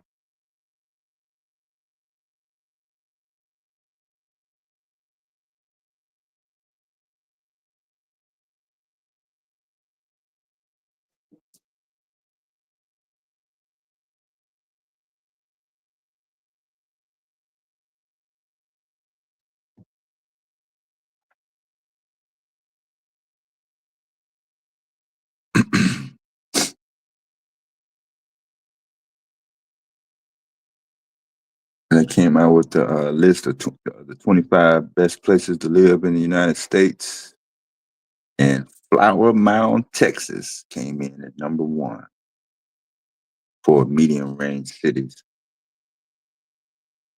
Oh, y'all get all twisted about it.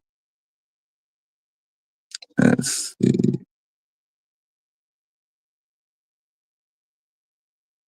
They were only doing cities that had a population of 75,000 to 500, I think, thousand.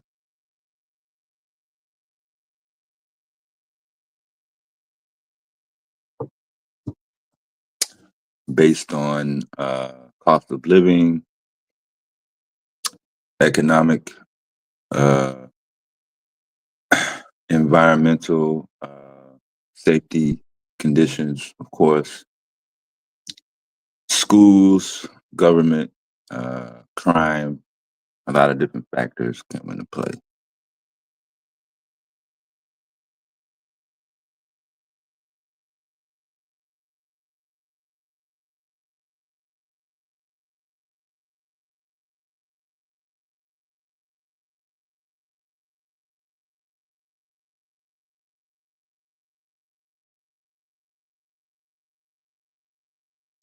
Yeah, I never had a burger from Neat Burger, the vegan burger. That's trash. I don't know what made people think that vegetables and plants can be just as toxic as animal and meat products.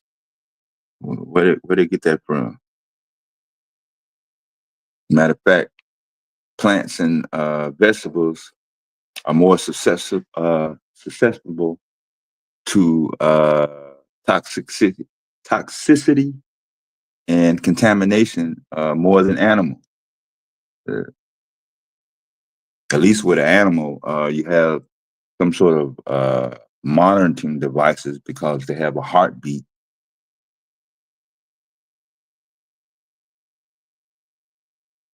You're gonna keep them somewhat secluded, but farmers and the public in general are not making sure that they're not throwing trash on the road or driving by in their carbon monoxide polluting vehicles, making sure that it doesn't get on the on the plants on the side of the road or whatever. They don't care about that.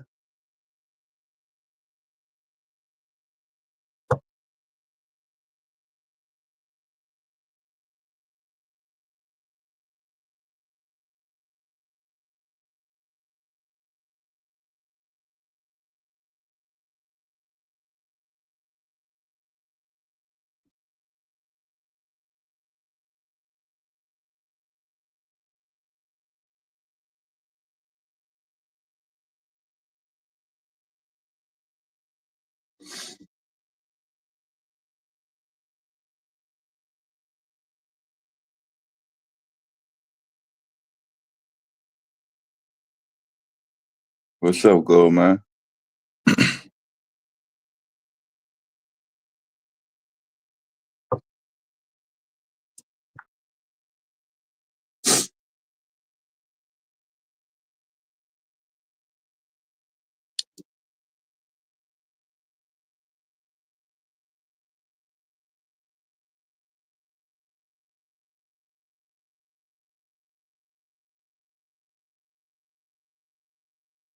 I want to read this story.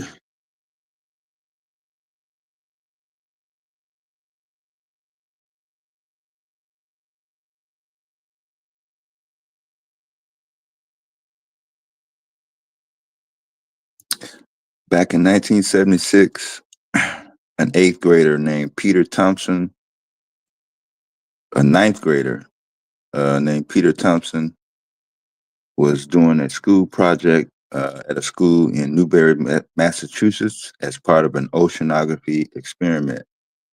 He wrote a short note, put it in a Pepsi bottle,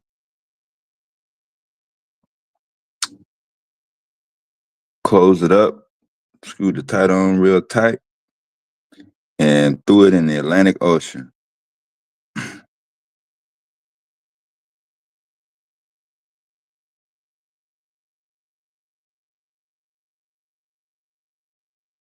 What you think happened to that bottle?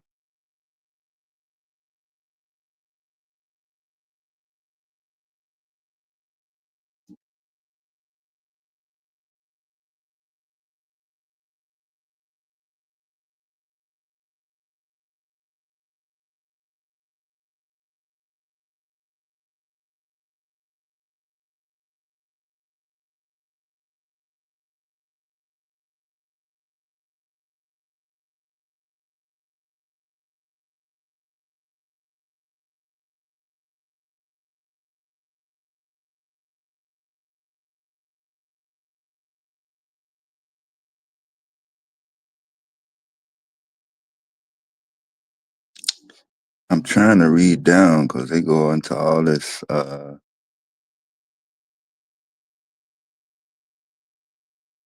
kumbaya message. Let's see.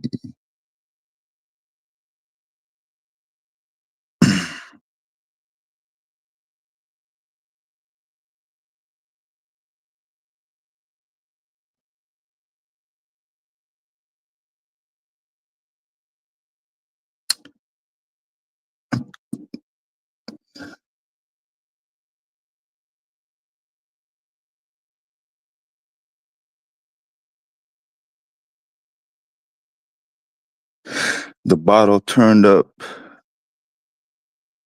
in the Bahamas.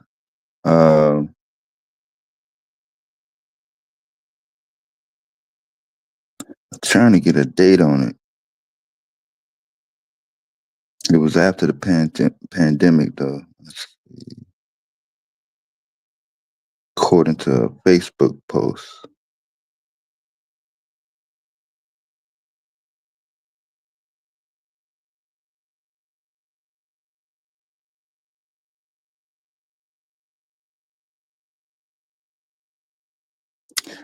Let's see, what did he write on the note?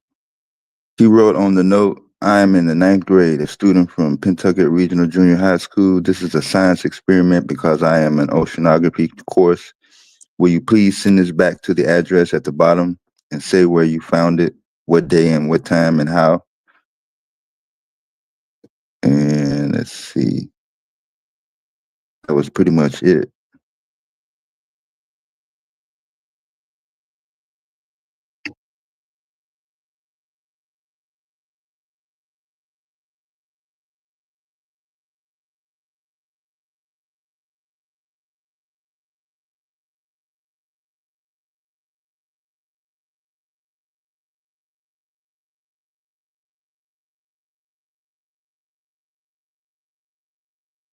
Yeah, it wound up in the Bahamas, though. Thinking it was like 2021. Yeah.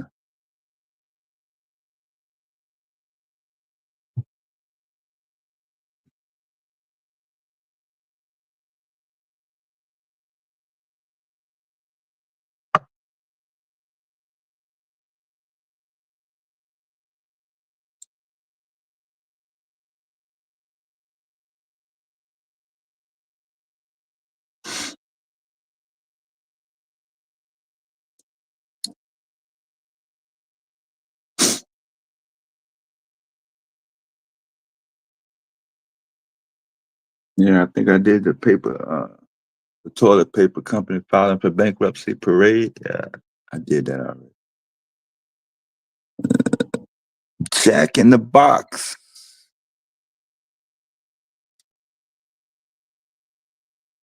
announced that it would plan to close 150 to 200 restaurants due to financial performance or lack thereof. I don't think I need to go into any more other than that. That's what the people on the West Coast. If you live in the Midwest or on the East Coast, you don't know what Jack in the Box is. So you won't be affected.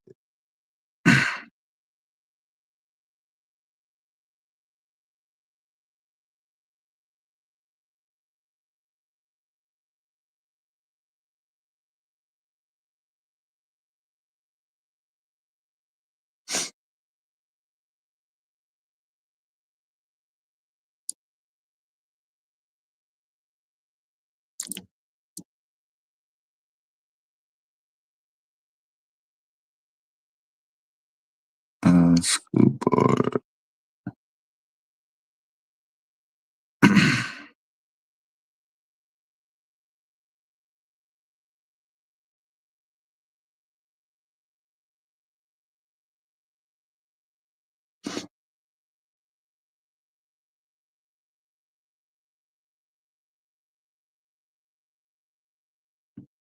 Burger King got the best breakfast. Oh, I'm not clicking that.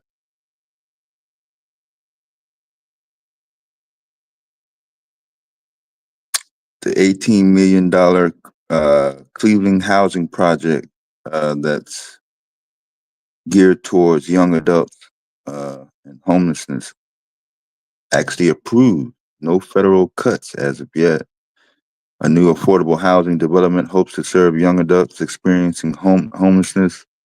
Will be located at 1415 East 45th Street in the St. Clair Superior neighborhood called the Lotus in Cleveland, Ohio, under the Cleveland Housing Network.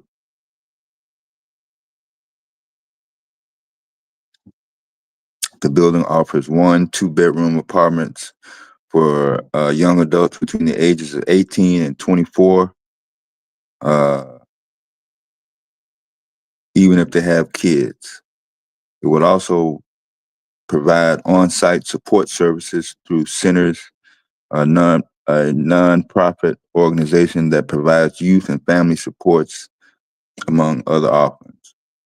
The $18.8 million project included low-income housing tax credits and over $11 million from CPS Health and other funding from the city of Cleveland, Cuyahoga County, and Ohio Department of Mental Health and Addiction Services, according to the release. Construction was completed in the fall of 2024, with the first units being opened up just yesterday, as it looks like. So shout out to Cleveland for attacking the homeless issue in the Cleveland, Ohio area. Them the type of stories I'm interested in, like that.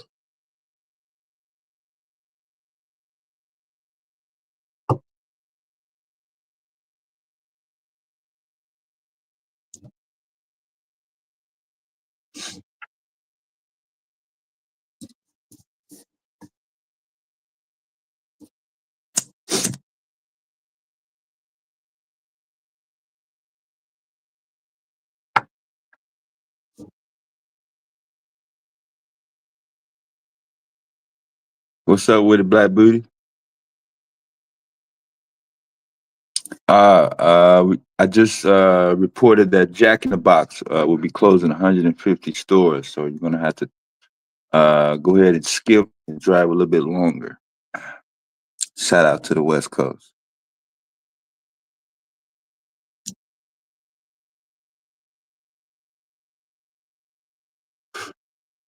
And also, Did you know that on April 23rd, if you were experiencing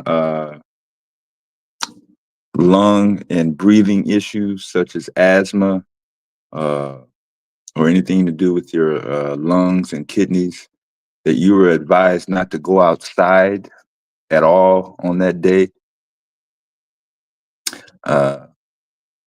For residents living in California, Oregon, and Arizona.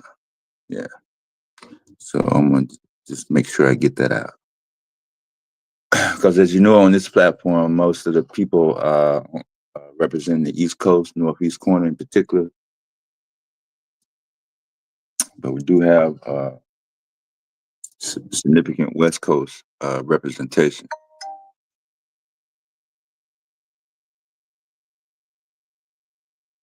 Let me see, we got some more restaurants closing. Let's see.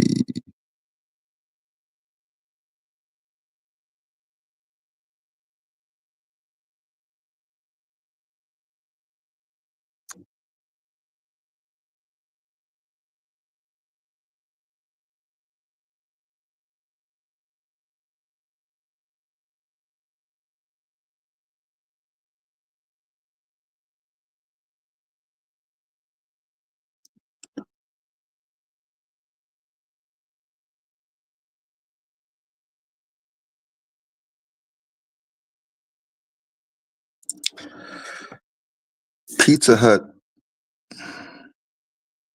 filed for bankruptcy back in July and sold 77 of its stores as part of an auction.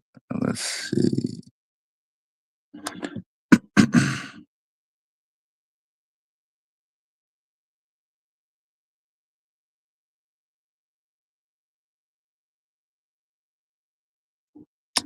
Trying to see, was this the same one?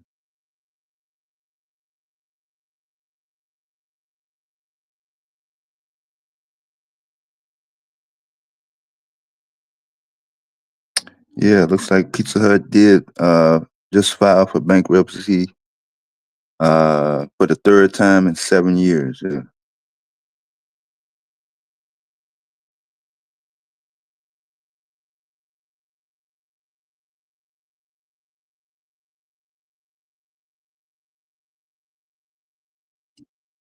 Domino's announced back in February that it will shut down 205 locations due to financial performance.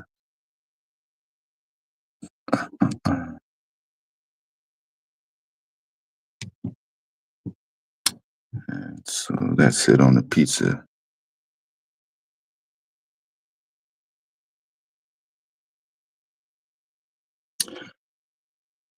Yeah, parts of Oregon was under a extreme alert, a health alert on April 23rd. I think that was Thursday, due to excessive ozone layer contamination levels that were monitored. So if you had small children, pets, or if you were experiencing diabetes, asthma, or anything that related to your breathing, you were advised not to go outside at all on Thursday.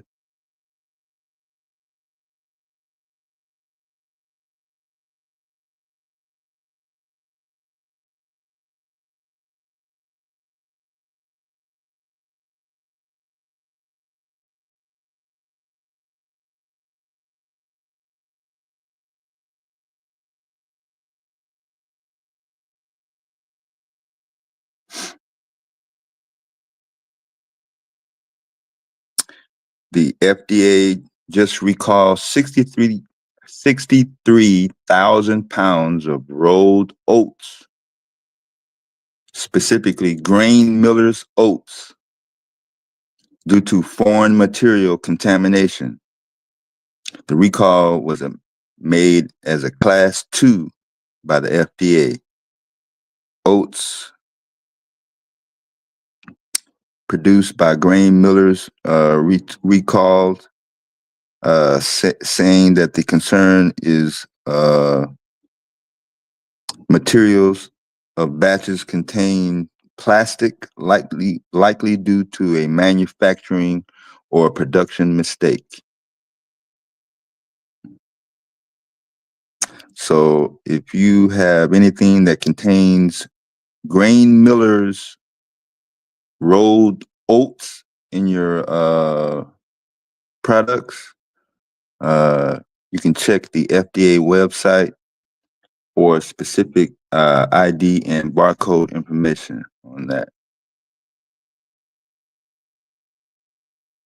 Usually restaurants and out in bulk at Costco.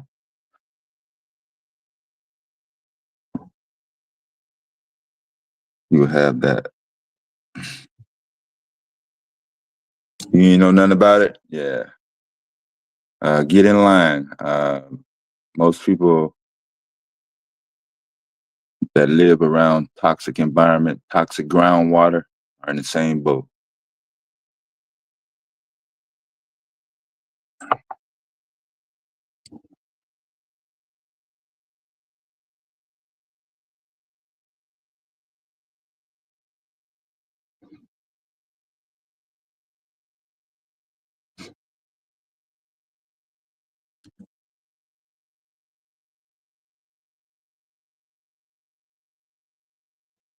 I'm not familiar with the person in the back cage.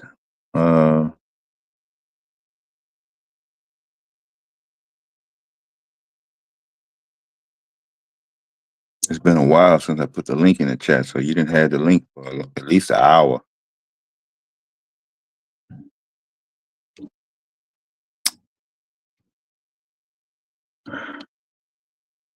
Am I supposed to be familiar with your name that's in the back?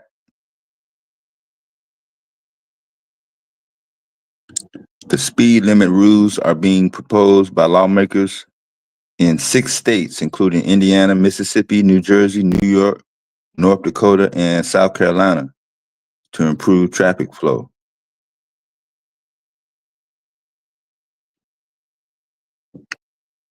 Indiana is allowing commercial trucks to go from 65 to 70. Mississippi will raise the speed limit from 70 to 75 miles an hour. And in rural areas, it'll be as high as 80 miles an hour. Down there in Gulfport, New Jersey is saying that they will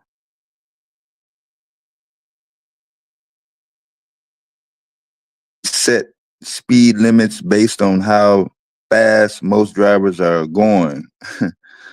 So if you see those electronic highways on the New Jersey Turnpike, and if it says 70, if you're doing 90, then that speed limit will automatically change and go down to 65. And if you're caught, you will get a ticket for the higher limit posted. North Dakota will raise its speed limit from 75 to 80 miles an hour. And South Carolina will raise its minimum speed limit from 45 to 50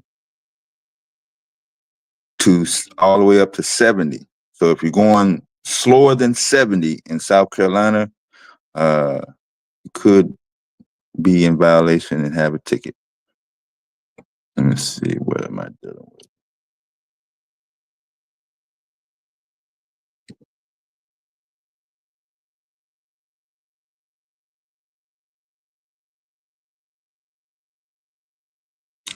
Let me see.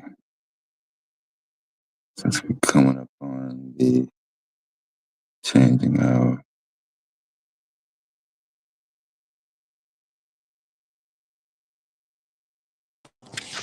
Yeah, what's up, bro? What's up? Yeah, I'm a new viewer, you know what I mean? I just typed in open panel. I wasn't here for an hour. I literally just found your It's like a new channel. I hit the Mm-hmm. link. Okay. No way. No, I'm not Okay. sure what you're talking about, but yeah, you're bringing up different topics, speed limits, and that's interesting. You know, I'm from Canada, from Toronto. Mm-hmm. It's a bit different over here, you know. So it's interesting hearing about what's going on Oh, okay. south, you know. Yeah. Oh, okay.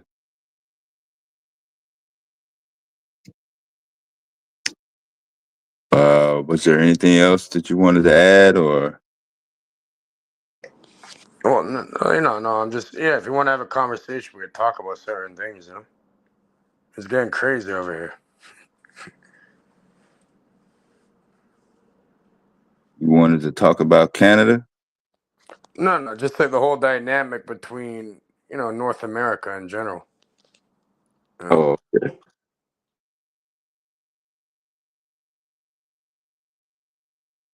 Okay, you're free to talk. I'm, Bro, I you put know, my got camera on, like I'm not like I'm not gonna fuck with your shit.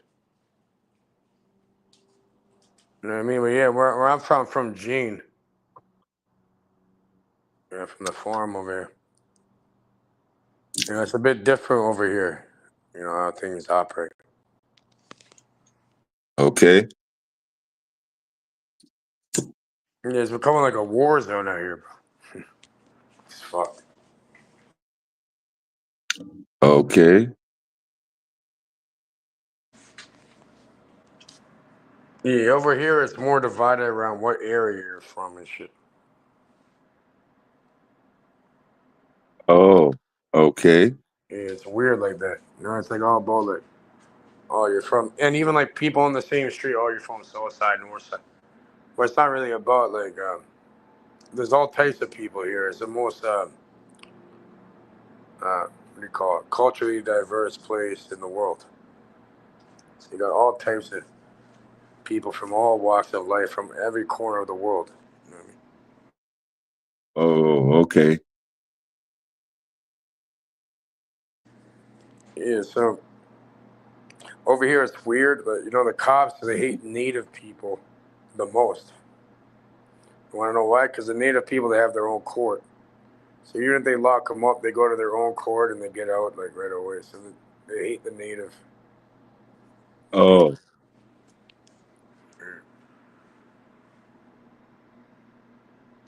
Yeah, I don't know. It's a bit different over here. You know what I mean? I grew up differently. Like, in the U.S., I know there's a whole different dynamic. You know, it's a deep history and shit. oh, okay. Yeah, I don't want to interrupt your conversation or whatever. I'd rather get in where I fit in and then like maybe comment and add to it. You know?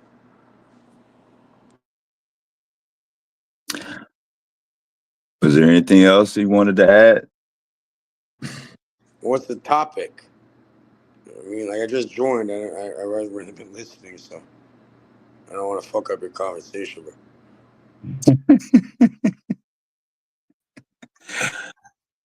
you know what I mean? Yeah, I'm not sure. Actually, what the topic is. Like I said, What's this channel all about? what's What do you this guys? channel all about? Yeah, what do you guys do over here? Yeah, this is a Pan-African channel. We focus primarily on Afrocentric topics affecting the Afrocentric community, primarily consisted of people who have descendants from Africa. Yeah, some of my best friends are from Africa. Best friends? Yeah, we grew up together as kids. Okay. You, what's good? What up? What's up, Amin? Yeah, Dev, what's good, bro? Long time. Trust me, bro. I got fresh fufu at the proper fufu, all that. Oh, okay. Yo, man, Toronto brother, what's good? What's up, Amin? Hey, Dev, what's good, bro? You not hearing me? Yeah, you good now? How are you? Hold on. Let me fix my audio. Yeah, you got just a little bit of feedback. It may be on this end. StreamYard had an update last couple of days, so I got you. Yeah, Yeah. I've been around for a minute now, so I don't really know what's going on. What's good though? Oh yeah, we just winding out. We've been going all night. GQ and Miss Chocolate, a couple Young Diddy was holding it down through the night. So I grabbed it a few hours ago. Q is out of town. Yeah, Q is in North Carolina. So Yeah, I trying to was in the chat yesterday when Q was at the building. Yep. You know, I'm back in Toronto. We have a big African community here. You know what I mean? Like in Nigerian, all Congo, all types. Where in Jane you from, bro? On Gene? Yeah. Chalk Farm, originally. Oh, you're a Chalk Farm man. I thought you'd say you're from the farm. I thought you were talking black. Yeah, the farm, that's Chalk Farm. You know, on Gina Yeah, Wilson. I know Wilson, I get it. You're speaking the hood lingo. I thought you're actually talking the Black Creek Farm, but you're in Chalk Farm. Not Creek. No, I'm not from Creek. No, not just Thule and all that area. No, I'm from. Okay, what's good over there? Nah, man, I moved away before they gentrified that a long time ago. You know, like Billy Burns did that. Oh, so you're not rocket launchers off the balcony. Yeah. No, bro. They gentrified that a long time ago. You know what I mean? But okay. Yeah, no, I moved my family out of there before. Oh, so you're an older man then. I thought you're like a younger dude. You sound like an older man. I'm pretty young. I'm in my 30s, young 30s. Yeah. Okay. I'm not that young. I'm not old, really. Yeah, well, you know about you're from the city too. You didn't hear my accent, bro? It's a small fucking world, huh? Yo, fam, you don't hear the Toronto lingo, fam? I can tell. How the fuck? How do I come onto this random panel and I have another man from Yeah. Back in the days, I used to be behind what's your mall called? What's that mall called? Sheridan Mall. Sheridan Mall, yeah. I used to be behind Sheridan Mall with the guys. What, by the Pizza Nova and shit? Yeah. That's before it get fucked up though. But it's getting wild out there. Now it's not too bad. It's actually a lot nicer than shit. You know, I still go back. I'm from 170. You know the 170. Which building? Right, you got 200 right at the corner, right by across from Heathrow, and then you got like. So 170 is in the. It's the third one. Yeah. Okay. Yeah. I know a lot of Africans live out there too. Yeah, I grew up, bro. It's family out there, man. Yeah. It's a whole Jane strip from Shoreham, go right back down to by Driftwood, all the way down to South Jean, everything past Lawrence. You know? Yeah, past South Jean. You know Walner? Yeah, Jane and Walner. Yeah. Okay, you used to go Walner back in the days, or you used to be scared of Walner? No, we used to go all over there. You know, by Clearview, the buildings over there, everything. Yeah. All right. No, I wasn't scared of anywhere. I went everywhere. I was good with everybody. You know what I mean? Like, I had no issue like that. I'm not in the politics like that. Yeah, that's good. That's good. Cause I know like Jane split up, yo. Jane is like very segregated. Put it that way. I don't know. I was able to get away with it. The only issue I ever had was with Jungle. Jungle? Yeah. Lawrence Heights. Yeah, I know Jungle. My dad chill in Jungle. He's not from Jungle. He used to chill there. So when I just come Canada, that's one of the first neighborhood I used to go to. I don't have issues with them, but yeah, one time they tried robbing me when I was a youth. Nah, I don't chill in Jungle. When I was younger, like through my dad go there, you know, he has girls over there and shit. I used to end up going there, but growing up, Jungle wasn't my turf. I wasn't really a Jungle man. So like talking about Shoreham, yeah. Even like Grand Ravine connections. So you're from like North Jane, kind of. Nah, I ain't from Jane. I go to school at York. See if you get. York. Okay. You see the link now? Yeah. I hear you. And I'm from Jamaica, so Jane and Finch. Yachty, yeah. Tritoway, it's all Jamaicans. You know, Falstaff, all Jamaican. So I get along good over there. I get along good everywhere, really. Like I never had an issue with people, really. You know? So you can just walk into any neighborhood and people welcome you with open arms. Oh, as long as you're respectful, you don't fuck with people, and you're not. Really, it's only dangerous here if you're affiliated with certain people. Yeah. Are you like a Rasta? Nah, man, I'm not even black, bro. I'm fucking Sicilian. You what? I'm Sicilian and Ecuadorian. Oh, so you're like no shit. I get, you look. But I'm the Kush man, you know. You're Italian, pretty much. Oh, and Ecuadorian. My dad's an immigrant. You know, he also Yeah, came. but you're gonna look Italian though. Not really. So, Like, I don't know. so I get why you're from Chalk Farm now, because a lot of Latinos is on Wilson. I used to have a lot of. But you know the MS-13 people. I'm not fucking El Salvadorian though. Well, I ain't calling out no names, yo. I'm just saying a lot of Latinos on Wilson. I don't know if they're MS or if they're CS or whatever.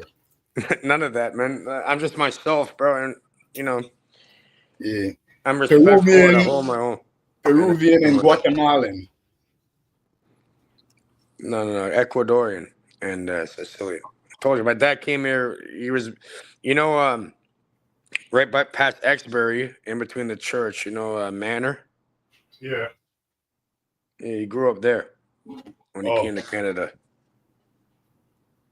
And like 2585. Which one's that? I'm not from Jane, bro. 2585 is kind of in between Wilson and Shepherd.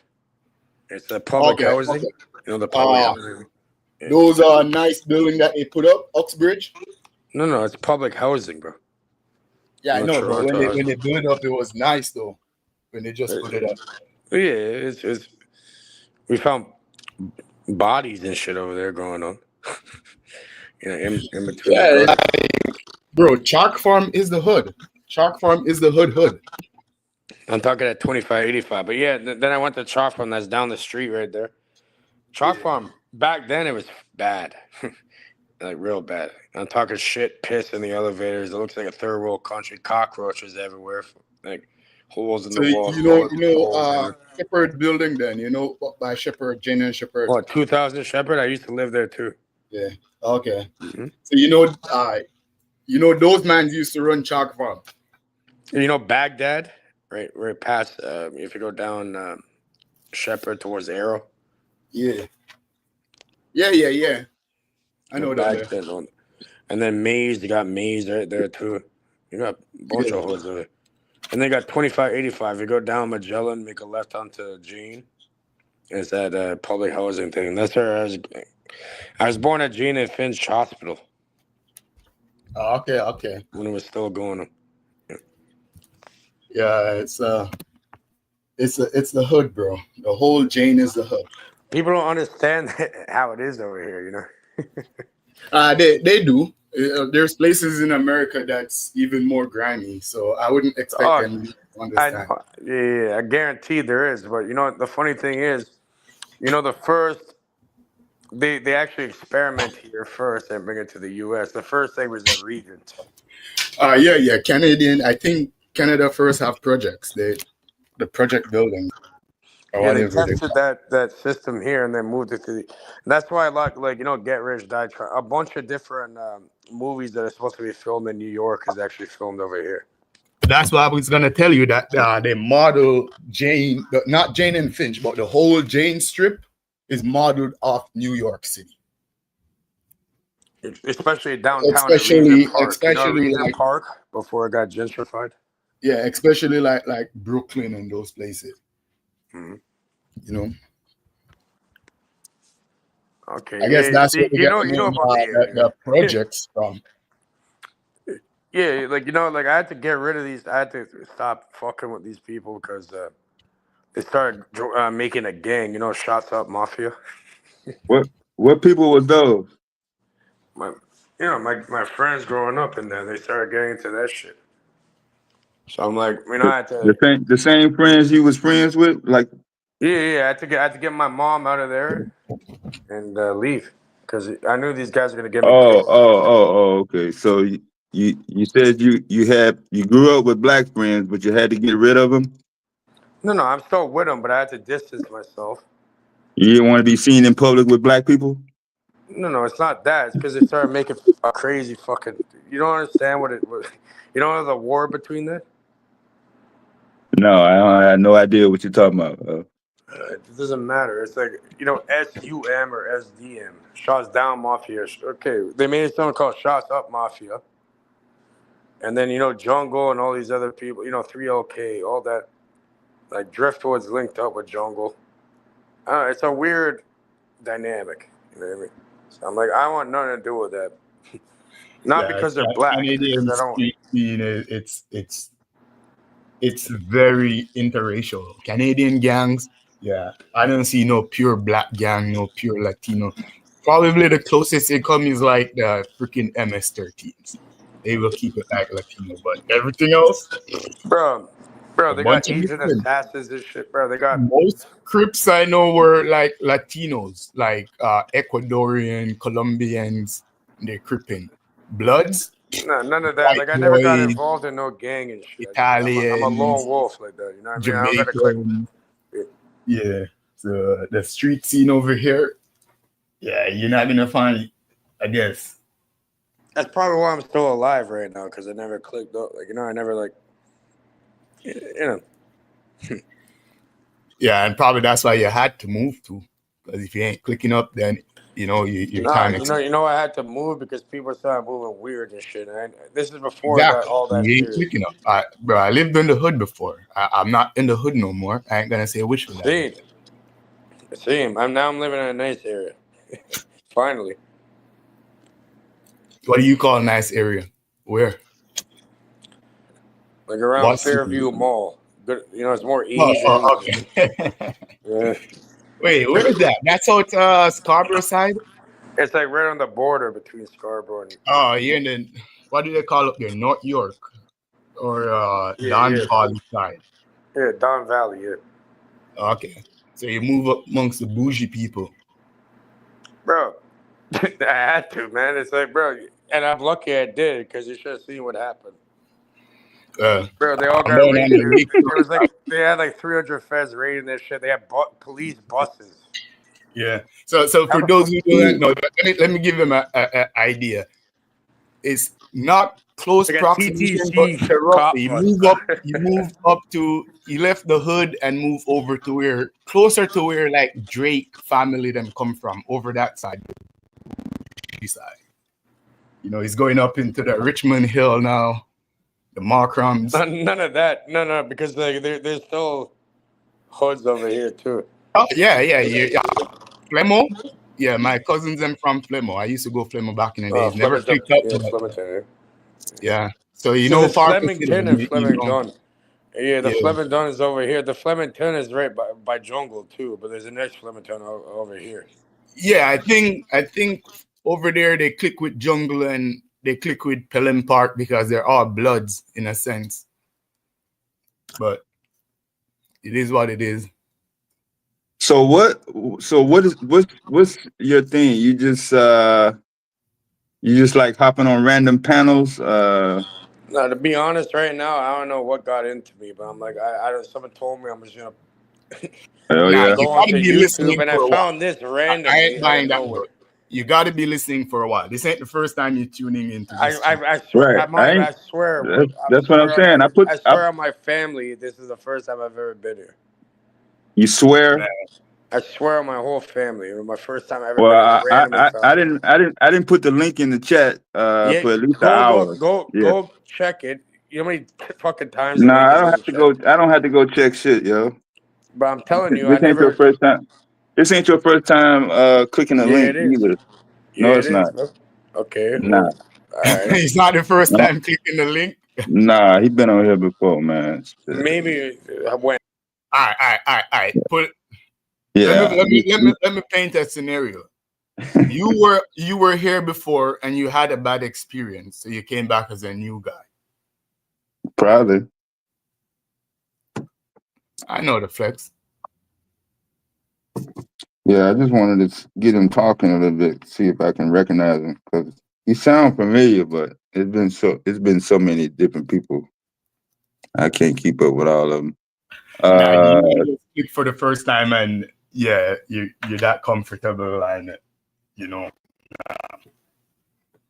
Yeah, Joe put the link to Psycho's channel. I think he hit the button on that, so he'll be doing his monologue. What's up, Goldmine? Goldmine still putting a link in the chat. I'll go for a little bit longer if y'all want. But I was basically just going over some news articles just to keep the time rolling. Wale didn't want to click the link this morning. Yeah, where's Wale? Wale is missing this morning. I think he got into it with Taz or somebody. Somebody was talking about being black, being called black. He didn't like that shit, so he was like, "I'm out of here." Oh, You was on here for the guy from the Dominican Republic? No. Oh, okay. So we had, I heard you mention something about him this morning, and I'm wondering which guy. yeah. The Latino guy that was with Lena, that was talking to Lena. Oh yeah, that guy. Yeah. That's him. Yeah. So he pissed Q off. Q said he didn't want him back on the panel after a second day of not admitting that he has more allegiance to Spaniard colonization, imperialism over being black, and claiming his Afrocentric roots, because he's not primarily Afrocentric. His descendants combined of mostly people that's mixed up from everywhere. So he's like a mulatto or something. Yeah. So And he was talking trash. Yeah, he was talking trash. Dominican usually align themselves with Europe or with Spain rather than Africa or even other Caribbean countries. Yeah. They'll tell you straight to your face that they're not black. Yeah, that's what we was trying to tell him. Everybody in the chat was trying to tell him. So. Oh yeah, in the Caribbean, that's a well-known thing that Dominican don't really rock with black people. No. That's well known. Like we rock more with Puerto Ricans than Dominicans. Even though we know that Puerto Ricans and Cubans are still technically Latinos, but we have a relationship with them, especially Cuban. Cubans and Jamaicans are always tight, but I've never heard of Dominicans and Jamaicans or Dominicans and Haitians. Nah. Dominicans usually roll with white people or Mexicans or something.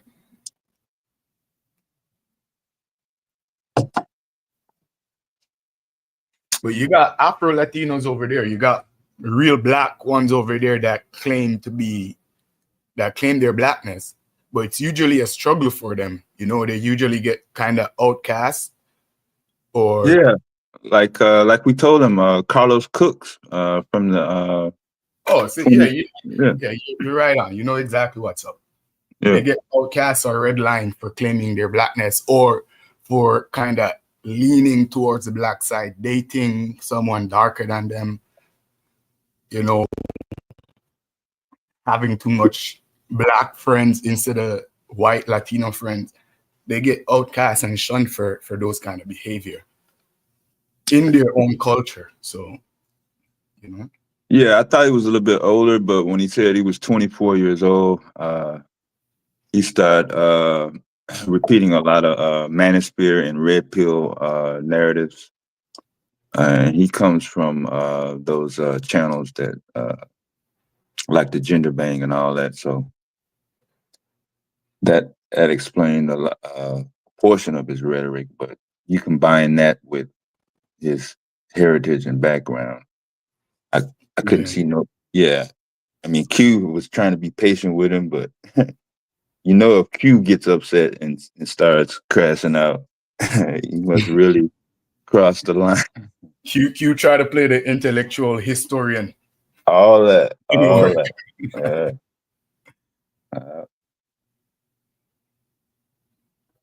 Yeah.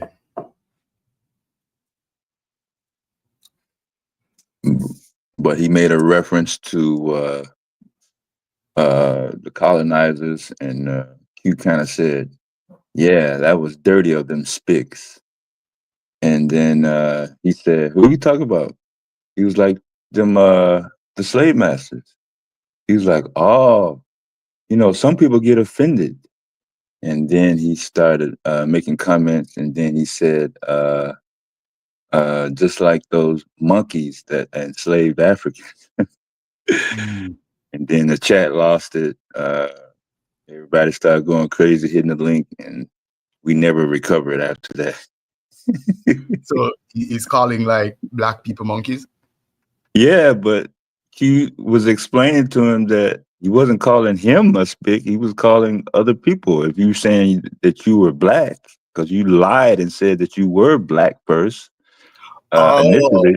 That's deep, because if you're black, then you shouldn't take offense to a spick then. That should go right over your head, no feelings involved. Mm-hmm. Oh.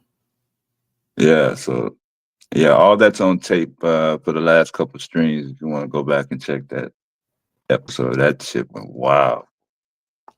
He said that black people should be grateful of slavery. He said he was grateful that black people experienced slavery. They should be grateful of slavery. Chat lost it again. It was a wild episode. But yeah, we appreciate the donation, Case. $7 Canadian dollar.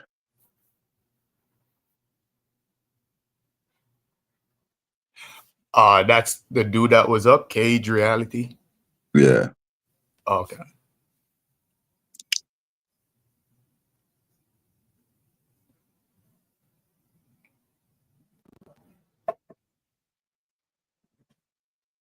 But yeah, Q is supposed to go back for a visit. I think because his phone went out when he went inside the church part of the property yesterday. Said he was going to do some videos. He was in the chat earlier, but he didn't come up. Okay. But yeah, hopefully if things go well, he'll be able to incorporate some sort of partnership deal with the school and kind of incorporate some operations down there. Lots of space. I don't know how much you saw on the video, but a total of 5 acres. They got vans, full-size school buses, a full football field.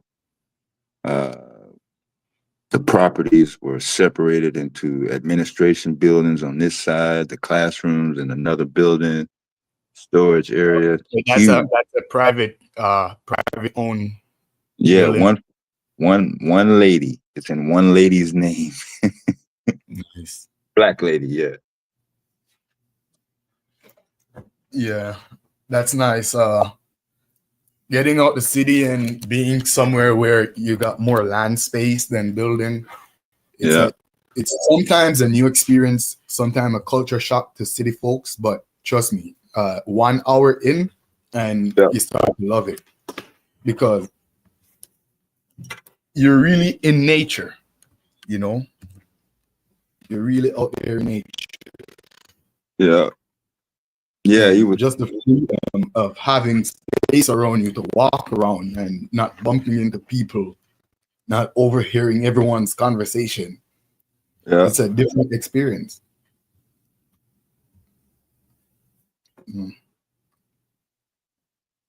Yeah, you could hear it in his voice. The guy was on the phone with his mother, the owner, and you could hear her over the phone, kind of laughing because he was saying, the young guy with the keys. That's the mother's. Yeah. I thought that was Q Big Son though. Oh, okay. Yeah, I think his kids wanted to go. Yeah, I think they wanted to go earlier, but he said he's gonna have to make another second trip down so he can get everybody in. I thought that was Cubic son. You know. Yeah, not this time. Maybe they'll get a chance to bring him down on the next trip. But he's over down there by Wilmington and Myrtle Beach. He's like 30 miles from the Atlantic Ocean. Yeah. Yeah. North Carolina have a coastline. Yeah, Myrtle Beach, Cape Hatteras, those areas down there. That's good. A lot of people moving to North Carolina. I guess Yeah. the land, you just have that a lot of land space on there. Oh yeah. Yeah, I saw the elderberry trees. He's got walnut trees. He's got I thought I saw some peach trees, honeysuckle on the vines. He's got his own separate greenhouse, a full greenhouse in the garden area. That's the biggest elderberry tree I ever seen, though. Yeah, man. I usually over here they got elderberries in gardens, like a little part of the garden. So Yeah. it doesn't really grow that big. They prune it, but that elderberry tree, that was a full-grown tree. You got to climb Full it. grown. Yeah. Yeah, that's good. Said Though. she bought that. They She got- bought that property. Actually, I don't know if you saw the photo, but that photo with that lady with the green dress on was the grandmother. Yeah. So she actually got it probably from some white folks who owned slaves at one point. Yeah, the setup, it looks like coming back from those era. Yeah. The church, the building, the architecture, the layout. Yeah. But yeah, Very, very historic. Yeah. very historic and well made. Yeah, you saw that front porch was shining like new money, man. I was like, man, that thing was built in the 20s, 100 years ago. I was looking at it and like, yeah, nice hedges around the building. Mm-hmm. Well made and well kept. Good job for them for keeping it up too. Yeah. That's that money from slavery. Yeah, probably. Yeah. Well, Yeah.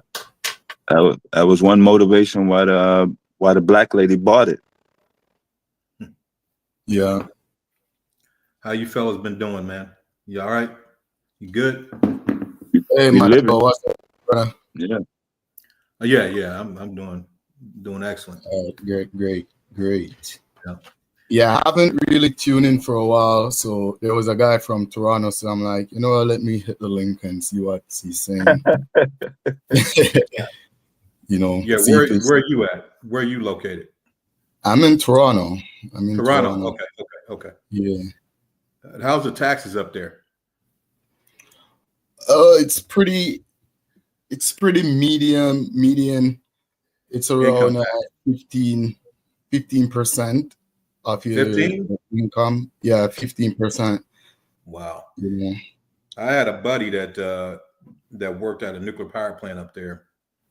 A brother, really the only other brother I ever met in leadership in commercial nuclear power. He was a guy that he was a manager of one of the maintenance activities that was on at one of these commercial nuclear power plants. Only brother I ever met other than myself that was in management or supervisory status in these commercial nuclear power plants. Actually, no, I met one other one. This brother was cold-blooded too, but he lived up in Toronto. He said he paid upwards to 50% of his income in taxes in Canada. Does he work overseas or live overseas or make income overseas? I think he moved. He's from the States. He lives in Atlanta now. He lives in Atlanta now, but he was up in Canada working at a commercial nuclear power plant up there, and he was talking about when you work a certain amount of hours, I don't think it goes by your pay rate, like your wages or salary, but your hours work. If you work over 40 hours a week, then whatever you're working after that is pretty much for the government. They're going to tax you heavily on it. And if you make income overseas, verifiable income overseas, then they're going to tax you heavily on that too. So that's probably why. Yeah. But go ahead. For what the taxes that they take, though, they give you back a lot in social infrastructure and social services like healthcare, welfare system for the less fortunate, the disability financial aid system for those who are disabled and can't work. Child's benefit for a single parent or even for married couple with kids. The roads are well kept, maintained, sweep, vacuum, repair on a regular basis. Homelessness is an issue. Homelessness is an issue, especially in Toronto and Vancouver, the major cities. So, I mean, the government, they're not perfect. They're not going to get everything in order at the same time. So homelessness is an issue, big issue. And the public educational system, public school, they could do more for public school. Those are my criticism from what I could say with the tax dollars. But the nuclear plant, was he in Hamilton? Was he working in Hamilton? Did he mention Hamilton? You know what? I don't remember. If I tried to guess, that's exactly what I'd be doing, guessing. I don't remember exactly what he. I know it was one of the CANDU reactors. Basically, they had deuterium as their moderator / coolant. But I don't know exactly which plant it was. I actually got a call from the nuclear facility in Hamilton. They want to hire me on the recycle nuclear waste. And I did the interview and everything, but at the end of the day, I did reject or refuse the job. Based on to be honest, based on a lack of knowledge with nuclear waste, with nuclear radiation. And based on a lack of knowledge in how to properly protect myself, the PPE to wear in those facilities, which I'm pretty sure they would, but for the pay rate and the way that it was offered to me, I thought that they were just looking for anybody to clean up their nuclear waste. And because I have a background in chemistry, looking for a job, they thought I was a struggler and I would hop to it, but I refused it based on the fact So I didn't know enough to protect myself from nuclear radiation at the time. Did they wanted you to work directly with the handling of the waste or supervise? Yes. Handling of it. So you got not supervisor position. If I was getting a manager position, Michael, I would have took it, but they want me on the line. They want you on the line. Okay, so you got a doctorate in chemistry? No, I don't have a doctorate in chemistry, bro. If I had a doctorate in chemistry, I wouldn't be applying for a nuclear waste job. Oh, okay. Well, I mean, this was back in the days. This was nothing recent. Oh, I thought you said you had a doctorate in chemistry. Okay. All right. So, no, I don't have a doctorate in chemistry. I misinterpreted. I misinterpreted what you said. Okay. So I the bottom line is, man, usually if they have a training program, it's only like 6 weeks. Contamination radiation is it's not that difficult to understand. You know what I mean? Like Yeah. for instance, I hate to make this. I hate to make this analogy, but it's a lot of people understand it this way. Excuse if it's too vulgar. Excuse what I'm getting ready to say. But radiation is like dog shit, right? And what I mean by that is radiation contamination. The contamination part of it is the actual dog crap itself, the material dog crap itself, right? When you put your hand in it, it's slimy, right? But the smell that you get from it, that's the radiation aspect. So so that's the correlation I like to make. So when you deal with when you deal with nuclear waste, you gotta deal with both of those aspects, the contamination aspect of it and the radiation aspect of it. And then, obviously contamination, you don't have to worry about it unless you actually physically come in contact with it or you ingest it. The radiation, what you have to worry about, time, distance, and shielding. You have to increase your distance from it, reduce your time in the presence of it. And then if you are in the presence of it, have enough shielding to block those types of radiation. And the main types of radiation you see from radioactive material are gammas. You can have betas, alphas. Betas and alphas are really stopped by the skin. They don't penetrate the whole body. So, they don't penetrate the whole body. So you really need, just anti-seize, protective covering for those, shield, gloves, and then, just, body covering. Same thing with contamination, but the gammas, the gamma radiation and the neutrons, if you're around, things that are emitting neutrons or gammas, that's when you have to worry about getting doses that'll kill you. But usually when you're dealing with nuclear waste, you don't have any neutron flux from that. You only have a neutron flux from, operating reactors when you have fission reactions going on. The waste itself is probably going to be decaying gammas, and those high energy gammas can kill you if you get enough dose. Yeah. It's not that.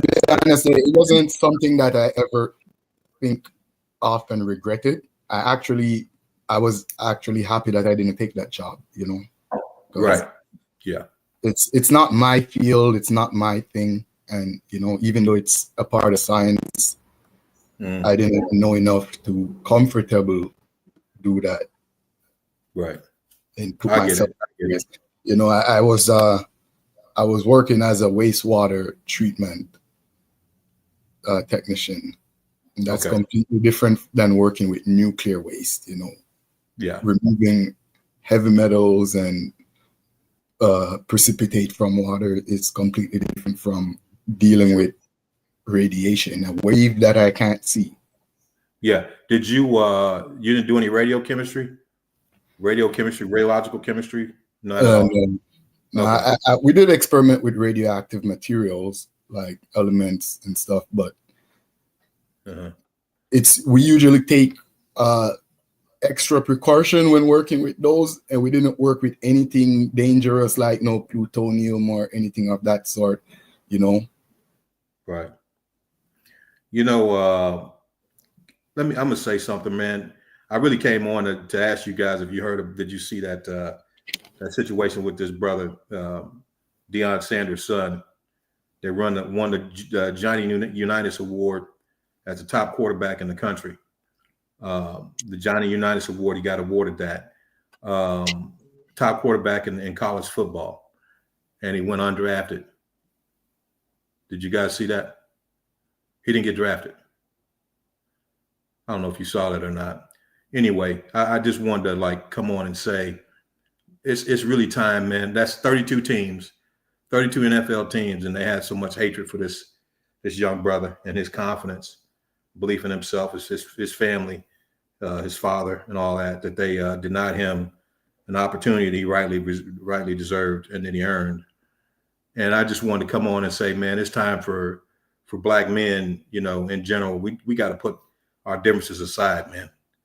We got to put our differences aside and start supporting each other in a real way, because these people, man, they make billions, hundreds of billions of dollars off of the Black talent, where the NFL is over 70% African American, Black, and only 2% of the executives in the NFL are African American or Black. So they make all types of exploitive money off of our talent. And then the way that they did this, brother, was they closed ranks on him, all 32 teams, for nothing, basically, because he had a good attitude. But he's a winner, worked hard, worked for everything he got.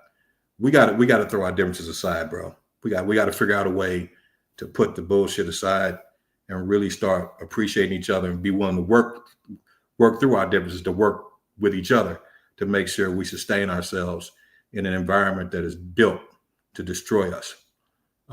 These individuals, you may look at just a sports thing, but this is repeated in every aspect of society. Whether you go in the corporate world, we got to do better. We got to put the differences aside, man, and say, okay, we don't have to agree, but we're still brothers. And we face an enemy that will definitely get together and close ranks in collective effort to stop us from progressing. You think that's why he didn't get undrafted, Mike? Oh, without a doubt, brother. I mean, he went through 4 rounds. He went through 3 rounds of drafts and didn't get picked. The dude threw for over 4,000 yards, 27 touchdowns, 75%. 75%. Yeah. I'm hip. I'm hip. What the analyst saying? What the big time sports analyst saying? The reason was. I don't really care what they say it was. No, man. I'm just asking. I know. I understand your view on it. What I'm saying, brother, is this. I'm saying that I'm old enough and been in this society long enough and seen enough in my life that I know the origins of this.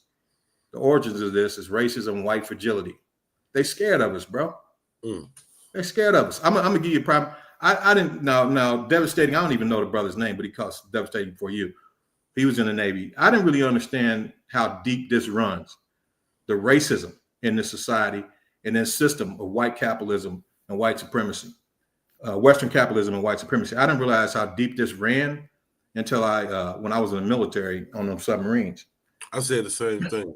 I realized we had this discussion before, Mike, and I was telling the guys the same thing on this panel. Like until I knew about racism. Of course, I grew up in Mississippi. Chicago, from Chicago to Mississippi. But until I went I never experienced it firsthand and personally until I went to the military. But continue. I didn't want to cut you off. Right. What I was saying is I didn't understand how deep this thing runs. Yeah. How deep it runs until I was on those submarines, and we were navigating the submarine down the coast of Africa. Down the coast of Africa, the eastern coast of Africa, coming around the Horn, the Cape. And what I found was the Mercator projection. There's 2 major projections that are used to navigate these vessels, world maps, charts, used to navigate these vessels. One is the Mercator projection, and it has the size of Africa about 1/3 of its actual size. Not only Africa, but South America, Australia, all the dark black and brown continents in the southern hemisphere of the earth. It has them a lot smaller than what they actually are, about 1/3 of their size, what they actually are relative to the northern continents, Eurasia, North America, United States, so forth. So what I'm saying is that, and this is how I found this out. I'm off to the deck, so I'm navigating the ship, and when we'd be down for a while and then we'll come up every so often. And we're running off of, our gyros, basically navigational gyros that tell us where we're at underneath the ocean. But we'll come up to periscope depth, every so many hours, and we'll get a GPS fix. And say we went 600 miles. 600 miles, I'm looking at the Mercator projection, the map. I'm saying, okay, well, this is where we need to be. Dead reckoning. We dead reckon the ship. We plot the ship's position every 15 minutes. So we dead reckon the ship, understand where we are on that chart. Okay. When we pull up, go to periscope depth and get a GPS fix, we find out that we're 400 miles north of where we thought we were. And the reason why is because the Mercator projection is a racist map that minimizes the grandness of the southern continents, where they look really, really small and insignificant compared to the northern continents. Now, honestly, Mike, I don't know why we're still using the Mercator map. Yeah. We should be using the Peters projection. Do away with that. It's archaic and it's the reason why we're using it because it's racist. It was meant to diminish. They claim it's mathematically correct because of the scaling and stuff, but visually looking at it, it's really a disgrace to maths. Because it's a lie. It's a straight America, up lie. Both North and South America alone could fit inside the Republic of the Congo, Democratic Republic of the Congo. Just in the Sahara alone could fit Europe, America, Australia, and all the little islands in between. Just in the Sahara Desert alone. You can look that up. I mean, the real size of Africa. No, I know the real size of Africa could fit both Europe, North America, and South America, and still have space left to walk. Right. Let me finish what I'm saying, though. What I'm saying is this. The reason why that's a problem is because we're navigating, at the time, a $4 billion submarine, a U.S. weapons platform, off of a chart that the U.S. government and the U.S. Navy knew was wrong. You know how dangerous that is? But they're so invested in white supremacy. You understand? And the diminishing of the black nations and continents of people of the world. Yeah. They're willing to navigate a $4 billion submarine off of something that they know is inaccurate. When you think about how deep that runs, brother, you understand that we don't have a choice but to start uniting. This is deep, man. Yeah. Yeah, I hear what destroy themselves, to hurt us. And I always say, Malcolm said, America only will be as great as the black man is inside of America. So, however, great, powerful that we think this country is and rich we think it is, if they didn't oppress us inside the country, they could be that much greater. Because they limit themselves to the oppression that they put on us. And that's fear. That's fear. That's cowardice. That's white fragility, because they think that we have the same hearts that they have. We don't. Yeah. What I just saw last night, even after the way that they did Deion's son, embarrassed him before the entire world. Just straight white fragility and racism. Even after he did that, they showed Deion where he called out one of his players and called him up before everybody, talked about how committed he is, even though he don't get the playing hours that everyone else gets because he's not as talented. But he puts in the effort. He makes good grades. He's always on time. He does things right. This guy looked like Opie Taylor, man. This guy looked like Opie Taylor, white with freckles, red hair. But he called him up, told him he loved him, and gave him a hug and gave him a scholarship. That's the way it's supposed to be, man. That's the way it's supposed to be. It shouldn't be all this this racist bull crap that we got to deal with every single day. And it's a result of, it's white fragility. They know they done us wrong. They know they doing us wrong. Yeah. Cut off their nose to spite their face. Screw over, what would you say, $3 billion weapon just to prove, to keep this garbage map that they don't even know that doesn't even have the coordinates right. It's not accurate. Right, it's not accurate. Yeah, but these motherfuckers, they diabolical, man. These motherfuckers is horrible, Mike. No, they know the real size, so they themselves know, but the regular people. That's the point. That's the point. They just When you look at get off your nose, spite your face. Exactly. Diabolical. When you look at places like Russia, you would think Russia is as big as Canada, or Russia is as big as certain places in Africa. It's not. It's small. They stretch it out to make it appear big on the map. You could put all of Eurasia, all of North America and Africa, and still have almost 40% of the continent left. I mean, Africa's huge. You can look at the map. I mean, there's stuff you can do the research on it. See how many continents. Well, to be fair, Mike, they give you some bullshit excuse why they do it. Like, oh, most of the land is in the northern hemisphere, and because of the bulge at the equator, and blah blah blah blah blah. Oh They yeah, give they you always crack excuses. explain. Yeah. They crack explain why they do it, but Yeah, they always it got is a what crack explanation for all the Yeah. bullshit. Yeah, Well, but they can't hide from themselves. Who was that? Teddy P, or was it? You can't hide from yourself. No matter where you go, there you are. Yeah, you're gonna be there. Yeah. Yep. So you could try to blow up your stakes on that map, but it's certain things we know biologically and psychologically, think about this, GQ. If they show you the real size of Africa, what will that do to black people mentally? Right. Well, if they show you the real size of Africa, what will that do to you mentally? Oh yeah, change your whole perspective. When you see like a third of the entire landmass of this world is Africa.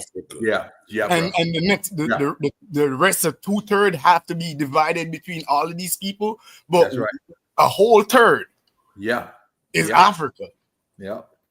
They can't show you that, so they got to make Africa seem like it's the same size as South America, as if they're a sister continent, and that's such a lie. South America is just Senegal in Africa. It's just Senegambia, one little region. Yeah, that's it's South America, North America, plus Europe, and still have place to go kart around it. That's how dumb them people is, man. Yeah, I mean, yeah. I think my whole what I take away from that, from all the stuff that's going on, is we gotta put our differences aside. We got to. Oh yeah, we got to, man. That's organization, and that's what's killing the, because that question was posed, and I think it was Solar Mind. Solar Mind asked that question. What's the biggest problem with? And I always say separation, man. The division game that they put on us. Oh yeah. I just spoke you up, Mike, about a week ago, maybe about 5-6 days ago, because we had Marley Marr posed a question about he had a 2-part question. The first one was, if all the white people in America decided to up and leave, just was that Q? Was you trying to say something, bro? Nah. Okay. What's up, Q? If all the white people just what's good, King? You got it. If all the white people just up and left America and went wherever, they found some white YouTuber, they went anywhere. It's hypothetical, so wherever they went to Mars, wherever the fuck they went, they left all the black people in America. How many black people would want to leave and follow them? That was the first part of the question. So we pondered on that. It was different percentages from different people. Then the second part was, could we maintain? Now they left us the infrastructure, left everything here that's here. Could we maintain the infrastructure? So my argument with my brother who I love, Marley Marr, he said that he don't think that we could maintain America without white people, and it upset me. And he had his reasons. He went through his different motions, and we'll be in like a third world. But I gave him a lot of pushback on that, and I was like, no, man, we can handle it. And someone else on the panel, not Marley, they was like, man, we couldn't even keep the nuclear reactors going. Whoop-de-whoop. That was where, we could keep the lights on. We couldn't even maintain I say, man, we got black nuclear physicists, man. You don't know no black nuclear physicists. We was on Psycho panel. You don't know no black nuclear physicists. I say, well, I happen to know one for real. Mike, he be on Q Butter panel, y'all. And Psycho was like, yeah, Mike, we know nuclear physics for real. We know chemists, we know men. You know what I'm saying? We got people, bro. I was like, this was not 5-6 days ago. I just spoke you up, bro. I ain't seen you in a while. But Well, But yeah, man. I'm still working though, brother. I'm still working. I understand that, you know, life is a progressive science. Life itself is progressive. It's a progressive science. You never know everything you need to know about it. So I'm still working. Like, you know, I'm still we working. got models though, Mike. You know, like I was telling, we got. I mean, well, you know, we built up societies and did, you know, we did that. We even here in America, you know, we had the just one Black Wall, you know, name Black Wall Street. But we had plenty of those, you know. You like I told them, you looking at it from, you got to look at it like this, and we don't even have them here to sabotage every fucking thing. Yeah, we'd be all right as long as we change our mindsets. Our mindsets are gonna have to be, we got to be re-educated. Yeah, we're gonna have to have that unity. We got to be re-educated. We got to be re-educated about who we are. That's one reason why they're trying to take Black history out of they have taken Black history out of the schools. They never really taught the history anyway. But they don't want to know our history, because through knowing our history, we really know our history and take a trip back in our history. We see who they really are, the things that they've done. You know, and then they want to hide that, you know, obviously. And then if you look at their history, their real history, you know, not the bullshit they try to force feed you, you know, the history, but then you look at their real history and see who the fuck they really are. You know, you look back, you know what I'm saying, on the Greek and Roman history and all, you know, it's always been war. You know what I'm saying? Yeah, I think at the end of the day, man, you know, we don't have to look back. And this, a lot of times, man, people think, oh, you know, Black people, we actually get real knowledge about, and real knowledge of self, and real knowledge of the history of this nation, that we're going to come back with this vindictive, you know, now it's our turn to do this type. We're not the type of people. That's not who we are. Only people we mistreat is ourselves. That's it. So, I mean, you know, I think, you know, really, if we need that, so we have knowledge and be able to move forward. But yeah, I'm constantly preparing. When I get off here with you guys, I'm gonna be working the rest of the day. Because I'm still growing in my field, the things that I'm doing, expanding myself, you know. So yeah, when it comes time to do some things, you know, and I got a timetable for myself when I want to branch out and do some things. Yeah, I want to make a difference in that field. We ready. We got enough people, just like you said. We got enough people. I mean, as far as operating those nuclear power plants, I didn't see them all. Commercial, military, I've seen them all. I got a license to supervise the operation of them. So yeah, I'm ready to go. You're gonna be a valuable piece in our new Black. Whenever y'all get ready, I'm ready to go. And you know, just like I said, I mean, you don't ever want to sit on your laurels. Valuable piece in our new Black America. Now I ain't gonna lie, I want to agree with y'all. I really want to, but I personally don't think we would be able to sustain ourselves. You don't think we'll be able to maintain? We got all the infrastructure queued, and we can't maintenance it. We can't just keep it maintenance. We're gonna have an issue with dominance. You know, the dominance is gonna be an issue. Niggas with guns, personality, shit, huh? It's just gonna be a fight for power. I think that's just a natural part. It's gonna be like the vacuum power. It's like who's in control. Damn. You know what I mean? Are we just replacing the police department? You know what I'm saying? If it's gonna be that situation. You know what I mean? Like those actors is gonna get it real quickly, real mixy. You know what I mean? Mike either gonna have to be Mike gonna turn into a gangster who controls all the power. You know what I'm saying? Or the gangsters is gonna try to kidnap Mike. You know what I'm saying? Yeah. Y'all fucking gangsters though. Shit. What I would say, man, is the reason why we act like that is because that's who we believe we are. We don't really know who we are, so we believe what they tell us. That we believe that the situations and the situations. Some of us know exactly who we are. So we need to re-educate ourselves. When I say some of us we all stand up. I mean, you know, I don't know, man. I think we could do it. You know, and like I say, we don't have the propaganda working against us. We don't got none of the fuckery that comes from white supremacy working but against us. We're still one generation removed from white folks, bro. Like, you know what I'm saying? We still got to deal with that part. Like, so it's gonna take a couple generations. It's gonna take a couple generations to get white folks out of our head, boys, man. Because and we using the data from today. I'm just saying, like I'm in a black city right now. That implies that everybody wants to get them out, though. It's some people that's perfectly fine with them living in their headspace. Yeah. Well, and that's what well, and that's reality. You 100% right. Remember, Yeah, it was that's a two-part question. The first part, how many gonna leave with them?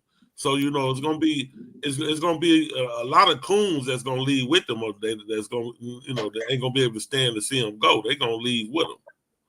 So and that's probably gonna be and I almost said some real Sambo shit, but there's gonna be a lot of smart ones gonna be leaving.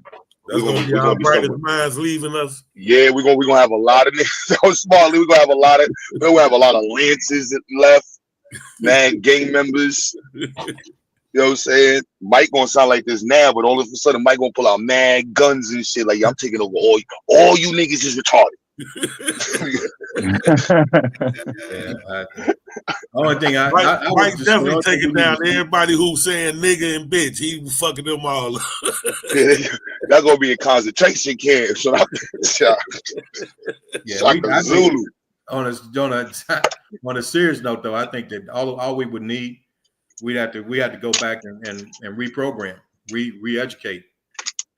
Because I think the biggest reason why we act out is because we don't really know who we are. We don't know our history. We don't know.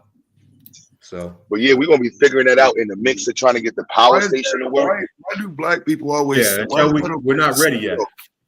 Like, who don't know their history? But even though in the history, Mike, it's not even the history, bro. Like, literally, the town I'm in is a black town right now. They haven't fixed the flooding issue. They don't even know how to address monitoring the flood. White folks across the other side, they got they shit censored up now. You know what I'm saying? Like, it's. I didn't get you to shake because. So you're just flooding up there where you at? He's on the coast of North Carolina. He's like 35 miles from the Atlantic Ocean. Okay. Yeah, and they yeah, and it's a black town, so like it's yeah, there's a lot of black towns around the country, and it's like we have our own models to look at, like, and our own countries. You know what I'm saying? Like you know, like while we think it's gonna be any different than Haiti, right?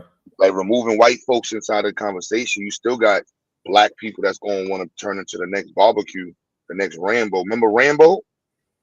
Not Black Rambo, but you got niggas running around with it. Yeah, and this ain't a black. I think it's a human thing. Like, we don't have to deal with human people doing human shit. Yeah. Taz gonna turn to Taz the Conqueror and shit. We're gonna be cutting niggas heads off and shit for saying they was African. You know what I mean? We're gonna have abos. It's gonna be a period of some shit. Yeah. Yeah, and I don't remember in history where any society at any time frame that there were not any conflicts in terms of ideologies, progression ideas, or unanimous agreements without any type of recourse or reprimand. So this idea that people have to get along and be on the same accord prior to the act of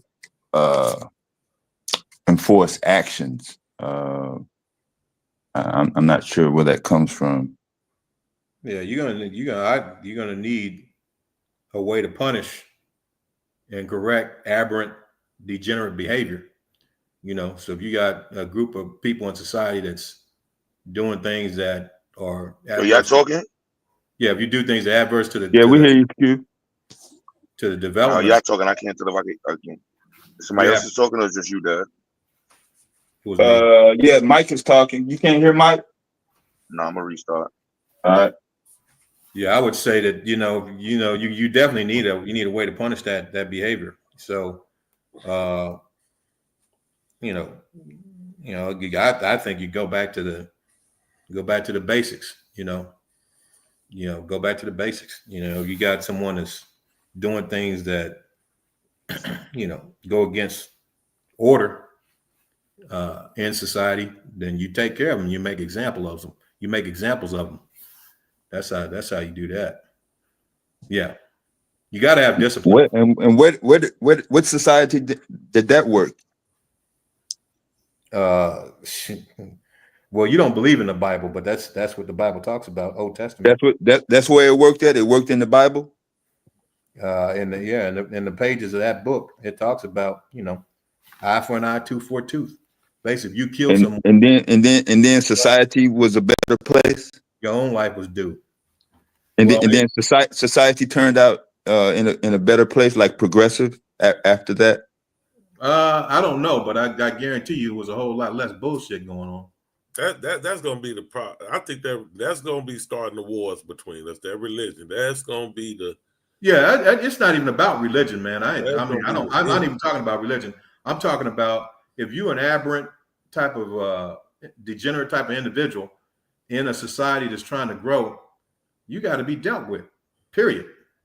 There's certain things you have to do. No, I agree. I agree with that. I agree with that. Yeah, I agree with dealing with it. And then I don't think it'll be because, you know, the conditions have changed now. You know, we got shit now. It's not going to be the poverty demonstration. It's not going to be, you know, the oppression and shit. So there's less need for a lot of the fuckery and a lot of, you know, the game's going to be put to work. I mean, you know, they're going to be, you know, it's going to be put to use. And that's only 0.5% of us is some gang banging motherfuckers and shit like that. So, I mean, I think it's going to, you know, when you're thinking about a better condition, I don't know, man. But y'all probably right. Probably going to take a couple generations. But I do, not saying you, Mike, but I do still believe that doggone religion is going to be one of the dividers even amongst us,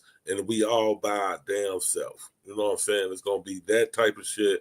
You know, the Hebrew Israelites and the Muslims and the Christians and it's going to be a divide there, and we got to work through that shit.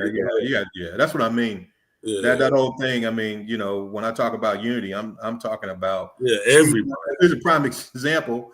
Is how all 32 teams. You know, this is more of a mundane, you know, kind of a worldly example, rudimentary example. But the bottom line is that these 32 NFL teams, they close ranks on that young brother. I'm glad Taz up here too. They made sure they unified in order to send a message, because at the end of the day, whether they the Falcons, the Chiefs, the Eagles, whoever they were, they could be at odds with each other in that sports arena. But when it came time to dealing with that young black brother in that attitude of confidence and excellence that they got on code. They got on code, damn it. And that's what I'm talking about. Do you agree?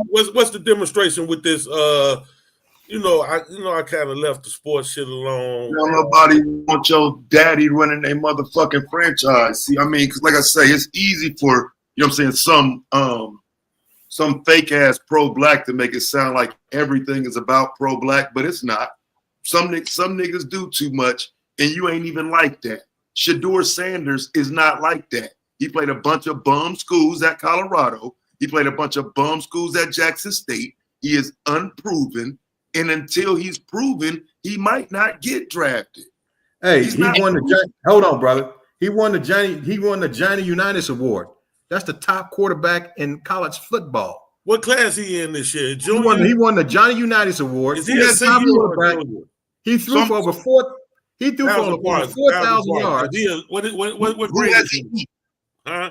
He threw for over 4,000 yards, 27 touchdowns. No doubt. With a handful of interceptions. What grade is he in, Mike? He had a completion. Hold on. He had a completion percentage of 75%, the best in the whole nation. What you talking about? Again, who did he beat? What you talking about? Against who? I'm gonna ask you again. Against who?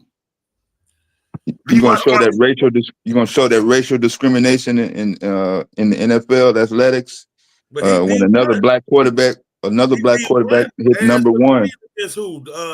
Shit, that's D1. Colorado.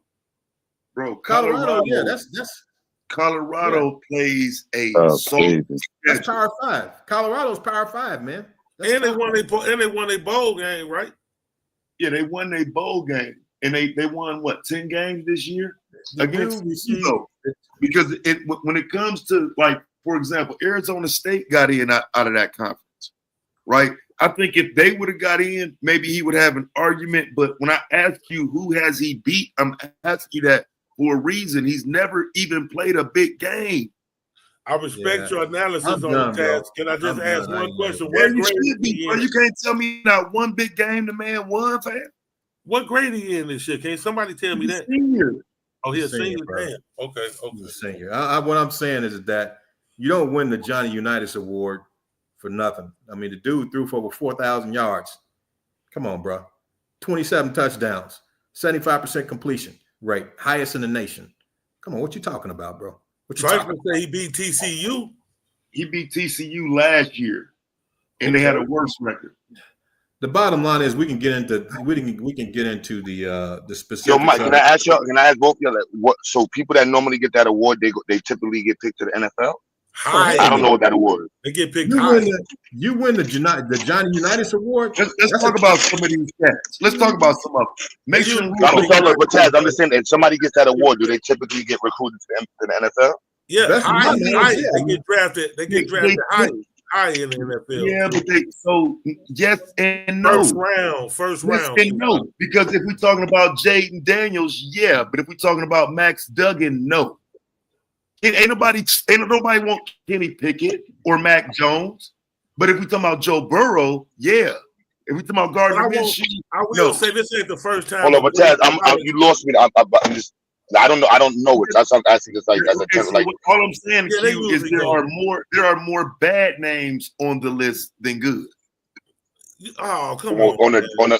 On the award list that he was just talking about. Yes, like fam, I'm naming them: Graham Harrell, Brady Quinn, Scott Tolzien, Colin Klein, AJ McCarron, Marcus Mariota. They thought Quinn was gonna be the shit, though. They did think Quinn was gonna be the shit. No, I'm confused. All right, so did they make it? Did those people make it to the NFL though? Are those NFL players you naming? Some are, some aren't. So that's how I'm trying to ask. So like, so getting that award, does that normally increase? Like normally, people quarterbacks who get that award, they go to the NFL. Hell yeah, tell the It's truth, half and Taz. half, bro. I'm looking at It's the not list, half man. and half. Not half and half. Bro. About 80%. About 80%, Q, but probably higher. Bro, I'm looking at the last 16. 80% implies that 12 of these quarterbacks are good, fam. No. No, I can name- went to the NFL. Went to the NFL. They just So went what to do the you- NFL. So No, what do you include by going to the NFL?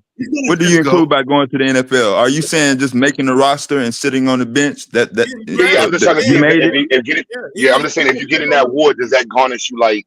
No, they you know in basketball they got shit like that. If you do certain shit just by doing that kind of like puts you in the conversation to go to the Yeah, and that's winning the Johnny Unitas Award puts you definitely in the conversation in the NFL.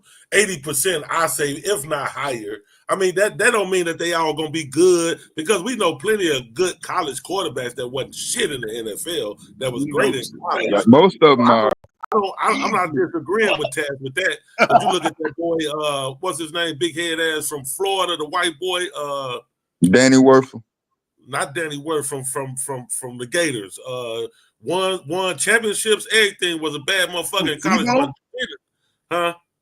Tim Tebow? Tim Tebow, yeah, won shit in the NFL. Yeah. So, And they let his ass have. He's one of the reasons why your boy ain't drafted now. yeah, They let ain't his rolling dice on bum quarterbacks that's unproved. Yeah. Yeah, so being a great college quarterback doesn't automatically mean you're gonna be the shit in the NFL. We know too many of them. Ohio State got a list of great college quarterbacks that wasn't shit in the NFL, but it still seemed crazy that he didn't even get drafted late. You know what I'm saying? Like, damn. The draft's still going. It ain't over. He can still get Why drafted. is it? Why is it crazy? I mean, I don't understand this Because focus. for the same reason Mike is saying. Ain't beat nobody, bro. He didn't, bro. He's unproven. Like when I asked him who did he beat, it's a reason why he tapped out of the conversation, fam. He ain't played nobody. No, I'm just letting you guys talk before I Yeah, actually. But I mean, I asked him, before I who make did a he point. beat, bro? Who did he beat? Here's a list. Here's an added list. I don't think he named these names. The Johnny Unitas Award winners: Gardner Minshew, Mason Rudolph, Connor Cook, Colin Klein, Scott Tolson, Colt McCoy, and let's see. I probably could go back to 2000, but those are after 2000. And I promise you, not just this panel, but very few people have even heard of these names. Were they in the NFL. undrafted or were they just garbage once they got drafted? They were obviously garbage because we never heard of them. Well, I mean, you may go into the NFL and then you're backup quarterback. Yeah. There's only 32 starting quarterbacks, man. Yeah. So I mean, Well, I promise you, if Shedeur Sanders never gets drafted, if they totally overlook him, his life will not spiral out of control or be in some sort of situation where he's unable to find something. Which my whole focus is to have a backup plan. What are you going to do after football? He's had a illustrious career already. Yeah. That's not the I mean, how many people? Mobile, Yeah. And you saw 2 quarterbacks come out the SEC. I'm telling you, it's about competition, bro. Jackson Dart and Jalen Milroe. I didn't both agree. came out I of didn't the agree SEC. with the racism aspect of it, though. When that's why I wanted to ask you, Taz. I really didn't, but it is kind of. I mean, it's strange, but I can't see the NFL draft niggas every day, all day. That's what they do. So let me say this real quick. You can look at this. Hold on, Mike. Let me say this, and then I'm gonna let you go. I'm gonna mute up. You can look at this class, and I guarantee you, it's probably of draft picks, and it's probably 80-90% black. So I'm mute up after that. Oh yeah, I mean they that's how they make their money. Right. The talent that they have is black. They make their money off of black talent, plain and simple. I mean that's obvious, So I mean they don't have a problem with that. What they have is a problem with this young brother that's coming into the NFL that's already got money. He comes from money. He doesn't scratch where he don't itch. He don't laugh if it's not funny. Okay, he coming in there as a house nigga, as a slave. He's coming out there as an equal individual, equal human being, as a man, because his father raised him to be that. That's the problem that they have. You understand? So I mean, I don't understand why there's so much problem understanding that the NFL is traditionally racist. I mean, when they look at your situation, when you go to buy something to find out how well you're going to pay it, they look at your credit history. Why are we so quick to forget about the history of the NFL?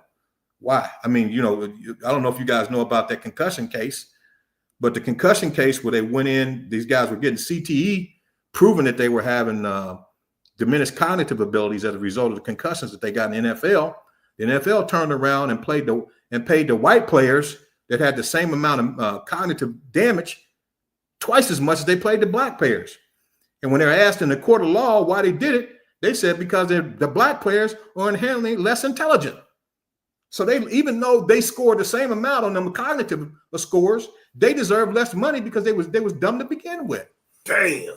You understand that? Did they say that shit for real, Mike? Yeah, look it up, brother. Look it up. CTE. Nah, they said that. Look it up. Pull it up. Pull it up right now. Taz, you think that's crazy? I ain't gonna lie, that's crazy What I'm saying is that all these guys on here trying to make arguments, trying to make arguments and stand up for an organization that's proven itself to be racist. You're an enemy of your own people. What did you say happened with CTE now?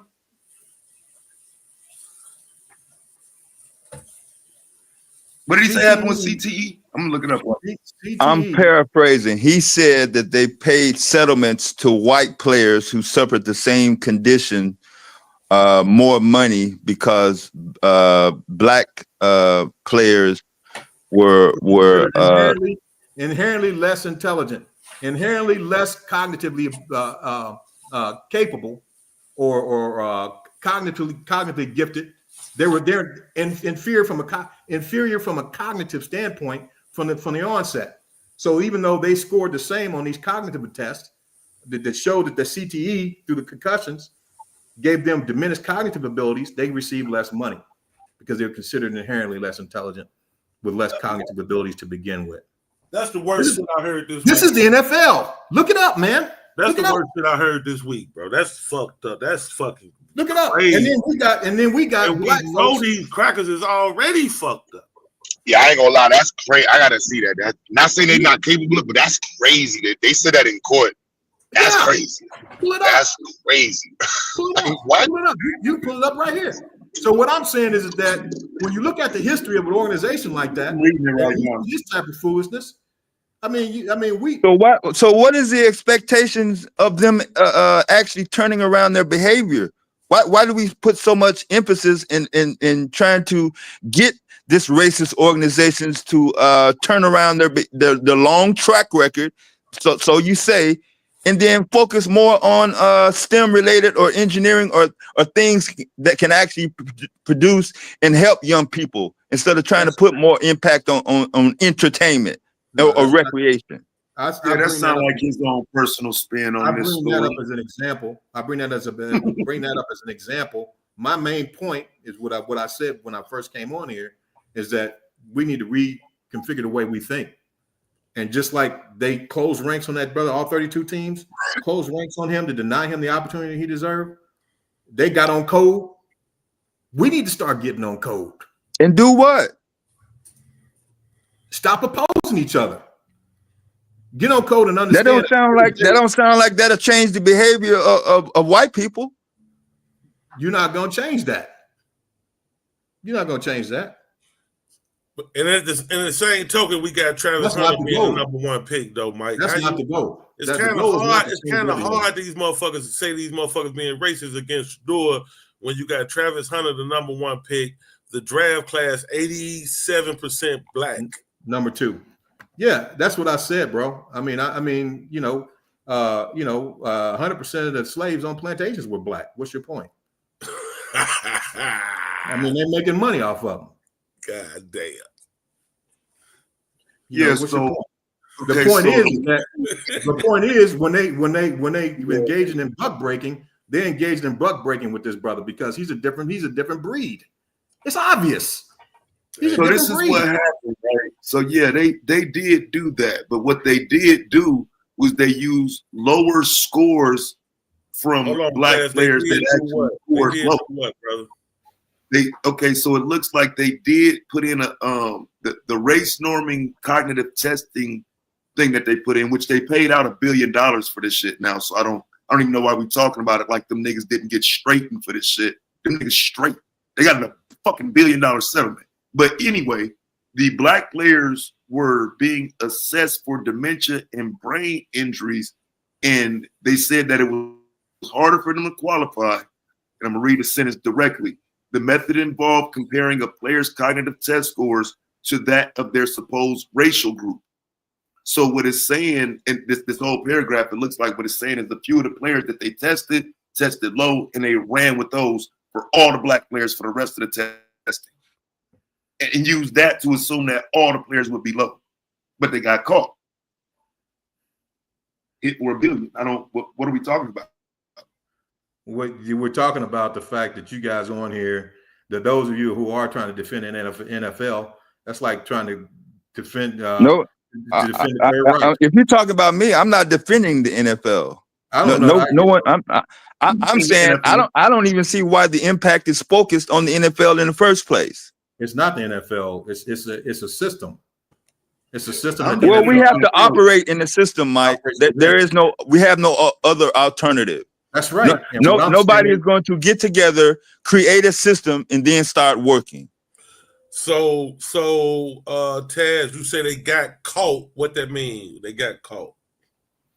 Well, okay. Yeah, they got caught. Like the fact that they did it though, but that's the fact that they did it should be the conversation though. Yeah, they got sued. Yeah. I mean, they did it. That's fucked Yeah, up. I'm just saying that's crazy. Like, that's crazy. I'm just like, wow, that's act like that's just not fucked up. that's crazy. That's fucked up. I mean, what's fucked up is but ain't that what he doing right now? When you go and look around in my community and you start saying we this and we that, and I ain't nothing like that. Mm. What about Shador not going to the combine, Mike? You assume niggas are dumb because other niggas dumb. You do the same shit. You the talking to NFL, me? nigga. You talking to me? He talking to you, Yes. You talking to Yes. me? You He definitely assume talking to niggas you. dumb because other niggas dumb. Am I right or wrong? What I assume is that you don't have the right perspective. That's what I assume. Yeah. But you assume, I mean, before I came on, I heard you. But I again, assume that based on what's your wrong with black conversation. people. I assume that Right. based on your conversation. Right. I And the assume that. NFL assumed that based on them niggas' conversation. Yeah. Is it still fucked up? Little I nigga, assume Yeah, because is it still fucked that's not it. That's the corporation, bro. That's not the same.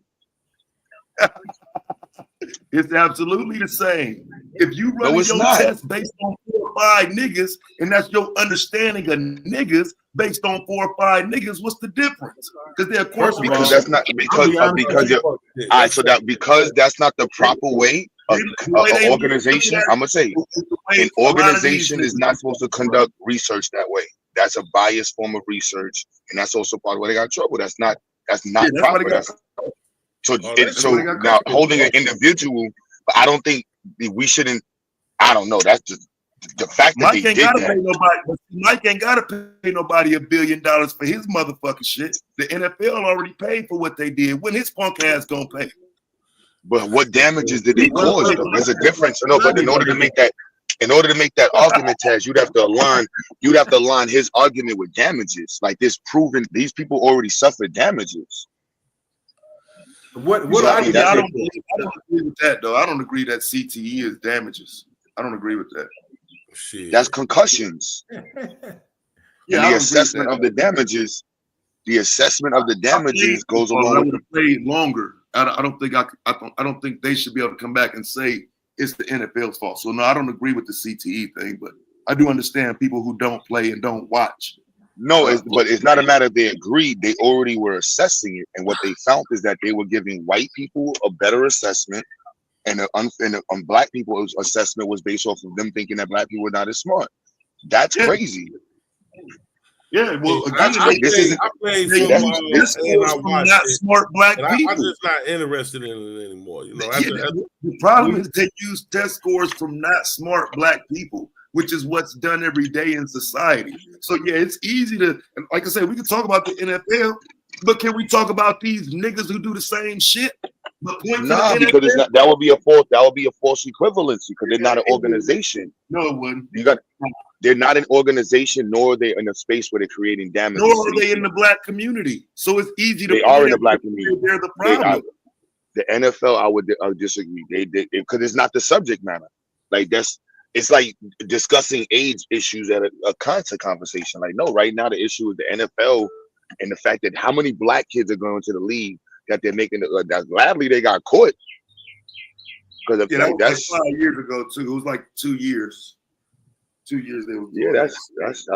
And I know we know racism in sports, but not that's going to the combine. You don't think that hurt him? I just brought that all up, man, just to say that, as an example. Yeah, That's no. all. I'm just asking, Mike. What about him not going Of to the course it combine? hurt him. But he Yeah, got the trump card with the race play. But Right? here's the Somebody thing, can though. always go What I'm back to the saying race is, card. You ain't you got don't- to perform. You ain't got to go work out. You ain't got to do your best. You ain't got to try hard like everybody else because somebody gonna pull that race card. That's what I'm crazy, saying man. is, yeah. What I'm Some saying, white boy ass nigga gonna pull the race card, which is what makes it worse. you man, you hate your own people. That's what I hear. I mean, Huh?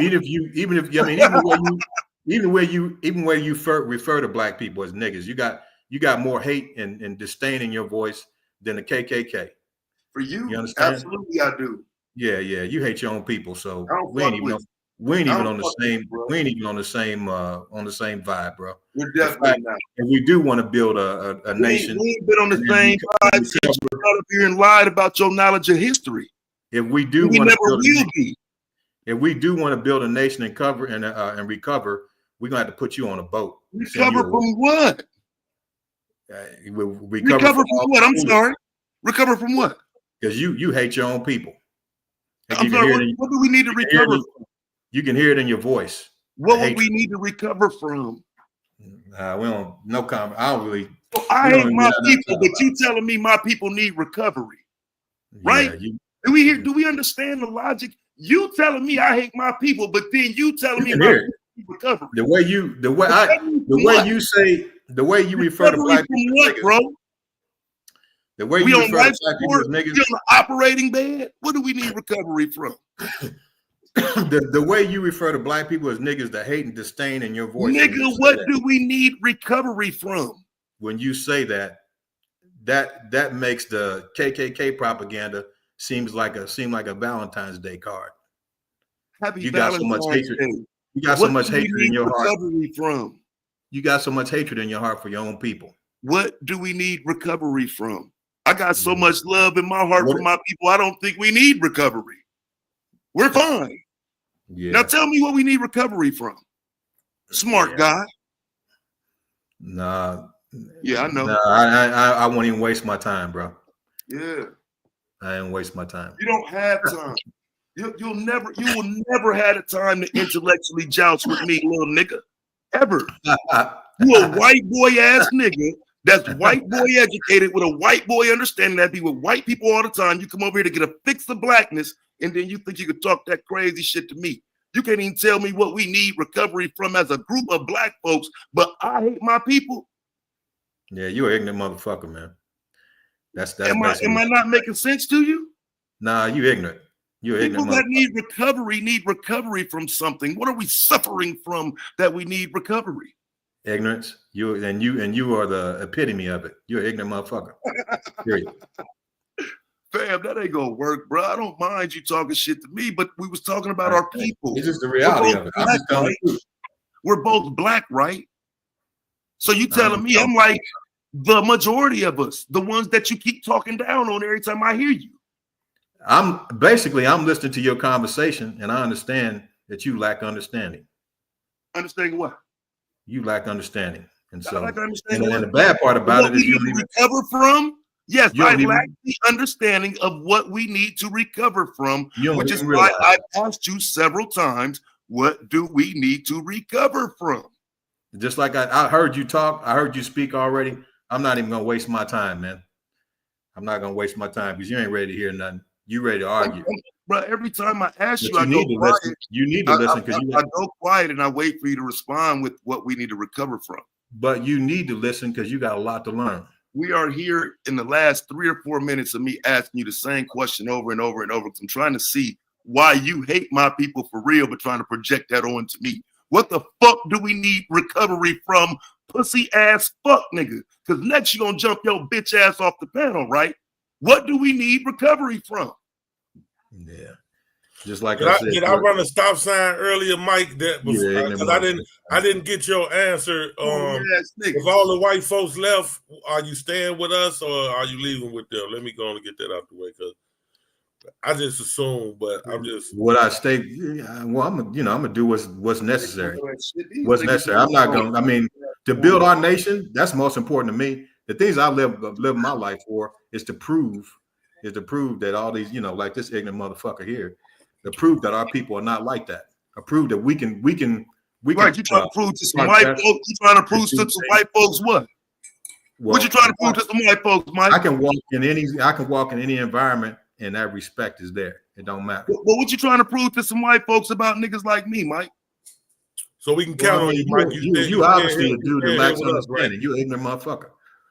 You staying here with us, though, right? I'm listening to you. I'm ignorant based on what? Based on a conversation your pussy ass can't even have? Bitch. Scary fuck boy. You got cornered and backed down. Now I'm calling you names. But we can go to a conversation if you want to. Soft nigga. It's all right. You're incapable. You'll be all right. I don't waste my time talking to you. I'm going to be all right. You'll be all right. You're ignorant motherfucker, though. That's for sure. You can't make these assessments of the black community, then project your feelings onto others. That's never going to work. What you need to realize with the black community. You don't like black people, nigga. What you need to realize is I'm not your enemy. That's what you need to realize. But I'm yours. Yeah, you need to realize I'm not your enemy. But you're assuming I'm yours. I'm assuming that you're an ignorant motherfucker. That's Right. basically it. Well, bitch, that just made you my enemy, didn't it? Now you just need to be corrected. You need to get some understanding in your life. Oh, correct me. Here's your I ain't gonna chance. waste my time. How old are you? So How who old are gonna you? be- Who's supposed to correct me? My Life. brother. My Life. brother. You Oh, the type. right. Yeah, you the type So of you the type of again, individual. brother, you're perfectly been on- fine with this white man system if life is correcting black people, and that's what You've been on the point planet. back to shit on black people. You've been on the planet too long Right. to be as ignorant as you are. So guess Ignorant what? to what? There is no correcting you. But like, fam, There's no correcting you. the best you can do is call me ignorant, but you can show my ignorance by telling me what I was simply asking you. There was no issue before that. You took exception to the fact that you got cornered on your own terms. You want to shit on black people and then act like you ain't doing it, nigga. You think I'm shitting on you because I state the truth? No, black people, you can't reach me, pussy. That's why you keep backing down. But you would shoot at my community. Yeah, I'm gonna let you go, bro. Yeah, you ain't got I'ma no let you go. choice. We bitch. Here's what I'm saying though. You act like When you you got get a all that, choice. yeah, I'm gonna let you go. I'm gonna let you go. I ain't gonna bother with you because Multiple So times before in you these leave, Mike, I just conversations want to between know me and what's you, that? it's been proven you ain't capable. Just like I had to before you teach leave, your Mike, dumb ass what? about we Jim got Crow. we You count don't on know you, bro. shit. You stand, right? capable of what? Capable of what? You're not capable of an intellectual dialogue about the shit you claiming. If you're gonna tell me I hate black people, show it, nigga. Based on what? Telling you that who you are, what you represent, how you sound like you hate black people. And I'll give you the examples. You the one that can't have that conversation. Now back down again, weak bitch. So can we count on you, Mike? Hey, Staying here with I'm gonna us, tell you bro? what. I'm gonna tell you where I'm from. I'm gonna tell you the type of situation I'm from. Hold on, Mike. Hold on, All that Mike, shit he's because talking. before y'all conversation, I usually don't even talk like that, bro. It'd have been like you'd have been swallowing some teeth. Talking all that shit. Okay? I don't even do a whole lot of talking, bro. What's on your criminal record? How many people have you made swallow their teeth in your But life? you know what? But it's all What's good. on your criminal record? You go ahead and What's do what you on gotta your do. criminal record, Mike? How many people have you punched in their face, bro? Mike said I need to knock your teeth out. Hey, How Mike. many people have you Mike, knocked we their can teeth count on out, you, bro, as you leaving with the crackers, man. I'm trying to. This shit don't make no sense. It's always a nigga What who was ain't that again? fought nobody in their life. And the hypothetical question that the first part of that, how many will leave with the white folks? Is you leaving with them or you staying? Can we count on you? We gonna need You count on me. I ain't leaving my family. I'll be here with my family, making things happen. All right. Yeah. Y'all can continue. I'm done with it. Yeah. Right. He just told you he ain't leaving with you, nigga. He don't fuck with you niggas like that. That shit just sound good. You don't hear it make it sound good. It's You know amazing what? how the white man can make you niggas crash out. Well, Yeah, my whole you tell thing, him I shut his came on dumb to just ass up. say, I came on to say that we need to get rid of our differences, man, and learn how to work together. That's it. As you call people ignorant. See, that's the difference, Well, right? I ain't no fake pro-black, bitch. I ain't gonna tell you me and you need to work together. Nigga, fuck you. Get up with me so I can beat your ass. Somebody making somebody swallow teeth, nigga. You know what, That's nigga? If I'm you mad ever with try it. to, Ain't none of if that you ever weak think, ass. look here, We bro. need to come together and Look here. unite after you talking about what Look you would here. do to a nigga. Like now, what? I'm telling you, you talking so much shit over the internet. What I'm You don't telling you is mean this. no I'm telling you shit. this. If Bitch, you I got ever prove think that it. you can I approach got a me, lifetime of it. That's who you I better am. make arrangements, I nigga. done You fuck better make niggas up. arrangements first. The Hey, look fuck? here. You better make arrangements. Okay? That's Make what I'm arrangements telling what? you. Y'all ain't fuck no white people up. What arrangement Hey, you want to make? when it's all said and done, What I arrangements don't you have want no to problem make? with nobody. But if you What think you're gonna arrangements you want to make? if you think you're gonna come and do something to me and mine, you better have your arrangements made. Who the fuck? That's What all I'm the telling fuck you, are you? nigga. What Okay? your scary That's all ass I'm talking about? You talking? This shit Hey, corny, y'all. Come look, on, this is corny, Reed. Come on. No, it was corny when this pussy ass nigga to my knocking somebody's teeth down. Like, so now you scared for your whole family? Weak what I'm ass trying bitch. to tell you is that you need to let all that other stuff go. All this all hyper shit. Let that go, bro. All this come from the NFL draft. Let that go. How the NFL draft caused all this? nothing hyper about that. You have a disdain for your people. You try to project that onto me. I tried to create the conversation with you, bitch, and you tried to flex, nigga. The fuck You you on here talking argue. about? I'm done. Hey man, I like to have good conversations, but I don't like to talk to ignorant motherfuckers like this. I'm out. You like to sit up and talk about how bad the black community is and what we could be better. That's what you like to do. Motherfucker, man. You like to sit around and talk about my people. I don't mind talking. I don't mind talking. Those I like to have conversations. good conversations. You only pop up when you can come up and say what my people can do better, nigga. That's the only conversation you want to be in about black folks. You an ignorant motherfucker, man. Yeah. You ain't say I'm lying though, bitch. And Hey, these niggas know I ain't lying, nigga. That's the other part of it. Again, I ain't lying on you, soft ass nigga. You only here to say black people are fucked up. You punk bitch. I ain't the rest of these niggas. I'm gonna tell your. I don't give a fuck what you do, where you work, what you have, how much you make. Bitch ass nigga, you still a motherfucking coon. The definition of it. You don't like us for real. You take these moments to come and sit around us to say, yeah, I tell black people to their face how fucked up they are. That's why you're here. You're here to go tell your white friends. I talk to black people all the time and tell them how fucked up they are. Bitch, you ain't fooling me. Go tell them you was talking to ignorant nigga. Black people are fucked up. Black people are fucked up. That's right. Ignorant motherfucker, man. See, I know, This is the type of thing, people like him. If we ever gonna build something, we gotta get. We gotta get rid of it. We gotta get rid of ignorant motherfuckers like you. I mean, you the one who all on the kumbaya. But You nah, gotta you, get rid of it. motherfucker. You need to relax, bro. I'm gonna call my Alabama homies down there, man. They gonna come pay your ass a visit. Your minds ain't going nowhere, bro. You know, this thing your ground state. We the ones. We the last hope for real. Because niggas like you want to see us wiped out. You want to see us going out and showing out for white people to show some black people are better. Nigga, you a performer. Like you said earlier, when you go around white people, you trying to prove you better than me, pussy. You said that.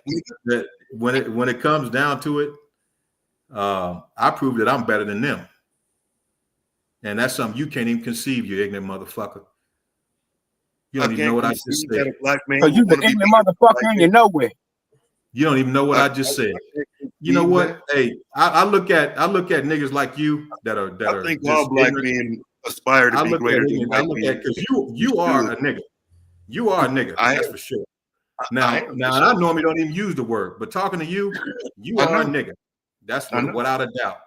And what that really means is you the refuse of the motherfucking planet. Okay? Mm-hmm. I'm sitting here extending a hand, a brotherly conversation to you, and you constantly calling me out of my name. You're a piece of shit. That's all you are. You're a fucking piece of shit. Look how I reduced it. And I was trying to shake your hand. This is what you don't realize. Martin Luther King.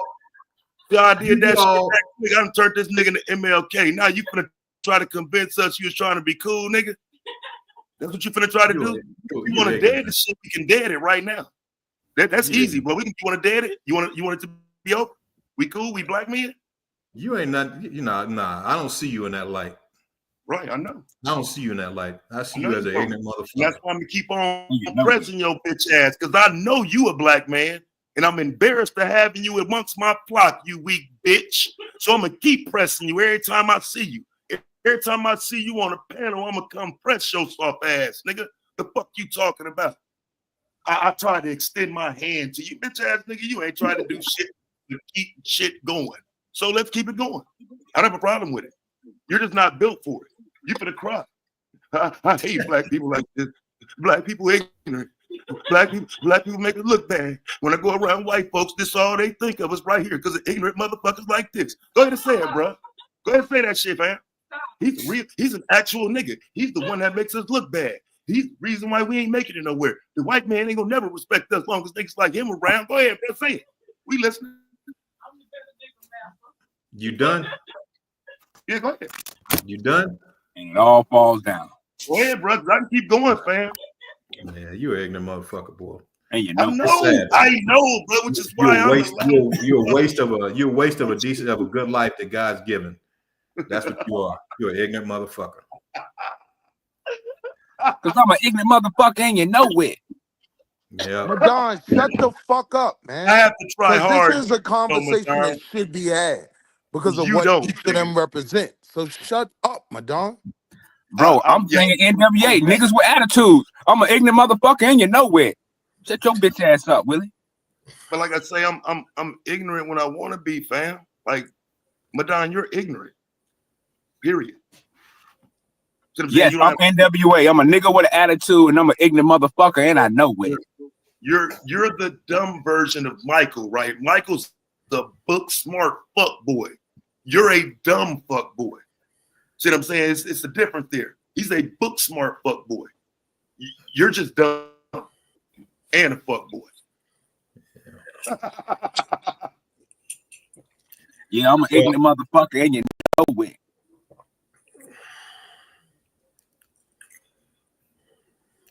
I was hoping to get on here and actually have a decent conversation. I always run into somebody like this though. Always. Because it typically runs into motherfuckers like this. Pretty sad. Meanwhile, I mean, I give you a chance. Mike, I think that conversation could be had, and it does. Like what? Like what? What did you just say? I'm the same motherfucker who had to teach you about Jim Crow last time you was up here. What did you just say, brother? Someone just said something. I was saying if we take the contention out of it, right, where it's getting to the goofy part, both of you represent a portion of the black community that this conversation does need to be had.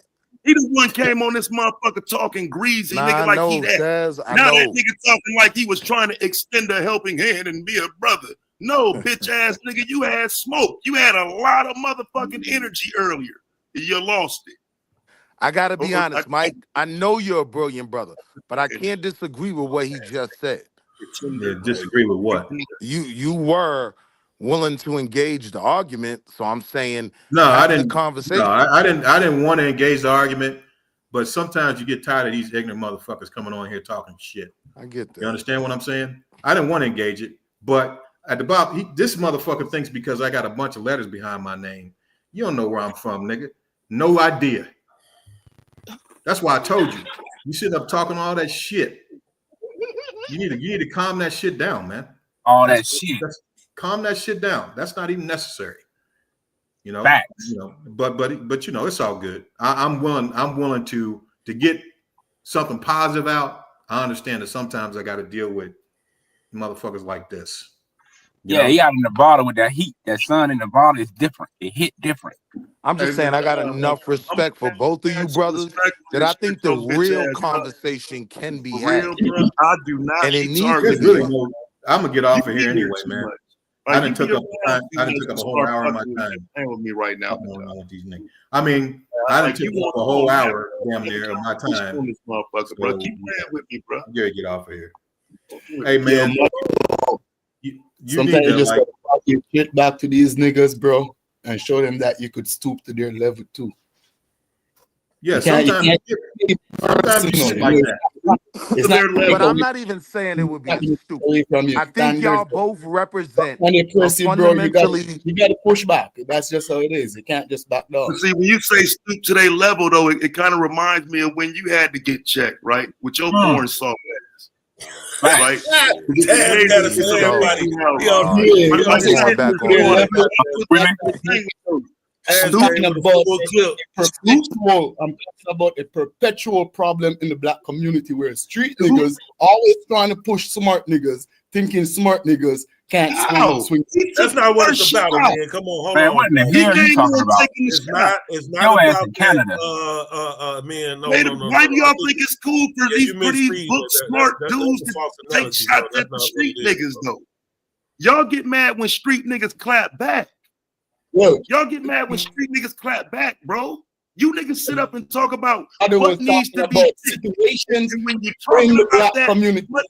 Because the street nigga was giving the street nigga was giving you and Michael the utmost respect. He's qualified enough to point out the problem. He wasn't saying shit about man. Don't do that. He was just talking about regular shit. Like everyone sees street niggas was giving both of y'all the utmost and respect and said that how valuable where would he be could put his in our opinion. new black motherfucking world when all the crackers left, and how much we would need both of you. So you can't, you know what I'm saying? I ain't do nothing but give y'all the utmost respect. You can't say street niggas trying to treat intellectual or smart black niggas a certain way. You can't do that, bro. That's not right, bro. That ain't what that conversation. Yeah, GQ, it's not everyone. You know, it's Taz. It's Taz. As You always don't trying even. I mean, your motherfucking Jamaican ass don't even talk against niggas the way Mike do sometimes. Because I mean, Mike got into it the first time he ever came on the panel. I gained a respect for Mike. Don't get me wrong, but Mike do Taz not lying on him like he said. That's why ain't nobody really can't say shit because Taz not lying on Mike. He do. Mike just telling the truth, bro. When he talk about the shut your Hebrew Muslim dumb ass up. Now, when Mike do talk part of the problem though, like himself without niggas getting sensitive. Why Mike compare himself to please a bunch of grown ass motherfucking niggas? Well, Niggas trying. It is what it is, man. We calling it straight down the motherfucking line, man.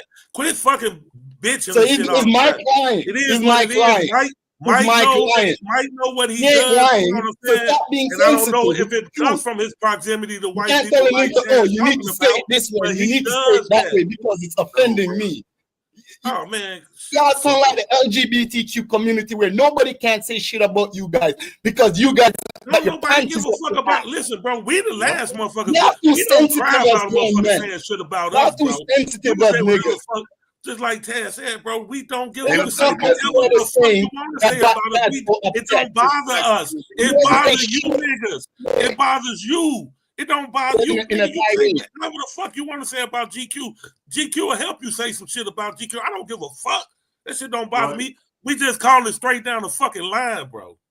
You know what I'm saying? And I'm just saying, the brother come on here intertwined that you guys can't call out each other's bullshit. I've even noticed the change in Michael. Bro, that nigga told me I'm a nigga, he don't have the same rhetoric that he had when he first started coming up here. He don't come with that shit like he used to. Mike been the same since he been coming up here, man.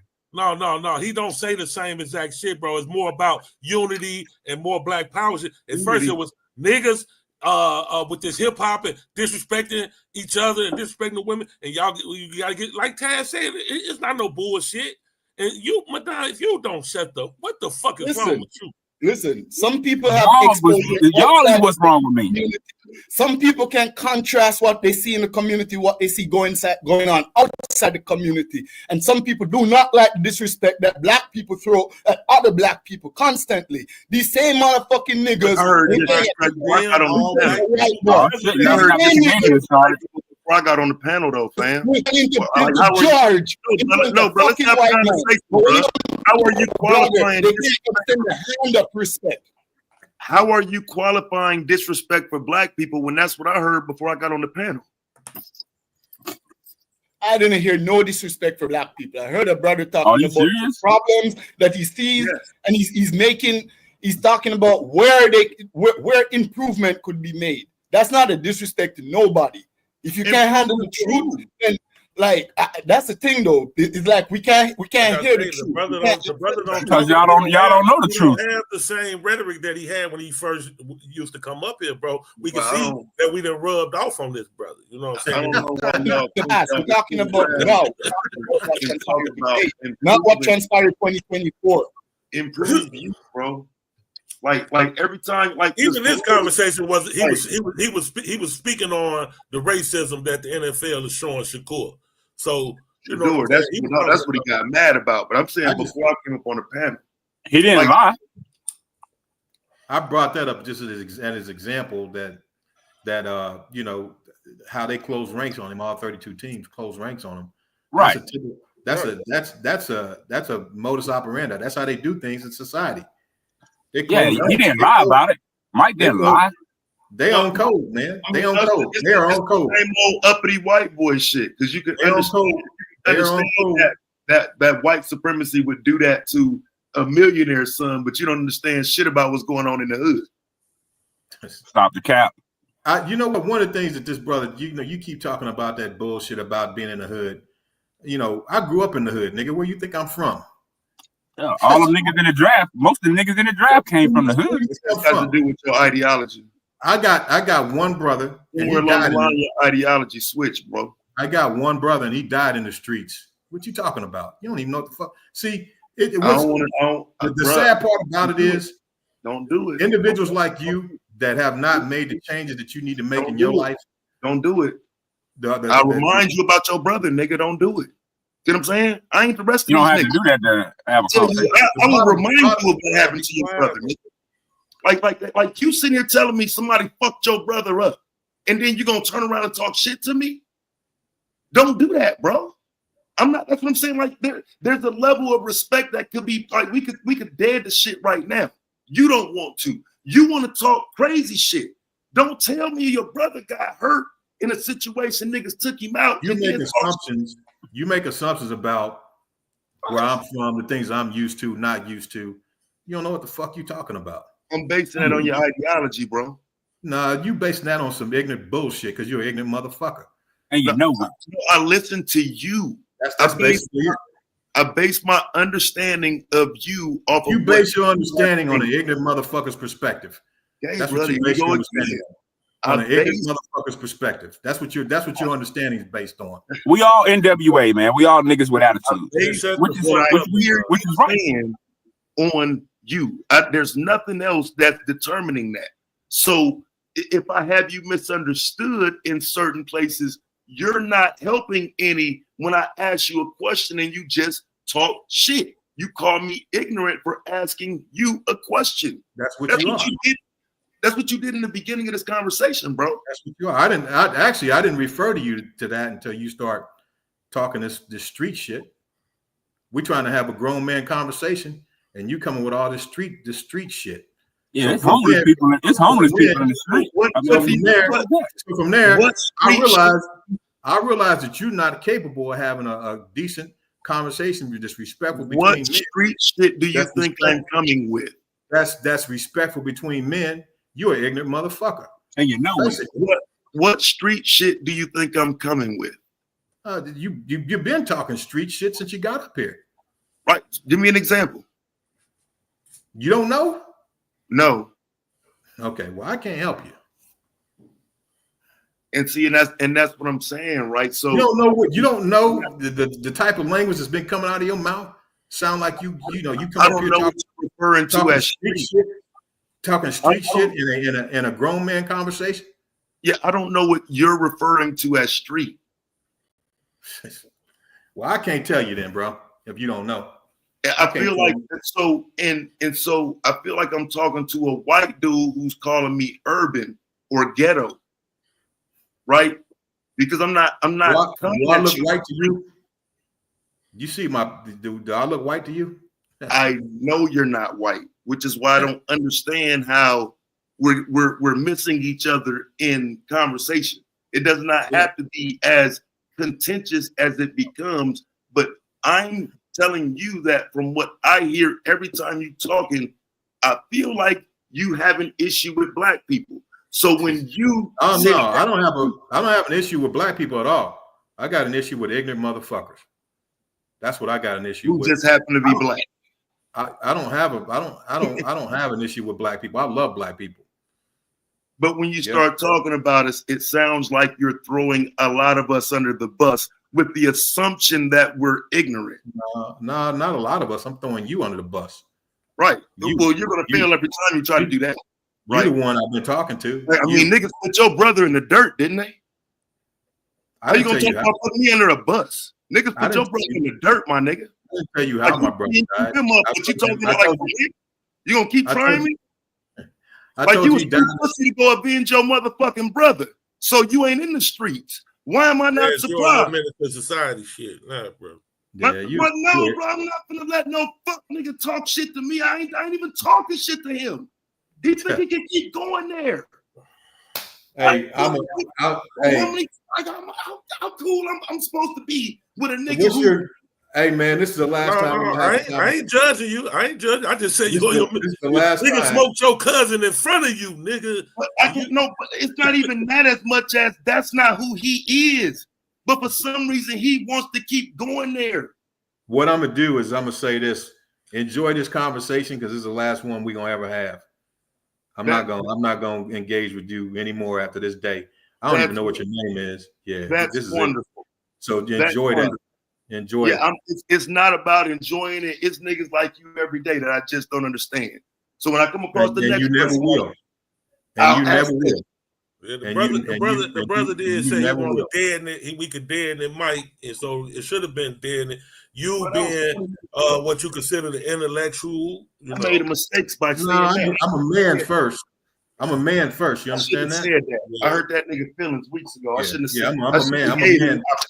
I'm a man first, and I'm gonna be honest with you, bro. I don't let no motherfucker talk shit to me in my face.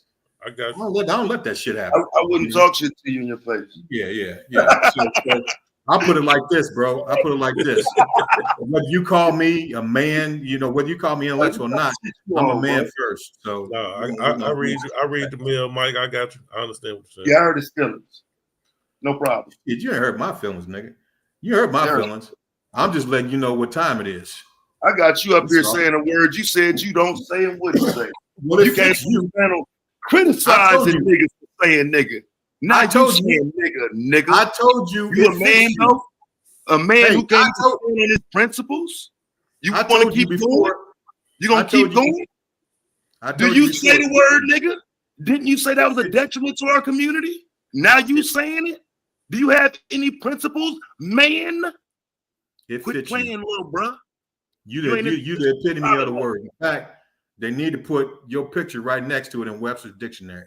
You ain't intellectually solid like that, fam. Yeah. Otherwise, it fits you. It fits you. That word fits you. What fits me? Well, when I call you a nigga, it fits. Yeah. I know it fits. It fits. You are the epitome. When I call you a hypocrite, do it fit? If I call you a hypocrite, that's your perspective, whatever you believe. Well, no. Don't you say we shouldn't use the N-word? In your case, it fits. It fits. I wouldn't normally call a respectful black man. I would not call a respectful black man that had honor, dignity, and can engage in a respectful conversation. I wouldn't call a respectful black man that word by any means. But you, it fits you, bro, without a doubt. Well, like I say, as long as you move your principles around and you ain't standing on shit, that ain't no skin off my back, bro. In fact, you should put it on your birth certificate. That ain't no skin off my back, bro. If you don't stand on your principles, that's you. But I'm trying to figure out where does that man conversation start again? You're not even a man of principle. Yeah. Suddenly, as soon as you get mad, everybody niggas again. My time is up. Not everybody, just you. Yeah. My time people you don't like, right? My time is up. You be saying nigga around your white friends, I hate them niggas. It's not that we know you say it, right? Mike, I think you feel like now that we know you actually say it, a certain portion of the black community. I think Taz feels the same way. Y'all can have the conversation about that. He get around the white boys and be calling us mad niggas. I gotta go. Hey man, just like I said, change is available for everybody. You know what I mean? So if you get to a point where you want to change your mentality, I don't mind engaging in respectful conversations with other men. In fact, that's what I appreciate most, when I can engage in respectful conversations with other brothers. So I don't like doing all this shit. What I'm saying is knowing you two brothers, having a high level of respect, having a high level of respect for both of y'all. I do think the conversation can and should be had because I understand the ideologies that both of you subscribe to. And it is a conversation in the black community we got to get past. And when Mike disrespects you in his nice way, you're supposed to accept it and say, yep, you're right, Mike. I'm a fucking nigga. What the fuck do I got? I don't want no smoke, man. Please leave me alone, brother. But fucking right. Damn, Mike. I can't believe I'm a nigga. I gotta change. But Taz, to be fair though, Taz, you know what I mean. You got if you're gonna throw the elbows at first, you know what I'm saying.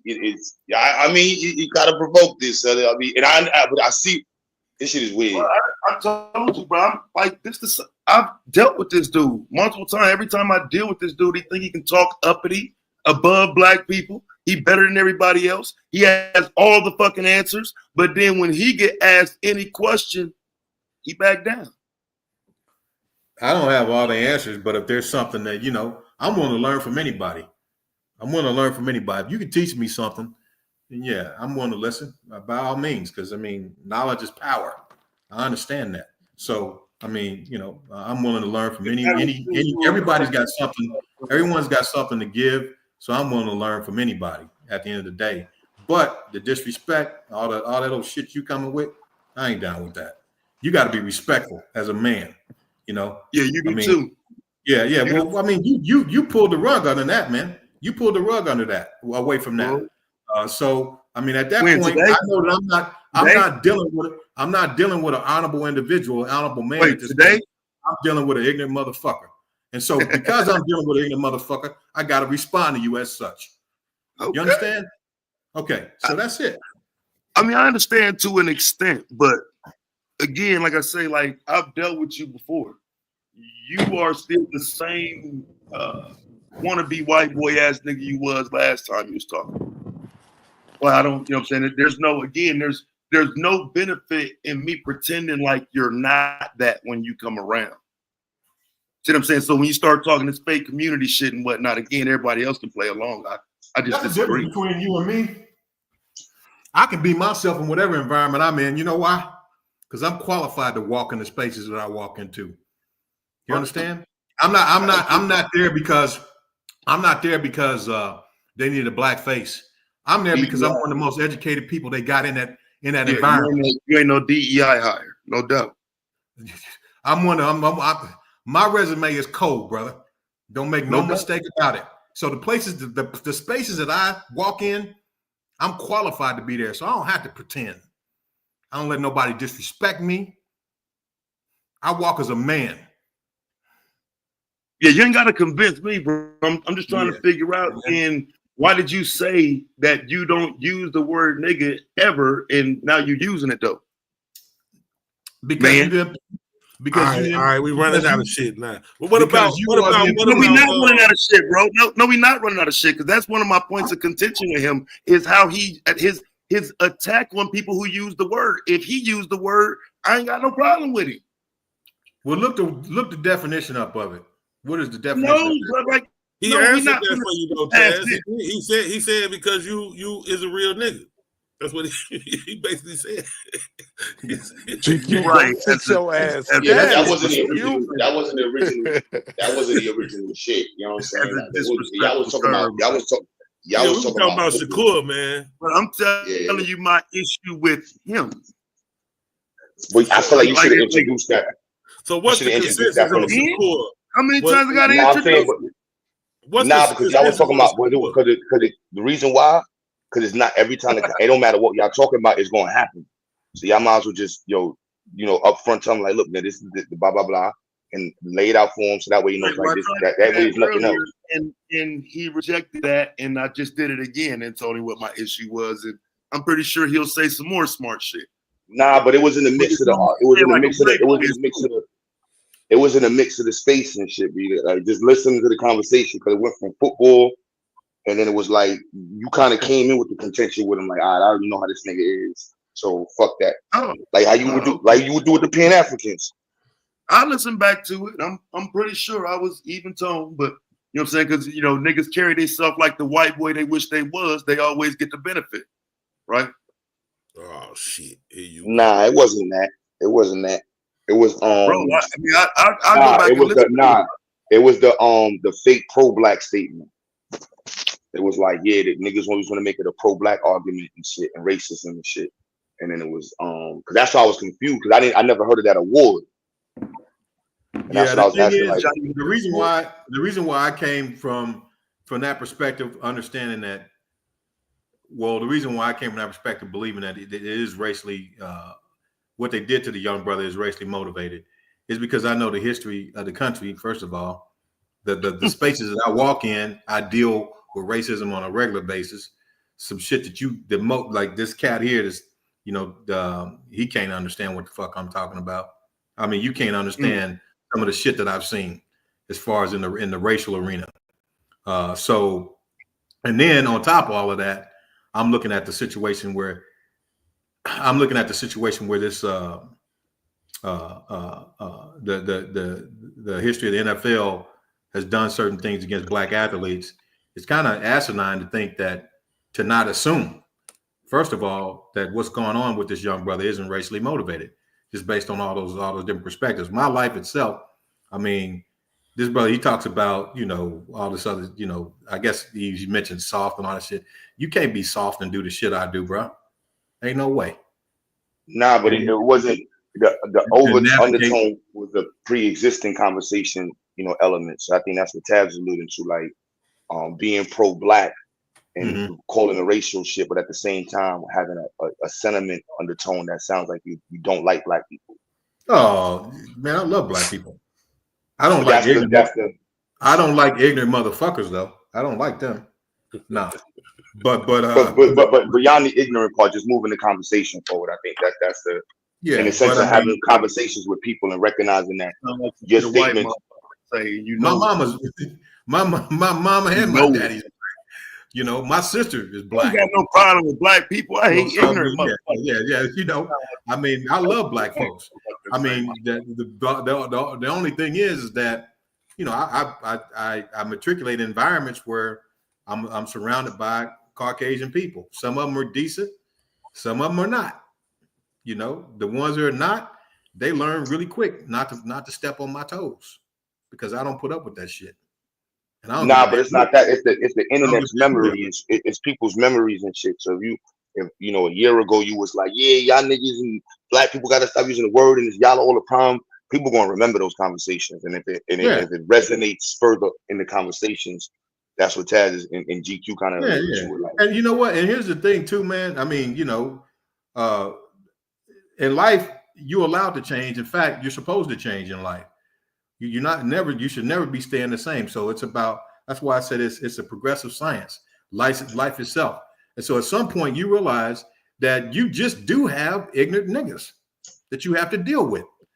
You know, you can't also at the same time in that realization, you also can recognize that at some point in your past you might have said some ignorant shit. Right. So let me say this though, fam. And really when it comes down to me, what my definition of that is, you can have disagreements as men. You're gonna have that. That's natural. But what I'm saying is as men, there always needs to be a foundation of respect. When, okay, brother, I understand we don't see eye to eye, but we're gonna continue to discuss this or hash this out, and we're gonna come to agreement. If we can't, then we still brothers. That's all. That's Mike, I think the only issue is that it's underlying and it just won't be addressed. Like, if we just address it and be done with it, and we're kind of at that point now, we can be done with it. But when it's like, all right, I'm gonna say what I'm gonna say, but I'm not gonna have that conversation, and then I'm gonna leave. But Willie, to be fair though, I'll say, and I'm not. I just feel like Taz should have introduced it. Like, yeah, fuck all this other shit. Y'all need to holler at you, bro. The shit that you be saying. Straight like this. Don't even talk about the I don't fuck with dude like that. So it ain't like that. But again, I would just but what I'm saying is this. I'm willing to have a conversation. I mean, but no, bro, like no, because what ends up happening is, again, let's go back and listen to it if you don't agree. But let me finish what I'm saying at least. Because when it was brought up, I simply said, well, who did he play? Shador didn't play nobody. He played all bums. He didn't want to go into that conversation. Cool. You came in and asked who were the award winners and how far did they go. I started reading off the list of them. So to come back and say somebody's ignorant or this, that, no, fam, nobody wanted to have no discussion. No, I didn't. All right, but did you introduce? But Chad, you also introduced with saying, y'all niggas. It wasn't about debating the topic. Did you also introduce niggas always being pro-black and fake pro-black and shit, something like that? You said that first too, bro. Nigga, this is after he already took shots. Yes. I mean, what I'm saying is this. Nah, that's I me don't personally with it. black people, but then on top of it, he put that shit on me. It's not my assessment. Pull up the video and play it back. Pull up the video and play it back. My assessment of this brother has nothing to do with the facts that or the information he was talking about in regards to football or the question he asked. The bottom line is, to answer your question, I mean, obviously, when they first got there, when him and his dad and Travis got there at Colorado only had one game winning the previous season. I think they went 1-1 and something, 1-12, they only have one win. I mean, he took them from that to 5 wins to a bowl game, so now for me, Mike, so I my thing understand, is if he stayed at Jackson State, you can have that racial conversation, right? But when you're talking about a father and son that went and brought into a white program, and now they're complaining about how white people are treating them, right? I can't get on board with that. That's just my take. I understand. I mean, people see that different ways, and I felt the same way. I mean, when he left Jackson State, I didn't necessarily agree with that, but if he's coming out of Jackson, I'm on the racial bandwagon. I'm waving the FRBG flag, right? Yeah. But when you bought into a white program and white people treated you like they treat us, it wasn't a racial thing. You bought into that. Yeah, I just, for me, I've gotten past the fact that he left the historical black colleges, universities. I thought he should have stayed there because I thought it was doing something for the HBCUs. And that's my thing, bro. I never got past that. They were growing legs. They were growing legs because the athletic programs were bringing in more money, and that helps HBCUs, our colleges. So I didn't agree with that, but I still recognize the body of work that this young man has done, and I thought that the way that they closed ranks on him, the way that they closed ranks on him was wrong. But my point in saying all of that was to say that we need to learn how to close ranks the same way. That was my whole point of bringing that up, to say that we need to learn how to close ranks the same way. But that takes a mature conversation, bro. That is the crazy part. This is the crazy part. I don't think Taz would disagree with you on that. No, dumbass niggas always want to make it a racist fucking argument, son. The nigga was trash. I didn't say that either. He wasn't trash. Come on. Like, yo, Pittsburgh got a nigga named Mason. Yo, play it back, Taz. You my nigga. Play it back. Yo, when Pittsburgh ain't take him Q, it was weird. Like, they starting quarterback is Mason Rudolph. Who is that nigga exactly? I don't know. But this kid clearly has a future and he has skill. So it did. Well, they're trying to lock him out of the league though. And I think it takes a developed mindset. I think it takes a developed mindset. But bro, we can't really say that because the draft ain't even over. No, listen. What I'm saying is, I think it takes a developed mindset to understand why they don't want him in the NFL, or why they're treating him this way. It takes a developed mindset. He's just a different. What I'm saying is, bro, I mean, I'm trying to say, because he comes from money. His father was a Hall of Famer, all-time great. He's been schooled directly. He's been raised by his father. So he has no inhibitions. He has no sense of inferiority to the system of white supremacy and white fragility. He don't have any hangups about that. All that being said, Mike, I'm reading that him not going to the combine hurt him a lot. Yeah. I agree with that. That's what I'm reading. He may be overconfident.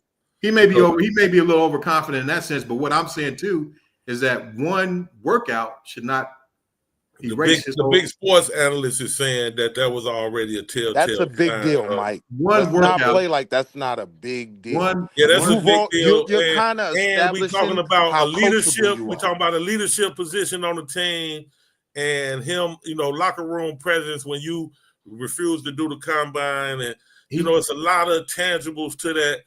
Now the draft is not over, and I didn't even know he skipped the combine. Walk on to a team, and if he makes it into the NFL and be successful, his will be like one of the greatest stories ever, though. He definitely gonna be successful. He get in there, undrafted. You know what I'm saying? So go back about an hour and 20 minutes, fam, and you'll hear him say for the second time in Black people, and we don't know our history. You'll hear me cut in and say, man, why black people always saying we don't know our history? That's the first time I speak. Yeah. So back to Shador though. No, I'm talking to Q Butter. I'm saying since we laugh and shit. I got 5 more minutes, Joint. Oh, they say the Browns got him. The Browns just drafted him. That was my point. So when we're talking about locking him out the league, just drafted him. Yep. Yeah. Like right. So that means he wasn't locked out the league. Locked out the league. Yeah. So the Browns drafted the him? draft. That wasn't even a. I'm going on mute for a minute. That wasn't even a conversation for me until the draft was over. He's locked out the league. Draft ain't even over. Okay, well, good. I mean, I know he didn't go in in the that second, earlier too. He didn't go in the second and third round. Yeah, so you did say that. You did. Yeah. In fact, I stole that from you. I think there's 5. I think there's at least 5 rounds. He didn't go in the first, second, or third. There's 7 rounds. Is there 7? Okay. All right. So he didn't go in the first, second, or third. So he went in the 4th round. Is that what? Third. No, he didn't go in the 3rd round. 3rd round was last night. No, I will say no. I think that either in the 4th or the 5th because I ain't watching. The Browns drafted him though. Number 144 overall pick in the 2025. The Browns select Shador Sanders. Wow. Okay. All right, so that motherfucker come up in there and kick ass all over the NFL. You wait and see. You wait and see. It's gonna be. They set him up to have the greatest story ever, Michael. That's right. I'm telling you. I'm telling you. They created a monster, bro. Because he ain't gonna never forget that. That's something different. That's something different. But the issue that I had with what you were saying was you was implying that he was not going to get drafted. Fall on your sword right quick, bro. We cool. Say that nigga gonna make $6 an hour a year. No, I mean, I was, if I did communicate that he wasn't going to get drafted, I don't know if I did or not because I could have been feeling that way. But I know he didn't get drafted the first 3 rounds. If he, I'm glad he did. But get one drafted. thing we know, paper ain't a problem with him. So it ain't about how much his salary. He ain't worried about money. Yeah, he ain't worried about his salary. So if he go in there and just kick ass, that's all he got to do, man. And then they gonna all them 143 teams. He ain't gonna get no opportunity quick. Them 143 chances that gonna get a sneaker. 32 teams had to get him. The other 31 teams had to get him. It's gonna be that's gonna be their detriment. He definitely gonna go in there. He definitely gonna go in there with a chip on his shoulder. Yeah, but we're not going to see Shador in serious action this year, though. I mean, no, definitely. Well, shit. I mean, the pick showed that. I know he finna be riding the bench. Yeah, but if it turned out that he one of them motherfucking sleepers, then everybody kiss his ass. Hey, you know what? When it's all said and done, you watch the dude play. The brother can play ball. He can play that position without a doubt. I mean, when they gave him that Johnny Unitas award, that Golden Arm award, he deserved it. Looking at his competition. So let me ask you this, bro. Why was he at the Heisman ceremony then? He is the most accurate passer in college football. Why what, Taz? So why wasn't he part of the Heisman ceremony then? Why? Because the quarterback is the most important position on the field. It's the easiest position to win the Heisman from. If you're correct, why didn't he even appear? He wasn't even in the conversation, right? No. He was in the conversation, but he didn't get invited. He didn't even finish. I would think I don't know. I mean, I can't answer that question. He didn't even finish in the top 5 voting. I look at his numbers, and his numbers. Did you watch any games, bro? Like for real, I'm not, bro. Did you watch any of this, or you just watching it? Did you? Yes, I watch this shit every week. I like this. So why are you arguing about? Do you know if you know I told you he passed for over 4,100 yards, over 4,000 yards, had 37 touchdowns and 10 interceptions, 75% completion average. He had the best completion average in college football. So what the hell are you talking about? What are you talking about? Playing bums. I'm talking about the fact that he's not. If any quarterback is half as good as they should be in terms, like Cam Ward, for example, a loss took him off the top. Shador is not in the he was not in the conversation for the Heisman for a reason. Cam Scatterboo was above Shedor's. Like, what are we talking about? Just like Cam Scatterboo was drafted. You mean in the draft? You mean in the draft he was high? He was higher than Shedeur? In the Heisman. Okay. What I'm getting at, bro, is the fact that they drafted him 144. I'm glad, because I think that's all he needs. But at the same time, it's a shame. At the same time, it's a shame, and the way that they close ranks on that brother to publicly embarrass him, I think there's lessons to be learned there. There's lessons to be learned there. You know, the type of getting on code that they executed in order to embarrass him in front of the world. We need to learn something from that. I hate dumb niggas like Triflan, right? Like, bro, I'm the wrong person, bro. I'm sitting here looking at the list. Travis Hunter won it because he's a dual threat. Like, he didn't win it for just being a wide receiver. He won it for being wide receiver and corner. Ashton Jeanty was second. Dylan Gabriel, another quarterback, finished third. Cam Ward, another quarterback, finished fourth. Cam Scatterboo finished fifth. You making it seem like somebody who didn't even place in the top of the Heisman conversation. Like, I'm wrong when I say his competition didn't bring him into the first 3 rounds of the draft. He didn't. He wasn't. I didn't come on here to argue with you, nigga. I'm not really necessarily trying to argue with you. I'm just trying to make sure you understand where it's coming from. I'm getting ready to get off of here. And now that he's drafted, you know what I'm saying, you was wrong anyway. So it ain't nothing to argue about. You ain't know what you was talking about, nigga. I did. Yeah. Okay. All right. Yeah, just like I said, typical ignorant motherfucker. All right. I'm out of here, man. I'm out. You got to call me names, my brother Michael. Well, I mean, that's what you are, dude. I mean, it's obvious when I talk to you, we ain't on the same wavelength. Bro, so can you tell me right quick why you don't even know how to have a mature conversation, bro. So is racism over? You don't even know how to have a mature. You don't know how to have NFL over now that he got drafted. You just want to come on and argue. That's it. Man, I'm just asking you a question based on your statement and how we got here in the first place. Are we beyond the racism now that they drafted him? What do you think? I mean, I'm asking you. You the one made it seem like for the first 4 rounds, the NFL was so racist they wasn't finna take him. Now, you didn't even know about the damn concussion thing, the concussion protocol, but I didn't, fam. I didn't. But you know so fucking much. Shout out to you for telling me that, fam. Shout out my ass. What you need to do is learn how to be quiet and learn something. Learn something, nigga. You learned CTE and the brain injuries and shit. That's why God gave you 2 ears and only 1 mouth, motherfucker. You taught me how they played them black players, bro. I ain't know that shit. But now, why when I tell you that you can also learn from me, you have an issue with that?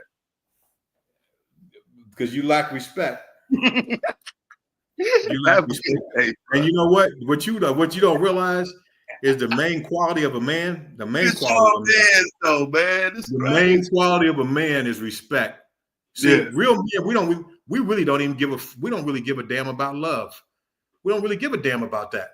You know what we care about? We care about respect. See, that's what you ain't capturing.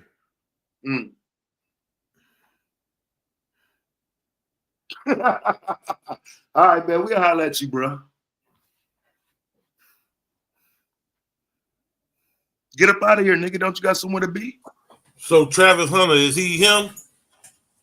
We'll see. Okay. I mean, in college he was though, but like in terms of the NFL, like they talking about playing 2 ways and shit like that. I don't know if you can sustain that in terms of in every down, every game type of thing. Like every now and then, maybe coming out on a 2nd or 3rd down, but every down, nah, I don't see that in the NFL. Look like Prime Boys is off the chain going up into the NFL. They trying to call shots like a motherfucker. I need to play on both sides. I ain't going to the combine. I'm not. They just like fuck it. They don't. Well, Shiloh ain't. I think that Shedeur didn't go to the combine because they didn't invite his brother. See, Travis didn't go either. I don't think Travis went either. I don't think either one of them went because they didn't want to invite his brother Shiloh. And so I think they took that personally and they didn't. And so that's what a lot of this is about. It's a reprisal against them because they didn't go to the combine, and they kind of boycotted the combine because the NFL did not invite his brother Shiloh, the safety.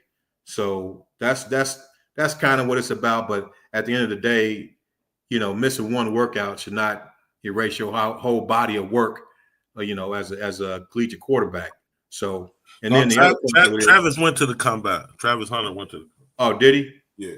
Okay. Well, yeah. I think the reason why Shedeur didn't go is because you don't think it should be no punishment for that? Because I don't know if you should be able to just skip the combine, like, you know, like I'm good. I don't know if they want to set that as a precedent either. I mean, as a football fan, I don't know if that's a wise decision to make. I get your point with that, but no, you should have to go to the combine and compete and show your numbers just like everybody else. I think what we're seeing with this, what happened with this young brother, is more than just the X's and O's of not going here and not going there. It's really what he represents. He's a different breed, man, and he's a different breed because he was raised and formed by one of the greatest players to ever play the game, who is his father. You know, and his father did it his way. I mean, the dude played football and baseball. He's one of the few to ever do that. And then got a gold jacket, and he didn't take no trash. So he taught his sons that same. He taught his sons that wasn't same raised on approach. no Black Power shit. We ain't gonna say that. Huh? He wasn't raised on no Black Power shit. I don't know if he was or not, but I know he didn't take a whole lot of garbage off of folks. He didn't. I'm willing to bet he was raised around mostly white people. Shit. Who? Best grammar school, high schools in the country, and Shedeur? Yeah. The kids. Oh yeah. But you know what? If you look at some of his videos when they were kids, they played in those black football leagues. They played football around other black kids. Most of their teams were all black. Or the vast majority of them. That's the only way they was going to get. But Mike, don't get any good shit. But I was Mike, you know that you hear me? Yeah. I think the other part I'm hearing, I don't know all of this. I'm trying to be unbiased. Yeah. Like, we want to protect the racial card. Mm-hmm. So if mediocrity is mediocrity, don't call it racism. You're just not that good. You're gonna get drafted, but you're not gonna be in a second or third draft, bro. And it's not racism. You're just not that. You're not him. I understand what you're saying there, bro. But I mean, you got to look at his numbers and watch him play. If you watch Travis Hunter, number 2 overall. If you watch, like I say, 80+% of this draft class is black. It's hard to put the race in. Hey. And I know NFL racist than a motherfucker. Don't get me wrong. Now, I'm not defending they racism, but it's hard to say when it comes to drafting talent. Them motherfuckers want the best motherfuckers on the field. They trying to win. Yeah, but I mean, but at the end of the day, man, I mean, it's buck breaking. I mean, you take the baddest, you know. I mean, you know, it's buck breaking. I mean, at the end of the day, 80% of the people got drafted. They're not above using. You saying they're not above using him as an example? Yeah, talent or not using him as the like they did Colin Kaepernick. Like, that's right. That's right. That's right. It's exactly what I'm saying. Yeah. I'm saying that, you know, in the industries, you know, other industries, Bill Cosby, the same way they did him. I mean, the bottom line is, what I'm trying to say is that this dude is a different breed, man. He's not like those other kids, because all them other kids don't have Hall of Fame all-time greats as their father that taught him how to navigate the system and gave him the tools. It seems like it's more of an incentive to. But he didn't have to navigate the system though. He had to go through all that. He didn't grow up with poverty. No. He didn't have to worry about getting lunch money. He had to go through none of that. That's not the system I'm talking about. I'm talking about the system of dealing with that Caucasian institution called. He didn't have to deal with the Caucasian institution. He had to worry about racism coming up. Mike, let's be real, Mike. Did Shedeur or his brother Were they faced with massive racism coming up from birth to now? Were they discriminated against in anything? I'm saying turn your mic down, bro. My bad, yo. The system that he was being prepared for is a system of the National Football League. That's what I'm talking about. He had a father that prepared him and raised him with that. But with that father, Mike, if he did not perform, if he not to cut you off, if he didn't outperform black kids who didn't have an Hall of Fame father, that really means he's not that good. Look at his numbers, bro. How could you say that? He's got because I think that's what Taz was saying, that there's people who outperformed him against better competition. How? I mean, I don't. That's what. And I'm just. Got the I don't know. numbers pulled up. Hold on, music. I'm not a football head, y'all. I'm just trying to be an unbiased listener. Don't know. Don't get me into it. I'm just listening from the racism, mediocrity, and then to do the numbers support it. Like for you, like you said, you're not a DEI hire. Your numbers support your resume support who you are. Does Shakur, what his name, resume match your standard? Sure. Or would he be half as good as you? No, I mean, I think he was the best. My opinion, he was the best quarterback in college football. That's my opinion. However, it can be argued he was top two, maybe even top three. But he wasn't beneath top three. And his numbers proved that.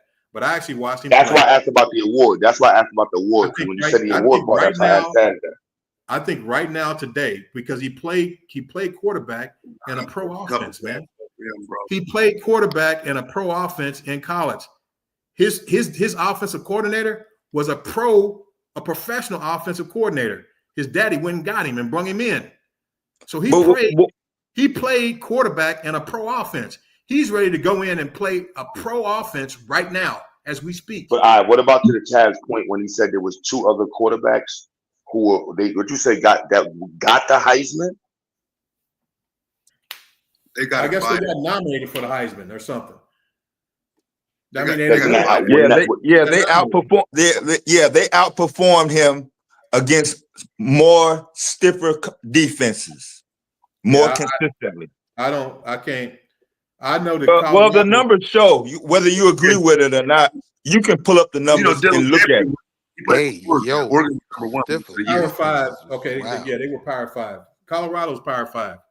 So I mean, you can't. I mean, that's the low end of Power 5, though. Let's be real. So they deal with competition too. I'm out though, brother. I got to go, man.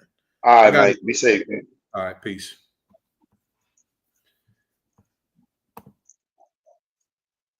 Because I get both sides of the argument, and I gotta be ready not to jump out the window and shit. Because in this era, we gotta be real. Like the race card is being manipulated, bro. And we'll jump out the window and some shit. And son, Dead was trash and wrong. Like, bro, you really was wrong. You stole the shit from Walmart, and now you out here with the RBG flag looking crazy, bro. Why you ain't tell us they had a fucking video? Oh my goodness, we just like fucking morons. Nah, Shedeur ain't no bum at all. Like I would not be arguing Shedeur is a bum. But what I am arguing is they're going to look at the Big Ten, they're going to look at the SEC for quarterback play. Now, when it comes to like a receiver or a corner like Travis Hunter, a running back like Scatterboo, they'll take that out of different conferences and whatnot. But when it comes to a quarterback and the competition they playing, if they're not playing SEC Big Ten competition, fam, they're not going to be respected. That's one of the reasons why all these conferences fold into one or into five, should I say? But I'm saying all these schools coming together. The Big Ten is 17 schools now. That's for a reason. You got to play a certain level of competition, and if you ain't playing them, fam, don't talk Heisman if you ain't playing them niggas. So 10 other quarterbacks had a higher quarterback rating of 80 or higher, like 10. It was actually more than that. But Sanders came in with 78.2.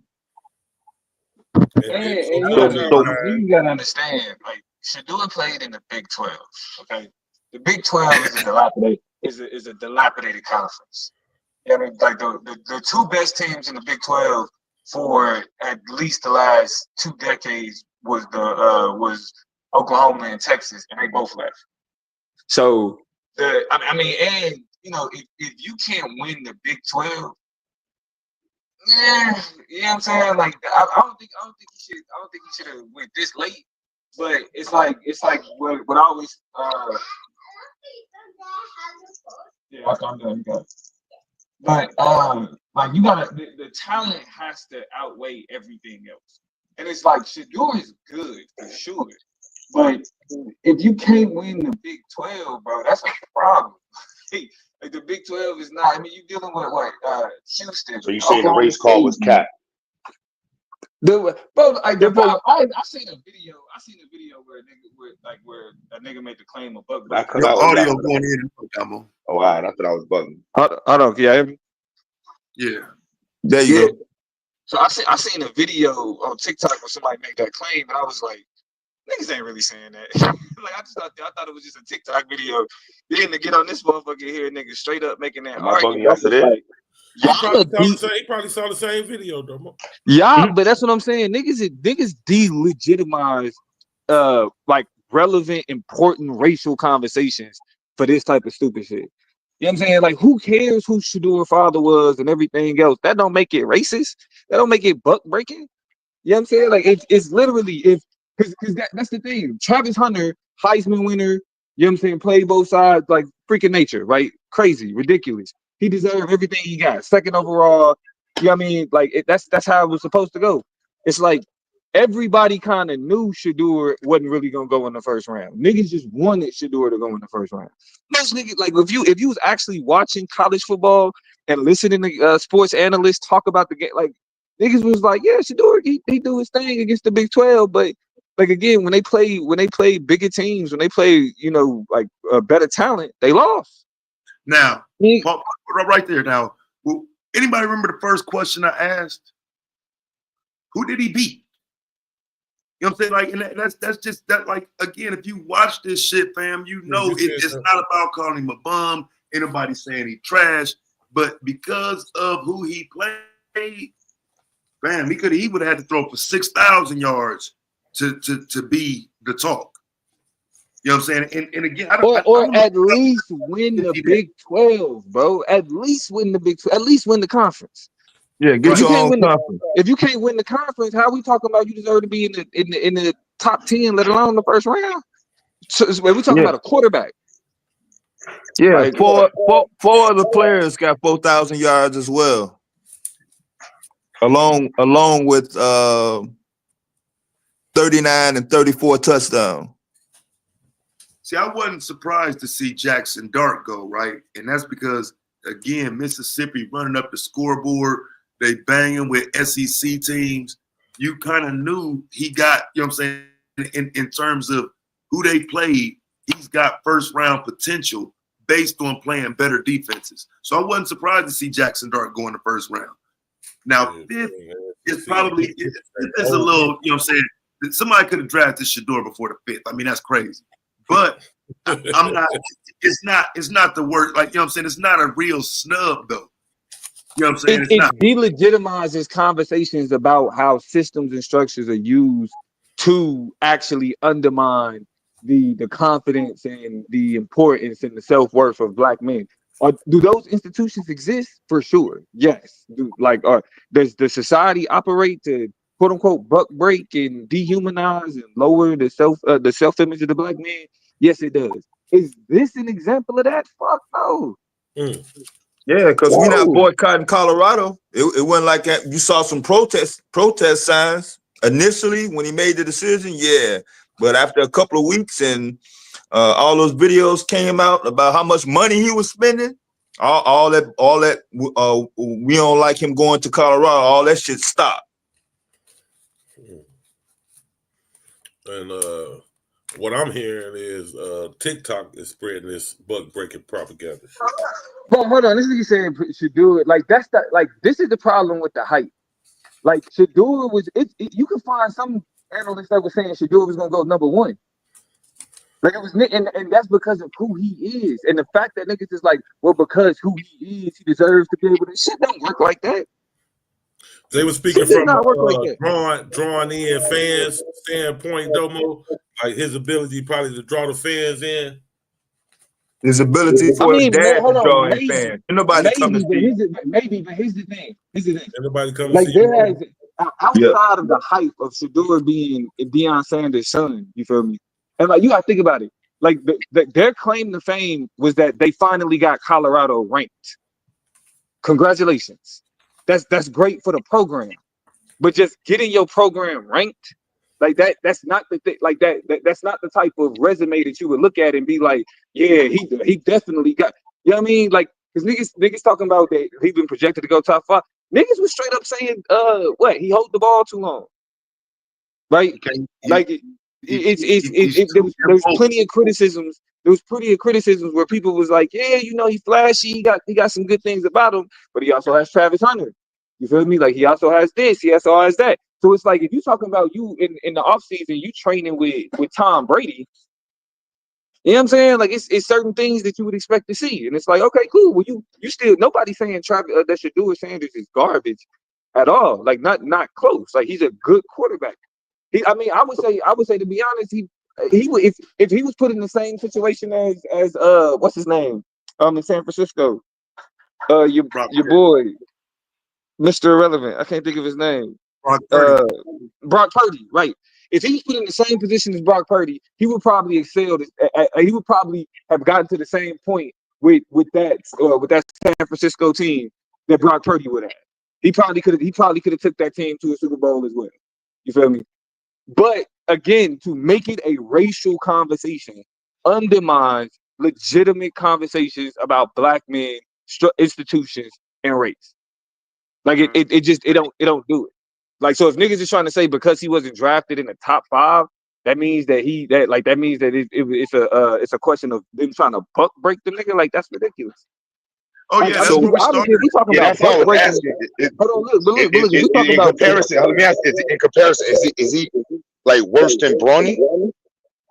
No, Shedeur deserved to be drafted. You could arguably say Bronny didn't deserve to be drafted, but Shedeur definitely deserved, and not because he sucked, but because like the nigga had a heart issue. Like, you know what I'm saying? Like the season before he got drafted, he collapsed on the court. Bronny is unproven. They don't diametrically like. Bronny is definitely unproven. Whereas, like I said, Shedeur is proven. There's no question of him getting drafted. You know what I'm saying? Like, if he wouldn't have got drafted, I would have been surprised. That's why I said, well, damn, the draft ain't over, bro. Here's the real reality of it. You could tell that niggas is bringing up buck breaking, don't know what they talking about because the NFL as a system, structure, and institution is built around buck breaking. What are we talking about? That's what Dev was saying. Dev kept calling it out. Yeah, like the entire NFL is a buck breaking institution. You got all the white men in charge. They crack the whip. These niggas get their ass on the field. You know what I'm saying? Like, what do we? And we actually pump them up and worship them and saying they successful by doing it. Wait, I think Brother Michael was clearer than the TikTok propaganda, bro. What's the expectations of Shedeur now in the NFL? Are we expecting him to come out and put up respectable numbers, make the playoffs, 1 or 2 games? Are we going to be okay with him being a part of a roster? I hope that the first year he gonna ride the bench, but I hope he do fuck around and come out and start climbing and be. We'll see him in the preseason, bro. He'd be out there in the preseason. They're gonna put him out there. That's a draw for the fans. The Browns got? We can use the money. Goddamn it, they gonna sell. Cleveland gonna sell jerseys. You know what I'm saying? They gonna get more fans to come. So yeah, that was a good move by Cleveland to get him. But I'm rooting for him. I hope he can be successful in that motherfucker. I don't like it. Who else I think somebody else. I think the expectations are going have already been higher than what they should be. and I think it's going to be even more once the season starts to take shape. And then the less he does, it's going to be so much of a microscope.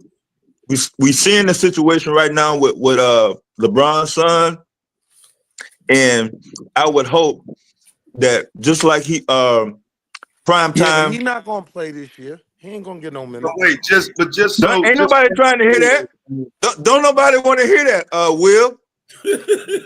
So straight up. The 24th pick, it ain't nowhere but up from here for him, Dale. Shit. Nah, ain't he playing for the Browns? Y'all Y'all gotta think this nigga playing for the Browns. That nigga probably gonna see a game or two. Maybe the end of the season. There's something just to kind of get his, how big got an just to kind of expectation? help him build up his confidence. They pick you at 144. Come on, how big got an expectation? Come on. I can't hear you. It's on the background. I said, how high are the expectations when they pick you at 144? Bro, they're gonna be cheering for that, and they'll be calling that nigga name. Well, no. The Browns. It's a good look for Cleveland because like they needed something like that. Like they needed that. You know what I mean? But in terms of but I mean I agree. His expectation. This was really one of the better things that could happen to him. That nigga probably sell more jerseys than most of the first round picks. Wait, they drafted Dylan Gabriel. Okay, so yeah, they drafted Dylan Gabriel and Shador. Drafted them both. They picked up 2 quarterbacks, huh? Yeah, they shit. They need something. That nigga, because they trying to get Deshaun Watson the fuck up out of there. That's probably gonna go down as one of the worst contracts of all fucking time. Yeah, they should send him to us, man. If Shador be starting it by the end of the season, you said Deshaun sent y'all Deshaun Watson? Yeah, hell yeah. Wow. Yeah. On that note, hey, who you got tonight, bro? You talking about the debate? The real sport. You got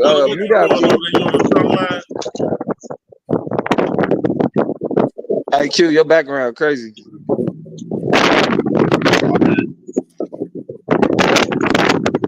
Hey, sound like some niggas wrestling.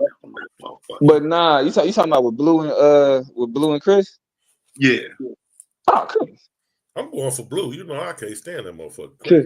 No, I mean, listen, like I'm gonna be honest. Like the fact that niggas is using what's the name, Farrakhan or the Nation, any of that shit, that Nation of Islam shit as a way to understand genetics. Nah, I can't. I don't see it. So he said, was Elijah Muhammad correct? Elijah Muhammad is correct about like where black people come from, though. I mean, I don't fuck with it, bro. Like, Me neither. I don't fuck with that shit either. But that's why I'm like, if I'm just going based off of like who I think would have a better knowledge base to operate from, I would have to say Chris.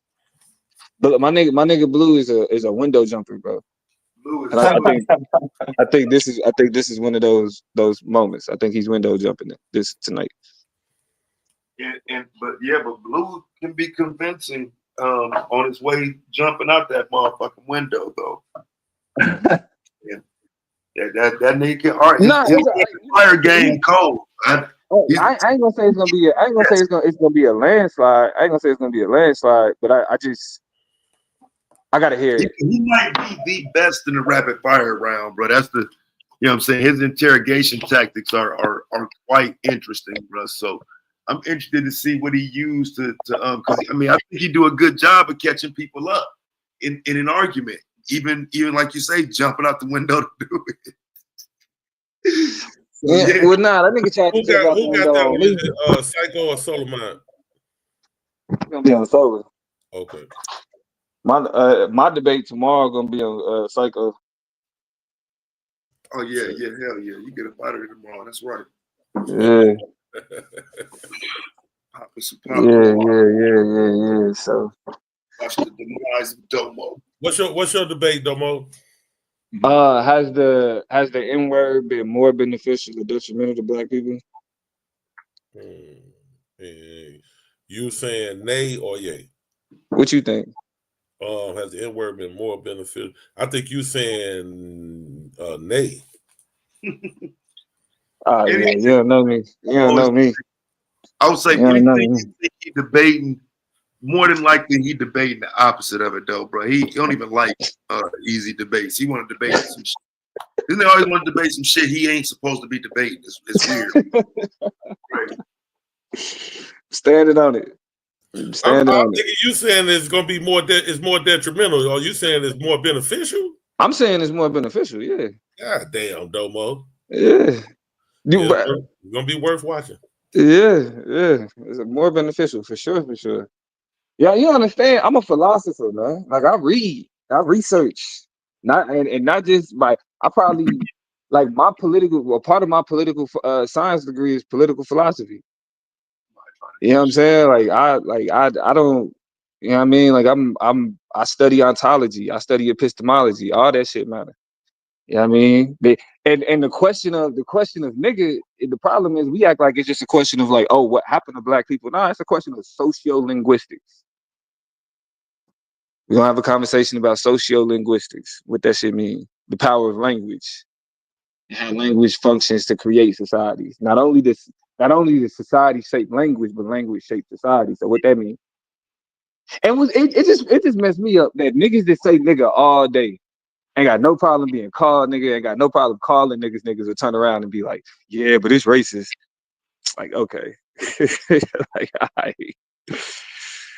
But we go talk about it.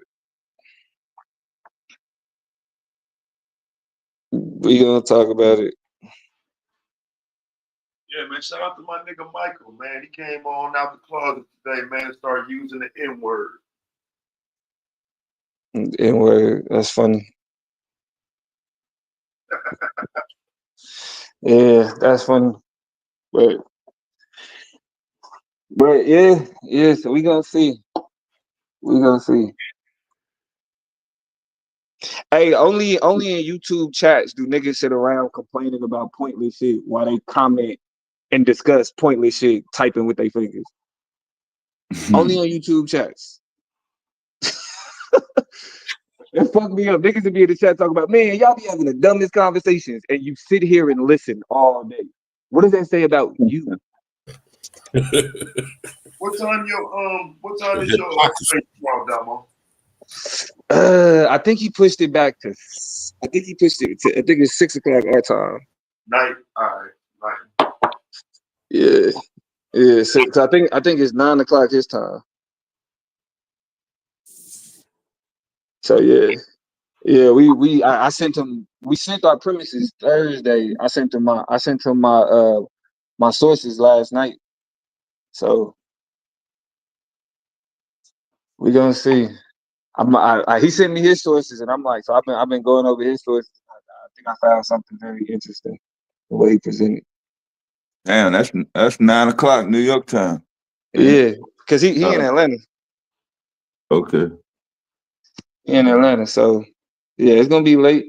Y'all niggas ain't tripping. Shit. Niggas, 9 o'clock is early for niggas. Yeah, if you young and got a lot of fucking energy and shit. Nah, your ass be up too, Dave. What you talking about? Shit, I be fronting hell. I be straight fucking fronting. Shit, running around like I'm 25 years old and shit. Nigga, shit. Y'all tripping, boy. I can't do that shit no more. Remember, I started out working the night shift when I was in the 10th grade. You gotta take naps, Dale. That's the key, man. You know how this shit go. Get your nap in. Okay, for me, what's the difference between a nap and a full goddamn fucking full 8 hours?